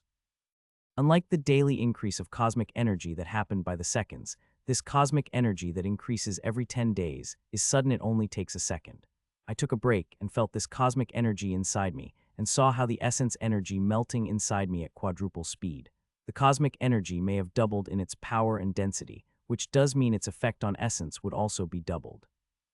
Sometimes 1 plus 1 is always not 2. There are other mechanics involved too, like the nature of essence energy and the grade of it and other things. It is just standing and least of the danger of this ruin. The greatest danger will start 2.5 months later when ghouls gain intelligence, and silver ghouls and green kings begin appearing when the real danger begins. Reading the diary, I can concur that strong people who survive in ruins survive until 3 months before the real challenge begins, and if the horror described in the diary is true, then I will have to increase my strength tremendously. At my current strength, I will not be able to take the single of silver ghouls, much less stand in front of green kings, who extremely few in numbers, but the power they possessed is beyond comprehension. There is quite a time for green kings to appear. They appear in the last month of the cycle. Means I have 4 to 5 months to reach the king stage. The diary had written that I have to become a very powerful king if I want even to survive the attack of green kings, and as for defeating it, the requirement is too high. I am sure those powerful people who survived till last must have died at the hands of green kings. The power they possess is shuddering. Even great Ramona Hawthorne nearly died by its hand when she faced the green king for the first time. Even her legendary abyssal power had failed in front of the green king. The diary has given me directions, and now the only thing I have to do is train harder, 10 times that I am doing right now, as after 3 months I will be in the boundary of life and death every second. Gulp, seeing the essence inside nearly depleted, I gulped down another bottle and my inheritance as I walked out of my abode. It is time to face newly powered up ghouls. It will be a challenging fight. As I walked out of the abode, I had immediately sensed the change in ruin. It is not just a change in cosmic energy, but the very core of ruin. It felt a lot more oppressive than before. Taking a deep breath in the oppressive atmosphere, I flew into the air searching for the ghoul to fight, and this time, it took me more than half an hour to find a ghoul, and when I couldn't help get a little surprised. The diary did say change occurred in ghouls as their power increased, but did not mention such change. The ghoul in front of me looked a little different than ghouls I've seen till now. It tiny patches of ghostly gray skin along its body, patchy muscles with ghostly skin looked quite ghastly. Seeing it I couldn't help but shudder. I had gotten 200-300 meters of it when it sensed me and craned its neck at an unnatural angle and roared at me. The roar of it little different, it goes little deeper. As it roared, it came at me, and seeing the speed of it I couldn't help but put a serious face, as this fight won't be easy as fights of a couple of days. It did not take long for it appeared in front of me and whipped its claws toward my chest. Like the rest of it, its claws also had changed. They became denser and much sharper than before. Seeing its claws coming at me, I did not waste time and moved my sword toward it. Facing it, I did not think about using the gauntlets. Using the weapons, I am barely novice in against an opponent such as this would be suicide. Clang! Our weapons tore through the air and clashed. Finally, as they clashed, I felt immense force entering my body with the swallowing field on. I absorbed nearly all the power of my opponent, and I have to say, it is huge. Good, I said with a laugh as a huge amount of power than I had got from the ghoul was sucked by my runes and converted immediately for my use. Gah! Seeing its attack did not work, the ghoul got mad as its eyes became deeper red and its attack with more power than before. The moment it moved its claws, I moved my sword too. Those claws extremely dangerous, and I do not want them anywhere close to my body. Though I've upped my armor's defense and quite sure that it takes to stop the claws from reaching my skin, I do not want to test it. I've seen what happened when ghoul claws touch my skin, and I don't want to experience them again despite the unlimited benefits they offer. Even if my heart wanted, my mind would not let it. The poison of ghoul is too dangerous, and diary had reinforced my view about the dangerousness of the ghoul poison. Clang, clang, clang. The ghoul began to attack me like crazy. Its attacks are becoming quite powerful that I had to use quite a lot of my strength to counter them. Still, the more powerful it is, the more beneficial it will be for me as I am fighting it. I am also merging with essence faster. It is not only one that is getting stronger every second I am too. To face against the silver ghouls and green kings, I will need huge strength, and fighting ghouls regularly is the best way to do it. As I fight, I couldn't help but notice a few eccentricities about it. The first is fighting style. There is a lot more intelligent style of fighting than before, and also the other thing I notice is the adaptability. It is adapting against my moves at a faster speed than before, though the difference is minute, and I would not have able to notice it without the observational power granted me by the killing rule. The diary is right. The cosmic energy did not just increase the ghouls' power, it advanced them comprehensively from all the angle, and that made them even more dangerous by the day. I have to keep complete track of their day-to-day changes. It will help me a lot while fighting them. I continued fighting against it when 20 minutes later, the ghoul attracted by our fight and joined without invitation and pressure on me increased manifold that I begin to use old set. Except for using first boost, I am using all the power of old set. The addition of the second ghoul added quite a pressure on me, but I do not mind. The pressure is good. It will help me improve fast. Clang, clang, clang. Two ghouls attacked me from both sides, and as the time, another thing written in the diary had held true. As their power increased, these ghouls begin to animosity toward each other, just like that of the monsters. The monsters are territorial, and they will not let anyone enter their territory. The ghouls will also behave as such. For about 2 months, ghouls will be able to move with freedom, but as they gained further intelligence, they will stop interfering with other ghouls' territory and only come when called. This instinct will further enhance when they gained human-level intelligence and became silver ghouls. As for the Green Kings, these ghouls were said to be so territorial that if other Green Kings invaded their territory, they would fight to kill each other. Another 10 minutes passed when I saw a ghoul coming toward me. At the power I am currently fighting, I could handle only 3 ghouls. To handle this third one, I will have to use vines. It screamed as it attacked me, but instead of me replying, 3 vines came out of me. 2 vines moved toward its claws, and while others moved toward its neck. Clang, clang, patchak. 2 of my vines clashed against the 2 of claws while the third one went and decapitated it. It had tried to stop the third vine, but it was too slow to do anything against it. Gulp. With its dead, I gulped down another bottle of herbal essence, seeing there is barely any essence left in me before calling back my vines and continuing my fight with the 2 ghouls. I have to say this ruin is very strange. These ghouls never get tired. If I want to fight with them for a month, they will fight without showing a hint of tiredness, while humans can become tired within hours if the fight is too intense. Though there are many disadvantages in these ruins for us, all of them worth it when thinks of the advantages this ruin grants. I've never been in ruin where I had progressed so fast. 3 hours passed as I continued fighting. While fighting, many ghouls were attracted, but each of them got their necks severed and core seized. These ghouls may have gotten powerful, but so do I, especially my vines, which are now faster and stronger than my own limbs and could do things that my limbs could not. From tomorrow, I will start training with them.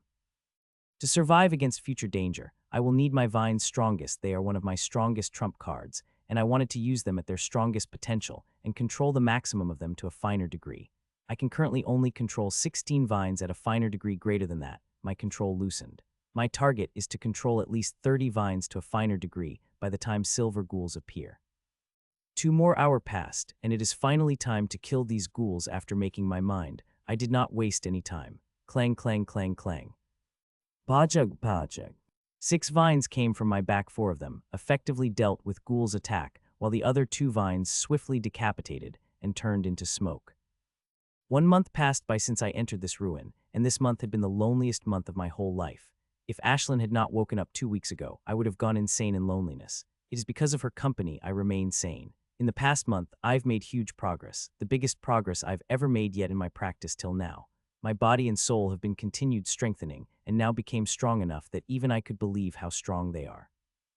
It is just the starting of what progress I will make. The real progress will start when Sylve ghouls begin to appear. Their appearance will herald the great difficulty of this ruin, and also the profits that came with it. Everything the diary said had come true. Every 10 days, the cosmic energy in the ruin would double, and with it, it will make ghouls many times stronger. A few hours ago, that change had come again, doubling the power of the ghouls. Yesterday, after days of hard work, I was able to fight against 14 ghouls together with my vines, and today the number has dwindled to 4. Ghouls catch up very quickly. If I had been not trying to increase my strength, one way or another every moment, I would not have been matched against the single ghoul despite gaining the early boost. I had come back from outside, killing the newly strengthened ghouls and brought back my price. The necrotic core of the ghouls, containing precious green source. I looked at the faint silver liquid drow in a small glass dish. The everyday color of the drop would change, and now the drop looked complete silvery. Though the silver color is faint, the drop is silvery nonetheless. Looking at no one will say it looked like a water drop anymore. I looked at the drop for a second before my shuddering tongue took a swipe at it. As it did, I felt like slightly cool sensations before that silvery drop transformed into a raging flood of energy. My mind performed calculation and quickly took control over about 22 of flood-like energy and began to divert it toward the roots of supreme combat exercise. Few seconds into doing that, veins on my head began to pop up, and I started to bleed from the eyes and ears. To control this raging energy, I had to use every bit of the willpower I have, and that put immense strain on my body and soul. No matter how much strengthening I go through every day, I would always bleed out during every session. On the plus side, my efforts have begun to pay its dividends, as just within 20 days, I've become very adept at controlling a huge amount of energies, which is helping me fighting but also in cooking. Due to expert energy control, I am learning new recipes every day. Not to forget the seals I am creating, which are the greatest benefits of all. If everything went well, I would have another ruby seal today. It had been quite a while since I had created another seal, and I am very much planned to do that. Hell, I plan to create a diamond seal while I am in this ruin, which some might say is quite a lofty goal. Creating a diamond seal is extremely difficult. The real challenge comes from 100 seals, but I am able to do that. Then I would receive benefits that far surpassed any other seal. The diamond seal does not just increase the strength, it does much more. Those other benefits are far more important in long that increase in strength it offers. In my body, there are 2 groups of energies. One is big, while the other is small. The big is completely wild, though it spread through my whole body. It does not to have consistency, and could use its full potential to strengthen me. The second energy, which is also wild, but moves in a direction that helps me get maximum benefits from it. The wild energy is extremely fast. I have to be always ready to move it according to my way. The smallest mistake, as going through different veins, could spoil my efforts and make me start all over again. With the speed of a stallion, the wild energy created one circulation after another. I had already created the 3 seals, and now I have to create another 2 before I have my ruby seal. Only a little more than a minute had remained, and in this time I had to create 2 more seals. If I had been working with my own energy, I would not have such the confidence to create the 2 seals in such a short time, but with wild, green source energy, I have a chance. The wild energy passed through one circulation after another, and in just half a minute I have another small seal, and now I just need another sea. Getting it, conditions for ruby seal would be created. The energy began to circulate for another seal, but this time its speed is of energy quite low, as the quantity of it had reduced to trickle from the flood it was. The energy had been absorbed into me, strengthening every part of me efficiently during each circulation. Though only a trickle had remained, I am confident this trickle will be more than enough to create the last seal I need. It circulated the flooding through the circulations, and with each circulation, it will grow smaller and smaller till it reached the 24th circulation, where only a tenth of it has remained, but despite its lower quantity, it still had its inherent wildness through which it had crashed into the wall of the 24th circulation. Bang. A faint bang rang through my body as wild energy crashed through the wall, and as it did, the creation of the 600th seal began. Seeing it, a smile couldn't appear on my bloodied, tired face. It only took a small seal 3 seconds to suck all the energies it needs to form before it released a small amount of energy into my body, which I barely felt.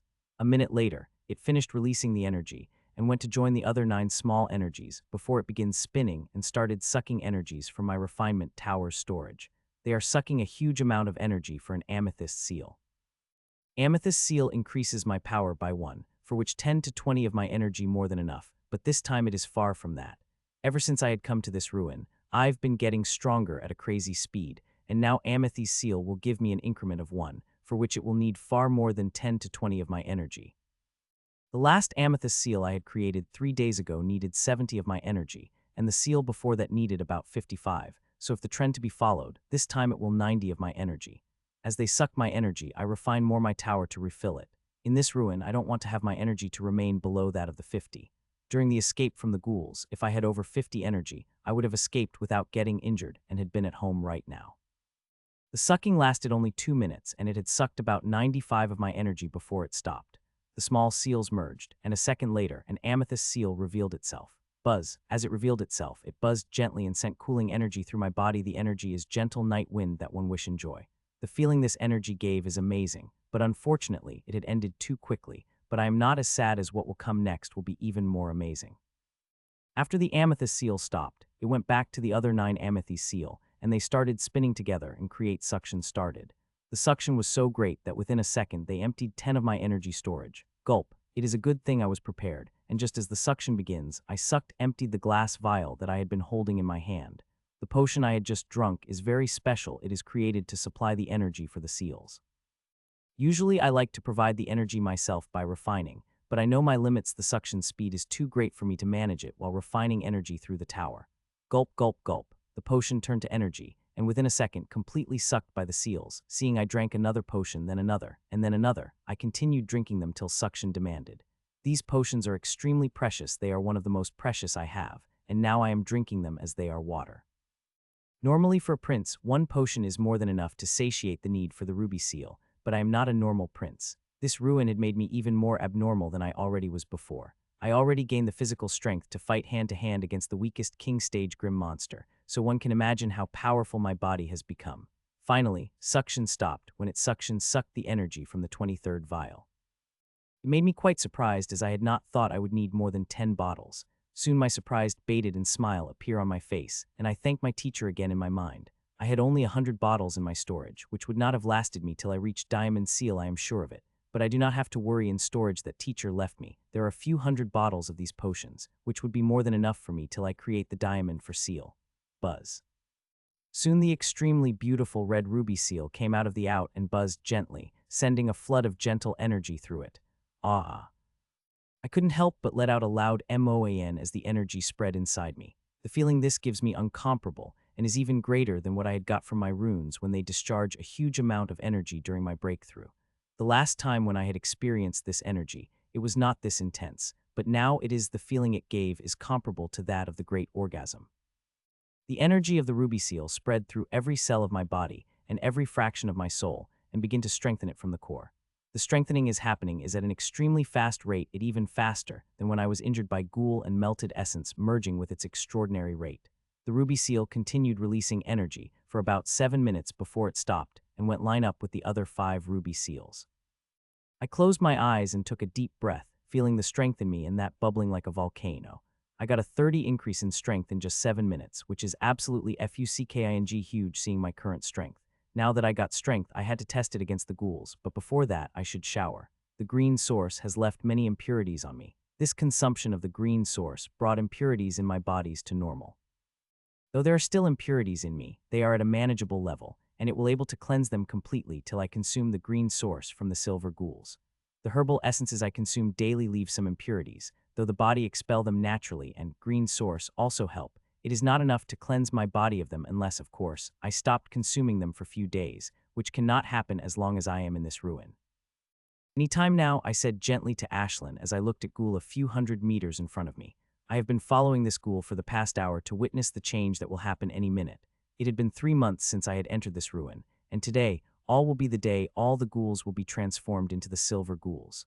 The diary had noted that it is quite a scene to watch and not to forget fighting it. There is quite a vivid description of the silver ghouls, and reading it, my fighting spirit couldn't help but get aroused. I had made huge progress since the day I had entered this ruin. There was no single day in which I had not made substantial progress. Currently, I am at the high level of Prince stage and have an extremely strong body. Not only that, I have made huge progress in Supreme Combat Exercise and created 876 seals of Supreme Combat Exercise, just 24 seals away from the 9th Amethyst seal. My Supreme Combat Exercise progress went better than I had thought. At each practice session, I would at least create 5 small seals. I have come very closest to target. I now will need to create 124 seals more to have a diamond seal, but it will not be easy, especially after I created the 9th Amethyst seal. I was again daydreaming about the diamond seal when I felt change begin. The cosmic energy, its suppressive might begin to increase rapidly, and with it, its density. I could feel the night growing darker and darker as the stars in the sky grew dimmer and dimmer. As it was happening, the chest of the ghoul which I was following began to glow ghostly silver light, and that ghostly silver light began to spread through its body, till its whole body began to shine in ghostly silver light. It is not the only one. I could see silvery dots of all sizes begin to light up. These dots are ghouls who are a distance away from me. As the power and density of cosmic energy increased, the ghostly silver radiance on the ghouls have also increased, till only a big ball of silvery light remained of the ghouls in front of me and nothing else. 300, I muttered in shock as I saw the big ball of ghostly silver light dimming down. The power and density of cosmic energy have increased by 3 times, which fucking huge. I have seen what happened when Kamzik energy double, and how much change it brought in the strength of ghouls, and this time, the change will be even more tremendous, as this ghouls will not only get a tremendous upgrade in strength, but their intelligence would also come with the par of that humans. Till now the intelligence of ghouls was increasing every day, but now it had become par with humans, which will make ghouls even more fearsome, and if these silver ghoul as strong as the diary described them to be then fighting them, I will have had to use every bit of the strength I have. Soon all the ghostly radiance on the ghoul have faded, and ghoul appeared in front of me, and seeing it, I have barely stopped myself from gasping. The ghoul now looked human. There no spoilt skin or torn muscle. In one way, it looked human, but seeing it, no one will consider it as human. It looked like a corpsey version of some human that might have silver skin. The silver skin had a ghostly feel to it, and one could see faint ghostly silver smoke coming out of its hair, though there is one thing that makes it look like a human: the silver clothes it is wearing. It is a single set fighting suit of unfamiliar style which had covered itself to its neck. If I had not read the diary, I would have confused about it getting the clothes, but there is a perfectly valid reason for it in a diary. As the silver radiance disappeared, it turned toward me. It did not look surprised to see me at all, and I am too not surprised at all. As I said, the diary had a quite detailed description of these silver ghouls, including the mention of its range. It feels good not to be mindless again. It said it observed itself, including the black trident it is holding. It observed itself for a couple of seconds before it again looked at me, and this time it swiped its gray tongue over dark silvery lips. I did not think I would be lucky enough to get delicacy right after I've woken up, it said while showing its sharp teeth. Yes, these bastards eat humans. I'm too quite looking forward to tasting your source. I've heard its effects are quite amazing, I said. Blazing anger couldn't help appear on its face. Good, I like the spunk you have. I hope it will remain, but when I tear you limb by limb, it said in a slow drawl before it disappeared from its spot. Die, it shouted as it appearing in front of me and moved its trident toward my chest at unbelievable speed. Its trident is extremely fast, and the closer it gets toward me, the faster it is getting. I couldn't help but get surprised by it, as it is very hard to that this smoothly even with my battle experience. I could not do what it is doing. Clang, its trident clashed against my sword, and huge force and necrotic energy came at me. The necrotic energy was not raw but extremely fine, which could be in a needle accurate. Step, step, step. All the energy absorbed by my armor effortlessly, but I still took a step back as it smoothly forced me back with a simple shake of its trident. I couldn't help but turn extremely alert by it, and readied everything to be used at a moment's notice. The diary said the most dangerous thing about silver ghouls and green kings are not their strengths but the battle experience. They have thousands and thousands of years of experience, and I should always remain on guard even if I am gaining an advantage on it. I had just taken 2 steps back when I saw a trident coming at me. It had already more than half of the distance. I lit up runic formation, what I had readied, and moved my sword to counter it. Seeing that, it moved the smooth trident motion toward my head as if its red target was my head, and targeting the chest was just a feint. The chest was no feint, it was the real target, but after seeing my sword, it had changed the target without losing the momentum. Seeing it had changed the target to my head, I moved my sword toward it to defend against the trident. I may not have the fluency and experience it has, but I have power and speed, and I will use it to my complete advantage. Clang, car. My sword stopped the charge of its trident as it clashed. It did not let go and pushed its trident against my sword, and before moving upward wanting to flung my sword away so that it could pierce the trident to my head. The runic formations on my hand lit up, and my sword stopped in its place without giving out a single inch. For nearly 3 months, I had been training hard to match against the silver ghouls and green king, as I know they are the only things that possess the threat against me. When I read about them in a diary for the first time, I could not believe it is true. It had made me quite horrified, but it is also due to that I had pushed myself hard. Even during the level up, I had specially made arrangements in my armor to contend against them. Hee hee, you're quite good, it said with a laugh, but soon that smile turned a mocking one. But if that's all you have, then you will die in next 10 seconds. It said, and faint change in its aura had occurred. 100-wave tsunami. I said, and the next moment trident came at me. But unlike before, it is not a simple attack, but an attack from the powerful art. Yes, silver ghouls could use the arts. These are the arts they had gained from their former human self. If I am not wrong, then this move it had used is from oceanic rhythm art. It is quite good art from the Wisdom Tower. Then once upon this ghoul must be a member of Wisdom Tower. The trident came at me, and this time, it did not look trident anymore, but a raging wave that materialized behind it. This attack was going to be extremely powerful.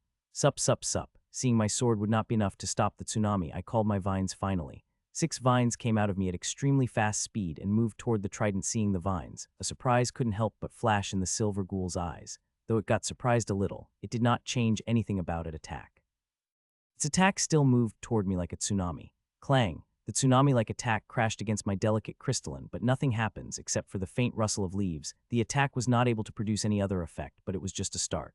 Second wave, third wave, fourth wave. After the first attack, the real attack started. The wave after wave stacked one behind another till I could see 99 waves, and all of them have come toward my vines. I don't know why it had not used 100 tsunamis together, instead launching an attack of the lone tsunami at first, as the real power of this attack lies in its stacking effect. Clang, clang, clang. Its attack clashed against my vines one after another first. These attacks were nothing, but as more and more came, they became powerful, sending a huge amount of energies into the attack that is enough to tear apart even a powerful king. My vines are not normal things. They are faster and stronger than my limbs, and capable of taking an immense amount of damage. One after another, attacks clashed against my vines, and these attacks may seem simple destructive attacks, but they are anything but that in the hands of who is trying to find a way to weakness to my vines, so it could exploit it and target my body. But my vines have created the tight defense, that even with its huge battle experience, it wasn't able to breach them to come at me. It is not just due to vines, but also due to my killing rule, which I am using at full power since I started fighting against the silver ghoul.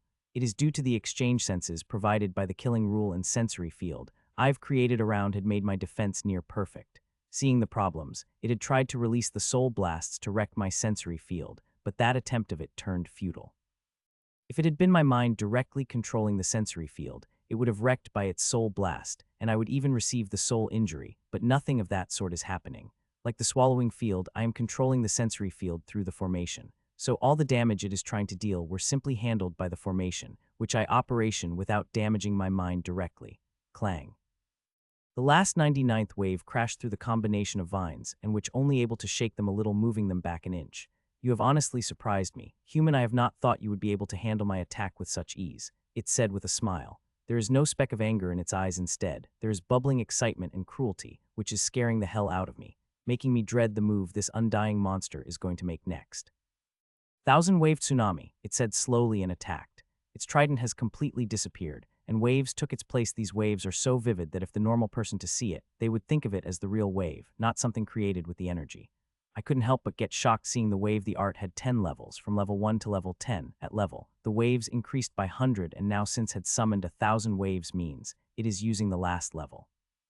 Even powerful kings could not do that. Forget the energy requirement. The main reason they could not do it was because of the comprehension it required. Usually, one needed to be tyrant level, or at least emperor, before they get such a level of comprehension in the art. It is barely able to use this last move of this art. Most of the energy, this attack, came from the worldly energy, which again shocking thing, as controlling such amount of worldly energy beyond the most king. Still, this attack is extremely powerful, so powerful that my 6 vines would barely stand against it for more than a second, and I might be flung away by it in a very wretched state if I did not do anything soon. Sup, sup, sup. Seeing I have no choice, I summoned out more vines, and soon there are 24 beautiful crystalline vines in front of me, ready to defend against me such a powerful attack. Clang, clang, clang, clang. The waves begin crashing against the vines. They are a force of nature wanting to tear anything that came into their way. My vines looked quite delicate in front of such ferocious waves. that looked like a glass vase in front of torrential waves. One would think it would be turned into dust at first clash, but my delicate-looking vines faced the waves head-on without cracking. One wave after another clashed against my vines, but not a single of them could do anything against them. But this just a starting, as only 300-some waves crashed against my vines, and there are quite a lot more have remained, and dealing with them is going to be a challenge. More and more waves crashed when my vines begin to shake, but they started to get pushed back. Seeing I am in a precarious state, I weaved the vines in pair of 2. The vines begin to third around in pair, and soon 24 vines turned into 12. As the vines weaved, they stopped getting pushed back and began to fight back against the vines. Weaving them together had increased their strength many folds, and the beginning to deal with the vines with the newfound energy. My vines and waves fought for a while. My vines have gained the upper hand and moved toward the waves, but as the more waves clashed, the more powerful they have become and again begin to push back vines. Seeing such results, I again weaved the vines together and turned 12 vines into the 6, and clashed them against the waves that have become even more ferocious, that each wave now has the power to crush the hundreds of kings effortlessly. Seeing such power, I couldn't help but feel amazed. I had thought, once I begin to use my vines, I would be able to deal with any attack from the silver ghouls, as my vines are far more powerful than my limbs. But I was once again proven wrong, and I understood the danger I am in. This is the first day of the silver ghouls. They will get stronger and stronger, and I will have to work back breakingly hard if I want to have any chance to survive against them. Unlike the dumb ghouls, these silver ghouls are extremely powerful, and as the days pass, they will become even more powerful in every way. There is a really high chance that I might not improve fast enough and die by their hands. I might not even be able to see the Green Kings. It is not just fear talking, but cold hard facts that I've learned from the diary, and seeing everything diary said is turning true. I have no reason to doubt what written silver ghouls is not true either. Finally, 900 waves crashed against my vines, and now only 100 have remained, and seeing how swiftly my vines are getting pushed back, I decided to weave my vines together again and turned 6 vines into 3. Clang, clang, clang. The waves have become ever fiercer with each clash. They are attacking with an immense amount of energy. If I had not had such amazing runes that could absorb an amazing amount of energy without any problem, I would have died months ago. I understand the value of my inheritance runes and knew they are the reason I am alive. I wonder what those 2 excellencies had to survive this ruin. Spending 3 months here, I am totally aware of the power of these ghouls and knew without having something special, one could not survive. Those must have something special, otherwise they would not be the 2 most people out the world had produced, especially Ramona Hawthorne. She is the legend. The things she had done, nobody able to do it till now. Clang, clang, clang. Only the last 10 waves have remained, and these waves are packing power so great that they have broken through the boundaries of my swallowing field and begin creating deafening sounds. They have also pushed back against the 3 thick vines that are weaved from the 24 vines. The vines got pushed back and back, till they are just half a meter away from me, and now only 1 wave has remained, the most powerful one, and if my vines survived them, I would really have a chance against the ghouls. CLANNNG. Finally, the biggest and most powerful wave clashed again, my vines sending, and my vines back toward me with the speed of lightning. If I did not know these vines are mine, I would have thought these vines are attacking me. The whip-like vines came at me and stopped just a centimeter away from my body. I had to use all the energy to stop them. I had not believed you would be able to counter my attack, it said with a slight surprise, but the next moment that surprise had turned into the provocative smile. But it must have taken a large chunk of energy, right? It asked provocatively. Its meaning is clear. To counter such an attack, one needed to use a huge amount of energy. I had needed a huge amount of energy, and more than half of it came from it, but still, the counter took quite a chunk of my energy. I have to start my offensive while it has unlimited energy, and it won't get tired no matter how long we fought. I, on the other hand, have limited energy, and I will get tired as I fight long on. I have to finish the fight soon. I do not have unlimited energy like it, and if it continues to attack like this, then it won't be long before I got completely drained and it finished me off. You are right, the attack had taken a large chunk of my energy, but I still have more than enough to deal with you, I said, and attacked it with my 3 WHIPS, which moved like a vicious snake toward it. Its mocking eyes became serious, seeing my WHIPS coming at me, and it moved its trident with a speed that my eyes barely able to catch. Looking at the waves that had appeared behind the trident, it is very clear that it moves from the art. Clang, clang, clang. It moved its trident swiftly and defended against the vines, but this is just a start. One of the strengths of my vines are their flexibility. They can be moved in any way. Just as these vines clashed against the trident, instead of recoiling back toward me, they moved toward the ghouls. All the recoiling force was absorbed and covered by me, and used to power up then next attack. The ghoul got a little surprised by that, but it immediately delivered its trident that was coming toward me and toward the vines that are moving toward its fatal spots. Clang, clang, clang. After defending against the vines, it tried to attack me again, but my vines did not give me a chance as they moved toward it. I cannot let have an offensive position again. I will keep attacking it till I find a flaw in its very mature fighting style and kill it. My vines have become faster than its trident, but not a single one of them was able to breach its defense. It is effortlessly dealing with 3 vines that are faster than its trident and also looking for a way to attack me. I had to keep this bastard busy every second. A second is more than enough for it to charge a powerful attack, which again will make me fall into the defense. I don't want that to happen. The diary had said that there is so much to learn from the silver ghouls and golden kings.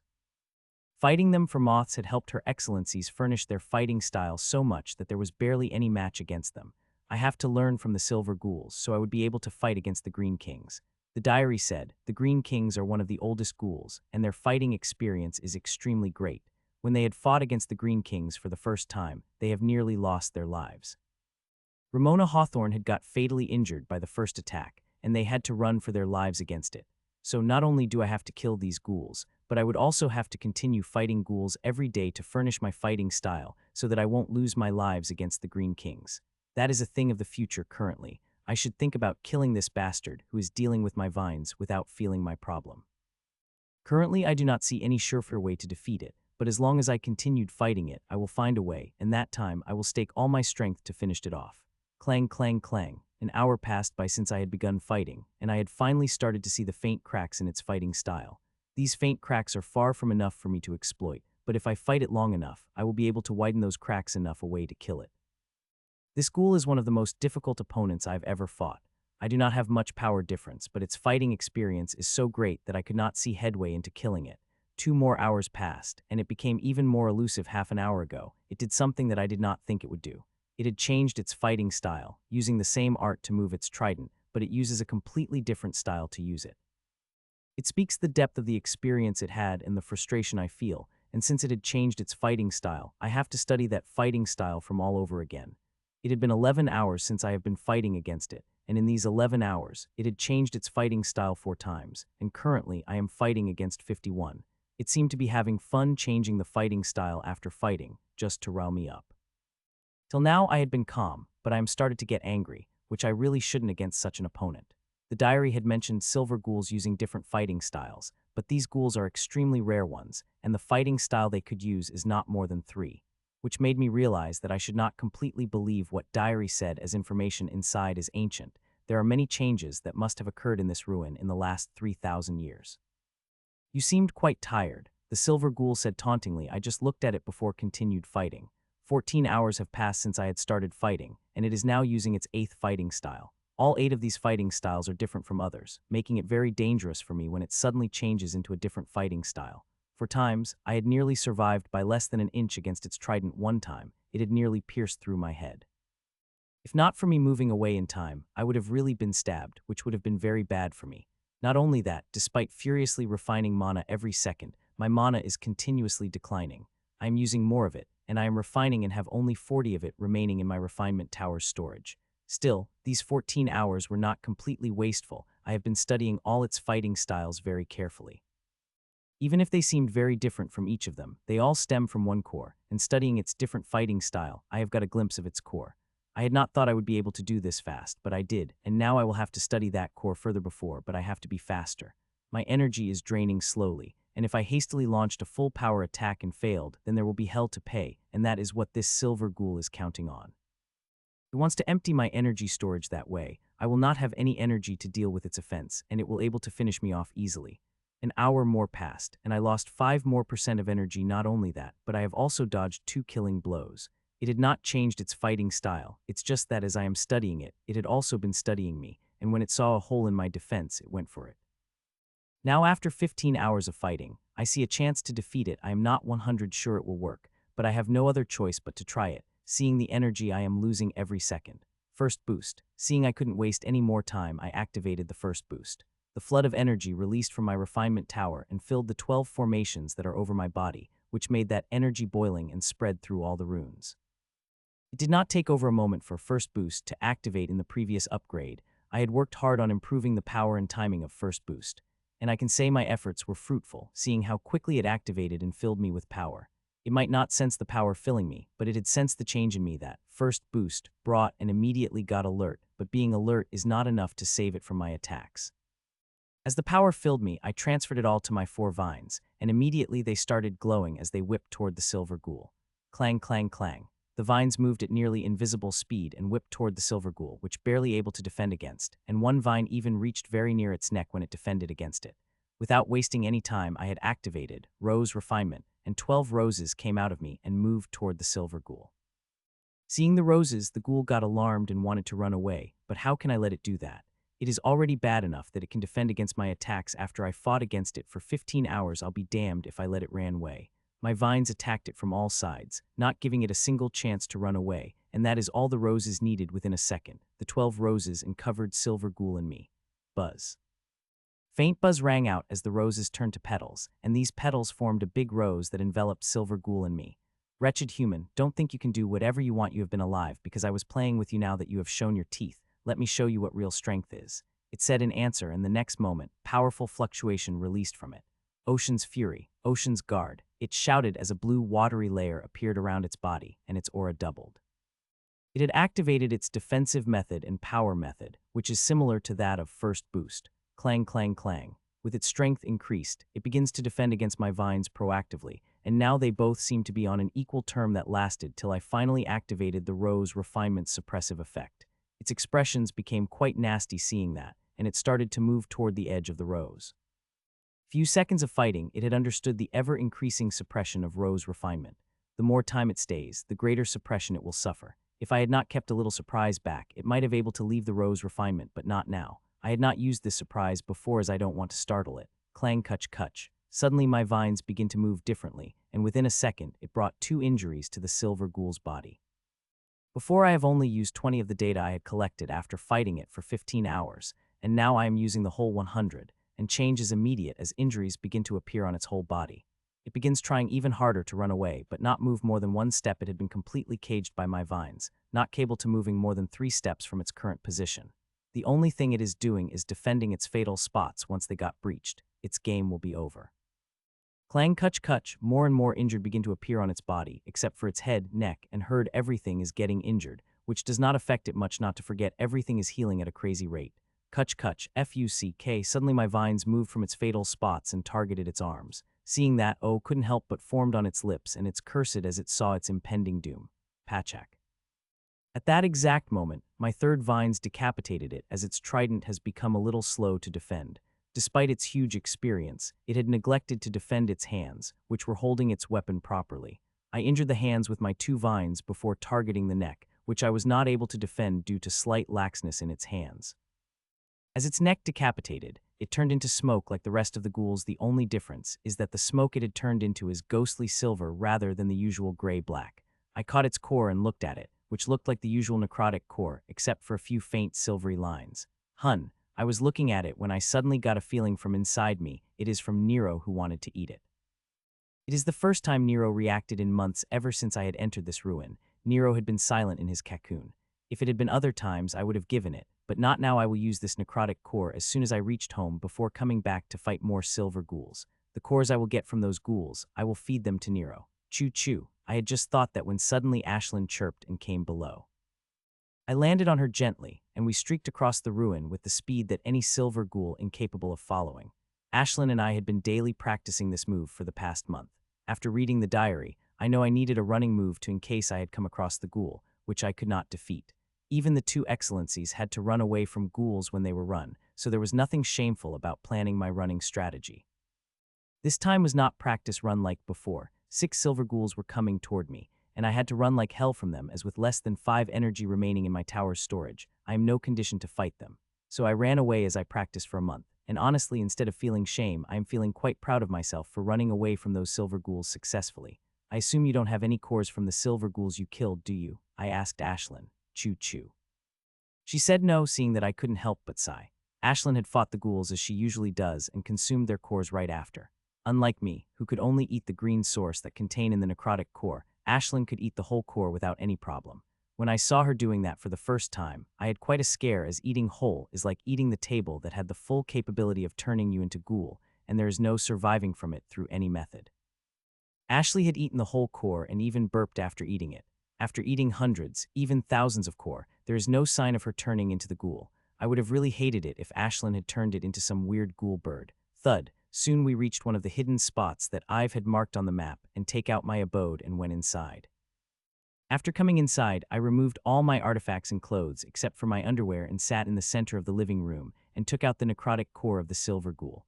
KRRR. I looked at ghoul for a second before placing it into the device, which smoothly cut the core into two and revealed a faint silver peel. Yes, the green source of the silver ghoul is solid. I took out the silver pearl and put it into my mouth without waiting. As I did, I felt a slight cooling sensation on my tongue, and other than nothing happened for a second before the whole pearl suddenly melted.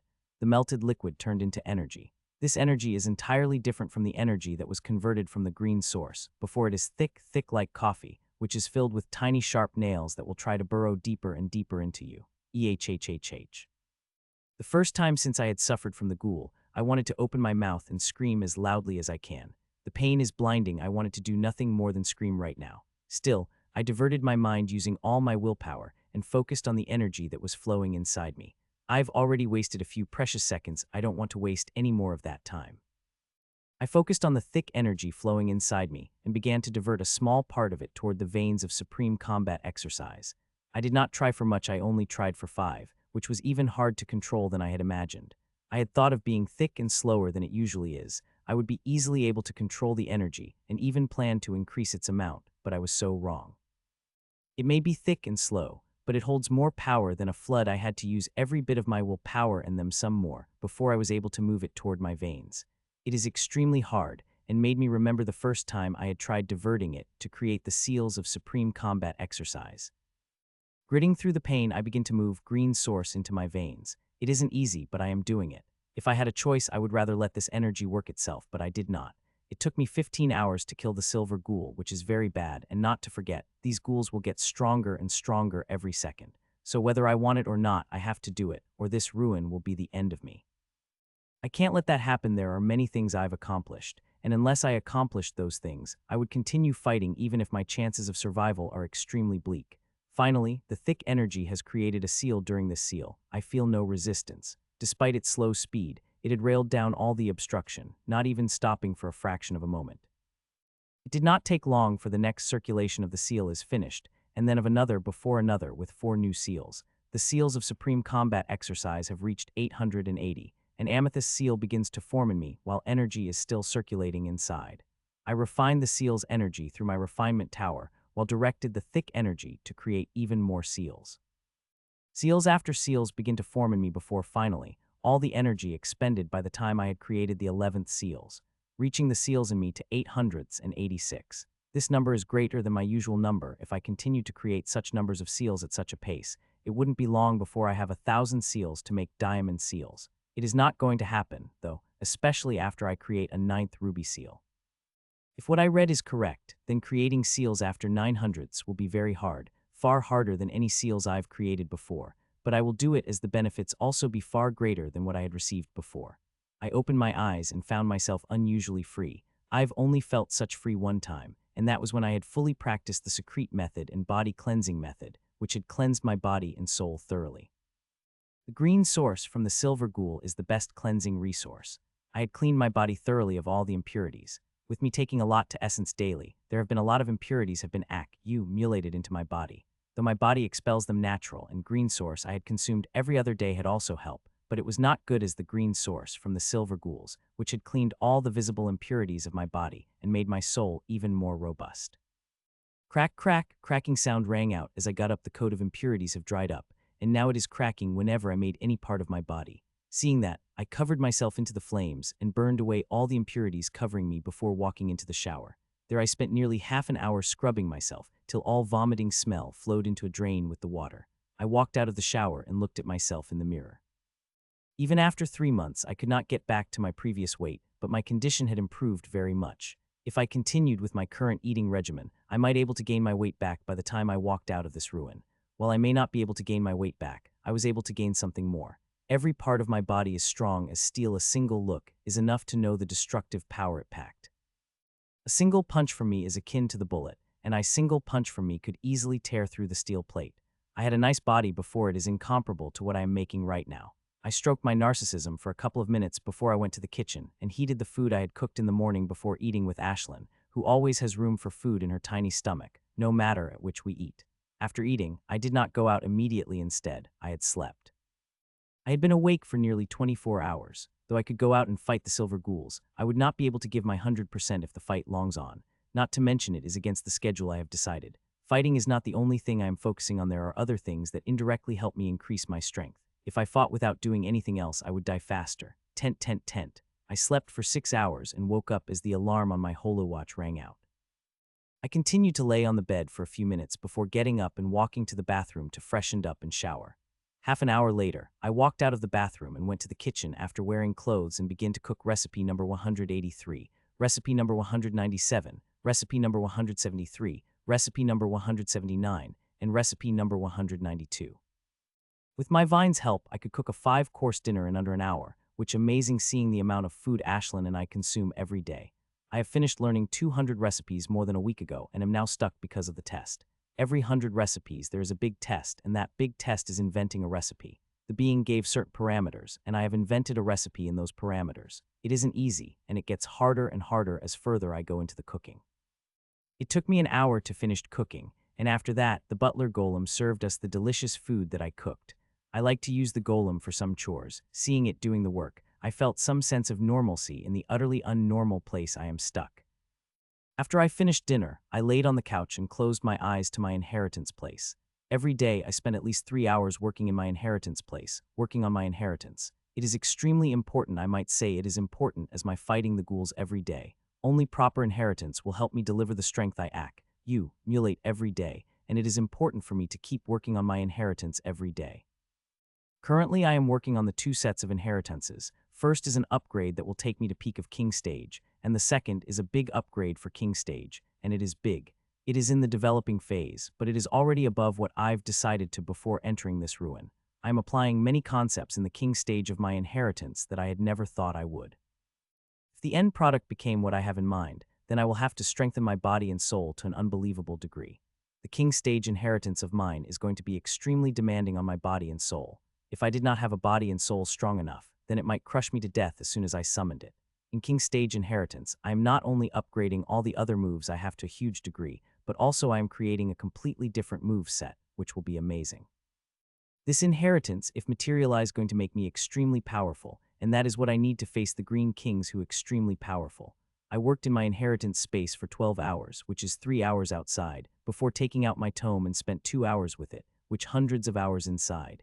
Even after hundreds of hours of trying inside, I could not perfect the recipe I am working on. It's time to hunt some ghouls, I said as I put back the tome inside my storage and walked out of my abode. I am now ready to face another ghoul. Ashlyn, find me some ghoul to fight, I asked Ashlyn, who chirped enthusiastically before flying in the air. Ashlyn had a greater range than me, and the cosmic energy of this ruin is not suppressing her senses, which makes her an amazing scout. Chirp, chirp. Ashlyn did not disappoint me. She returned with good news in less than 5 minutes. Good girl. I praised her before flying toward the direction of the ghoul she had mentioned. 5 minutes later, I reached near the ghoul and sensed me as soon I breached half-kilometer range. This ghoul is women. I don't know why I'm surprised seeing that, but I am. If not for her necrotic aura and ghostly silver skin, she would have been a beautiful woman in her early 20s. Human, it said, and came toward me with a speed that is faster than the ghoul I had fought yesterday. I'm not surprised. More than 12 hours had passed since I had fought against the ghoul. It is enough time to increase their strength by 10, which is huge compared to me. I had not made such progress strength-wise, but I had progressed nonetheless, and I hoped this progress would be enough for me to kill this ghoul, and kill it with less time than I had killed the ghoul yesterday. In the time of half-breath, it appeared in front of me and slashed her silver scimitar at my neck. Her scimitar is longer than conventional scimitars. It is about 1.5 meters long, and has beautiful designs of sun, moon, and stars. If the ghoul had not been my enemy that I have to kill absolutely, I would have asked it to let me observe. It's a shame that weapons also disappeared after ghoul is killed. I would really like to put this saber into my beautiful weapons collection. Clang. I defended against its attack with my sword before attacking it again. Today I do not plan to fight lazily as I usually do.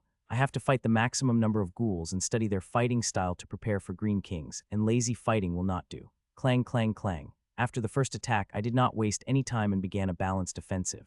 Though I am taking things a little faster, my approach is still the same, making my opponent use its strength first, so I could find its weakness and kill it. Our weapons clash, and with each second, the power behind increases more and more. It is increasing at such speed that it won't be long before she uses her art. Like grim monsters, these ghouls also like to eat humans up, and that makes them slight hasty in the battle, and fighting with them for years, I have begun to use that hastiness. Clang, clang, clang. The aura begins blazing from our weapons as we started to use more and more power. I have activated both of the enchantment of my sword, and with each move I am increasing their power. Our attacks may be testing, but they are extremely calculated. If one sees an indefensible hole in the other's defense, they won't waste a single chance to use all their power for a fatal attack. I have kept every attack of mine ready. If I see I could kill it in a single move. It won't take me even a second to activate the first boost and use all my strength in that single attack. The battle is a game of mind as much as it is of strength. One of the needs to have power under the overwhelming advantage. Even mind won't affect the result, but when the gap is little low, the mind fills the gap of power, and when the strength is equal, it's the one who uses the mind that wins. It had been only 10 minutes when I felt a sudden change in the worldly energy around us. Seeing it, my expression couldn't help but turn serious as the real dangerous battle has begun. Lacerating wind blades, the ghoul said, and black wind blades started to appear around the scimitar and begun to vibrate. It lasted for a moment before more than 50 wind blades came at me, intending to hack me into pieces. Not only that, but it is also attacking me with its scimitar, which looked even more ferocious now that it had covered black wind. Sup, sup, sup. Seeing the powerful attack coming, I did not hold back and brought out 24 vines. A look of surprise flashed into it seeing the vines, but it did not affect its attack as it had smoothly controlled its wind blade circ, vent around the vines. But how can I let those wind blades circ, vent around my vines? The real purpose of these is to obstruct the vines, and it will do just that, no matter how it tried to circ, vent it. Tang, tang, tang. My vines moved and struck against the black wind blades, creating a chime-like voice. The wind blades are extremely fast, and they are very tricky when ghoul could control them, but my vines moved like a snake, striking any wind blade that came inside their sphere of influence. A moment after the wind blades, the ghoul itself came, and I moved to intercept it. The ghoul's scimitar is covered in the black wind, and the way that wind is vibrating, I know the attack is going to be fast. It would have been safe for me to use the vines to defend against this attack as they are faster and stronger, but I want to defend using my sword. Hee hee. The ghoul let out a snarky smile as it appeared in front of me and swung its scimitar toward me, and I have to say, I am very surprised and alarmed by the swing of its attack. The fast scimitar of it turned very slow. It is so slow that I could see every part of it. It may look slow, but it is not. It is extremely fast. The art move has increased the speed tremendously and made the motion very fluid that made it seem like this attack is very slow. People will be able to identify such an attack with a single glance, but they will not react to it due to its amazing speed. Clang! I moved my sword horizontally like a shield and defended against its scimitar. As I defended, I felt cutting force coming at me. It is so sharp that the edge of green souse looked like a child play against it. It's a good thing my flesh and bones are not coming to contact with this energy directly. If they had, then this energy would have torn them apart. Step, step. Still, if it was not enough, I had to take a step back, which gave it a perfect chance to launch another quick attack. Dance of dark wind, it said, and the next moment hundreds of vibrating black wind blades materialized around it, and it sent them toward me. Seeing such a powerful attack, I couldn't help but gulp down my saliva and activated every runic formation of old set, except that of the first boost. Tang, tang, tang.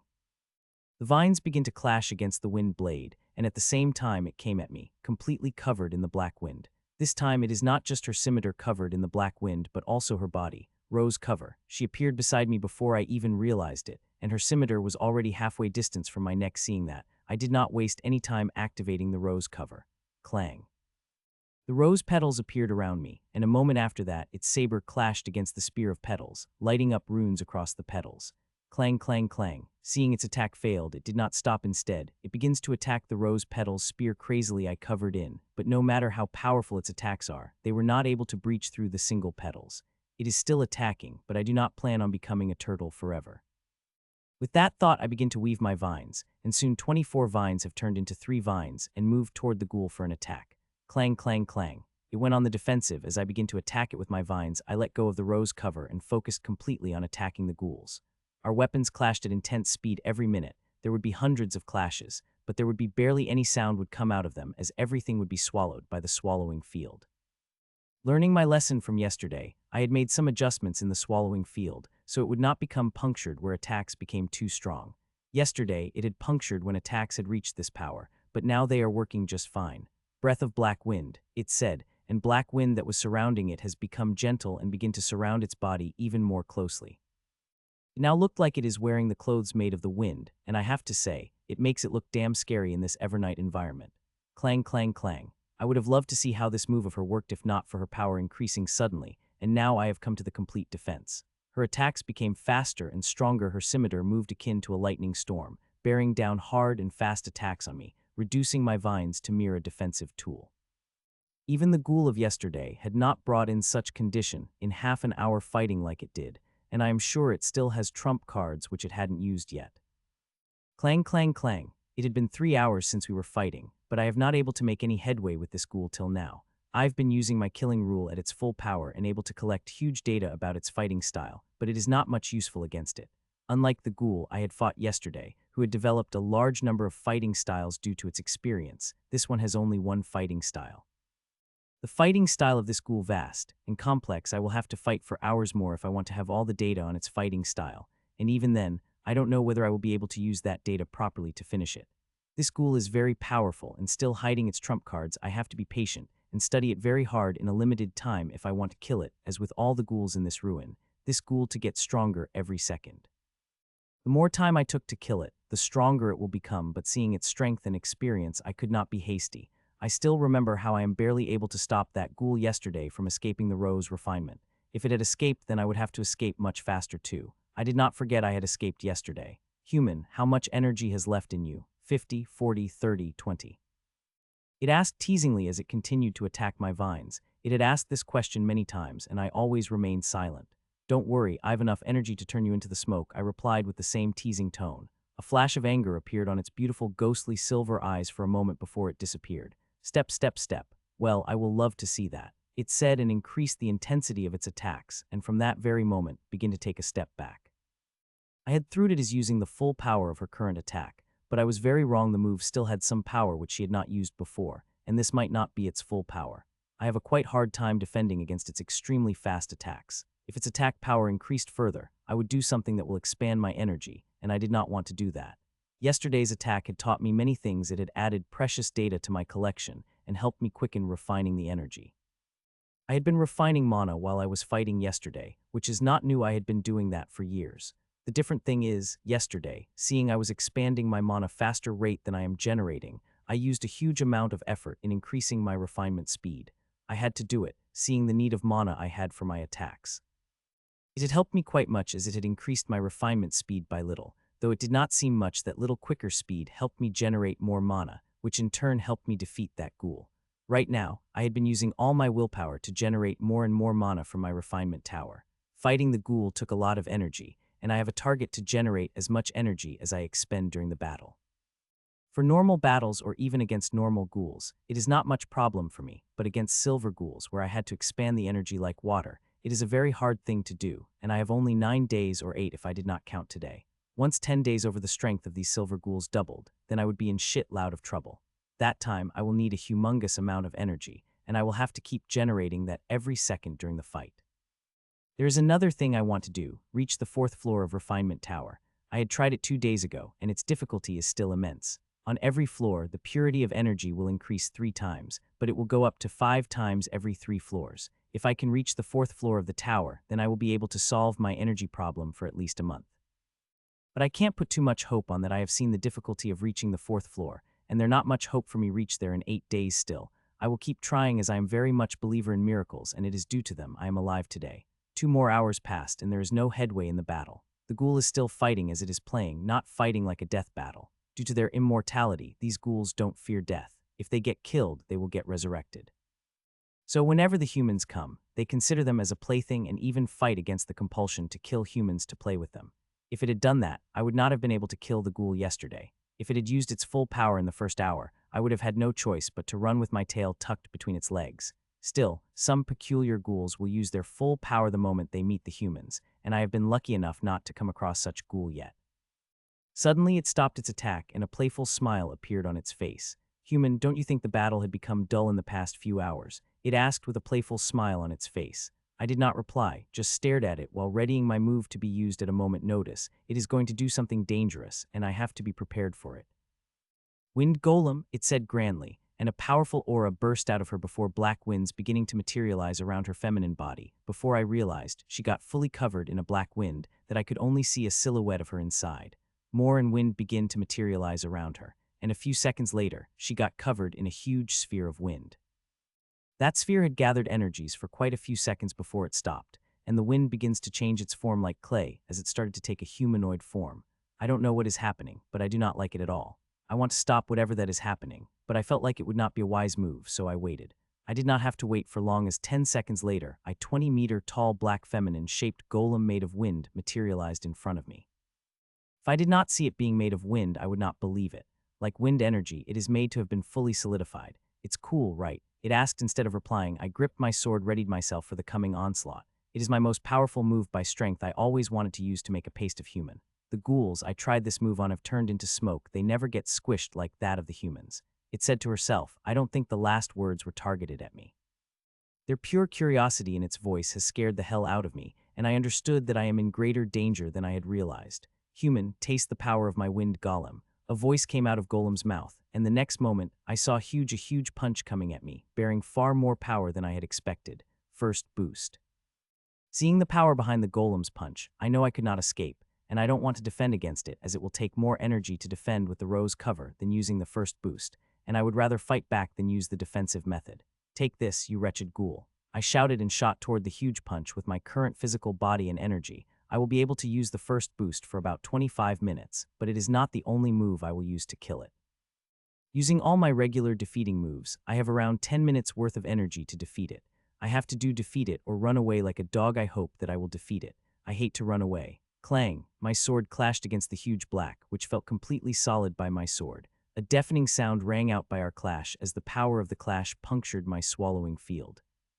There was too much energy that it could swallow. Not to forget I had just cut off more than half of the energy needed to operate the swallowing field. I am going to need all the energy I have to fight against this jumbo bastard. As the vibration of clash reached my ears, a huge amount of energy poured into me.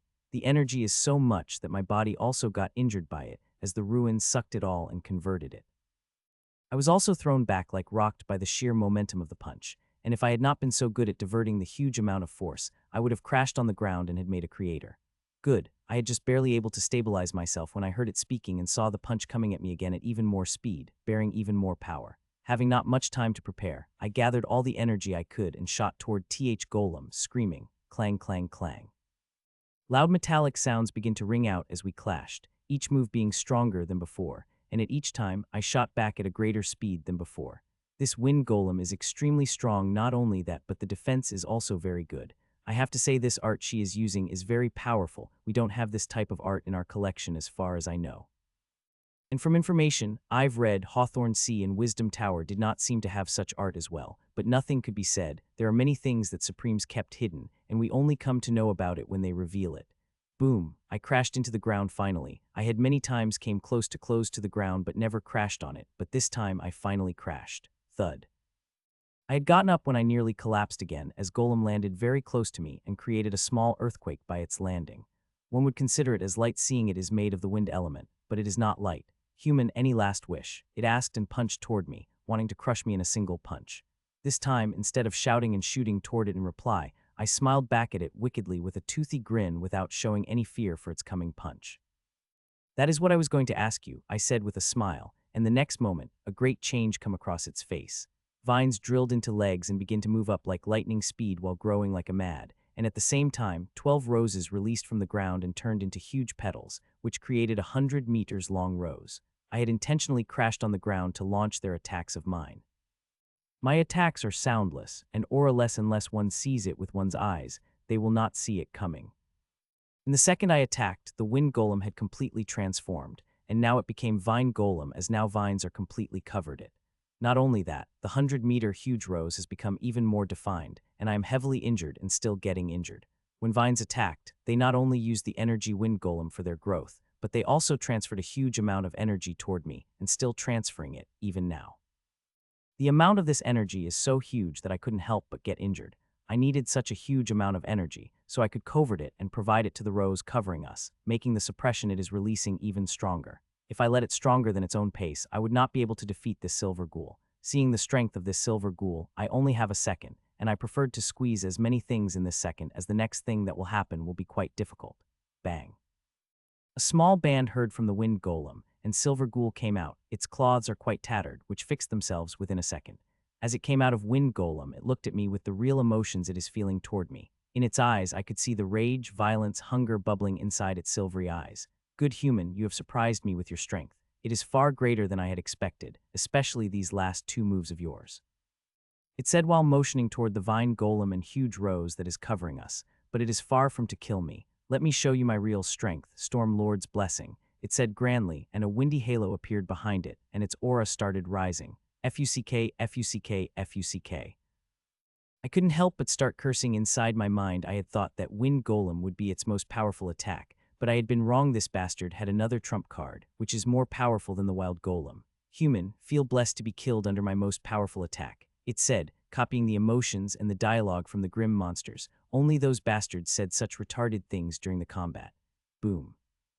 As it made its grand proclamation, it came at me, and its speed it's so great that air exploded around behind it, and it became near behind it, and it became near inviolable to my eyes. Die human, it said when it was halfway and swung its scimitar, ready to hack me into two. It had full confidence to kill me in a single attack, but I did not share that confidence. I would not be standing here if I did not have some confidence to defeat it. As it closer to me and got its scimitar to cut me into two, tens of huge crystalline vines moved toward it with a very sharp pointy end. While it was lost in its narcissism, the vine golem collapsed, and 6 huge vines came out of it. These vines are not only bigger, but they are also stronger and faster due to the immense amount of energies they have sucked from the wind golem. Expressions on the face of the ghoul had changed, and it effortlessly diverted its blade and moved it toward the huge crystalline vines that are piercing toward it with a sharp end. Clang, clang, clang. Clashing sounds rang out as its scimitar moved swiftly to deal with coming vines. The speed of the scimitar is faster than my vines, and it is attacking the vines at the weakest spot to deal the maximum damage before moving toward the other vines. If it had been a few vines or even 10, I would have found myself into 2 pieces already, but 36 vines are attacking it, 24 on which I have total control and 12 with slightly loose control. The sheer number of vines have overwhelmed, attacking it from all sides while the suppression of the roses gets stronger and stronger as I feed more and more energy I got from the clashes. Still, it is not enough. I am losing energy fast in this way. I would be fully drained within 3 minutes, and I don't think 3 minutes would be enough for me to kill this bastard. It has unlimited energy, and it will not feel tired, means it could fight with me for days and months without getting tired. It will even get stronger as the energy of the ruin get denser. It also means it could continue using the powerful art move it is using for an unlimited time. I have to weaken it and then kill it for that. I will have to make my vines stronger and faster, or I will have to create greater suppression with rose refinement that I could make it weak enough to kill it with my vines. It will be quite hard to make my vines even stronger. They will need to swallow another wind golem for that power. The suppression of rose refinement, on the other hand, is little east, but there is one thing both of these required, and that is energy, which I did not have. Without sufficient energy, the only option I have is running away, which I really don't want to do. I begin to refine the energy even more crazily, without caring about the strain I am feeling. I need the energy that will help me prolong the battle for 7 to 10 minutes. As long as I have that much time, I will be able to weaken the ghoul bastard enough through suppression that I would be able to kill it. More and more energy begins to transfer inside my energy storage as I begin to refine it wildly, but it is not enough, seeing that I begin to dig out every bit of will I have hidden somewhere and use it to refine the energy through the tower. I will kill this bastard ghoul. After spending so much effort, it will be shameful if I ran away. 3 minutes passed by, and I have less than one of the energy remained in my storage every moment. The huge amount of energy would move out of my storage, and nearly the exact amount would fill in the next moment. After digging out every bit of willpower I have, I can barely refine the energy I am expanding. It is taking everything I have, and my head is hurting as it had never hurt before, and I want to let off everything, but I did not. I have still a ghoul to defeat, and until I do that, I will not stop, no matter how much my head hurts. Clang, clang, clang. The ghoul is still surrounded by the 36 vines which are attacking it crazily. It isn't easy to concentrate when one's head hurts like mad, but I am doing it and hoping one of my vines would pierce it, luckily, so I could let go of everything. It is still fighting like before. There is no worry that could be seen on its face as it fights against the 36 vines, defending against them, not letting even a single one of the vines touch it, which is a good thing. Let it fight at its heart content while I spread the net. When the net is completely red, I will pull it all and kill this bastard. Seconds after seconds passed, and 3 more minutes have passed, and the smile on the bastard's face grown even bigger. It looked like it is having the time of its. I used to have such expression on my face when I found a particularly challenging opponent. Since I began fighting silver ghouls, I did not even felt a speck of such emotions. Both silver ghouls have utterly dominated me, and if not for their habit of playing with their opponent, I wouldn't have lasted against them for such long if they used their full power at the beginning. Clang, clang, clang. Another 2 minutes passed, and now I have to fight against it for 1 minute more. After that, I could finally spring my trap and kill this bastard, but till then I have to continue fighting. Human, how long can you hold on? I could feel you barely have any energy to continue. Like a spent candle, you could go out any second. It taunted as it continued fighting. I did not reply to its taunting. I am concentrating everything on refining and attacking. If I were to spare a single thought to talk to it, then everything might collapse. So I just glared at it before concentrating on vines to make their attack even deadlier, using every bit of data I collect from it every second. This time I am not holding back using the data. I am using everything I am collecting. I can't keep everything hidden. If it lost interest, then it might try to run away or try doing something I do not want to see it do. I want it to continue fighting, as it is doing right now, the time of springing the trap very close, and I don't. Something unexpected happened at such time. It's time. I said as 2 more minutes passed. I had only planned to wait for 1 minute, but waited for 1 minute extra to be more sure, and now I am completely sure it is time to end this bastard. Buzz. An invisible buzz rang around the huge roses when powerful suppression bore down on the ghoul. As it felt this powerful suppression, its eyes couldn't help but widen in shock, and its mouth moved to curse. Since I had activated the rose refinement, I had held back on its 90 suppression. Second after second, I let it build, only to use its full power at the right time, like now. It immediately understood what is happening and began running away, but how can I let it happen? It is weakened under the suppressive of rose refinement, and also it is getting lesser cosmic energy than usual. With months of research and help from rule-bending power, I created something that was able to block 10 of cosmic energy of ruin. The cosmic energy of this ruin is different. There is no way to block it. Even a normal space abode could not stop it. Only a special space abode like mine could stop it. I have created a form with the help of rule-bending power that could help me block 10 of cosmic energy. I could apply it on Rose's refinement or even on my armor. It may not seem much, but it is a lot, especially for a purpose I have created it for. The purpose I have created this formation is injury. If I've ever got injured again, I want to use this formation on my armor to slow down the flow of energy into the wound. This formation is a lifesaver, and I plan to continue researching it to make it even more powerful. Putch, putch, putch. My vines begin to pierce through it, tearing it apart. The only thing it is capable of doing now is protecting its vital spots, and unlike the ghoul of yesterday, this one keeping its hands safe from my vines. Still, it will not survive for long. I have already had it fully surrounded in my vines, and suppression that is increasing at every second. It will die in a few seconds. If it had been Grim Monster in its place, it would have died, as my vines sucked it dry from any position of its body, but I could not do it with ghoul. Its body is made of something which I couldn't suck, which is really frustrating. Who putch, putch, putch. Finally, after minutes of struggle, I was able to pierce through its head after one vine. Others also pierced till the head of it completely disappeared, and it turned to smoke. It died before it could finish its taunting words. If it had focused on defending more than taunting, it would have lasted for some more time. Just as it turned to smoke, I let out of everything. I stopped refining the energy. I stopped every move I am using. I feel so tired that I nearly collapsed on the ground. If not me in such a dangerous environment, I would have collapsed on the floor. I stayed on my spot for a couple of minutes before I walked a few steps and picked up the necrotic core of Silver Ghoul. It is dark black in color and has faint silver lines on it. The lines are also slightly darker than yesterday's ghoul's core. Like yesterday, just as I touched the ghoul, I felt intent from Nero who want to consume, and this time I did not stop him. Blaze. As I gave my consent, the small cocoon that Nero is in expanded fast till it covered me fully, and just as it happened, the dark black core burst into the smoky fire with a faint silver streak in it. This smoky fire began to enter inside me at amazing speed. I could feel the cocoon sucking up and satisfying the intentions I am getting from Nero. Within 10 seconds, the whole necrotic core has disappeared. There is not a single speck of it have remained, including that of the green source. Nero had eaten it all. From the feeling I got from Nero, he needs these necrotic core. They contain a huge amount of energy that he needs, but it is not easy to get them. Every fight with silver ghouls is that of life and death. It would have been good if Nero could consume the normal necrotic cores. There are thousands of them in my storage, but I found no reaction from Nero when I touched them if he needed them. He would have had informed me already. I could not fight like this, I have to improve faster. I said to myself, currently I may be able to fight against the ghouls, but as their power increased, I will lag, and 8 days later when their strength doubled, I would be completely decimated. The first thing I would have to do is increase the speed of energy refining. Today, I was barely able to refine the energy I needed during the combat, with the cost of mind-splitting headache.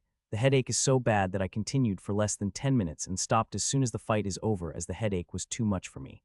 Other than that, I have to increase the speed at which I refine the herbal essence, and I have an idea for that.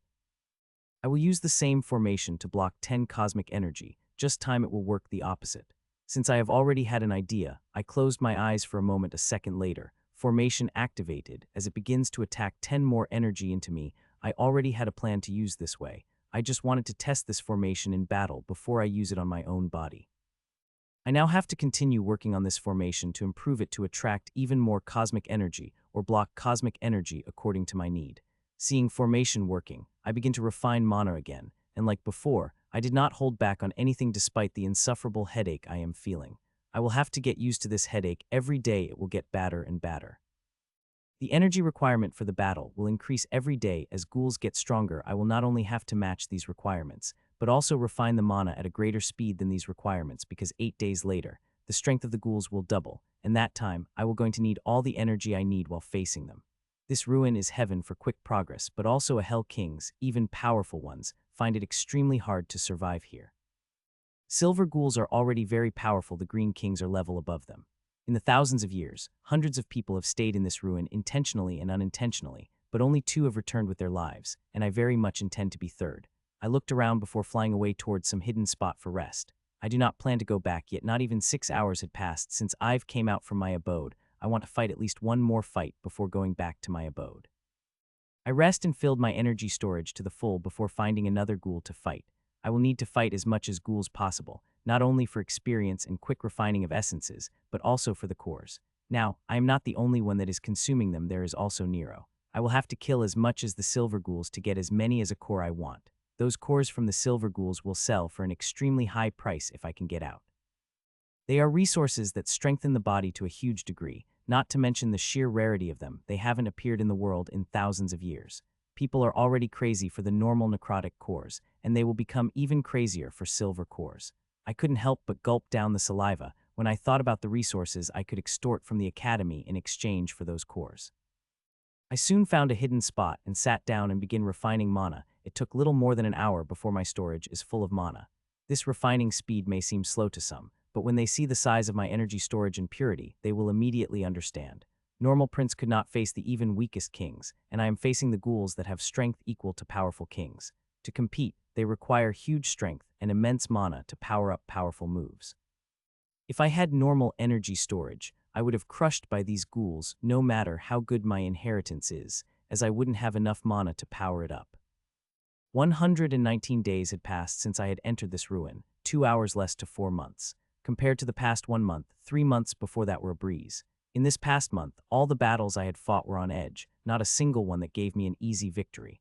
That is worrying me extremely because there might be a chance that green kings might appear a few hours later, and I am in no condition to face them. The diary said the green kings appear an exact month before the end of the cycle. Each cycle of ruin is between 150 days to 180 days, between 5 to 6 months to be exact. In a few hours, when 4 months will complete, the green kings might appear if the cycle is shorted of 5 months, and if the cycle is of longest 6 months, then there will be a month before they appear. And if the cycle end is between 5 to 6 months, then green kings could appear any time in the next month, which is a most frustrating thing. The diary writer is oddly sure about green kings appearing exactly 1 month before the cycle ends. How good it would have been measuring the length of the cycle, but unfortunately, I could not do that. Even those outside could not predict the date exactly. If not for that, the date of ruin opening would have been moved by a few weeks. This past week had been a ride to the roller coaster. I barely had free time as nearly every second I am working on increasing my strength from fighting to consuming green source to working in my inheritance and tome. Everything helped me increase my strength, and it would have been even better. If I had created the demon seal with it, I would have had a lot less fear for the green kings. But the creation of the seal slowed down a lot after the creation of the 9th ruby seal. I still remember those 2 sessions about a month ago when I had created 11 and 13 seals with the help of green source, obtained from the silver ghouls. After I created the ninth ruby seal, my veins would contract whenever I circulated energy with the intent of creating the seal of supreme combat exercise. This contraction will reduce the power of green sources, momentum so much that I could only create 2 seals at each session, and 3 if I pushed really hard and is lucky enough. This contraction of veins would become greater and greater. It is my luck that the green source's power is greater at the very session, otherwise I would not have been able to create 49 seals 949 within a month. I am not ready to face green kings, but if they appear, then this level up will surely help me in lessening the gap. A few minutes ago, I finished developing the last upgrade of the Prince stage. After this upgrade, I will be ready for King Stage Inheritance, which unfortunately hadn't finished yet. I had been working on it the most, but despite that, I was not able to finish it even after 4 months. It is too complex and made too many elements, and the thing that is taking the most time is the new moves I am creating. It is easy to upgrade already created moves. One is already familiar with it and knows what their problems are and what one needs with it. But the process became far more difficult when one is developing a move from scratch, and it is of the King Stage. It will still take me a week or more to finish designing it, and even after I finish designing it, it might still take some time before I could reach the King Stage with it. The King Stage Inheritance I've created ended up with a very high requirement on body and soul's strength and energy purity. Regretfully, I am not ready with any of the requirements. Even after a month, I was not able to reach the 4th floor of my refinement tower. It is much harder than I had expected, but there is good news about. Since 2 days I was able to form Crack's floor of 4th floor if everything went as I expected. It won't be long before I reach the 4th floor of my refining tower. The energy was the easiest requirement to fulfill, as reaching the 4th floor, I will 5 times greater purity and storage. The requirements of body and soul, on the other hand, are not easy to satisfy. I had gone a little over the top in the intention of making my inheritance best in King Stage. I will need to create a diamond seal at the least before I could think about breaking through the King Stage. With the time I have, I could not lessen the requirement either. It will take too much time. Making such a big change will require me to separate my piece by piece and make changes into nearly every formation. It will take me months to do that. If I had stayed with the same requirement before entering this ruin, I would have been more than ready to reach the King Stage a month ago. Sigh. I sighed and cleared mind with all the other thought before entering into my inheritance space and tapping on the runic humanoid. Buzz. As I did, I was thrown out of the inheritance space, and my runes begin to light up as their creation and destruction begin. Some runes and runic formation got destroyed as other took their place, while formation got attached to other formation, making them bigger. At the same time, they begin to suck an immense amount of energies from the resource that, within a few seconds, a whirlpool of herbal essences had formed around me.